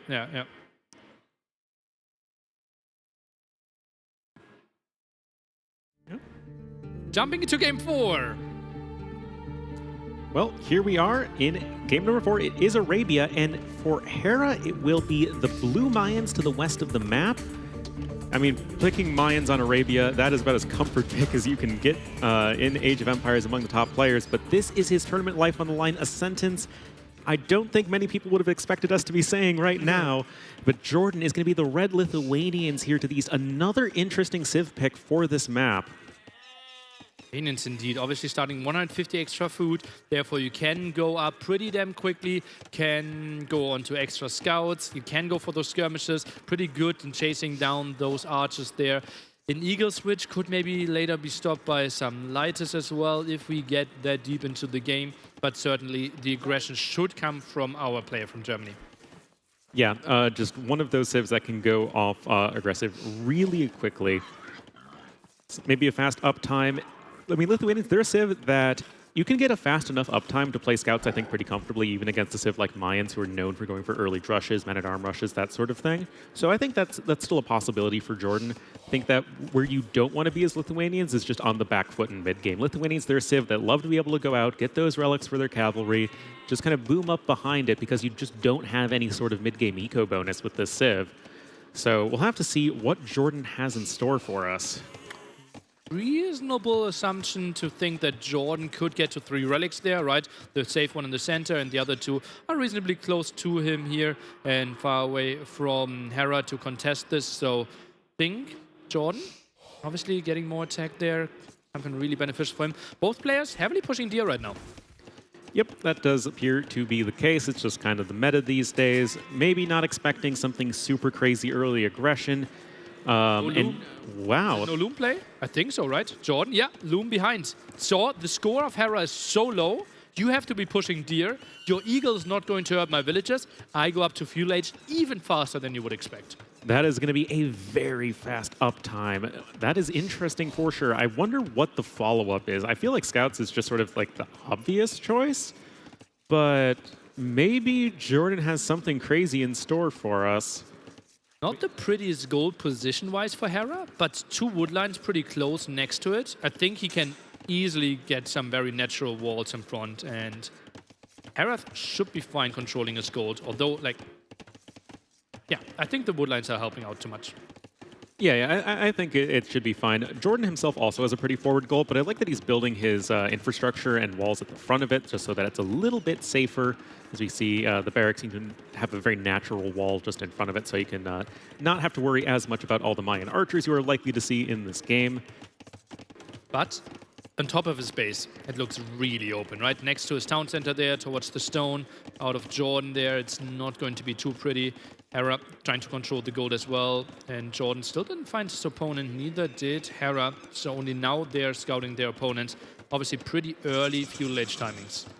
Yeah, for both of these players, Loom now coming in here for Jordan, and his military production building of choice is likely going to be a stable right now, as we have all of these buildings being scouted of Hera's by Jordan. Going to be harassing the villager a little bit. That villager's like, I'm not dealing with your nonsense, scout. Shot it. Up, and scared him away. Hera now, yeah, he continues scouting there. Knows the scout is at home, and therefore can't really kill his eagle. Is that only 1 single villager on the berries? Looks like it. Hera 2 on deer, 1 villager on berries. Rest on wood and gold. Archer opening there for sure. Now send some over to the berries again.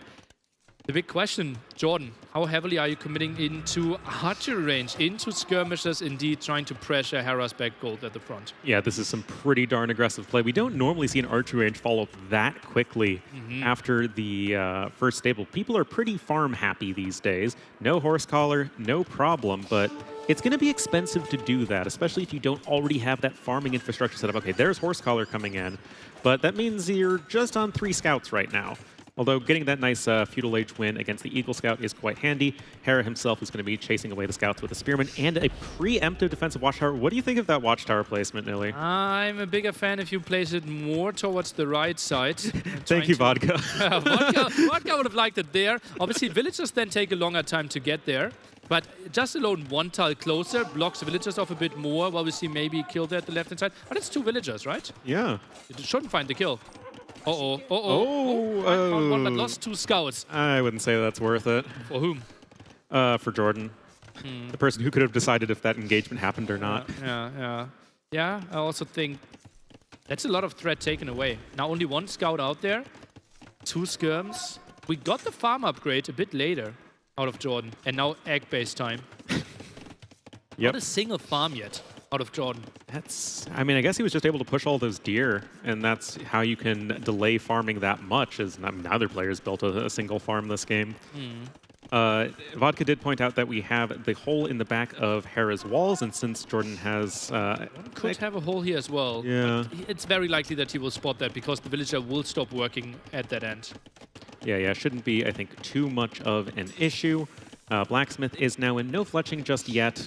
There's only 9 on food right now, as both players' food incomes are going to be in a bit of an awkward state until we get those important farms down. Hera himself getting fletching, adding in those Eagle Scouts.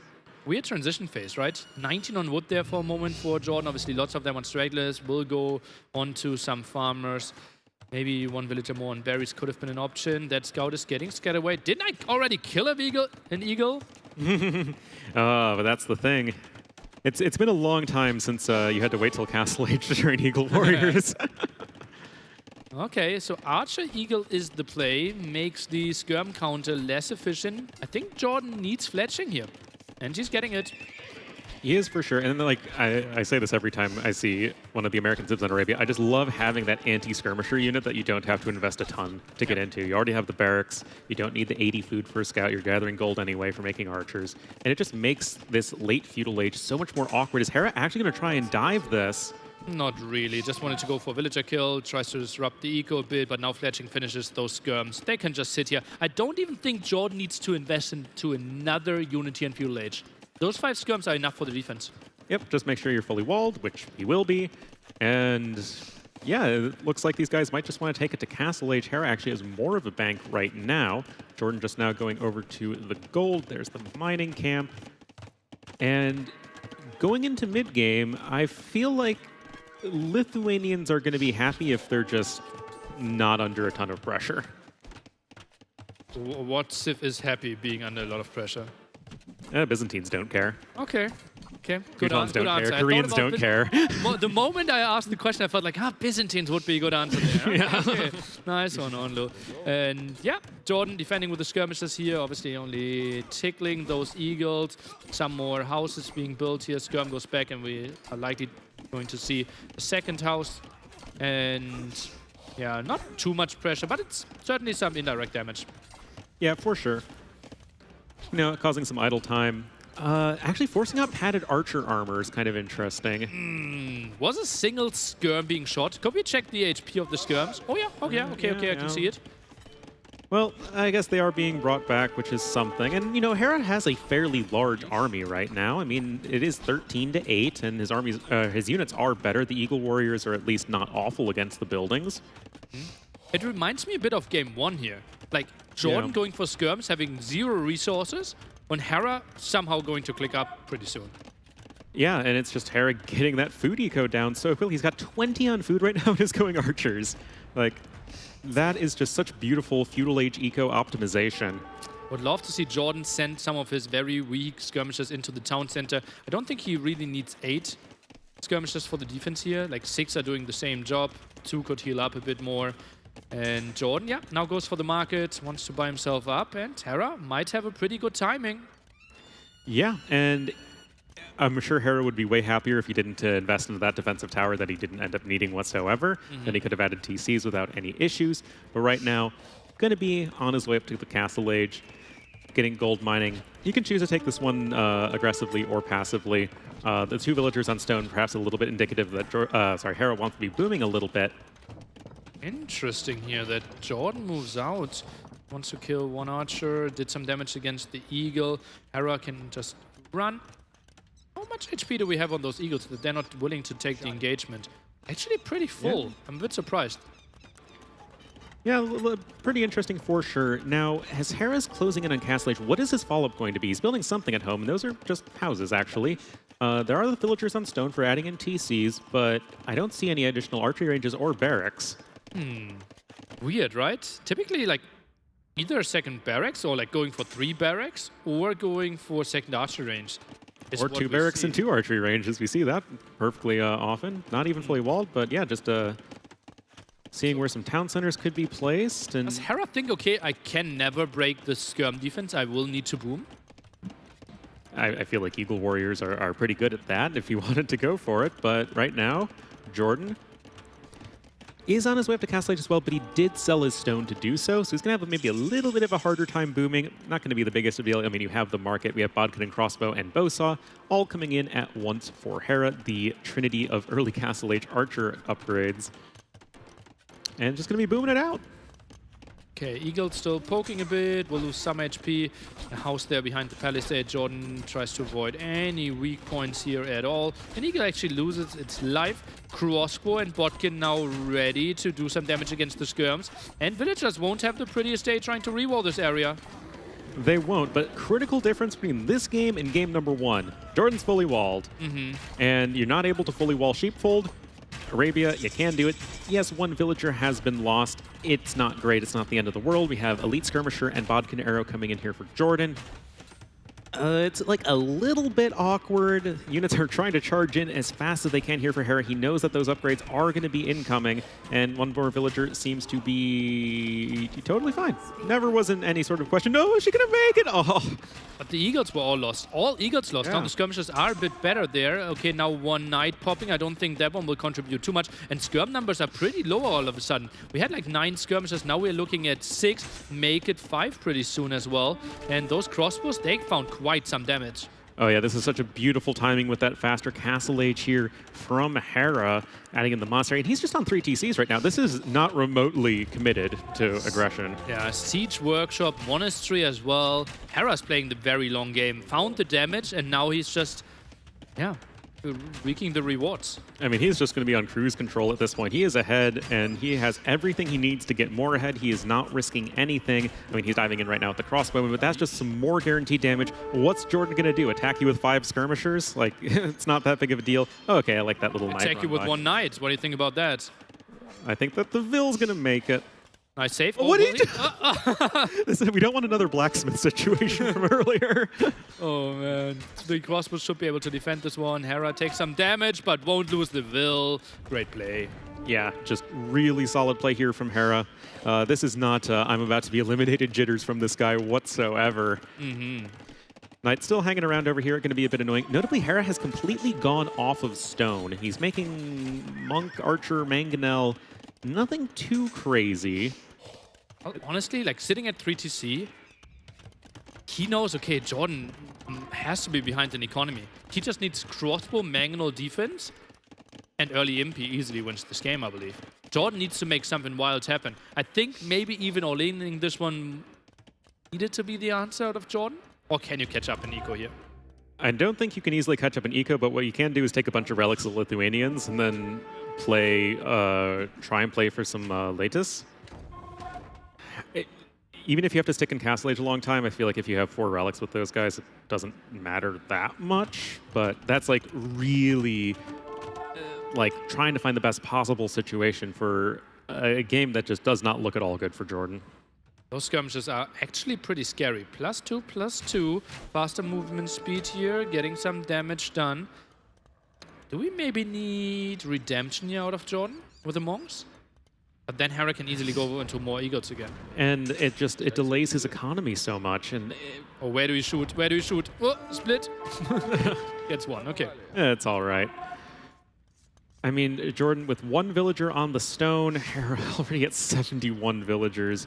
This guy's macro is absolutely crazy. He's got Bowsaw in right now. Idle TC time, 34 seconds with 3 TCs running. Absolutely massive macro here out of our Canadian player. Keeps up the pressure as well, keeps up the production with Crossbowman, with the Mangonels, picks up relics. Macro beast.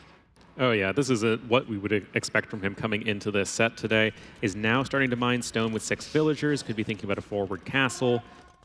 Don't think we're going to see Doubt-style 5 TCs with Mayans. Doesn't really seem to be as much of a Hera's likely game plan, but a forward castle here, maybe getting to Imperial Age faster. 32 farmers against 25 as well. So, like, that's another criteria why Hera should be up to Castle Age or to Imperial Age so much faster. We're still going for some skirms. Now going into Knights, but lots of skirms lost here. Very low HP. Jordan still dodging. Doing the best he can, given the situation. Has some vills fleeing to the north. I think those might have just been some hunters. right now Hera is applying pressure, and Jordan does have +2 defense for his knights. It's not, you know, the end of the world by any means, but he doesn't have any relics. And this is where I said Lithuanians do not want to be, is if they're on the back foot, they're not in a great spot economically. It just doesn't feel like a Civ that can make these sorts of big timings happen because your army is so food intensive. Nice moves here for sure, with the skirmishers getting the knight really low, the mangonel pretty low. And now villagers getting in there a bit as well. Converted knight, actually pretty scary. Well, first relic is going to be on the way here for Jordan, as that is going to be brought to the monastery. Town center might be doing a little bit of damage to the crossbowmen. Honestly, some pretty nice micro in jumping in and out of that with the skirmishers. That relic is going to be denied for Hera, but he's on 89 villagers right now. He's going to click up to Imperial Age at like 27 minutes. If you're a Jordan fan here, you might think like, okay, nice defense, he's living another day. He's 30 villagers behind. He's going for knights against someone that's likely getting onto a lot of Arbalest pretty soon. This is the moment where you drop the extra archery ranges, or could also go into eagles if you wanted to be, going for the big surprise. But if you see the knights, it's probably just being here, and once you're like 1 minute away from him, you retreat, go home, and get all the upgrades. Yeah, no worries. But, oh, I like this engagement from Jordan. Have to be careful, of course, with the mangonels, but trying to flank a little bit with the skirmishers, snipe the mangonels with the knights. Monk here going to try and go for the conversion. Nice control here from Jordan. I worry that it's going to be for naught in the end, but you know what? Credit where it's due. That was a very nice fight. Yeah, absolutely. Found the, well, beautiful engagement, honestly. And now the crossbow number's not looking that scary. Look at that. He will be reset to basically not a single crossbow. Wow. Is there timing here? We have a defensive castle coming up. That was pretty damn impressive by Jordan. Takes the score lead. Yeah. Crazy stuff. I mean, granted, Hera is on the way to the Imperial Age, so that's dropping his score a little bit. He's picking up forging right now. Jordan already has 3 relics, though. That's pretty sick. Sick behind the scenes play as well.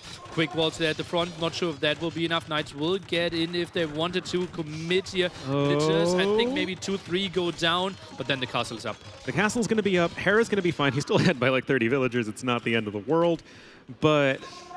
Idle eco, though. It is idle eco, and we keep on seeing today, nobody's rolling dying. over. Oh, whoa, hold up. Hera, you've got 9 more crossbowmen on the way. They are really cheap with mines, but that doesn't mean you want to throw them away. And now Hera's in a situation where it was just like completely smooth sailing to victory, to now he's stuck at home. Yeah, he'll be able to push back his opponent, but now Jordan has like a little bit of life in this game. Well, elite skirms are actually pretty scary. If you don't get all the upgrades here for Hera, if you take some time, and remember, getting all the upgrades is really expensive. You need more than 1,000 foods to have the Arbalest fully upgraded, and then you still need to push to the other side. Jordan is setting himself up here to buy himself some time, but only 7 skirmishes. I think he needs to keep up the production. I think he's thinking about him. Will be a tricky choice, though. I actually don't hate this from Jordan in the sense that if you can just buy some time with this army, click up to Imperial Age, and then ramp back up your production, you could be okay. But right now, Hera is not at all messing around. He is not fooled by this little counterattack from Jordan. It's just not all that scary at this point.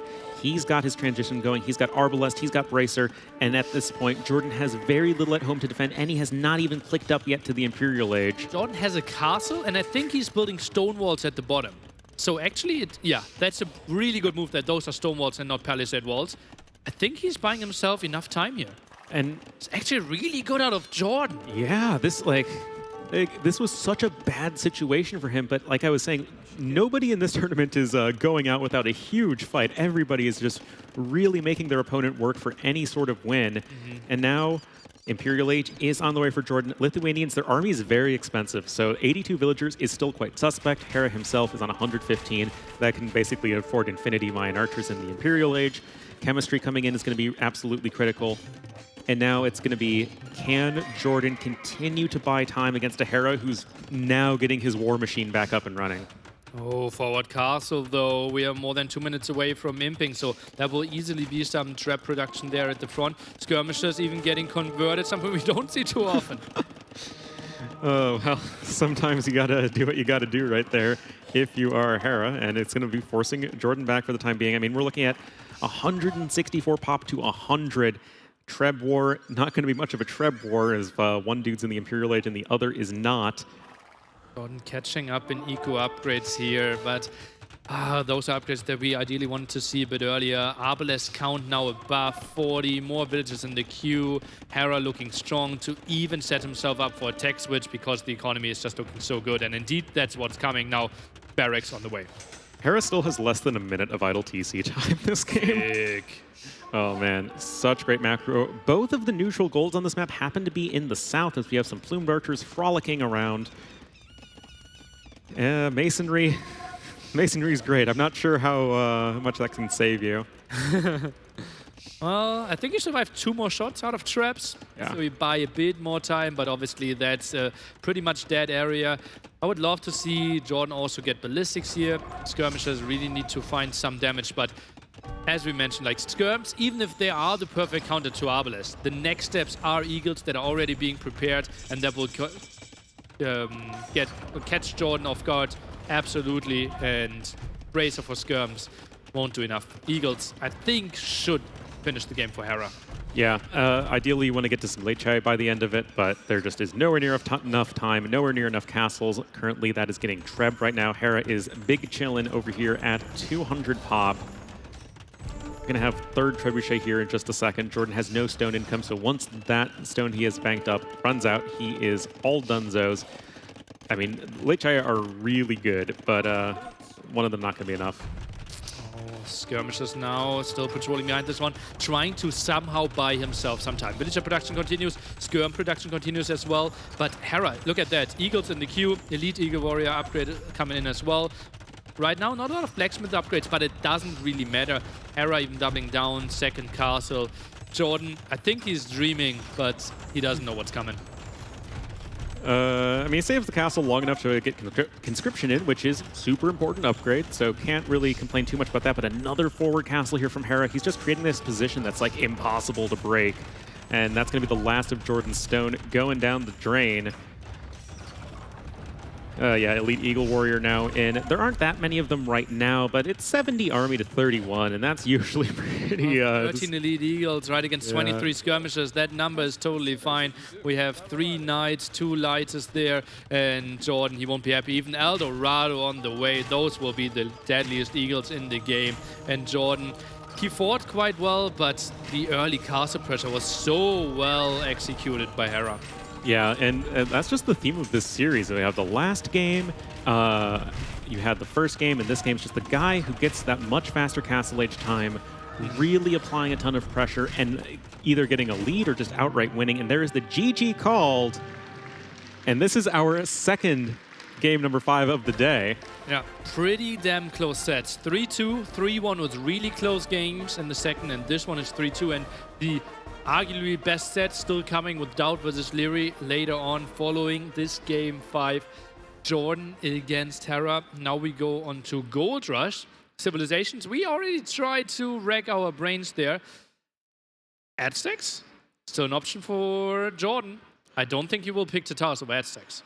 It's hard to argue against Aztecs in like any setting except water.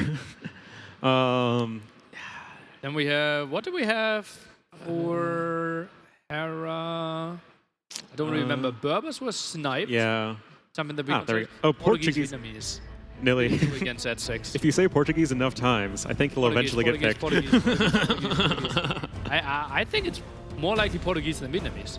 Oh no, actually not. Not with Hera. Yeah. Yeah, I think some players would pick Portuguese over Vietnamese here, but Vietnamese just fits so much into Hera's style as well. Yeah, just strong economy there, getting onto a lot of crossbows.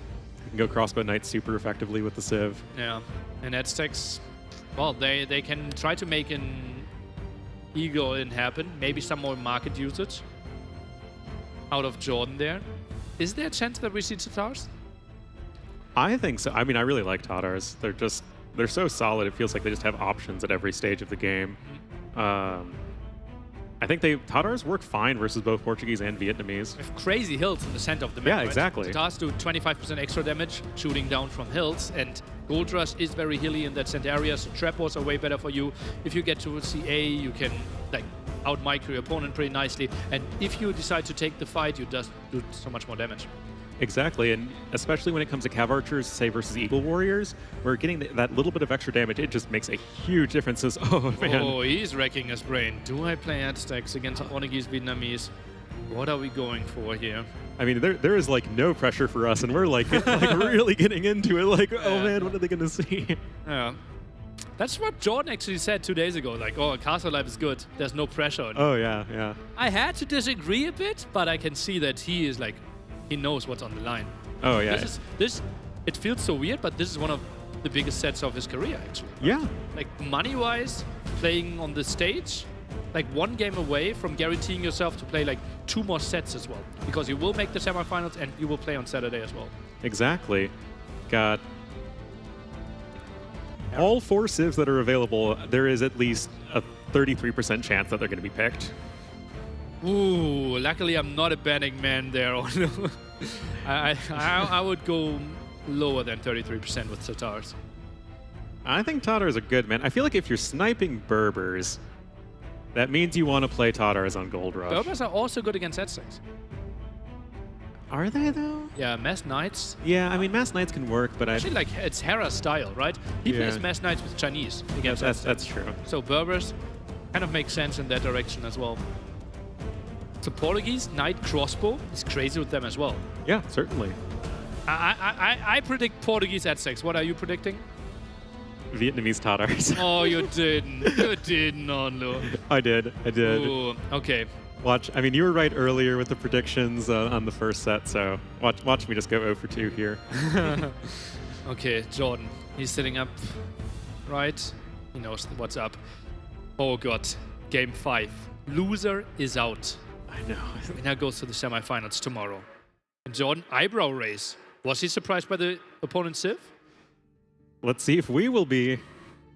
At least one of the 2 of us will be in any given situation.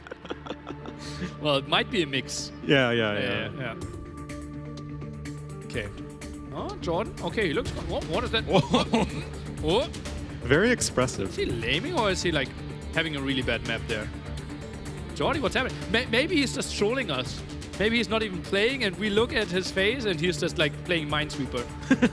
Like, oh, a bomb here? Oh, that was unfortunate. Oh, here we are. And we went 50-50. Okay. Well, let's call it a draw. All right, we'll call it a draw.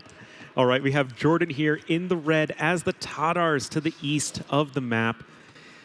Match point, and his opponent, of course, Hera, going to be in the blue as the Portuguese to the north. The map is going to be Gold Rush. We have not seen it yet today. All going to be focusing here on the middle where most of the gold is located. It kind of have this sort of concentric hill thing going on here. Lots of wolves in the middle, which always makes me happy. Oh, no, the wolf. Yeah. So, big thing here. Portuguese balance change. You generate wood by actually getting berries. But Hera is not going for that opening. We have seen build orders where you build a mill before you build the lumber camp. And then the wood is generated so that you can build the lumber camp from that generated wood. But Hera just goes for the pretty standard build order, so he gets that extra wood a bit later.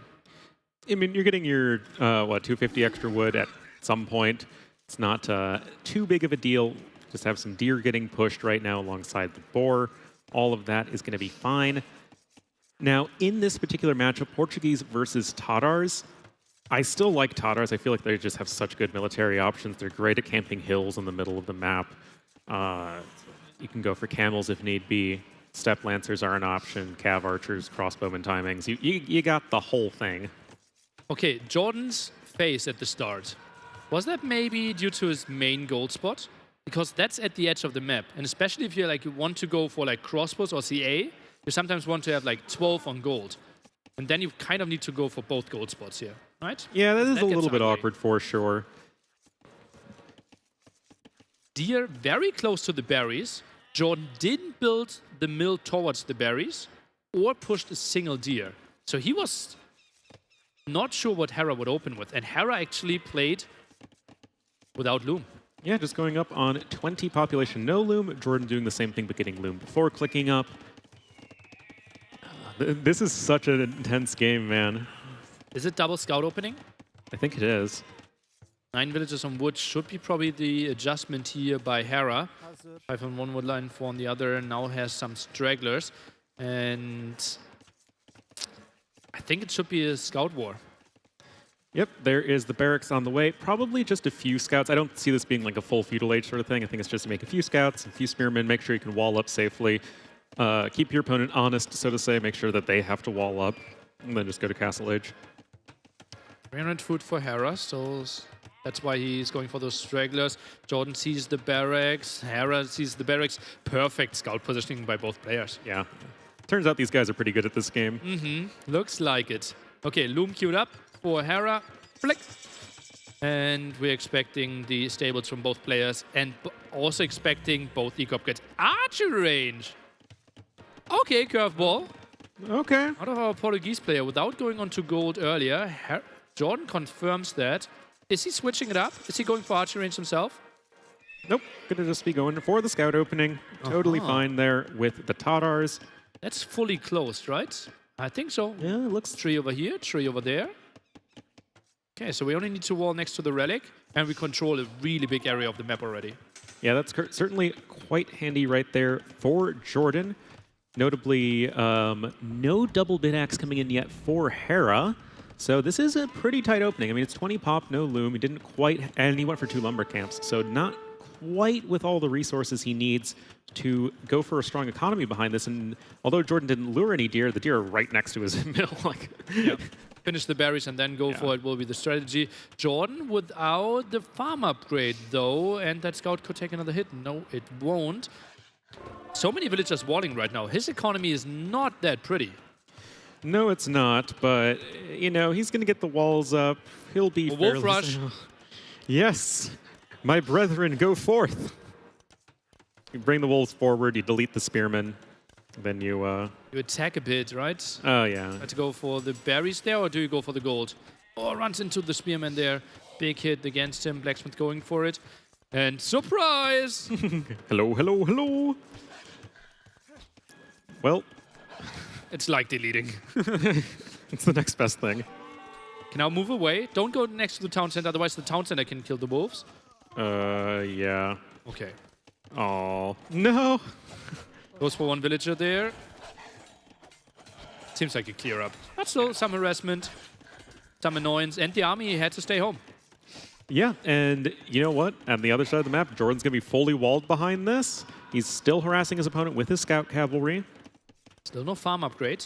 I think he can squeeze it in before he heavily goes into farming. Indeed, that's what's happening. Now adds some more farms here too without, and now goes for the deer. Still a reasonable transition. Now goes for some skirmishes. And yeah, this will be another game with a very low KD going into Castle Age. Yeah, looks like it. Right now, just the scouts poking away at each other a little bit. I doubt we'll see a second archery range before Heracles up to Castle Age. But again, it's just like always with this guy. His food count's really good, man. Sick, right? He transitioned so well there. Obviously, he was greedy this game, going for all the deer. Only 3 farmers for now. Only 8 on wood. And that transition won't be the easiest. I think he will heavily need to go onto stragglers. And moves out with his archers. Bit of a surprise to me, but he still has a scout with lots of HP. No, that's a low HP one, right? Yeah, pretty sure. It doesn't really matter, I think, that much. There are a few skirmishers here to defend for Jordan, so it's... Yeah, he did have to make that investment, probably didn't want to, but it's not too big of an issue. Looks like that scout will finally die. Both players at 30 villagers, 2 seconds idle time for each. All of that is nice and even. Now we have Blacksmith coming in, and it's just going to be a little bit of aggression before Castle Age. Jordan sits at 2 skirms, 2 more in the queue. Fletching for Hera, no fletching for Jordan so far, simply because Blacksmith is still missing. So he will again have the farm upgrade, the better setup for the long game. Hera will have the better timing, will have the faster Castle Age. How do you turn that faster Castle Age into an advantage on the map? I mean, I kind of wanted to say drop 2 TCs and boom and go into like late Castle Age, really flex the broad tech tree of Portuguese, like and go for a castle and play the middle. Market? Is he selling stone? Is this a timing play? Well, honestly, like forward siege doesn't it doesn't sound like Hera play, but I think it could be a good play. Well, stone is being sold. Castle Age will come in soon, and of course Hera gets the nice little advantage of getting slightly better prices. That's always handy. Go Wolves! Go Wolves! Out micros them. Oh, look at how good Hera's micro is. Poor Wolves don't stand a chance, man. Yeah, it's on, man. Yeah. So Jordan a bit late on gold there. Is using the market himself now. Sees, though, that Hera used the market before. And Jordan sees, wow, Hera, you sold your stone. So Jordan should know, wow, in all-in is not unlikely that it's happening here. Fletching, didn't Hera get fletching earlier? Must have cancelled. Did he? Yeah. Well, Fletching's coming in now, so just able to squeeze out a bit of a faster Castle Age time in that way. And Jordan himself, 6 on gold. That is that's the only archery range, right? So, yep. Not too sure what either of these guys Jordan wasn't sure that that area is walled. Sending a villager over there. Nope. Now he gets the confirmation. Okay, re-wall to that area as well. Pretty passive play.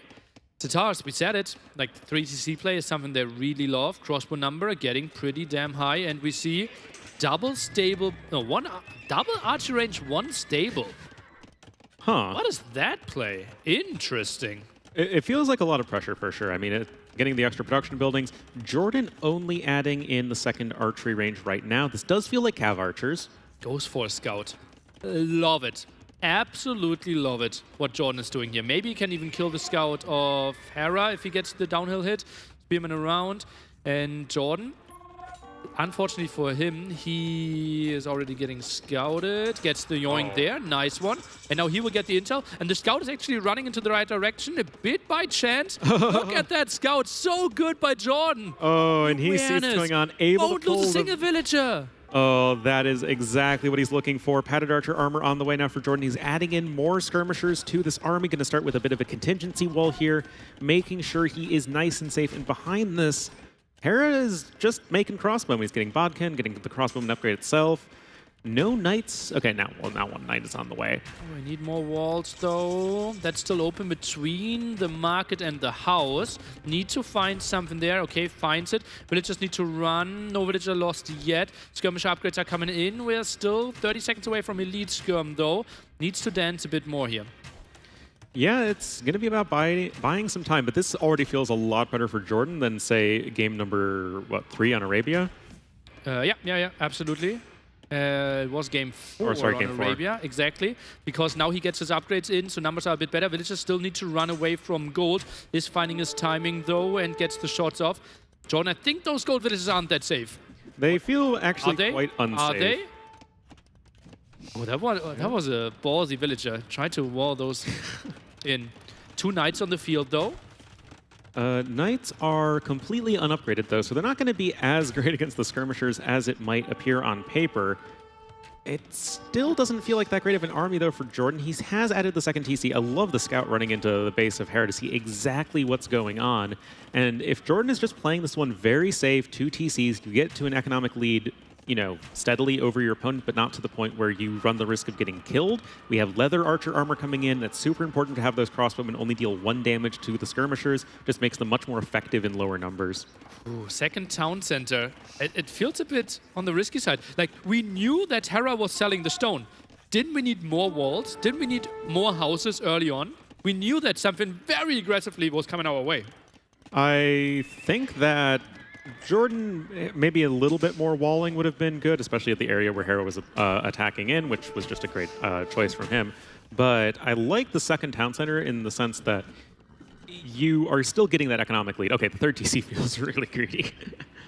That feels very greedy here for Jordan. Also, it's in the direction where we could see Hera attack with a Mangonel. I think maybe at the other gold could have been an option. Look at that hill. Could have been really good. Now 2 knights are coming in, close to the town center. As you mentioned earlier, not the scariest thing. Is a villager moving out here? Is Hera continuing with this aggression, or is he trying to buy back stone and go for town centers himself?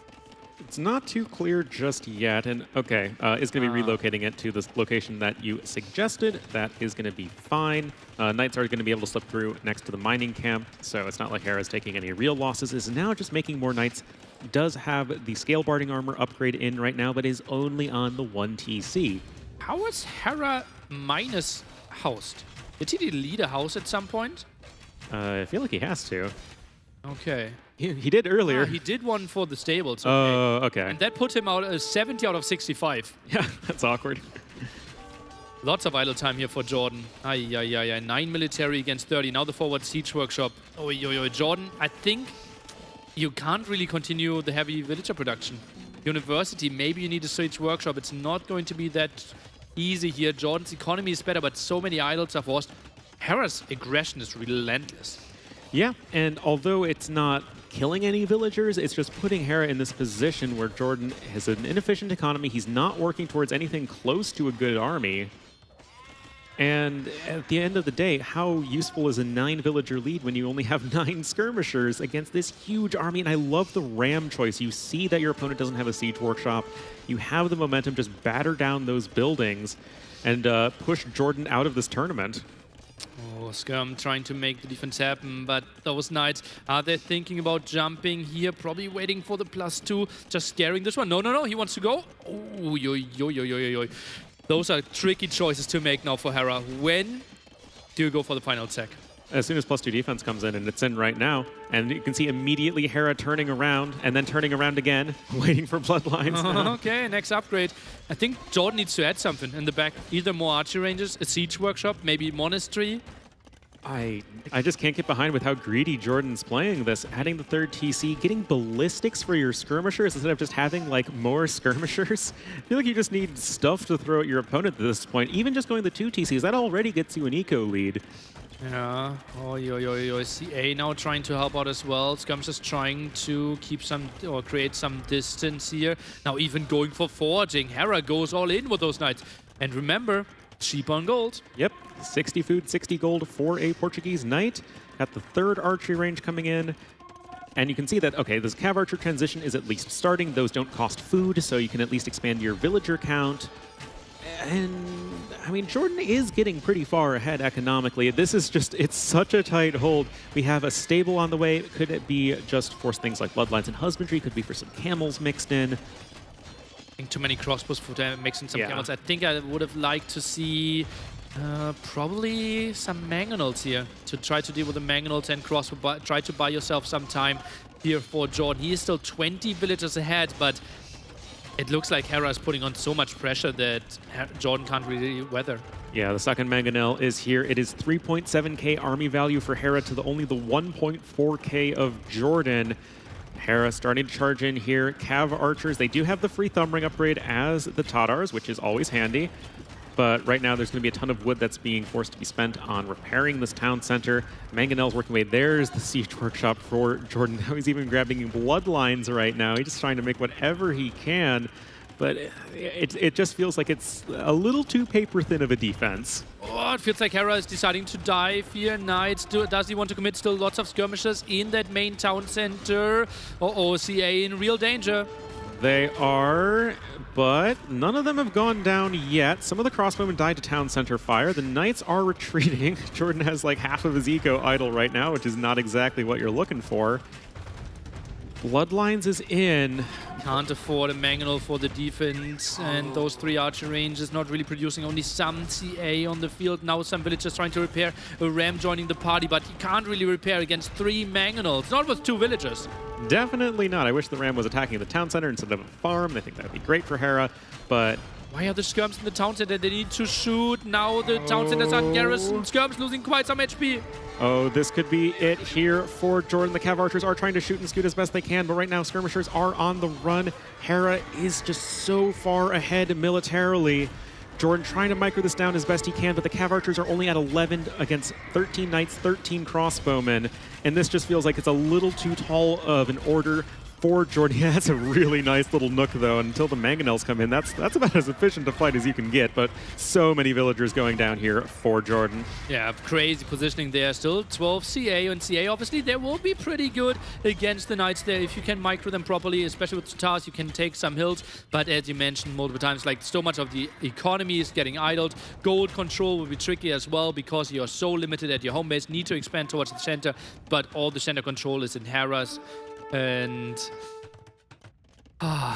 CA, well, they're still some villagers are pretty even. Numbers are getting pretty close here. What am I witnessing? Am I a believer? Are you, Nilly? You're the only one who can answer that, I'm afraid. 4 knights only. And these are very well upgraded Cav archers. Oh yeah, all the upgrades. Yeah, yeah. Just 1 Mangonel? Now, Hera is adding in the second TC behind this, so he is planning that transition at least a little bit, but I mean... Jordan, what is happening here? He's making this one close. Crossbow are dying, knights are dying. Just 1 knight to clear up the Mangonels now. Yeah, and that... Oh, another Cav archer is going to... Mangonel dance, that's so important. That 1 Mangonel of Jordan must not die. Oh, this is so critical. You have to micro a bunch of different units all at the same time. Remember that Cav archers actually deal 2 damage to Mangonels, so they can take them down. But, oh, that was such a beautiful fight there for Hera. He's still at double the army. He has the villager lead. That's, of course, the efficiency lead is enormous right now for Hera. The Mangonel is still at pretty high HP.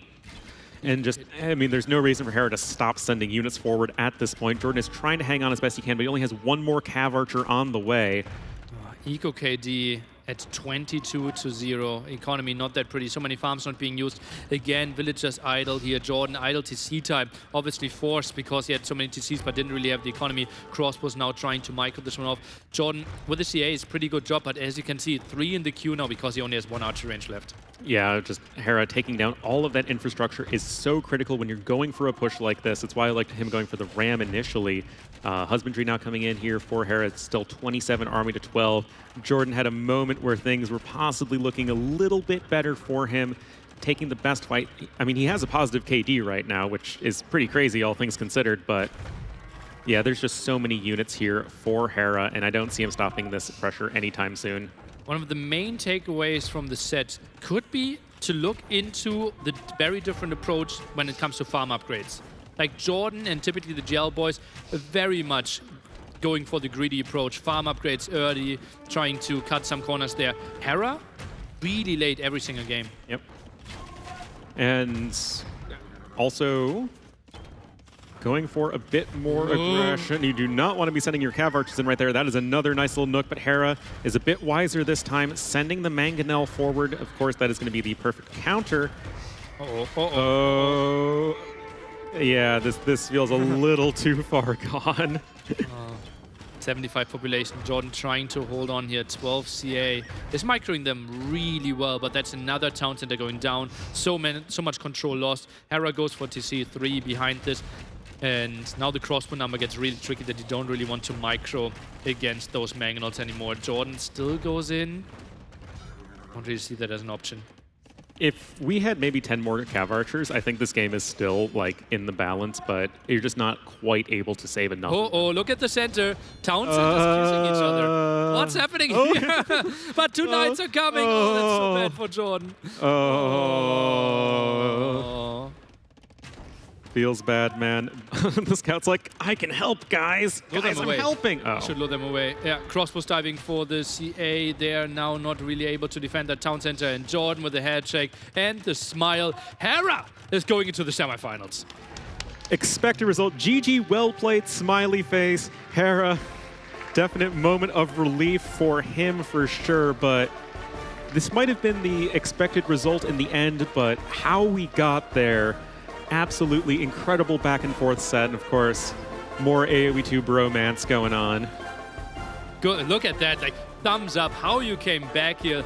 Jordan was leading 2-1 and crazy strategies out of Jordan. I love game 3, game 2, absolutely brilliant. And Hera, with this aggression, right? The more standard we get, the more he shined, it felt. Yeah, and that's pretty much exactly what we saw, but Jordan showing some signs of, okay, maybe we can do things a little bit differently, and if you have the strategic mind and the mechanics of Jordan, you can make it work against the absolute best of the best. Yeah, Hera, but that looked pretty strong. Like, we need... Hera is facing the winner of... Hera's facing Tato. Hera is facing Tato. Oh, that's going to be a big task for either player, both players there. But Tato, he is the guy that can maybe put Hera into the position where maybe Hera gets a bit more uncomfortable. So that's going to be an exciting set tomorrow. Oh yeah, that'll be great to watch. I mean, all of these sets are exciting. Rematch of Vololord there, the semifinal. Yeah. Ooh, 3-1 was the last result. Tomorrow, ooh, that's going to be so good. Oh, exciting there. Last thoughts on this set? Yeah, it's been just a great day of Age of Empires so far. Great sets, and we're not done just yet. But let's see what the analyst desk has to say about this. Or Ellie, maybe, with the interview. Oh, Ellie, my bad. Are we live? Thank you so much. Wow, congratulations, Hera. That was so close. That was a really joy to watch. First game, you were looking really confident on Sheepfold. Your gameplay was so clean and your micro was sharp. Let's talk about that second game, Ring of Reeds and the button, Flemish Revolution. Talk us through your thoughts there. First of all, thank you very much. And yeah, second game, honestly, I have to give him props for the strategy because I realized very quickly that I didn't have any access to gold. And so I was expecting Janissaries, but then he showed up with heavy camo and I said, there's no time for helps. I got to go for it. And you know, I think I could have won had I just delayed it a little bit more, got my upgrades. But since it was so improvised, I didn't have time to set it up. And honestly, props to him for that game. It was really close. And to see you go light cap with Burgundians, no bloodlines, no Asar, but Hera, you're remaining true to your strategy. And, well, you almost had the comeback, but Jordan pulled through.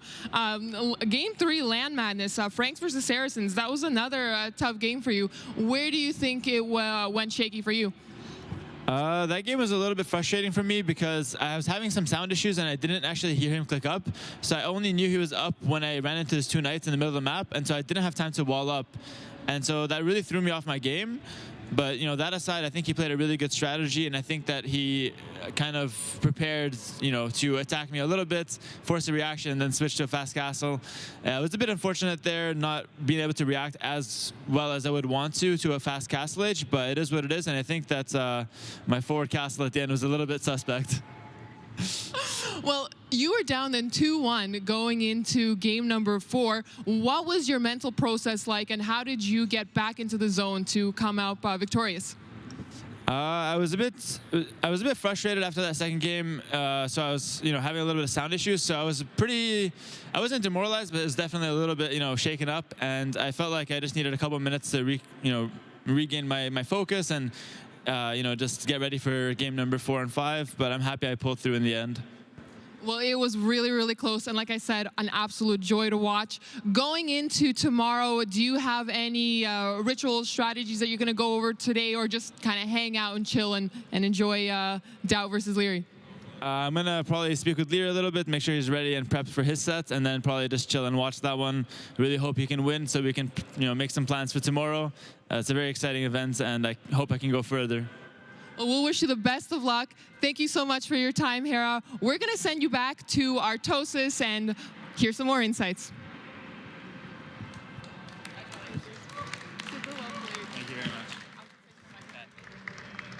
I gotta say, like, there was a little bit, I want to say, of negativity towards Jordan before this set, but it was good, right? From his teammate, no less. I mean, he has conspicuously disappeared now. He ran out of here when he saw 2 wins. Like, the thing is, Jordan is here for a reason, right? Jordan is a very good player, and he showed us that he's a very good player. Like, recovering in that Ring of Reeds game, there was moments there, I think, where Jordan, I said it to you, I was like, he should never lose from this position. And then Hera just kind of crawls around the map. It's only Hera can do. And suddenly he's up to 60 on food. And you're thinking, man, a minute ago you were on 20 on food. How on earth did this happen? Jordan surviving the button, though. And then Jordan taking the next game on Land Madness, where Hera is just like straight up favored almost every single time on Land Madness. So that was super impressive. But I think the games that Hera won, he showed why he's the favorite. Dominating performances in the 3 games that he won. Yeah, that looked kind of crazy, didn't it, Orlu? Where I was just sitting there actually backstage with Dave, and I'm like, why is he just killing everything? It looks like there's no chance. That's how it looks when Hera's crushing, man, and it was just so decisive in those wins. I still feel like even in the games that Jordan lost, he still had moments, though, like in that Arabia game where he just took that brilliant fight in late Castle Age against the army of crossbowmen. It just, Hera's macro is just wild, and if you just have like twice as many things as your opponent, it just doesn't matter in so many situations. Yeah, the macro really. I mean, you already talked about a little bit, right? Where he he pushed the button, as you say. Yeah. And you were telling me you were calling that rat mode. Where he spreads out. I love the name. Hera's ratting it out on the edge of the map. Jordan has all the resources, and Hera's got TCs, and he's like, "I'm fine, bro. I'm fine." He's along the edges, and we saw him tech into the light cav, of course. Burgundian light cav, maybe not the best in the game, but Hera, when you have 60 on food, you can get away with it. And he was going to try and just kind of chip away at Jordan, the edges of his base. He finally resorted to Flemish Revolution with no armor in when he clicked the button. But Jordan, it didn't actually matter that much because Jordan didn't even have bodkin on his castles. He only had fletching on his castles. Yeah. He went for no walls, like Nilly mentioned. Yeah. And I think he was kind of nervous. I mean, as you are when 170 military come your way. But this is game number 1, and this was pretty dominating here on Lu. Oh yeah, it was a bit of a bop for sure, just having that much faster castle age time. I mean, Nilly and I were talking about how amazing that feudal age eco optimization was, and it turns out having an army in your opponent's base when they have no army is pretty darn good. Yeah, and doing all that work with skirmishers. Like, he saw that TC, he saw feudal skirms from Jordan, he's like, coming in! Hold the door open for me, and then Jordan just taps out there in early Castle Age. Going into we are at the Grand Melee. Going into game 2, though, this was just an insane eco and macro game from Hera to just stay in it and then get back in it once again. You see 136 villagers, and this is after he's clicked Flemish Revolution. So that's pretty insane from Hera to recover his eco to that point, with Jordan having all the control of those resources in the middle. But at the same time, it was brilliant there from Jordan to just hang in there and then go, from 10 villager kills or whatever to 60. Yep. And then Jordan making that one happen. Now in game number 3, Hera's doubtful castle, as we say. Not exactly going to be working. It was just all about that timing from Jordan showing up with the knights. Hera not quite able to deal with it. He almost did, which was wild, but I think Jordan did a fantastic job early Castle Age, limited space in the back of Hera's base, and he kept saving the knights over and over again and sniping the spearmen. It was fantastic micro unit control there from Jordan, and we can see Hera just kind of leaning forward, man, what happened in that game? We heard him, he wasn't aware of the early Castle Age time, but still, I mean, good performance from Jordan. This was another example of Hera just being Hera, right? You mentioned Jordan took a great fight late Castle Age. The problem with that fight, it's probably a minute too late because Hera already has a stone for a castle, so by the time you transition back across, there's a castle going up, you kill a couple villagers, that's it. yeah, it just was a day late and $1 short right there. And of course, at this point in the game, and then the writing is on the wall. Not that town center wall, because that one's about to go down. That one's dead. Yeah, that one's gone. Thank you. That's a renovation. Right? Oh man, and this nail biter of a game 5. Again, it was Jordan was almost holding on there, but he just went a little too greedy, I think I was saying. He took the risk, right? He took the Cav Archer risk, but it feels like that university should have been a siege workshop. Yep. If the university was a siege workshop, Jordan might have held. He had 3 TCs behind. He could boom up, go for the university later. Why do you need ballistics so bad when you're just fighting an army that's coming right at you? Yeah, it's just not the most important upgrade in that situation. But at the end of the day, Hera just not relenting in that pressure. And I love to see Jordan. I love to see him when he wins, but I love to see him when he loses too, because he's such a good sport. Yeah. I'm not saying I love to see Jordan lose, but I love to see his reactions because he has a great perspective on it, as well as actually Doubt has voiced this perspective a bunch. He's like, when I lose, I try to think of how happy it makes my opponent. Because we're all friends here in this community, right? Yeah. We see each other so often. And he's like, and then that brings me some level of joy, right? Even though I've just lost a huge set, it brings me a small piece of happiness to know how good it feels for my opponent. So, yeah, I have to say, actually, coming from StarCraft, it's kind of weird how happy everyone is and how nice. And, I walked in on the first day and Jordan ran up and hugged me. I've never met him before. I'm like, this is great. All the rage is boiling deep some great inside. guys. Yeah. Let's take a quick look here at the bracket. Of course, we already have one of the matches set for tomorrow. Tato versus Hera. That's going to be amazing. Wow. Yeah, that's going to be sick. Yeah, and the Viper, of course, awaits our next victor. Is it going to be Leary? Is it going to be Doubt? We're going to see in a moment here. Let's throw the schedule up just real quick. I mean, you guys kind of know already. This is exactly what's happening. Dialing it in. Leary versus Doubt going to be coming up next. Right now we are getting prepared for that draft. But What do you guys think about this matchup? Because I feel like I've heard more different opinions about this matchup than any of the other ones. Well, I mean, Doubt has found success against Leary, more success than a lot of other players, and it's just a conflict of styles in every possible sense. Leary's some of the best micro, if not the best micro in the game. Doubt, he knows about micro for sure. He knows about it. He knows it exists. Strategies. Leary's got like one strategy that he pulls out a lot of the times, right? It's like archer mass into crossbows into arbalists. If that doesn't work for some reason, he goes knights. Yep. And if that doesn't work, well, then he goes to the next game. Yeah. And Doubt, while we meme about the cav archers and the forward castles being a primary strategy from him, he's got so many different options, and he's got so many different tricks and such great game sense. He can really make anything work, and we'll see that probably in the draft as well. So, I mean, what do you guys think is the actual end result of a match like this? Because you're saying, like, Doubt does better against Leary than basically everybody, but does that mean he wins? Because, I mean, when I look at it on paper, like the speed, the micro, the youth of Leary, it feels like he should be favored here. I think he is. I think that, you know, all of the hyping and the memeing aside, I think Leary is just the favored player.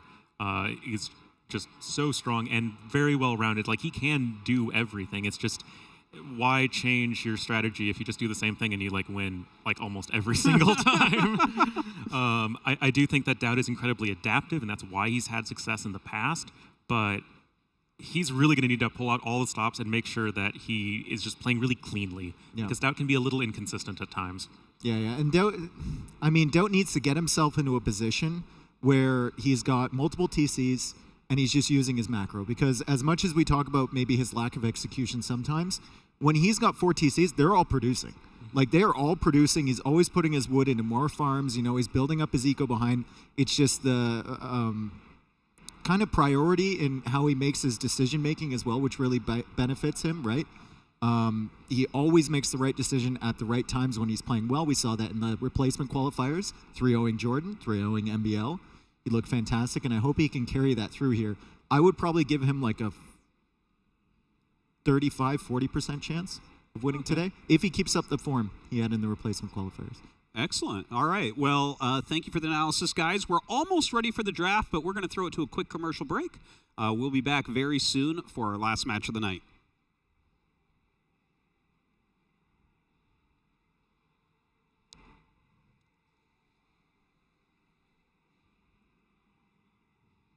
Good job, guys.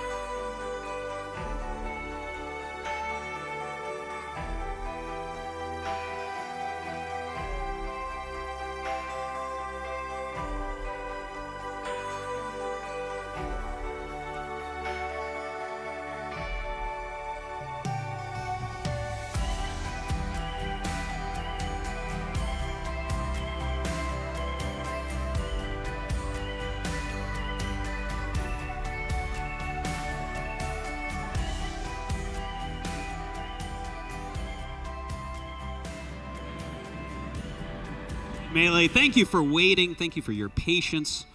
And thank you to the Order of the Sheep for putting on this wonderful tournament for us. It's been a fantastic day so far, and we are just about ready to introduce the players. Any final thoughts before we do, guys? Doubt and Leary, last set of the day. I'm excited. It's going to be a great match. Yeah. No doubt about that. It's hard to argue with this set. It's going to be fun. If nothing else, it is going to be fun to watch. Yeah. I don't think you can't have fun with these two playing each other. Yeah. All right, let's throw it up to Ellie, and please introduce the players. Thank you so much. It has been a really long day. The sets have been going long, but they've been great games, and it just goes to show how tough the competition is, where you have no clear winners. Anyone can take the first place here from this massive $100,000 prize pool tournament. So let's not waste any more time and introduce the players. Doubt, please come up and join me. A fan favorite from the last, since Age of Empires 2 was a thing. Amazing to have him standing on the stage next to me. Doubt, where are you? And you're going to be up against another strong contender, a fan favorite for sure. Leary, please come join us up on the stage. Leary! Calling Leary over. We are just moments away from witnessing probably one of the most anticipated matches of today. So before we get settled, Doubt, do you have any words for your fans, for your family watching, and most importantly, for Leary? Should I take the microphone or you're holding? Thank you. Nothing, I hope we have a good match. It's ending match, and hopefully everything goes well. And I know my family is watching, so turn the screen off for next 2 hours. Thank you. Okay.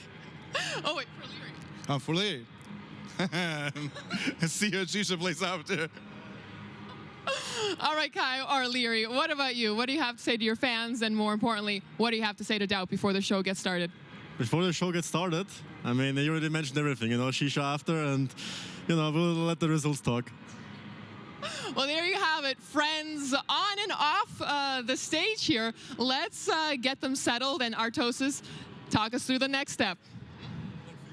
Hey, thanks, Ellie. I gotta say, like, I mean, top tier players, top tier personalities, bottom tier on walkout. That was, come on, guys, you know your names.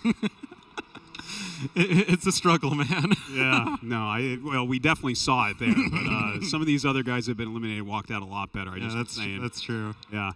So right now they are getting ready for the draft. That's going to be ready very, very quickly. What do you guys want to see going into the draft, Ornla? From Doubt, I just want to see maps that are closed, that are boomy, that are late game oriented. And with Leary, I just want to be seeing Land Madness, Atacama, anything that you can kill Doubt in 15 minutes in. I also want to see from Leary, I want to see Archer Civilizations. Yes. And I think Doubt's going to really target that with his picks. But the way the Age of Empires 2 works now, we have 42 civs, right? There's only 2 bans and 1 snipe, so there are more than enough Archer Civilizations to go around in a best of 5. Doubt is going to have to figure out his bans for the best Archer Civilizations against Leary, his snipe for the best Archer Civilization that Leary still has, and then you can also ban by proxy, which means you pick the civilization, so Leary can't take it, right? And Doubt can do well with a lot of those civs as well. So I think the draft for Doubt is going to be arguably more important than Leary, and I think it's usually that way with the underdog going into these. So Doubt, I'm expecting big things here. We saw the GL strategy meeting there as Leary was sitting alone at his computer setting it up, and Doubt had 5 people around. Very, very different. At least he has those teammates to help him through the tough draft. Actually, it interested me that you said, right, there's 42 civs. There's not that many bans. Should they maybe up the bans at some point? Well, it depends on the tournament, right? We've had tournaments with like 5, 6, 7 bans. Yeah, I mean, wow. We've had tournaments where players are allowed to legitimately snipe a civilization and take it and use it. So on these settings, I think it's fine for a best of 5, especially mixed maps. I think we have a good handbook here, a good rule set, especially for the opening stages here, and it lets players kind of thrive with the best civilizations in the game. All right. So they are setting up. The draft is about to begin. You guys are going to be covering that for us in a moment.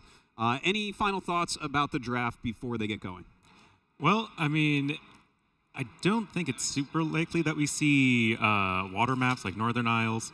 I think it's more likely that it's just going to be Doubt trying to go with Ring of Reeds and Arena, Leary just trying to go for, again, maybe even go for Arabia if he feels like it. I don't think we're going to be seeing anything that's too wild out there. I think like Atacama, Arabia, Land Madness. Yeah.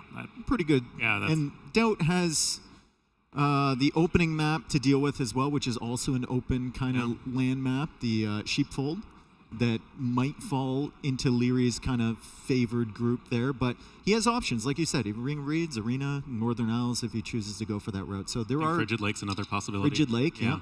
There are maps that tailor themselves more towards Doubt. All right. It looks like we are having a slight technical difficulty, as we oftentimes have on the first day of LANs. Guys, we're going to go to a quick commercial break, and when we come back, we'll jump right into the draft.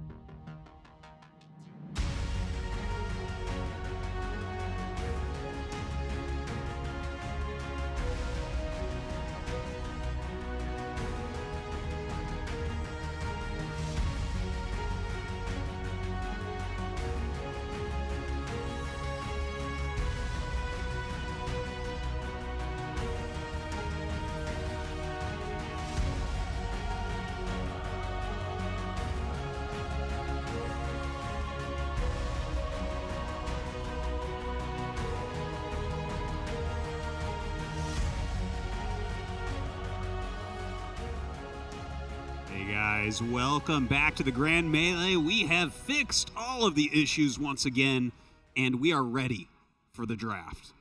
You guys ready? I'm ready. All right, let's get into it. Okay. Doubt versus Leary. End of the night.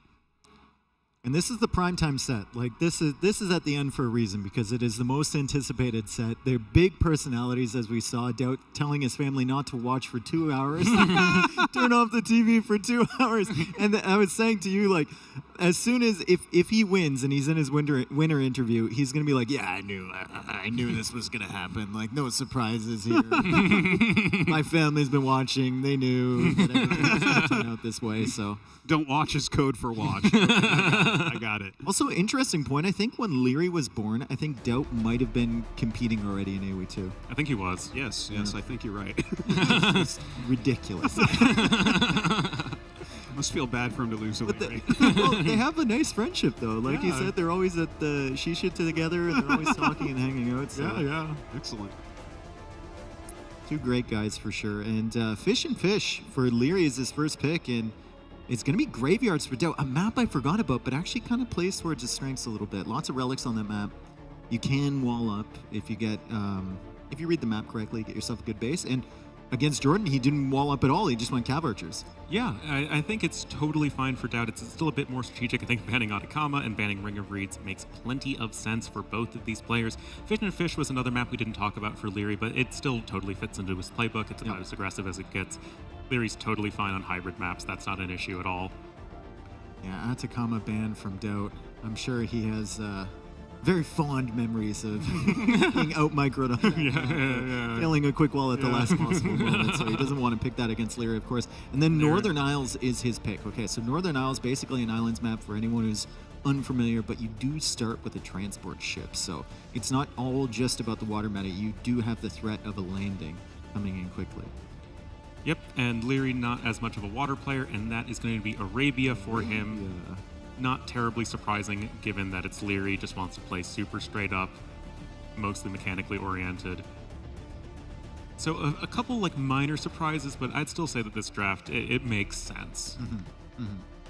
Graveyards I didn't think about, and I should have, because that was a really great game against Jordan. And Jordan, I believe, was playing Tatars in that, the replacement qualifiers, and Doubt just went Huns. And he just went Huns, Scouts, Skirms, Spearmen, Cav Archer, and ended up winning it in convincing style. So great stuff there. In the earlier games, I would expect to see maybe Doubt banning Japanese here.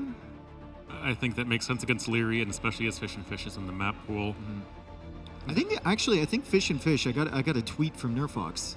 He added both of us, and he said Fish and Fish was the map that Doubt played the most in the qualifiers. Huh. And now it's Leary's pick. Interesting. So he definitely has experience. Interesting. Thanks for those stats, Nerfox. And I remember Doubt winning with Bulgarians on Fish and Fish in an absolutely ridiculous game where he lost a ton of villagers. Oh, yeah, that one. Yeah, and then he came back and I asked him, how'd you win that? He's like, I don't know. Against Pearls. What else would you expect? It's like, I don't know. I don't know, man. I thought I was dead. Granted, that was the same set with like the 100 monks with Bengali, so... And even Viper was part of that conversation. He said, I turned it off after you failed the first Krepos. I didn't think you would win that. That's like, neither did I. All right, guys, we should be getting the Civ draft for you in just a moment.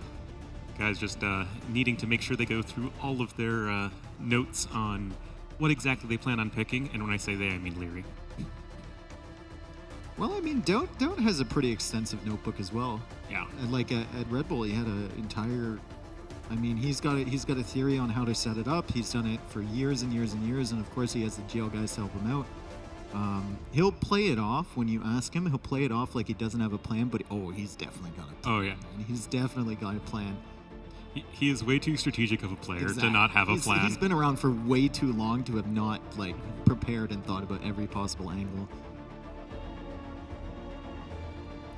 All right, Leary really thinking here. We're just waiting for the Civ information pop up. So like I was saying, I think Japanese is a good band for Fish and Fish. I think they're just clearly the best civilization we have right now. For that, and then after that, they're kind of like the S-tier civilization, and then there's like a bunch of A-tier civilizations that are more or less the same. level, and Leary is banning humans. So maybe for graveyards? It's kind of an odd one, honestly. And there you go. There it is. I think that's smart. That's really, really smart. Just brand Britons. Japanese also an archer civilization? Yeah, very much so. Not really thinking about this one. And Mongols. Mongols, interesting. Okay. I think he wants to just take away the most aggressive civs from Leary. Those are two fish and fish civs.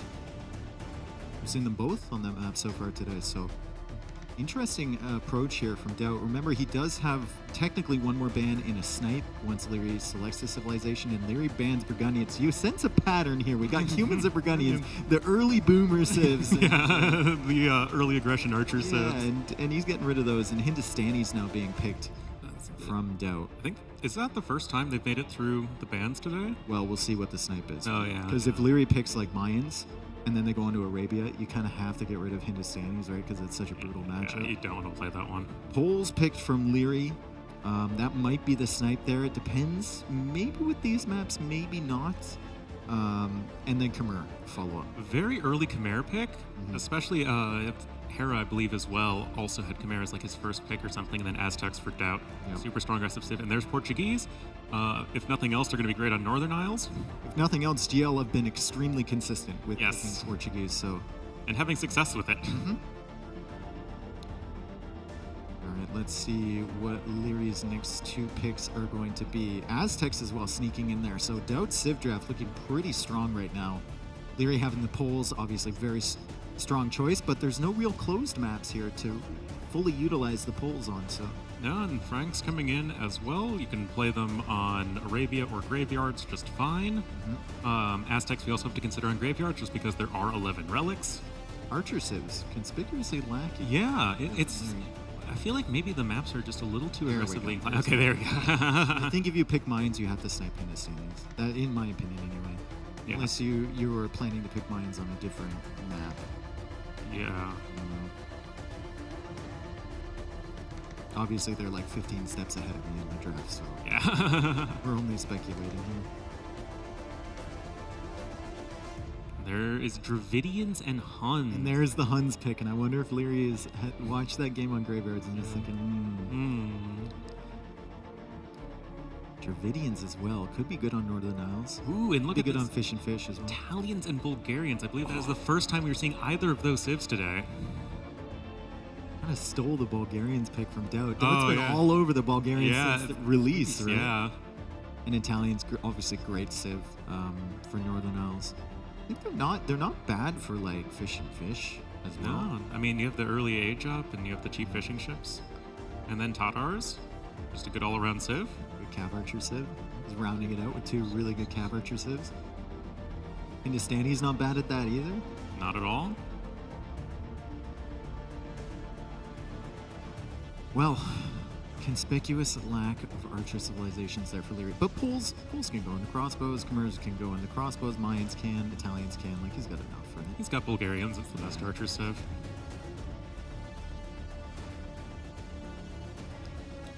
Lithuanians. Graveyards threat? Yeah. Potentially. Also could be good on Fish and Fish. Yep. It's hard to stop Lithuanians from winning 4 relics on graveyards to maximize your cavalry attack, and it's just a very open, aggressive map. And could be good on there. Could be good on all maps, honestly. Every single map here, Lithuanians are viable on. Yeah, I'm certainly. surprised they went so late in the draft there, as Britons is the final pick from Leary, and we'll see now decisions on what civs they're going to snipe here. Is Doubt going to go after the Poles? I mean, the Poles aren't looking so threatening with this map pool. Maybe you can get away with not sniping them. I feel like Hindustanis are like a very obvious ban for the reasons you mentioned. It's also Doubt's first pick. Poles, it's like, it's probably not a terrible idea to ban them, but at the same time, I feel like nothing is safe enough for you to really get that full work farm eco going. And there's the Hindustani ban. Not terribly surprising. And Italians. And I think that's actually really smart from Doubt. Yeah. It was the only obvious civ that Leary has. What are you going to play? Poles on Northern Isles? It's like, no. Well, we think about what else he can play on Northern Isles here, and now it's kind of limiting him to maybe a landing attempt. Yeah. Unless he thinks he can win water before the water texture really comes into play. And you can certainly do that. I mean, you start with that transport ship, like you said, and Leary can certainly make early aggression happen just fine. But I still think it was a very smart ban from Doubt to go for that. Very, very smart. It's kind of cutting off Leary's options a little bit now. And the Hindustani ban was just, if you're going to use Mayans, you got to get rid of that Civ because that Civ matchup is brutal. All right, so a nice little draft from these two. Very interesting points you guys brought up, but it looks like we do have another small technical issue, so we are going to jump to another break. So sorry about that, guys.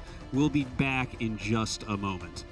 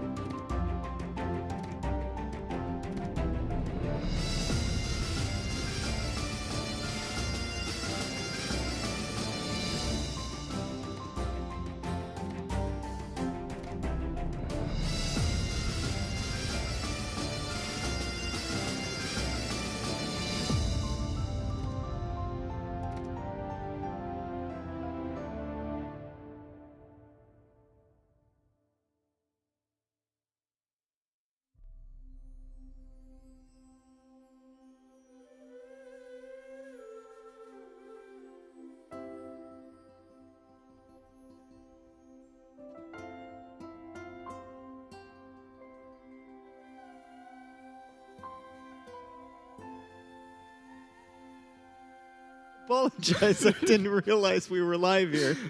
We were waiting on headsets. We were having some sound issues, but we got it all sorted out. And Nilly and I are now here with the final set, Leary versus Doubt. We're very excited for this one. The house lights have actually come on here as the DreamHack Hanover has a time limit of 8 o'clock, but they're calmly and quite friendly letting us finish this set. So. Yeah, and that's one of the reasons why we're starting so early, because obviously we wanted to give a lot of people the chance to be here, especially Saturday. We're expecting lots of people to be there. Now we're down to 0 viewers that are not Hera and Roxy there at the front, still cheering for Leary against Doubt. Going to be a bang of a set. Yeah, and I think we saw from the draft there, I mean, Doubt coming up with some civs that we didn't expect. And Leary even picking some civs that I didn't necessarily expect in that order, like Khmer first, you know, Britain's close to last, and then Italian's kind of as his only water option, and then Doubt just casually bans that, negating a lot of potential there for Leary. So I think coming out of the draft, I would slightly favor Doubt in terms of the civs that he has, and I'm excited to see what he can do with them. Yeah, certainly going to be a wild one. I know like GL boys behind this already rubbing their hands. Oh, let's see what Doubt comes up with. Lots of strategies potentially prepared there. And yeah, I'm just excited for the set. We obviously put it last because we felt like this one should be the one creating best games. And honestly, like all other 3 sets have been really good today, so it's tricky that this one even provides better ones. Yeah, I think the thing about this set is the games are going to be, we're not going to, no, I hesitate to say this, but I don't think we're going to have any super long games. I think, like, especially with Leary, he either kind of wins with the initial push or he goes next. He is someone that accepts a 16-minute defeat easier than other people. Yeah. AKA your teammates. Well, there's some people that are going into very long games sometimes, right? Even if they, like, we've seen, like, Game 5, for example. I think, like, Leary would be one that can tap out quite quickly there. I think it makes sense to bring up the draft again and share it with the viewers that are only just now. It's been a while. It's been a while. Even I've forgotten some of the civilizations that were picked there. We're obviously starting off Game 1 on Sheepfold, kind of the signature map of the tournament there. A bit Arabia-like. You can't really wall the center. Distance is really close, but rush distance is pretty similar to Arabia, what we think, because you have to run around that starting area. Then we had Northern Isles and Graveyards as Graveyards the home and Northern maps. Isles. Yeah, and then on the other side, we had Fish and Fish for Leary, which, like I said, according to the stats, was Doubt's most played map in the qualifiers. And then we had, like Arabia. Arabia by Leary. Yeah. Okay. So Britain's available for Leary. For Arabia, Mayan's also available for Leary. And then Fish and Fish, we're looking at the Sibs. Japanese was banned. Mongols was banned as well. He has Khmer, potentially. Italians was taken out. So that's another civ that maybe you could think of with that. With Northern Isles in, I think it's a bit more of a question mark. And I'm trying to think of the final, maybe Bulgarians. I saw Doubt play Bulgarians on Fish and Fish. Oh, yeah, makes a lot of sense. Obviously, like, rush distance is really small because both of them want to be really close, right? You don't mind being heavily on stone if you're Bulgarians. Man-at-Arm instantly upgrade once you reach feudal age, so nice aggression there. Cheaper blacksmith upgrades, so... And they come in so quick. Yeah. So quick. If you need to make a tech switch, that is the civ that you need. Like, it is actually insane.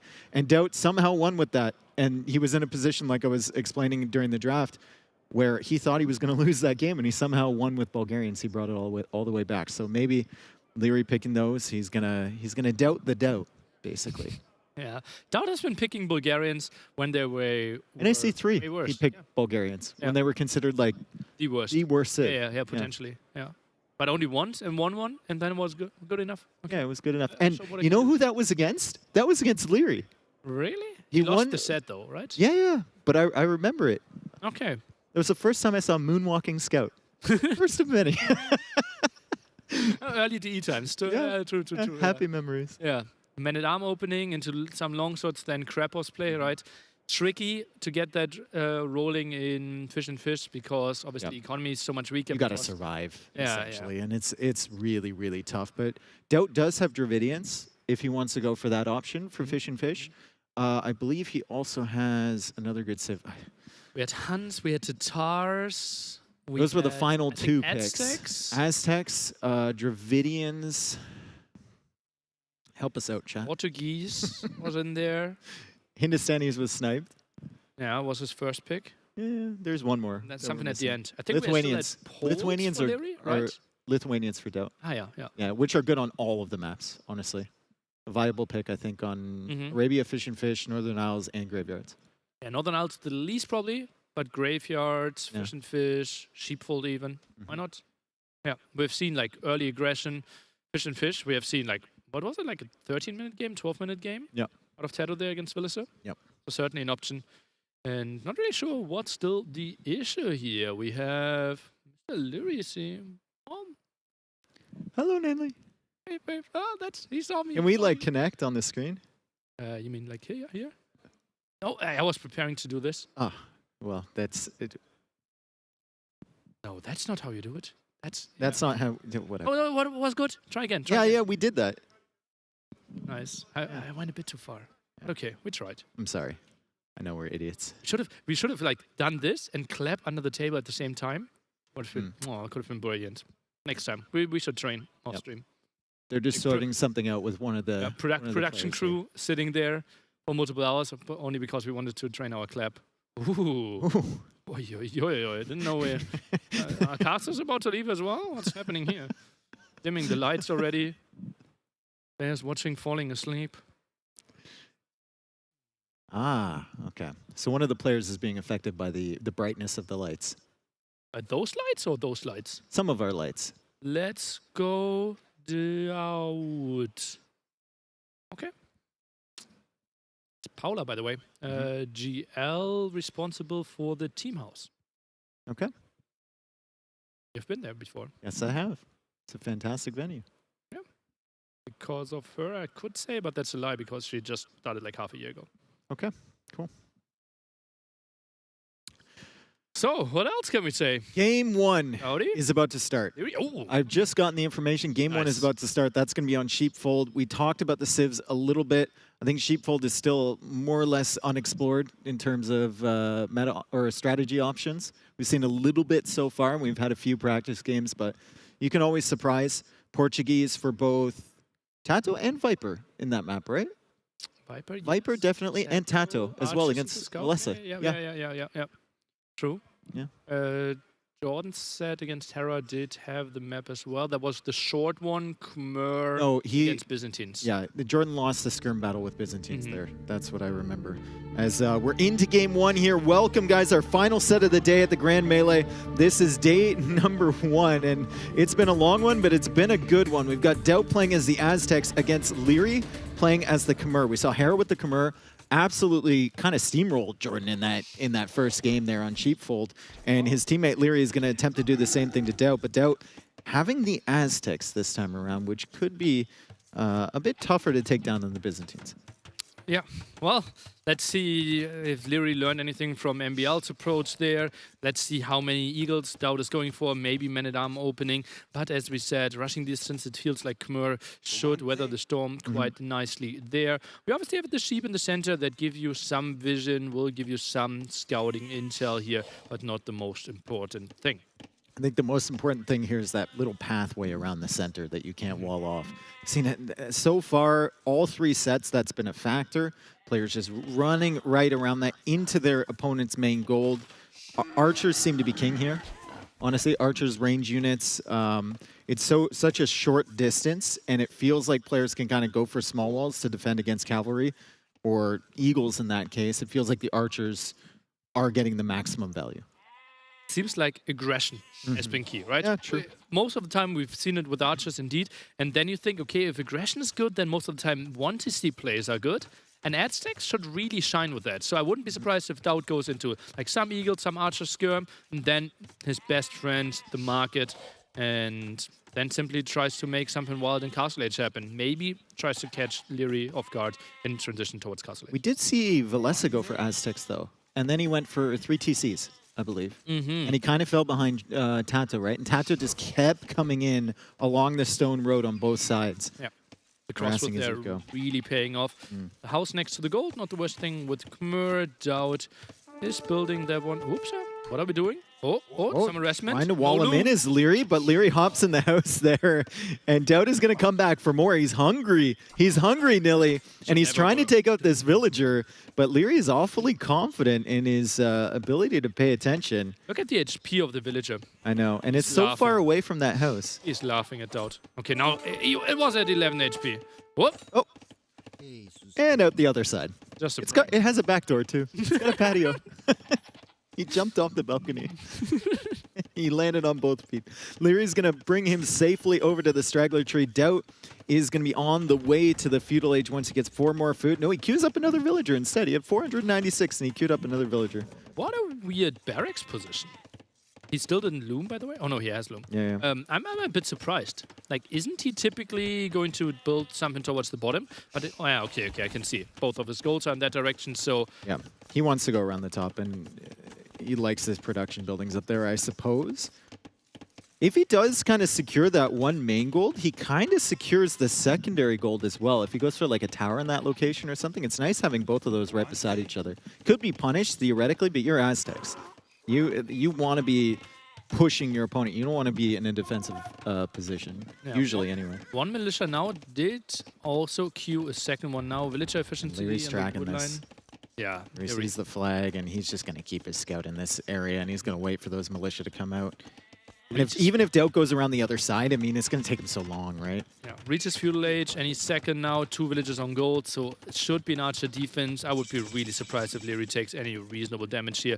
I think Doubt shouldn't even go, oh, look at that, cancelled the second militia. He knew he couldn't do any damage. Nice. And now Leary is going to be like, that flag is gone. Where is it? Your He's going to 3 try and track militia, it. soon to be men-at-arms. Yeah. Amazing power spike here from Doubt. As he gets to the feudal age and doesn't upgrade his militia. Sheep taken away, militia. And Leary's looking for this. He's like, where's this army? Huh? Doubt is playing peekaboo. Yep. Would upgrade for Doubt. Goes for the farm upgrade as well. Ooh, that's the greedy play. Well, that's surprising to me. Goes for eagles now, goes for the archer range as well, so he can afford it. Only 1 lumber camp though, and villagers running around. Not the greatest efficiency here. well, if GL is known for one thing, it's being a little bit greedy in certain instances, right? You try to get away with it. Sometimes you get punished, and it doesn't look great, but when it does pay off, it really, really pays off. And farm upgrade for Doubt, because he didn't have to make those 2 militia, because he knew Leary was probably opening really quick with archers here, and he was tracking the militia with his scout, might be the smartest thing. Doubt has the militia in the back. It's not going to come towards the eco. He takes a fight against the scout, but Leary's going to win that one, and Leary will be coming forward with 2 archers. We know how dangerous he can be with just low numbers of units. Yeah. Skirmisher numbers 2 against that. We still don't have fletching. And, well, scout goes down. Yeah, good value. Good nice value. snipe. And now your skirmishers are way better against the archers. Even with a scout that's like 10 HP, it can be so annoying. And now pushing those away, but I don't think those archers took any damage, so nice awareness there out of Leary. Goes back, goes for some skirmishes himself. Where's the blacksmith coming? Do we see one? I don't... Oh, there's the blacksmith. Okay, right next to the TC. Leary is now getting drushed by 1 militia, and he's not too concerned about that one. He'll simply chase away with his vills. Might even bring his archers back to deal with that. Maybe he thinks there's 2 friends where that came from. Unlikely, right? The timing there. But oh, look at that. Crazy farm economy. Out of Aztecs play already. Only 3 on gold. So that's probably going to be Skirm plus Eagle. This could be scary. Could be. Leary getting his farm set up as well. He has Khmers, so those farms go directly into his eco. He doesn't even need to drop off with the villagers. Is still setting them up around the TC, though, for safety. Very little vision there for Doubt, that area. We said it earlier, right? 1 outpost there could save Doubt so much. Now the skirms are coming over, still no upgrades on them. Doubt needs the blacksmith as well, but obviously the wood eco is not that efficient. Only has 1 lumber camp, if we saw that correctly. I wonder how Leary clears up this army. Sure, he can fight back with villagers a little bit. He can hop in the houses, but this is going to cause a lot of idle time on that on that wood line, and Leary only... Okay, brings back the skirmishers. That makes sense. Makes lots of sense. Skirms most of the time won't really get the most value. Doubt now with the market, 3 archers around. Instant scouting here by Leary, and now the fight is happening. And Doubt, he needs to deal with that. Has some skirms at home, sends them over, but could be that villager. Does he keep the market foundation up, or does he delete it and go for another one? It's going to be a dead bill, 100%. I love how he tries to zigzag there, too. Like 1 tile away. Most players will time the movement to the arrows coming in, but Doubt's just like, I've seen other people do this. Okay, but finds some good value here with the eagle. He does. Lost 1 eagle, clears that one up, and that's without the blacksmith investment. That's pretty sick. Yeah, fletching is in for Leary, and he's coming forward with the skirms. He's just going to take care of the skirmisher numbers there from Doubt, and he's going to clear up this whole forward army, but Doubt is going to go back to building his market, and we know that's his comfort zone right there, when he can sit back, plenty of villagers on gold, and then use the market to balance his economy a little bit. Guarantee of selling the stone is what I wanted to say, but actually... No, I like that tower, because both your golds are right there. Both your golds are there, and look at how much gold he already has in the bank, and he got his farm eco set up pretty quickly. Yeah, makes lots of sense. Gives him some way to survive, to easily get to better eagle number. I still feel like a blacksmith could have paid off here, right? But if he wants to skip skirms anyways, then you don't want to upgrade them. Yeah. Maybe armor on those eagles could have made sense. And look at the uptimes here. They're going to be really similar. Doubt's going to buy 100 extra food. He could probably buy 100 more food and then sell the wood if he wants as soon as he gets 100 here. Could we take a look at Doubt's wood line? I think this one should be getting really inefficient pretty soon there. Third house, I don't know why he has to build those houses there. Also, that's the same area that Leary's going to be pushing in from, presumably. But what is Leary going for? Is that... He's going for nothing. He's just going for Castle Age. Yeah. Maybe double stable and full knights. That's a lot of farms so far for Leary. Some walls, not too much on gold. Oh, that's actually overchopped. Eagles could get in. I don't think you go in there because the villagers can hop in the house and then another villa can wall in the eagles from the other side. Oh yeah, true. It's very risky. Rest the gold a bit, could be an option. Not sure about the HP on those eagles. I think they only fought off the archer before, so yeah, should be fine. Doubt more eagles in the queue. Now goes for armor. Are we adding barracks? And if yes, how many? Doubt is not adding any extra barracks yet. Not enough wood there, apparently. Would really like to see that to keep up his production. Gold upgrade, an option for him as well. Now stable 1. Wouldn't be surprised if it's a double stable play out of Leary. And we'll see. Leary doesn't quite have that food or wood for another stable just yet. And I think we see Doubt adding a barracks now. He's going to shift a few more villagers potentially onto gold and maybe even a 3rd barracks? Or does he just go 2 barracks, eagle production, and then kind of add TCs behind? TCs are not really an option, right? He already has the tower, so if he adds anything, then it's a monastery or a 3rd barracks. I don't know. I've seen him rebuy the stone so many times with the market, but I guess he didn't sell it this time. Villagers are really exposed. Yeah. Doubt just wants to wait 19 more seconds, then his eagles become way stronger. Oh, this is actually quite some damage here before Leary can get out those knights. Yeah, Leary losing a skirmisher, also losing an archer. Eagles at the back there, and a little bit of idle time there for Leary as well, and he finally reaches the castle age about 4 seconds after Doubt. Doubt immediately queues the eagle upgrade. He's also getting the gold upgrade. It's still only 2 barracks, though. Okay, monastery or 3rd barracks? That's a big question. Obviously, if you want to go for mobility, the 3rd barracks is your play, but he goes for the monastery, knows that the rush distance is actually pretty short. And Leary is, of course, getting that +2 armor for the knights. Ooh. And the knights are going to be fairly weak against the monks. Thank you for the bird's eye view there, Vodka, on that eagle flying through Doubt's base. Very nice touch. And now we see that is closed by now. Even goes for the attack 1 here. +1/+1 eagles can go in there. Villagers relatively close to the house, but need to move. Knights around to defend. Yep. And Leary should be able to defend just fine, and that's not a great engagement there for Doubt, as he couldn't quite get past the horses that were sitting in the choke point. Leary will wall that in. Leary's also going to try and save these villagers. Looks like Doubt is attacking on the woodline at the same time. I don't believe he can get in there, though.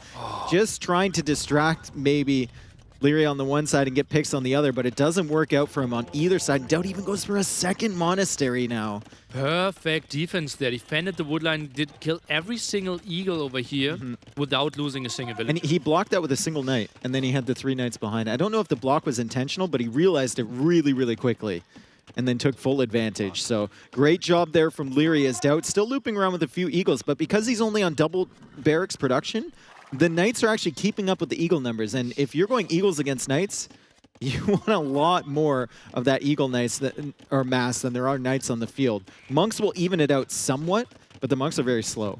Really important that Leary runs away here. Instant reaction, really nice play.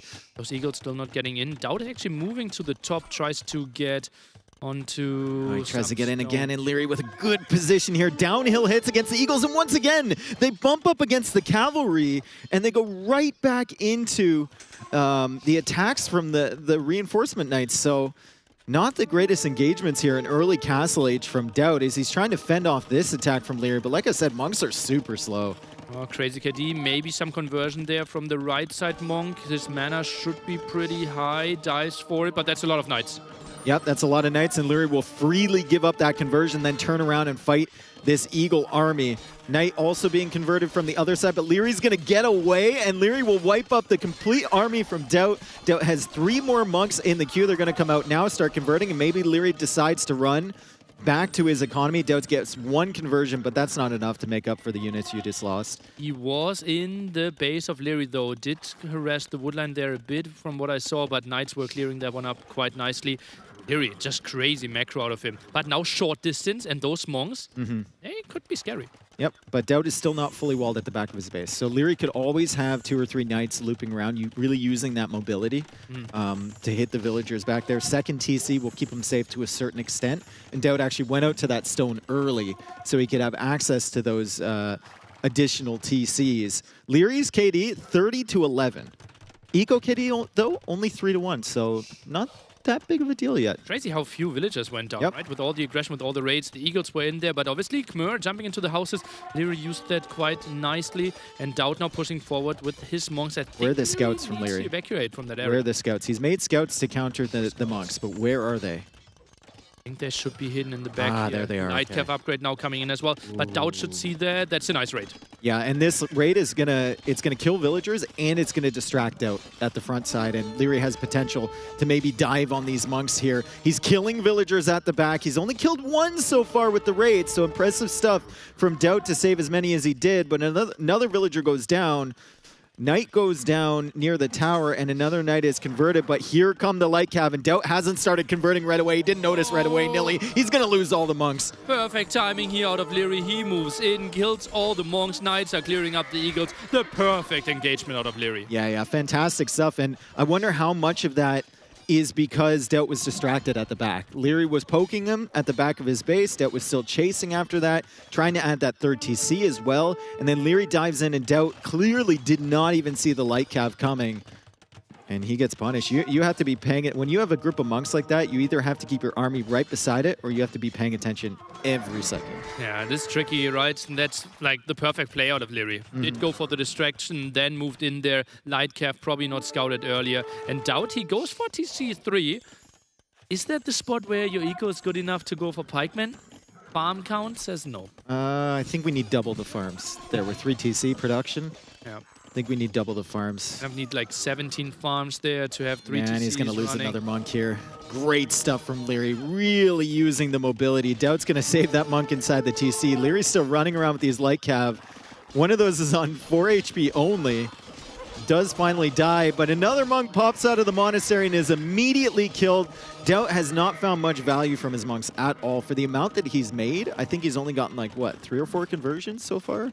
Yeah, I think it was a bit more, but he lost like 12 monks in exchange as well. Had to go for some upgrades. Might get another one here, but look at them. They're popping and Lightcap are dealing. Yeah, and Leary is full control. It's a situation where Leary keeps up his production, right? 5 Lightcav in the queue, 2 Knights in the queue as well. He's got the +2 armor, he's got Forging, and Leary's in a position where maybe he could just raid Doubt to death. Well, 2 town centers. No fletching even for the town centers. Oh, that means 1 damage only by an arrow out of the town center, and that's why the Knights can sit under the town center. Doubt tries to go for the 4th town center with 2 on food. My town centers aren't working. Let's try more.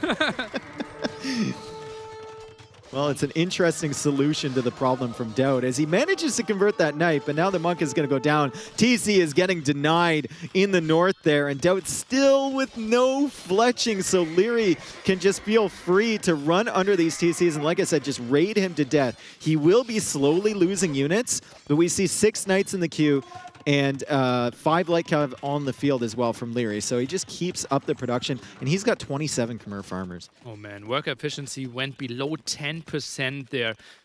Had 40 idle villagers out of the 49 that he had, and well, those eagle numbers, well, there we had 2 right now. 3 monks can maybe go for some defense, and Leary with 1 TC, more villagers than Doubt with soon 4. Well, Leary's been killing villagers. Doubt has killed 5. Okay. I only remember seeing like 2 of those deaths, so apparently he got some raids in there as Leary was pressuring him at the front, and now Leary goes for a second TC, and he's coming in again for another raid. Even Iron Casting coming in here, so he's just going to have fully upgraded cavalry in the Castle Age, and he's got a villager forward, so potentially thinking about Siege Workshop too. Oh yeah, at least some houses get some more control, even 2 villagers. Light cav numbers just really solid, pushes those in. Monk tries to go for the light cav, gets the conversion, but does that really matter? Yeah, and we talked about it before, Doubt's golds, right? He needs more monks, he needs more eagles. Both of his golds are under there. The tower was keeping them safe for the time being when it was only range units for Leary, but now it's +2. He's got no fletching. That tower is basically just a place to hide. It's not really doing any damage here against these units coming in. The TCs are barely doing damage. It's basically the monks keeping him in it, and Doubt is selling wood to get gold. Finally, fletching here to double the damage output, and well, those knights are still trying to fight stuff off of Doubt. It's kind of weird that like his best defense Doubt has right now are knights. Yep. As Aztecs. Yeah. Very, very strange, but I mean, you make do with what you can. KD is 90-36 right now for Leary, and I think he's been in Doubt's base for the last 5 minutes consistently, just streaming in units. Doubt is now going for some spearmen. He got it. He worked his way up to 14 on food. He's kind of he only has 1 TC producing from the 4 that he has completed, so that's where his food is going. Instead of villas, it's going to spearmen. And Leary continues to dive. Doubt continues to get conversions. Another monk goes down underneath the TC. The other monk hides in the TC, but the knights are still running rampant here, and the entire spearman army is dead. And there's more knights, as Doubt calls the GG. Well played from Leary. Doubt taking some unfortunate engagements early with the Eagles, and I think maybe adding that second monastery.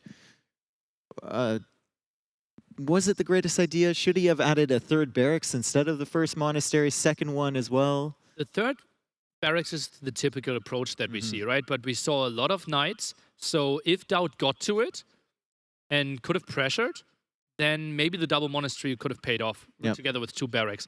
Maybe Pikemen just feels so wrong there, right? Because you don't really have the economy to properly upgrade to get onto all the spearmen. So it has to be Eagle plus the monks. Then light cav switch was really good. It just felt like Doubt couldn't really get into the timing where monks could get the proper conversions at the front. Yeah, he never had that big massive eagles either. Like I think the most eagles he had was like 8, 9, something like that. Maybe the raids end of feudal age. Yeah. Something that he could have maybe gone for, try to preserve his numbers a bit more. Okay, so first map goes to Leary. Leary's up 1-0 here. We go to Doubt's home maps. We've got graveyards, we've got Northern Isles, and now we get the full list of civilizations available that are left to them, and it's Lithuanians, Tatars, Huns, Dravidians, Portuguese for Doubt. Do you think he goes graveyards, or do you think he goes Northern Isles? I think by the rules he could go for Leary's home maps, but yeah, we've said it multiple times, right? I think Northern Isles makes a bit more sense, right? I think it's more of a shift of momentum. We already had an Arabia kind of style map. Graveyard, for me, goes into that same direction. So I feel like Northern Isles completely fresh, and you can maybe surprise Leary with something, even it out. Okay. And for Northern Isles, Dravidians? Lithuanians? Portuguese? Probably Dravidians or Portuguese, but Portuguese now feel more like a land civilization than they do a water civ, don't they? It is pretty interesting to see what Doubt has in store for us. The bigger question is for me, like Leary, what does he come up with? If we play Northern Isles, he had Italians, got sniped away. And now we have to think, okay, where are we distributing the other civs? And then he has to go something that is a clear land civilization and play it on the water map. I feel like if I know Leary, he's gonna be like, after the set, regardless of how it finishes, it's gonna be fish and fish. Actually, Doubt has picked fish and fish. We have confirmation here. Like I said, it's his most played map in the qualifiers, so we can shelve the Northern Isles discussion as he has picked Leary's home map, and now we can start talking about civ selection here for Leary on fish and fish. I think Doubt has Dravidians, he has Lithuanians, both of them fairly decent picks. Leary, on the other hand, Bulgarians? Bulgarians feels pretty likely to me. Poles? Just so good early on. Poles, I think, are a really bad choice because you never get into those farms, right? You don't Unless you want a Vil War at the very beginning. And then heal your villagers? Yeah. Okay. That's If you think nice. if you think your opponent is going right out for the fish immediately, you can do like an ACCM approach, maybe send some villagers, and if they're hard committing, Viper only sent 2 Vils out there. But if they're hard committing, you can send like 6 villagers out there and take a Vil War. True. Huh. So I don't know. That's pretty interesting. Yeah. But then if they're not there, then you're like, oh. And then you get the shorefish. I guess you get the shorefish for free, yeah. Shorefish. Yeah, and then you can go on stone to make some. Oh wait. Can you even squeeze in a forwalk in between the smoke turrets, or are they too tight? Oh wow. That's so many good questions here. I don't even know if you can squeeze them in because I think if they need to be 3 tiles apart from each other. I think you could maybe put it in the middle, but then you only have access to 2 of the fish instead of like all 4. Yeah, interesting. If you can squeeze them in, your walking distance is shorter. Yeah, I don't think you can. I don't think so either. I think it should be like 4 tiles away, or 4 tiles in between, and you can't build on 2 of them. I think it's the perfect spot for a mill, but forward might not get in. Next question. Did Leary think about that? Also, yeah. That's also a fantastic question, yeah. Well, we'll know if we see polls here. I don't know where he was planning on using that. Maybe even planning on using it in something like Arabia. Maybe just picking it so he could ban it from Doubt using it somewhere. Graveyards is a pretty wally map. Graveyards, yeah. They can go to Imp or can have like pretty strong late castle age timings. Right? If you think you might face something like Lithuanians there. Huh. I think it's more in the Arabia direction. Okay. Also looking at. Okay. Certainly not Northern Isles. And we are about to get into it, and it is fish and fish, and it is indeed Bulgarians, a civ that Doubt picked in the qualifier.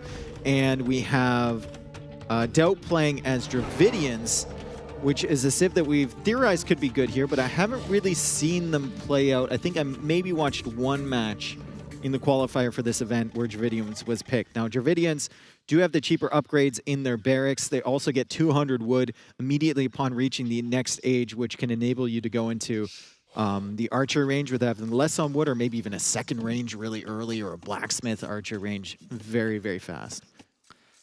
I'm not sure how much I want to talk about this one yet. Let's say Dravidians have options, and let's see how it unfolds. We see that Leary is already in the center and is going for the shorefish. And can we solve the forward question? I think we could have built some, but not like not in great some ones. spaces, but not in all the spaces. Or Doubt could have had a better one. Yeah. And there's one like in the bottom there where you Yeah. could fit a forward. You have to be picky for sure.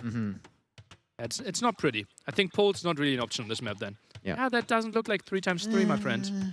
Vodka. Anyway, Doubt is coming forward here with the mill, and Nilly doesn't want to talk about his strategy. Obviously, privy to some information that will be revealed in the next few minutes, likely. Yeah, Doubt will reveal it. Okay. Doubt will reveal it for us, so hold your breath, folks. We have a big surprise coming. Apparently, Dravidians, a civ that... I remember one Wololo cast of mine, and I was like, oh my god, Doubt has such a... What's happening here? Okay, Doubt. Taking the fine. sheep? Taking the Such a goats? crazy strategy prepared. Watch that. It is Tatars on Frigid Lake. The greatest thing ever. Like, because it worked so well in practice. Yep. Then he lost the game. Oh, he didn't know that Scums counter CA. Whoopsie. Well, Leary's going up pretty quick here. He doesn't have the food, does he? He hasn't queued another villager. He's idling his TC. Okay, there we go. Now he's up. He's up with 17 population. Doubt is still adding another villager, and he's already at 20 right now to give you a comparison. So Leary is up blindingly fast here with the Bulgarians and with Loom already.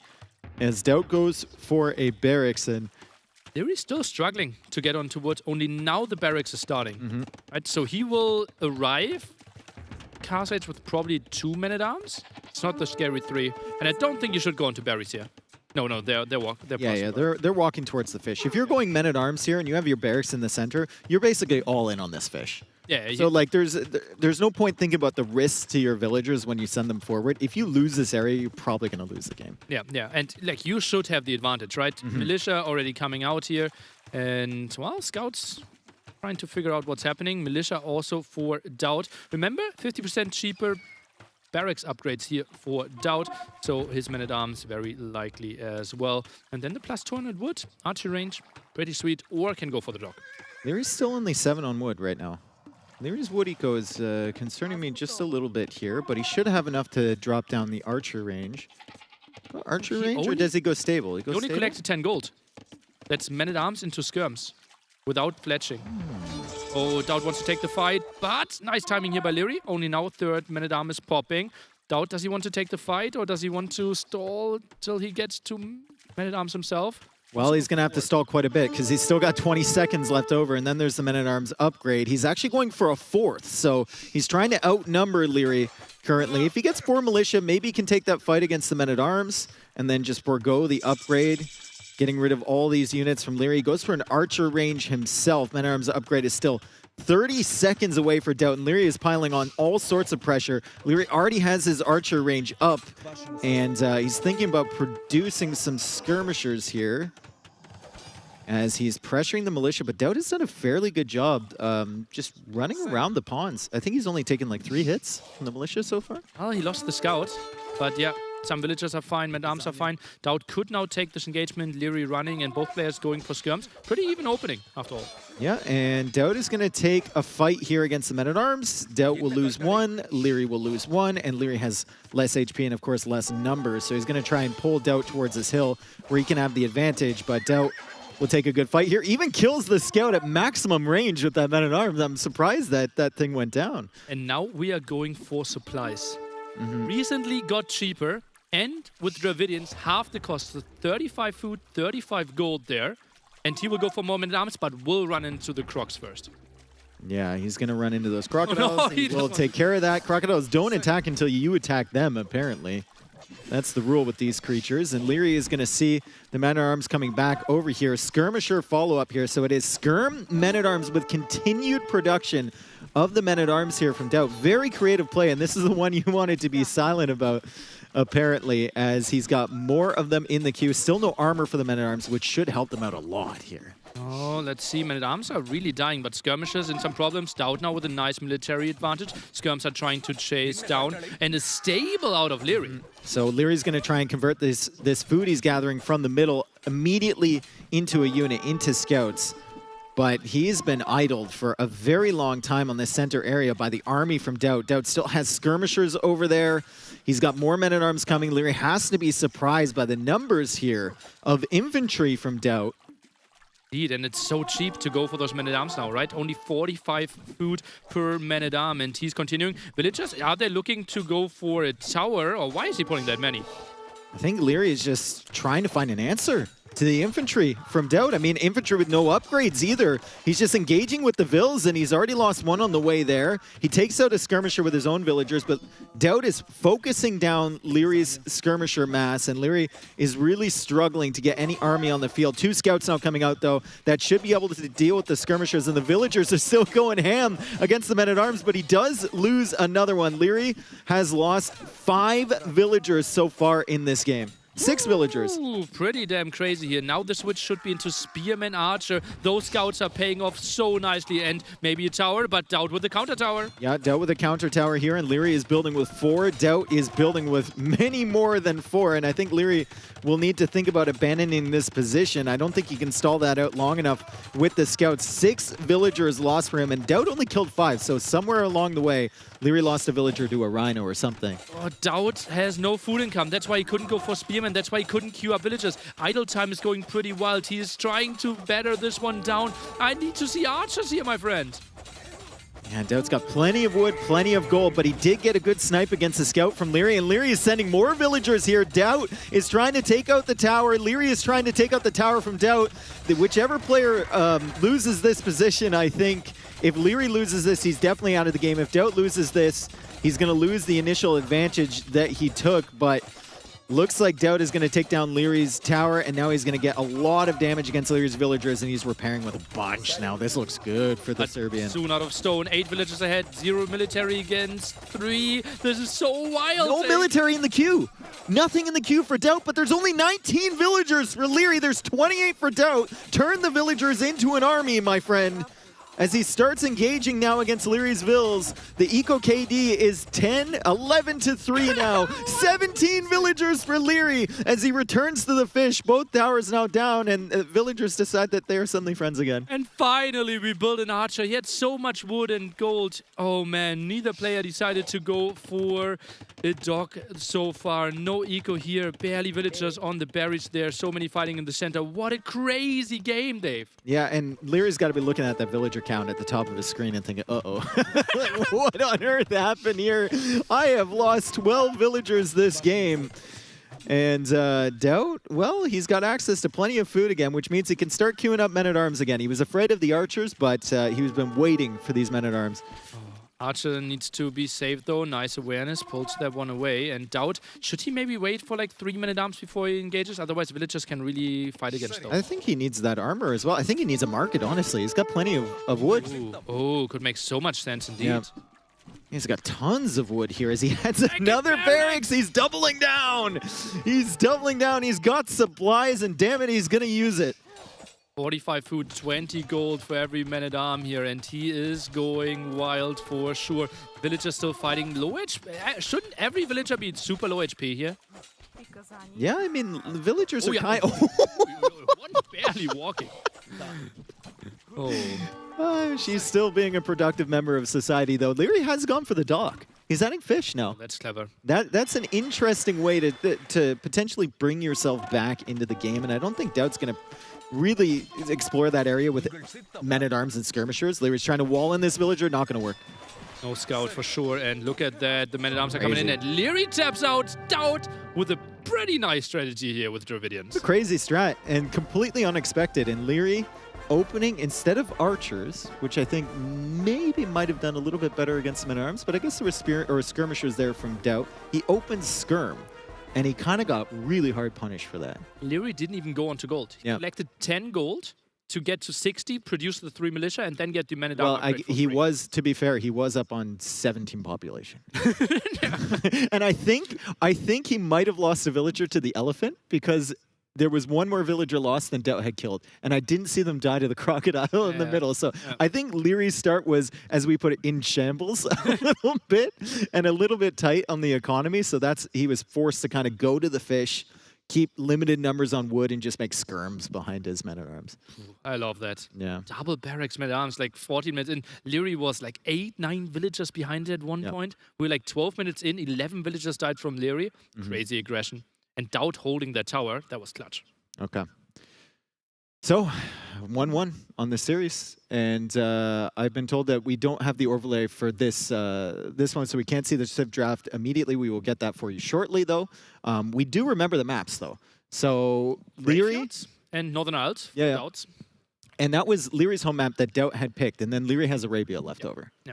So I would assume Leary just going for Arabia yeah. feels like a really good one. And that's a good win for DauT. I mean, you take that out of Leary's back pocket, his home map, and now suddenly Leary is looking at this and going, like, even if I win on Arabia, I have to then play DauT's 2 home maps. I have to play Northern Isles, not super comfortable on that map, and then I have to play Graveyards, and if DauT goes for double barrack supply, Dravidian stuff, what on earth is he going to go for on Graveyards? On his home maps, right? Yeah, exactly. Yeah. Has to be pretty good. And yeah, DauT has to be pretty happy with that one. Remember, DauT, he said he wanted Leary. Yeah. Out of all the 4 players that he could face, Taro, Hera, Leary, and the Viper, he wanted Leary. And right now, 1-1. Has to be happy with that. I wonder if he's like, he feels so comfortable against them because they're so different stylistically. They're such different players, right? Yeah. We tried to explain it to Atosis earlier, right? Yeah. How Leary is like incredibly fast, like 400 APM, and Dowd sits there with like 180, 160 maybe. Efficient APM at like 90, maybe 100. It's like completely opposite styles. Then we saw his keyboard earlier, right? Yep. You know that this guy is coming out of Dark Age, and he's clapping the new kid. I think it's going to be Graveyard. The new kid, right? He's been like top Yeah, player new, for the last well, 8 years, but yeah. I mean, new enough. Yeah, compared to Dowd. Yeah. So I've been told that Graveyards is going to be the map. So I guess Leary's going back to Dowd's home map.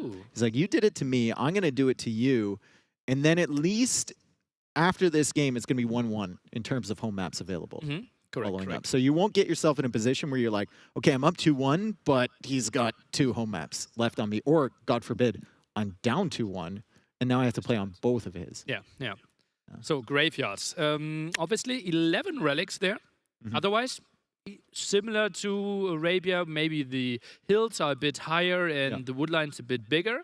But I think Leary, could we see something like Britons out of him? Because you can wall so easily. 1 archery range, getting to Castle Age, and then just a one-dimensional push. Yeah, Britons should be a good civilization. I think Huns should be good for a Dowd, but he goes for Lithuanians instead. I was really impressed with his Huns pick, but I guess that's something he just tried against Jordan as Leary goes for Franks, and it's a classic cavalry matchup here. Lithuanians against Franks. Obviously, Lithuanians will benefit from the 11 relics that are on this map, so you're always going to get your maximum attack on your cavalry. And also Leary tries yellow this time. Yep. So like green last game, wasn't that good? Switches up the color a bit. And yeah, both players look really focused now. Lithuanians, it's kind of guaranteed that you get to 4 relics on this map, no? I mean, there's 11. Yeah. There's 11. How can he not get to 4? It's fairly likely, and I see quite a few of them around his base. It's inevitable. There's a couple around Dowd's base as well, and we can look at the walling situation for both these players. It's fairly similar. Like, there's little chunks of wood there. You can theoretically go for the big walls, but I think you're going to have to be a little bit more creative. Yeah, it has to be a scout opening out of Dowd here for sure. The big white dots on the minimap are those Age of Empires 1 Fallen Barracks or the Acropolis there. I hate that mill. Small white ones are the relics. You like that mill from Leary? You go on the left side of the berries? It's weird, right? Yeah. I just like, is that for, like, what is? I don't know, dude. What? And Nilly's like in the screen right now and trying to figure out the thought process on that thing.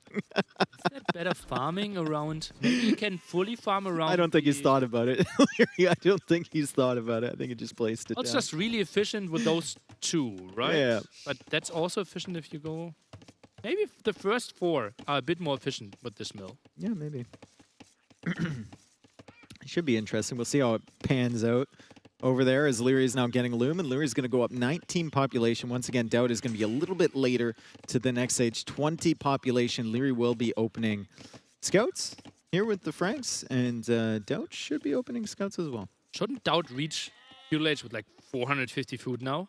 Like if he goes pop 20 with Lithuanians, he should have so much food in the bank. Yeah.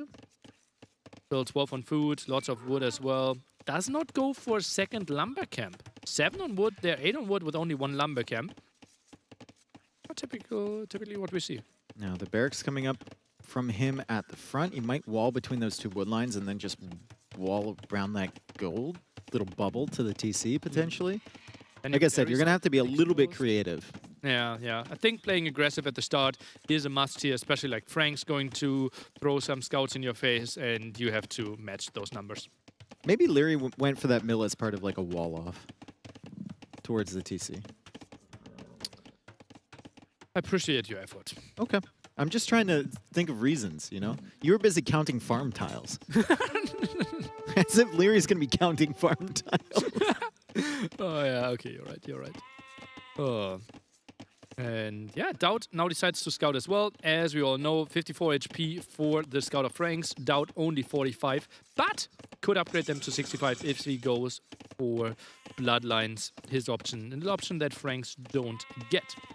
Yeah, and Leary now adding the stable. No surprise there with the Franks getting the wood upgrade, and he's slowly building his walls over towards that wood line, also scouting his opponent, seeing what Doubt is up to. And Doubt still gathering those deer, and he got to the feudal age with 200 food in the bank. But he did have 2 villagers. You mind the guy that already gets 2 eco upgrades, plus 2 spearmen, plus 2 villagers in the queue? Oh, true. I didn't see the eco upgrades coming in. Okay.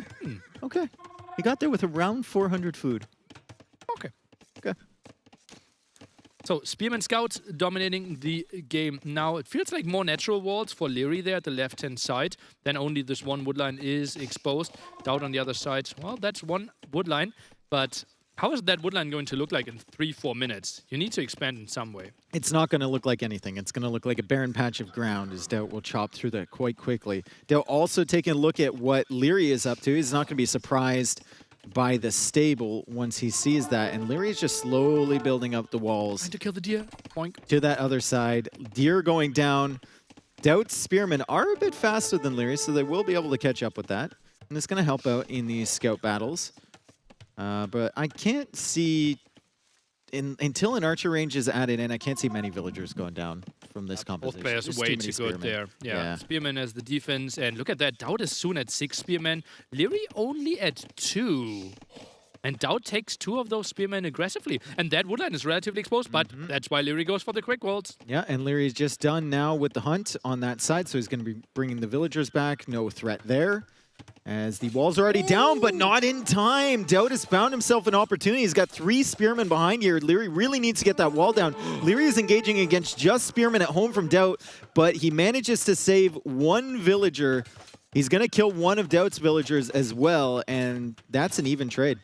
Those scouts should be really low HP, right? It's 4 scouts? Weren't there 2 spearmen? What happened there? I think maybe just good trades there from Leary as he's holding the door open.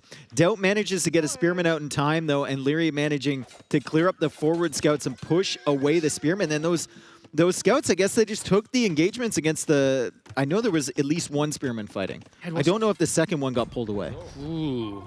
Maybe some miss-micro there by Doubt. Maybe the patrol bugged out a bit. And that was quite some HP on those 4 scouts to left against 2 spearmen. Would have thought he would have had higher losses. And now going for the berries and only 1 spearman for the defense. But Doubt is raiding at the front again. Those villagers have to run, Doubt. Spearman adding a lot of value there for Doubt as he's trying to get damage against Leary's villagers. And Doubt does run away. Leary is running away himself. Doubt is trying to finish that off. Look at that. Returns to his home base. And Doubt still has 5 spearmen on the field, but look at the scout numbers for Leary right now. 7. And Doubt is not producing anymore. Loses 2 at his berries, though. And those villagers... Queues up 2 more. He queues up 2 more. Doubt going for the trusty market there. Leary will see that right away. Doubt's got a spearman to protect the mining camp, but it's 3 scouts here. And Leary will just comfortably take that out and start harassing the villagers. 2 more scouts coming in from the other side. Spearman from Doubt in defense, but he delays that market even longer. And it's still open on the woodline if he manages to find his way over there. Market feels so risky here. Oh, it's open on the woodline. There's 1 spearman. Okay, another one came out of the barracks. He should be... And 2 more. He is fine here, but still the market, should it really go up? What are we doing there? Can we really buy ourselves up? I think he's actually buying food with it. Buying food for more production? For more scouts. No, he's just going more spears. He keeps adding more spearmen. There is no scouts on the field right now for Doubt as he gets that market up, and there are 7 for Leary, and Leary is also the first player to the archer range, so he's going to start adding in the range units. The only spearman composition from Doubt won't last very much longer. Once Leary has a few archers. Isn't it if Leary gets like 3 archers out, Doubt dies before he reaches castle age? Yeah. I could see that. I could see that. Unless he like runs his woodline, gets a defensive tower up or something right now. Skirm there as well. Farm count isn't that crazy here for Doubt either. Now he tries to juggle. He sells the stone to... Ooh, no market. Heavily on gold. Doubt is taking crazy risks here. Yeah, he's getting pretty greedy here. Maybe calculated risk on his end. Maybe knows he's behind already. He really committed onto the spearmen, but those spearmen aren't going to do too much once the archers and skirmishers get here. But Leary has cut production on the archer range. So Leary only has spearmen coming forward. He's only got 1 archer and 1 skirmisher right now. Maybe Doubt can survive long enough, but he still hasn't clicked up Nilly. Now he's queuing scouts. What? Oh, boy. Oh, I don't really see that one working. It feels like if you're planning on going up, you might as well just YOLO it. Don't delay yourself any longer than you need to, because you know you're going to take damage here. Oh, dive there. Archer could maybe go down. That town center actually helping out quite a bit. Now the skirm coming in. Doubt doesn't wall to his gold. Is still that one scout is probably on Archer hunt. No, runs into the spearman. No! He's looking for the reinforcements coming in. So far, Leary has not done any damage, and I think that's because he stalled out the production from the range a little bit too long. He's still producing spearmen, though, and he's trying to find value here. Also doesn't have fletching. So maybe Doubt is going to have enough here. Spearman defense? Just pure spearman defense as he queues up another one. But the scouts are taking care of these. The archers are taking care of these. Now Leary can push forward to the woodline, but he lost so many scouts. That's like 6 scouts already. Doubt, can he make this defense happen? Down to 3 spearmen. He continues fighting with his villagers. Archers are going down here as well. Doubt, that's a crazy hold if he makes it happen. Yeah, and Leary is banking up for the castle age, but Doubt is only like a minute and 20 seconds away. Now he's running the woodline.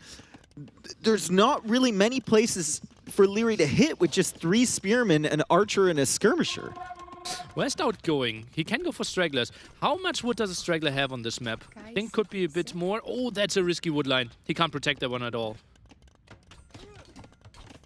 Well, he's being harassed a little bit on the gold. There's a follow-up archer there from Leary, but still only 3 total as Leary is banking up res to go to the next stage. He will have his stone left over. He's slowly getting his walls up, so he has the ability to boom once he gets there, but Doubt will have access to knights far before Leary will.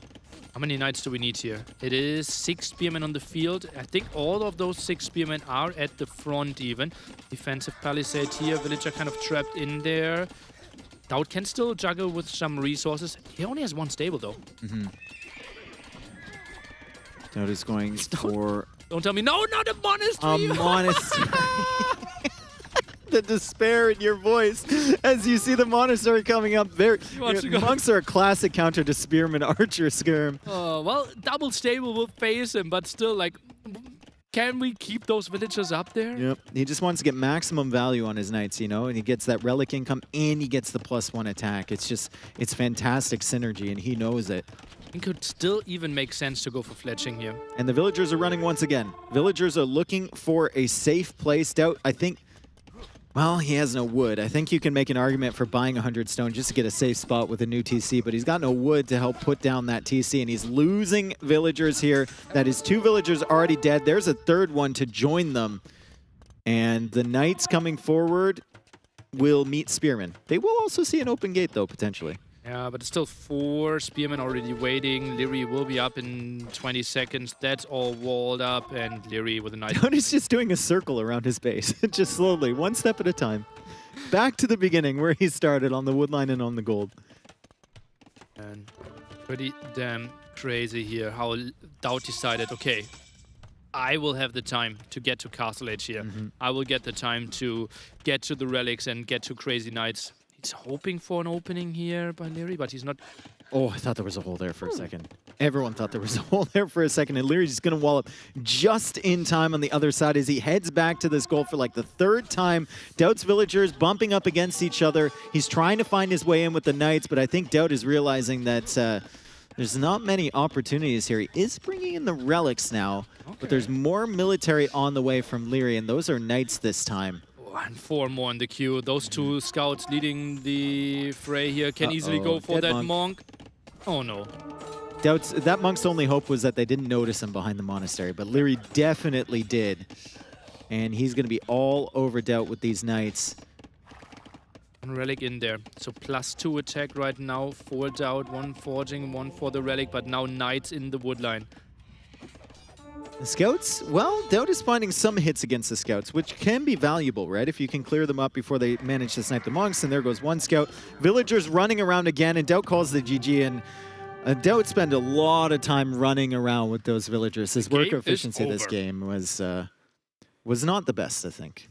Yeah, like, it felt so weird, right? Because till like mid-feudal age, it was such an even game. Like both went for spearmen. Doubt got some aggression in there at the woodline as well. He was kind of safe at home. He had a close gold, right? We said it will be tricky to wall this one off, but market, showing the market, then like 12 on gold and trying to brute force your way through while Leary sees it. I think you need like to buy back like 2 towers to somehow survive this. But how do you get the resources? Yeah. Or like just even go into more farms and more production. And just fight the Franks in the feudal age. I think normal feudal age play, like but like or add an archery range, or keep like he stopped making scouts a minute before he placed that market. Like that was kind of like his plan, and Leary just kept making scouts, and suddenly it's 1 scout on the field for Doubt, 8 scouts on the field for Leary, Then he plus took one really 5 good spearmen. fight, though, with all the spearmen. But No, he took a really good fight, But it didn't matter. Like how much feudal age army was like 25-7 or something at one point. And you kill all the scouts, but still like the archers were the key unit, shooting over the walls and distracting all your wood and gold. Then you had to run, and then you can't afford knights. Couldn't even afford a second stable. I'd like to ask him about his thought process later. Later about We'll his go to thought it now, process on that one. If he thought the spears would buy him enough time, or if he was just taking a chance. I mean, sometimes Doubt does that, right? Just takes a chance. If it works, it works. If it doesn't, well. We have to say, though, Doubt should have the better civilization in Northern Isles, right? Portuguese, crazy good. You save so much gold. You even get some extra wood now if you go for berries on your transition towards Castle Age, so that's nice. You have more HP on your ships. You have a crazy tech tree. You have caravels if you want to go for. On the other side, Britons, Mayans, Poles, none of them excite me on Northern Isles. Yep. I think you save the Britons and the Mayans for, Can't save both for Arabia. do you use Britons here and then save Mayans and Poles for Arabia? 2 pretty different civs. Okay, I've got confirmation Northern Isles will be our next map, so Doubt's not going to pick Arabia. He's going to save that for last. Makes sense. I think like you save Poles and Mayans because they're very different civilizations for Arabia, and then Doubt would have to think. If I play Huns or Tatars, which are pretty similar. Yeah, So you true. don't make the decisions much. Yeah. But I like your thought process, though, right? If like Zout had, let's say, Huns and Aztecs, then you would keep him guessing a bit more. But Huns and Tatars play so similar that, that's not the most important thing. I think like Poles simply don't have anything going for themselves except like the gold upgrade. Yeah. So I don't want to see them on Northern Isles. What could we see? Like Mayans, some Archer Eagle landing. Britons, your extra range won't really help you. Like extra town centers. Get ship right, I believe. You could go for some YOLO Polish strategy of like tower forward, because sometimes on Northern Isles, all of the resources spawn in the same spot. Yeah, right? that's actually true. You spawn on this map, like it's an island map, but you spawn with a transporter. So maybe like 5 villager landing, 3 villagers on stone, and try to get Castle Age behind this. Yeah. I could see a tower rush with Poles. Yeah. Well, we'll see. I mean, we're going to get into the game shortly. Leary is up 2-1 over Doubt, and of course, Doubt wisely sniping the Italians and putting Leary in this position. Very, very good and smart snipe there as Leary goes for the Britons and Doubt goes for the Portuguese, and this is, he went color 2, 3, 4, and now 5. Nice. Yeah, he's working his way up the list, so presumably, if we have another game, he's going to go 6. Purple. Yep. So, Britain's the choice. Portuguese, obviously, no big surprise. Britons, well, if we think about them, cheaper TCs. Yeah, your pigs are gathered a bit faster. Range, maybe landing there produces a bit faster. I don't see any range advantages. Doubt clearly better with his civilization here. So, on this map, it feels like the new change to Portuguese doesn't really help them that much at all, right? Because you would go for the dog first. You never go for the mill in this situation. Yeah, and also, like, if you go for those berries, yeah, you still get that extra wood, but it's so much later in, right? You most likely already have 4 fishing ships. You have, like, 30 villagers already working. You want those vills on wood, or you want them on hunt, basically, while your hunt is decaying. You don't want them on berries. Berries you can save for later. Yeah. Typically, like, pushing in 3-4 deer here is a good option early on. Not the greatest deer spot. Plus, obviously, Down, we have seen him struggle a bit there. Interestingly enough, Leary, front dog. Leary's going for the front dog. He's probably... Do you think he's going to play into galleys here? Probably. Typically, control if you front water. dog, you have to play at least 1 fire galley. Or just play defensively with the galleys. That's the Hera approach, for example. Yeah. I mean, and galleys are a fun unit to use. They're a fun range unit to use, and we know that Leary loves. Doubt, not pushing deer. He's sending the scout over there. Maybe going... And he's blocking with the transport ship, too. He's getting the downhill hits. That villager has no loom. Leary's going to lose this Vil. Oh, 11 HP, 8. 3 more hits needed. I think more. the town center there. He can't get it. But he has denied that extra little food income, and it was a bit of stress at the beginning of the game for Leary. Unexpected stress. And for the two of us. Yep. I'm just imagining a scenario. Where Doubt wins. No, where one player runs out of wood on one island, but because another player is Portuguese and gets You know that Portuguese have different ways to generate resources? I know, but it's enough. He just needs enough wood to put that Fedora in. Oh, that doesn't even cost wood. Oh, yeah, true. God. But yeah, people like to dream. Yeah. Interesting. Enough wood for a market. Doubt is sending those 2 sheep away, right? Could maybe go for that one. But Leary is now sending his scout over.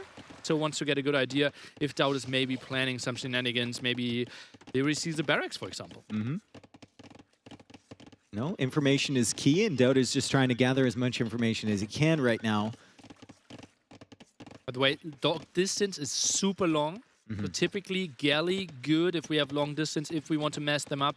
If we have something like a landing going on at the same time, then fire galley becomes better because you need to micro them less. 3 fishing ships, now the 4th in the queue for both players. Leary is on the way to the feudal age. Now, we talk about all the time Leary, like, maybe not being favored on water maps, but he's played them enough, and he's pretty good with the openings anyway. He's pretty clean. He's such a beast, right? 2 sheep being stolen. Yeah, away from the Britain player.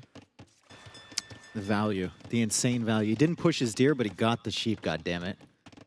So now it's important to track the transport ship placement of Leary. Like, if he's going for some landing, if we are Doubt here, right? He wants to see, are you adding some more docks? And the scout positioning, he scouts a bit more to the left-hand side. Pretty sure he missed the dock there, and Doubt won't really know what's going on. Now he sends his scout back without confirming the second dock. Yep. Did Leary find the dock from Doubt?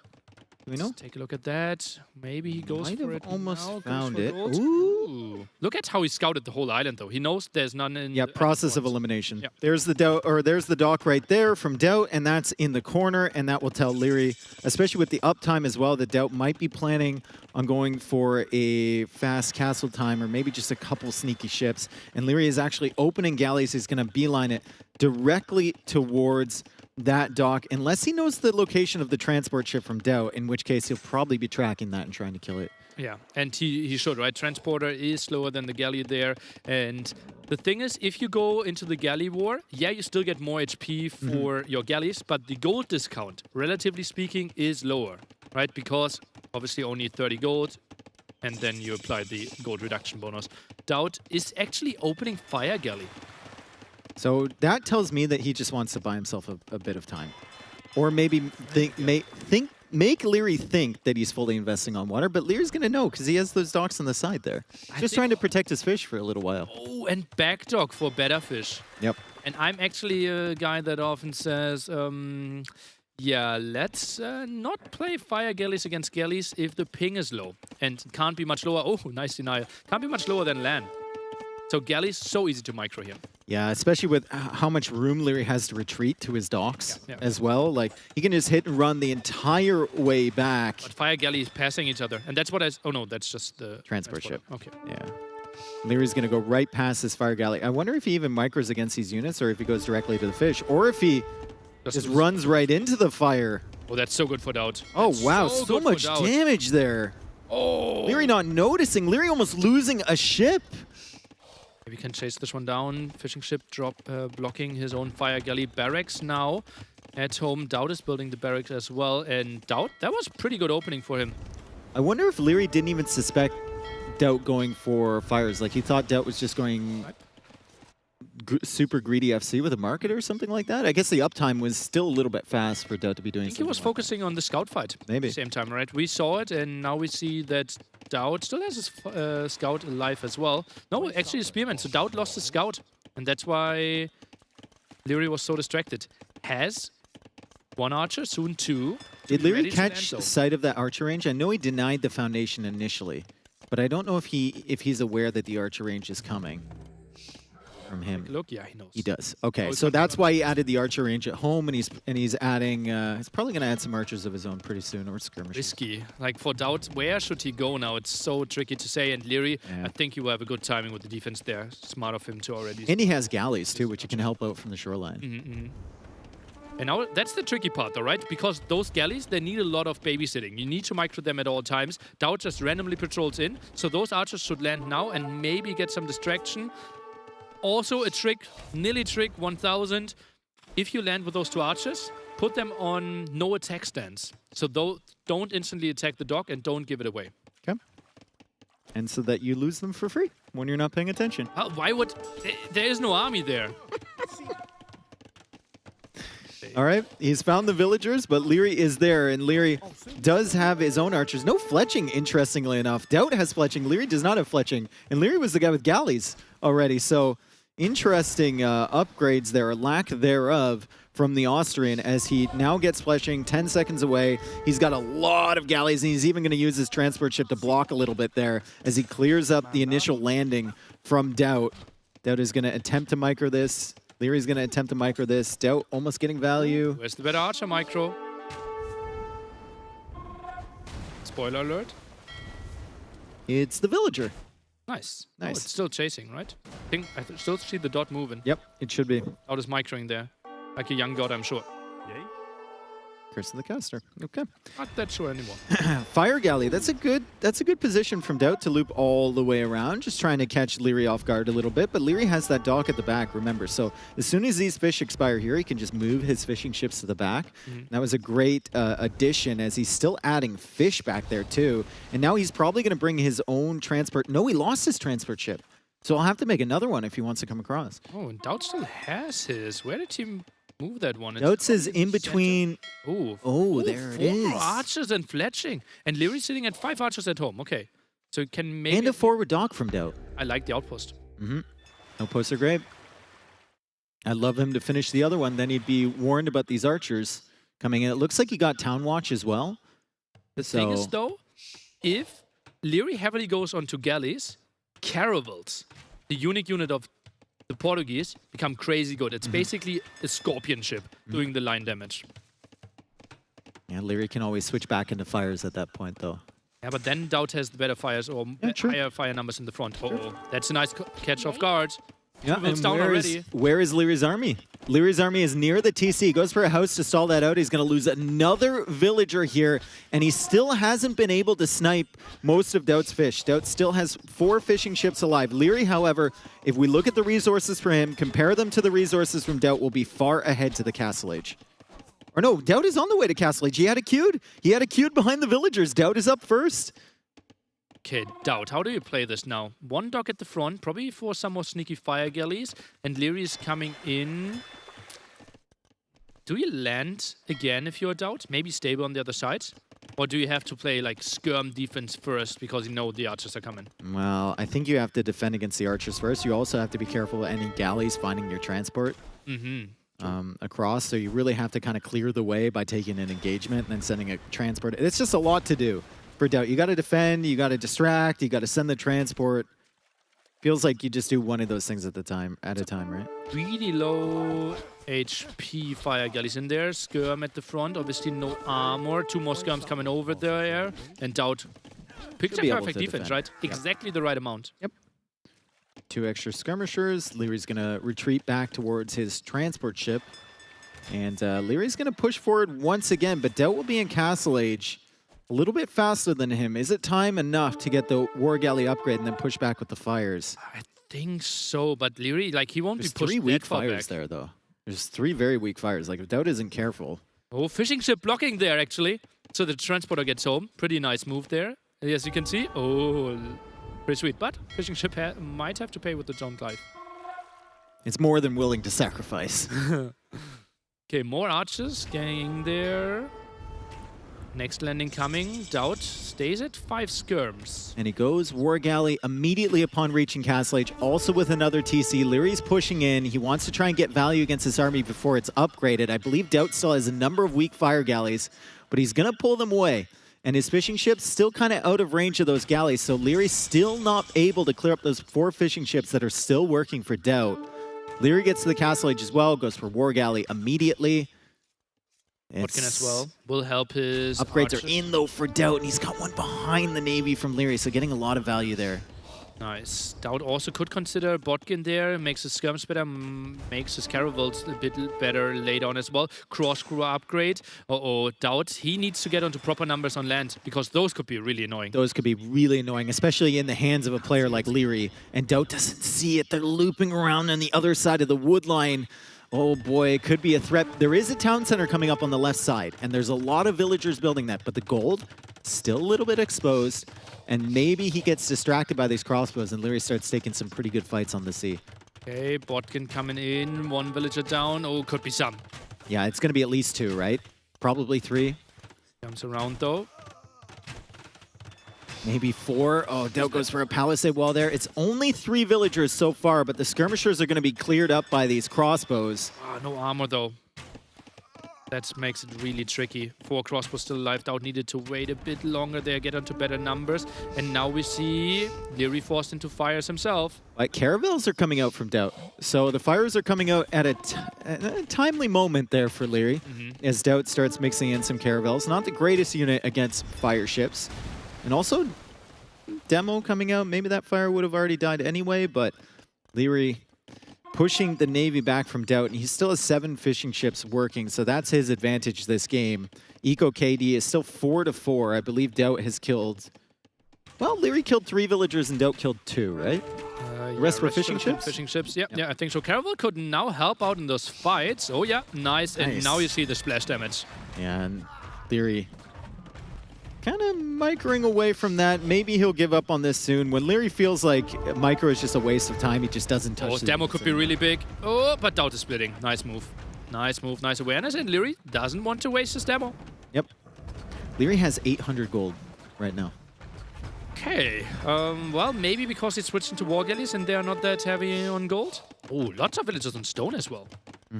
Maybe thinking about coming across, getting a castle up on Doubt's side, or maybe a castle in the center here. Center, obviously, the main area where we find the 5th relic, extra gold, extra stone. Typically, whoever gets control of that center area is looking pretty damn hot. Going for that center area also kind of pushes you later into the game, though. And then we have a Britons versus Portuguese matchup on water. Yeah, and it's kind of a, like, GL boys are really getting mad at me because I mention it every single time. I think Portuguese biggest strengths on islands is actually Arquebus Bombard Cannon. They do splash damage, so therefore Galleon's not really an option of the opponent. You can always snipe from distance, you can control so much area, and like going for 4 Bombard Cannons, it's so ugly for your opponent. You know what also can snipe from distance and has splash damage? Werewolf Trebuchet. Mobility, my friend. Mobility, yeah. If you set him up on the middle island, though. Deep. Ooh, Caravel's taking Nice lots of demos. damage. Nice demos there from Leary. And Leary is going to be using those fires in front very nicely. The Caravel's not doing too much damage to those. The War Galley's behind for Leary, getting some added value. And there's a sneaky demo hidden inside that Navy, and it's coming forward once again. Doubt's going to try and snipe this down. He does, but he gets pushed away with the Navy as Leary is finishing his 4th town center now. Yeah, and for everyone who doesn't know Caravels are better against War Galleys, but actually worse against fires, because fires have the higher armor and lots of ships have extra bonus damage. That's something where Caravels have less than War Galleys, and that's why they do less damage. The Scorpions of the Sea, as we like to call them. They do have pass-through damage as well. And Doubt is still at 68 villagers here. Leary's at 61. He's going to be catching up, though, with that 4th town center already coming up. Food count looking fairly similar for both players. Leary's finally got that gold count under control, but Doubt is not on stone, and Leary's already up to 500. Getting the 4th eco upgrade, same upgrades as Leary. Pretty soon here is Doubt. What TC, pretty crazy. Obviously, you're using your bonus there with Britons, that you have the reduction on the cost. But do you really need 4 town centers? Typically, people want to see faster imp. Well, if he thought he was behind, maybe he just wants to catch up on eco. Who knows? Nice spawn timing on those fires. Very, very convenient for Doubt. And Leary, well, the Caravels aren't doing too much damage, but there are also 2 fires there from Doubt. So Leary should theoretically get his Navy cleared up, but the Caravels really aren't doing anything, are they? Ooh. Yeah, feels pretty underwhelming there. You need some stuff at the front. Typically, something like Caravel Demo is what we see people go for. But then remember that Portuguese don't get heavy demo if we go to the late game. Villager count is almost even here. Pretty sweet. Leary's only 4 behind, and Leary's heading across with villagers, and it looks to me like he's heading across towards the other island. 2 villagers, 3 crossbow. What is that for? Well, the crossbows are for killing units, and the villagers are for building stuff. Okay. Okay. What is he building, though? Instantly spotted without... Yep.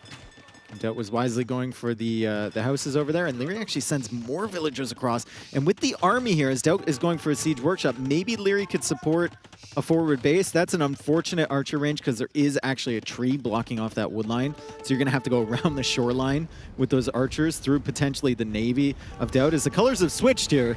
And then we have red now. Leary playing in the red. Already someone Doubt playing in the blue. Not happy with teal. Yeah, blue and blue. On a water map, no less. Maybe a little bit difficult for some people to see, as Leary is once again finding value with the fires against the caravels. Like, all the caravels are dead. Oh, golly. Yeah, they tried to micro away, but didn't really work out. Yeah, I think you can make an argument for elite skirmishers here with all the crossbows out, but Doubt is kind of controlling this area. Now the going up to Imperial Age. Okay, well, Leary, he was floating quite some gold. Now, not so much anymore. Yeah, and now he's spending gold on knights, too. Leary has a castle foundation going down, and it is indeed on Doubt's island. It's in a really awkward spot, though. It's going to be hard for Doubt to take out, and it's going to be hard for Leary to push from that position on the other side of that wood line. Almost has enough stone for another castle, but he really needs to get up to Imperial Age because Doubt is already on the way. Unfortunately, he only has 150 gold in the bank. Doubt, I think, should focus a bit more on his gold income here. Actually, it's looking pretty fine. It's just like, what are the next steps here? I think heavily on stone is the way to go, right? Where you need a defensive castle here. Yeah, Doubt has 350 stone in the bank. Leary's got enough for another castle. Just wonder where that castle is going to go. And surprise, surprise, it's Doubt that is the first player, not only losing a villager to a bear, but the first player to extend out here to this middle area. He might actually lose a second one there. Shouldn't Doubt buy himself the castle? He has enough gold. Should be winning. Just get the castle. Yeah, you don't know when Leary's going to be up. You just want to extend your control. Does not lose that villager. Thank you for keeping us up to date on that situation. Incredibly important situation. Even Ibex now blocking the way from Leary, and he's going for another one. I think he only has like 4 or 5 villagers on that island, though. Scorpion around now. Maybe prepare a ram there if you are Doubt, and you can instantly kill that one. Obviously can't know, so maybe Mangonel an option. Tries to go for some more conversion. Doubt, he needs God, look at that castle. Look at that castle from Leary. It's covered on all sides. You think Doubt sees it? I think Doubt sees it. He's trapping in the outpost. The poor fire ranger or whoever has to live in that outpost and give information. He's stuck. Castle now by Doubt. He reaches Imp and can't instantly produce. Would love to see some chemistry out of him. Nice one. And also Bracer will have lots of control and fast fires. I know it delayed his Imperial Age time, but I do kind of like the Knight Edition from Leary. It's been getting him so much value here. It's really pushing Doubt back and forced the castle in a really defensive location. It's enabling this push here. All these villager kills. And he's finding value against the odd units that Doubt has on the island. He just wasn't prepared to fight against knights. I just realized that I said something wrong earlier. You obviously have heavy demos. We don't have fast fires if you're Portuguese. So the other way around. Another castle from Leary. Ooh. Does he think the late game is unwinnable for him against Victoria, against Portuguese? That he thinks, okay, I need to finish the game here? Maybe. Maybe he just doesn't want to fight the naval battle. Yeah, well, makes lots of sense, right? Yeah. We know that Portuguese are crazy good there. And Trebuchet on the way from Doubt. Doubt also has access to bomber cannons, which the Britons do not have, and that makes things very, very difficult. However, Leary does have longbows, which have incredible range, and if your opponent is far away from their own defensive castle with the bomber cannons, you can actually come forward and snipe them, especially if they're not paying attention. So maybe Leary can get it done that way. Doubt is going to Elite Skirm now. Only +1 armor on those units, though. Dave, you know what? Cannon Galleon. Cannon Galleon can be good. Can be really good here. Yep. Could snipe that left-hand side castle pretty easily. Could snipe the castle at the right-hand side as well. Pretty tricky for Leary to ever get there, simply because he doesn't really have a lot of water presence right now. He's getting all the important upgrades here, Mr. Leary, but he needs traps and he needs some way to snipe those bombers. will be tricky. Doubt must continue. The position over here is just so painful for him, Yeah, right? they There's need some houses. there's like wood lines everywhere. It's painful for Doubt, but it's also painful for Leary. Yeah. Because if he wants to meet up from these castles, he has to go through a one-tile gap over there. He's got to go along the shoreline. Doubt already controls the water. It's just- Conversion? It's getting very, very difficult. Conversion on the longbows. You don't see that every day. Nice surround here as well. Oh, I like the defense of Doubt. Yeah, that's what you get from having full water control, right? Yeah. Ability to snipe everything. Is that castle from Leary? We question that castle, I think, for good reason. Werewolf is coming in here. Might have the ability to snipe the Trebs and the bombard cannons, but the castle does go down, and now Doubt can feel free to just kind of extend here with the skirmishers. Come in and snipe these longbows. They're not in time. Comes moving forward, now tries to go for the bombards, for the traps. Skirms diving in deep. Nice play by Doubt. Werewolf coming in. That just missing the skirmishers, though, and the cannon galleon almost being taken out, but Leary no ballistics. But the longbow can't find the kill either. That's a beautiful play by Doubt. Loses the bombards at the front, though. Yeah, bombard cannon. One of them is still alive, and he's dodging the trebuchet rocks here, but Leary will retarget towards those skirmishers. He's going to take a couple of them out. Still trying to hold on to these forward castles. Doubt is going for a castle of his own on the center there, and Doubt takes out another trebuchet, not before the final rock takes out his bombard cannon, but it's looking less and less likely here for Leary. And see that Doubt knows, okay, I defended this one. Now the next step will be the fight for the middle. Yep. That's why Doubt is already preparing a castle there. Beautiful move. And Leary is already going into fast fire. So Leary is expecting more numbers of caravels, although Doubt is adding more war galleys, and he's getting the galleon upgrade. Yeah.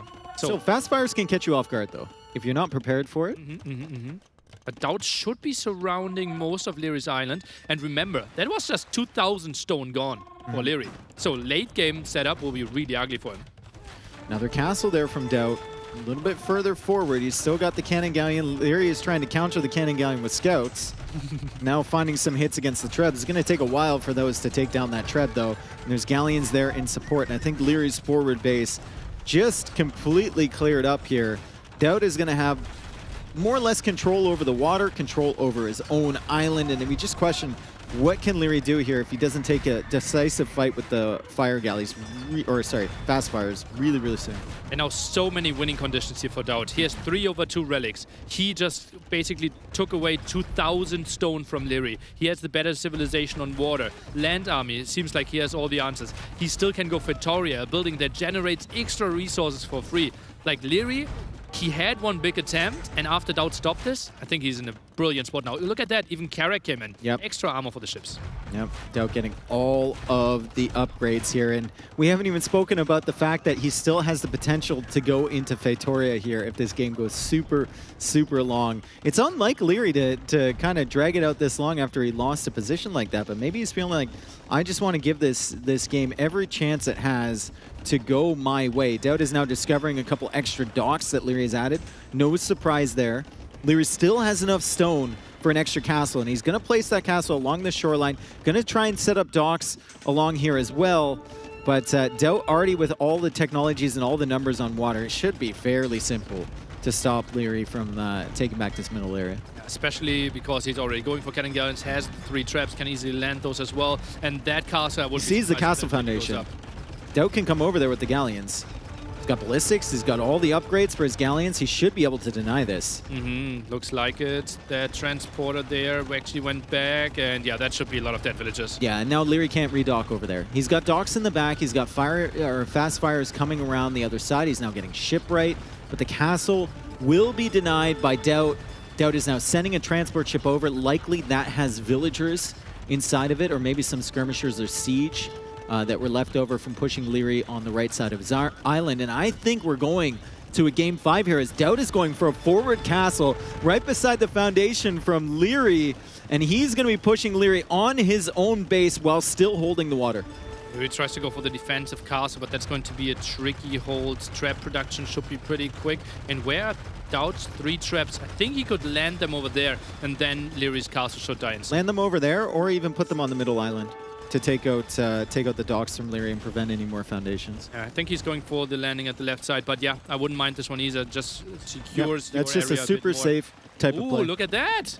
What upgrades we are getting. Oh yeah, Guild, although he has more than 3,000 gold, also heated shot, lovely upgrades. Stable from Doubt coming forward, okay. You can afford everything, apparently. He has 3,300 gold in the bank. We look over at Leary and he's got 45. So things aren't looking great in Leary land as now the Trebs are being loaded up on that transport ship and they're brought over. Leary does have Werewolf, so that might be tough for Doubt to fight up against if he can't quite range it, but I think the Cannon Galleon might be able to find the target. At least finds a against castle. The castle, and then he should be able. Let's take a look. The trap changes its target. Cannon Galleons? Should be Cannon Galleon down. Pop. Yep. Get some splash damage even against that Galleon a little bit. And another Cannon Galleon down. Pop. And now another. Focusing for the traps. I mean, Leary's still holding on. He's still holding on to that castle, but we look at the resource bank. One player, 1,000 food, 3,300 gold. The other player, 400 food, 200 gold. Yeah, and 47 galleons on the villages as well. Look at how many villages are going to repair now. Don't be surprised if he deletes the outpost to have more villages repairing. That's just crazy how much stone is getting in there. Yeah, a lot of faith in that Werewolf tech. That's what that tells me. He's only got 2 Trebs against 4, plus Cannon Galleons, plus everything else. He snipes the final Cannon Galleon, and he's coming in here with fast fires. Leary's giving it one last shot to take back water control. Doubt has such a navy here, though, and he's sending everything to this center area. Is trying to protect his trebuchet, the castle. Leary has to buy more stone to keep that up. Prices are getting awfully ridiculous now, 177 gold for 100 stone. And the castle, unfortunately, I think is going to fall here any moment. And all those galleons, extra armor, more HP, and cheaper here for Doubt. Lovely fleet there for sure. Those traps still continuing to shoot. And Leary is doing a crazy job of He's killed all the Trebs except one. That is still like 40 villager economy that's going in there. Yep. In that repair. But he's holding. He's actually holding. There's only one Treb left from Doubt, and I think Doubt actually had a castle on the left side of Leary's island. The foundation got denied. I saw that at some point, and Leary, I guess, took that out with maybe some of his navy. Doubt still struggling to push this castle. Leary calls GG, but he did keep the castle up, so a moral victory, if nothing. But Doubt forces game 5 here. We felt like Doubt might have won that one in the draft. Yeah. Because Leary had exactly Italians prepared, one of the best civilizations you can go for. Yeah. Sniped by Doubt, and Leary had no backup. And that's why he was forced into Britons on a water map, and Doubt could go for Portuguese. Crazy civ advantage, and Doubt carried it home. Nice strategic plan from the draft into the game. Also, those castle locations for Leary. It's not the best place to set it up, right? Can you set it up on the other side? I don't know. You're contesting water over there. It's hard for your transports to come across, but still. I think Leary needed to make something wild happen. Yeah, yeah. And now, the best map for Decider. Arabia. We love it. And interesting civs, too. We got Poles and Mayans for Leary. And Huns and Tatars for Doubt. Does it Doubt go super old school? Does it just go Huns here? Huns against Mayans. Yeah. We have seen that before Leary was born. Yep. Doubt has played this matchup before Leary was born. Yep. I don't think Leary's going to be considering that. No, I don't think so. He's not going to be intimidated by that in any sense. Mayans against Huns would be a nice one for sure. I think, like, knowing Leary, I'd rather want to see him play Mayans. Yeah.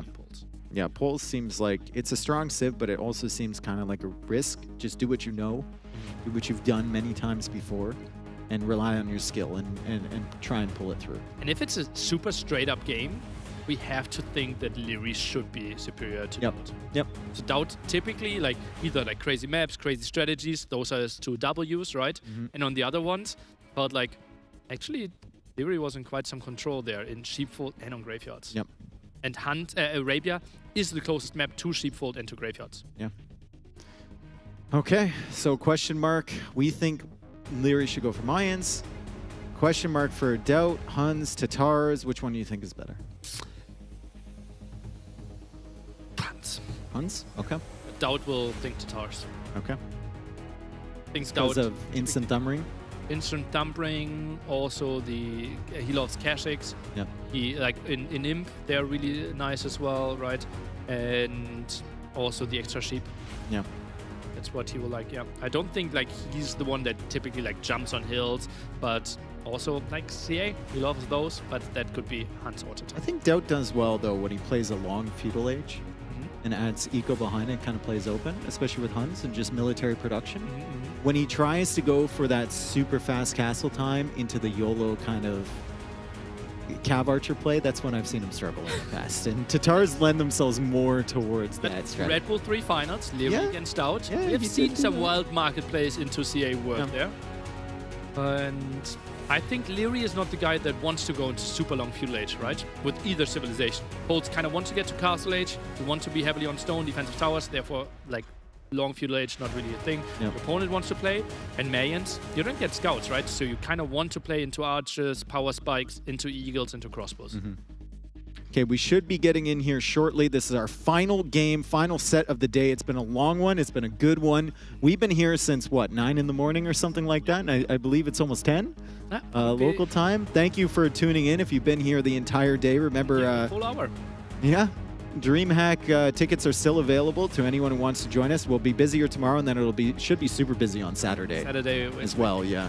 Obviously 1,000 in the arena. Yep. Let's see how many will stop by here. Yep. But obviously way better if people don't have to work on that day. Obviously we already sent everyone home that is not a player, that is not out of production. And tomorrow, 2 semifinals. We already know it's going to be Taro versus Hera. Yep. Rematch of the semifinals of Wololo.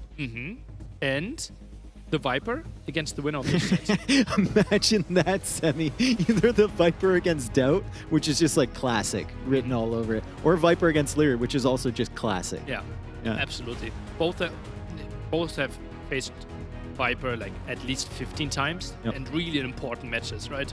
So yeah, it has to be crazy to semifinals. A bit like potentially the Dream semifinals. And obviously then Saturday, best of 7 third place match and best of 9 grand finals. Winner takes $40,000 home. It's gonna be crazy. That's such a big winner's pot. It's insane. Once again, it's been a crazy first day. We're just waiting for this final game. Players need all the time in the world to get set up here.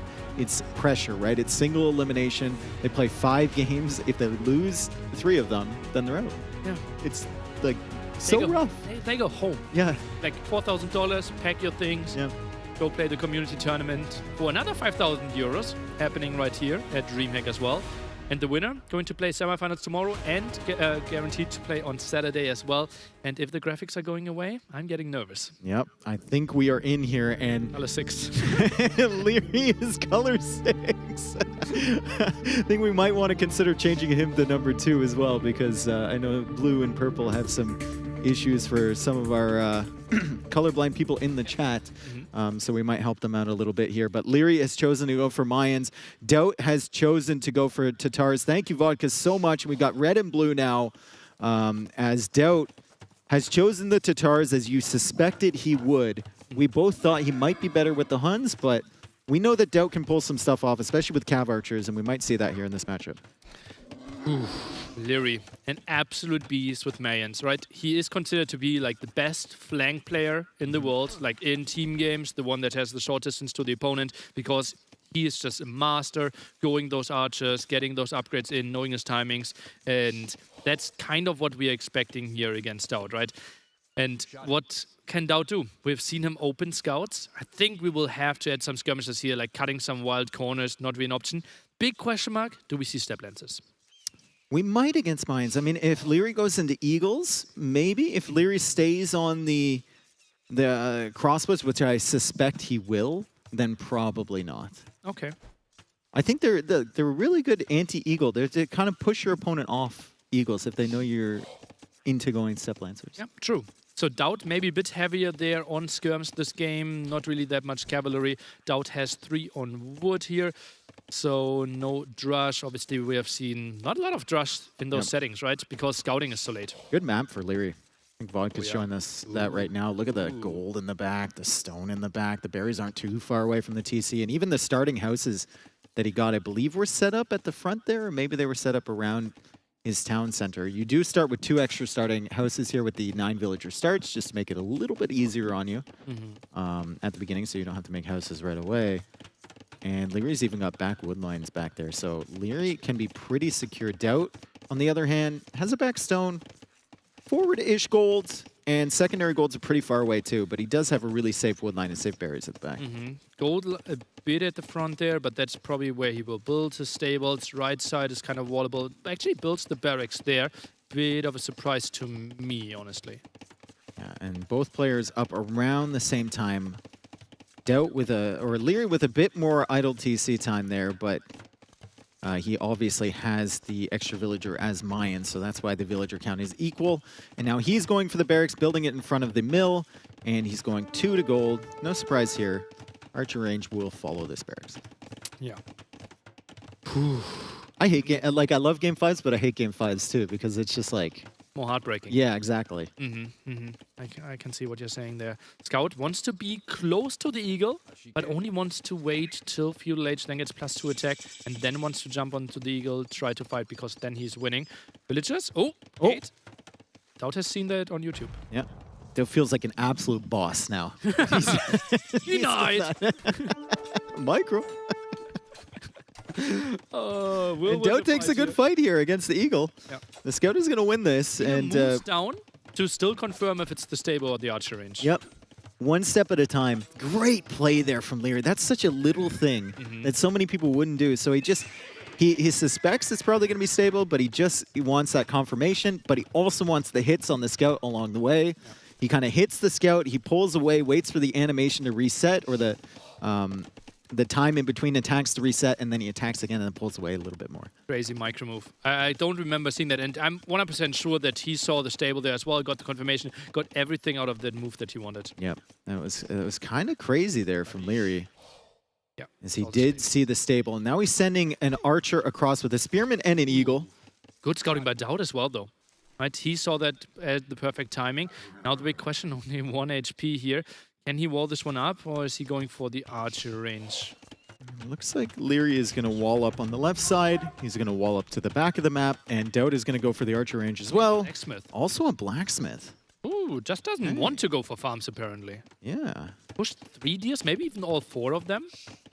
Well, he's getting horse collar now, and he had plenty of food left over because of Tatars. Yeah. Getting the extra food there. That's also another thing we didn't mention earlier. And he still has a goose and a pig left over after he's done with this goose, and a horse collar is coming in. So eco gonna look pretty good for Doubt. Want to see some more palisades. Sees the army coming over. Skirm should be fine. Not a big threat. Nice walling here by Doubt. He's host. He needs to get that host down. Okay, he's got another one in the on the way. Oh, that one should be low HP. Oh, very low HP. And Leary is in. Doubt has 2 scouts and 2 skirmishers here to help defend against this army. So no, there's no imminent threat from this military, but it is a little bit annoying there. The player could afford fletching yet. 3 skirms. I don't think Doubt should lose anything here. No, he shouldn't, theoretically, but Leary is so good with low numbers, and Leary's going to hunt down that villager. Nice little house there from Doubt, though. Good positioning on that one. Leary won't be able to get in front of this villager to block it, and the archers will likely go down to the skirmishers, and Doubt still has the scouts available. Now, no spearmen to keep Leary's army safe. Doubt is going to clear this up. Doubt's going to get his farms down with horse collar and start adding his houses as a bit of a wall. However, we look over at Leary's economy right now. He's got 14 on food. Absolute beast mode micro here by Doubt. I'm really impressed, honestly. 6 to 2 KD. Yeah, obviously, Doubt has the defender's advantage. He knew what army he was playing against.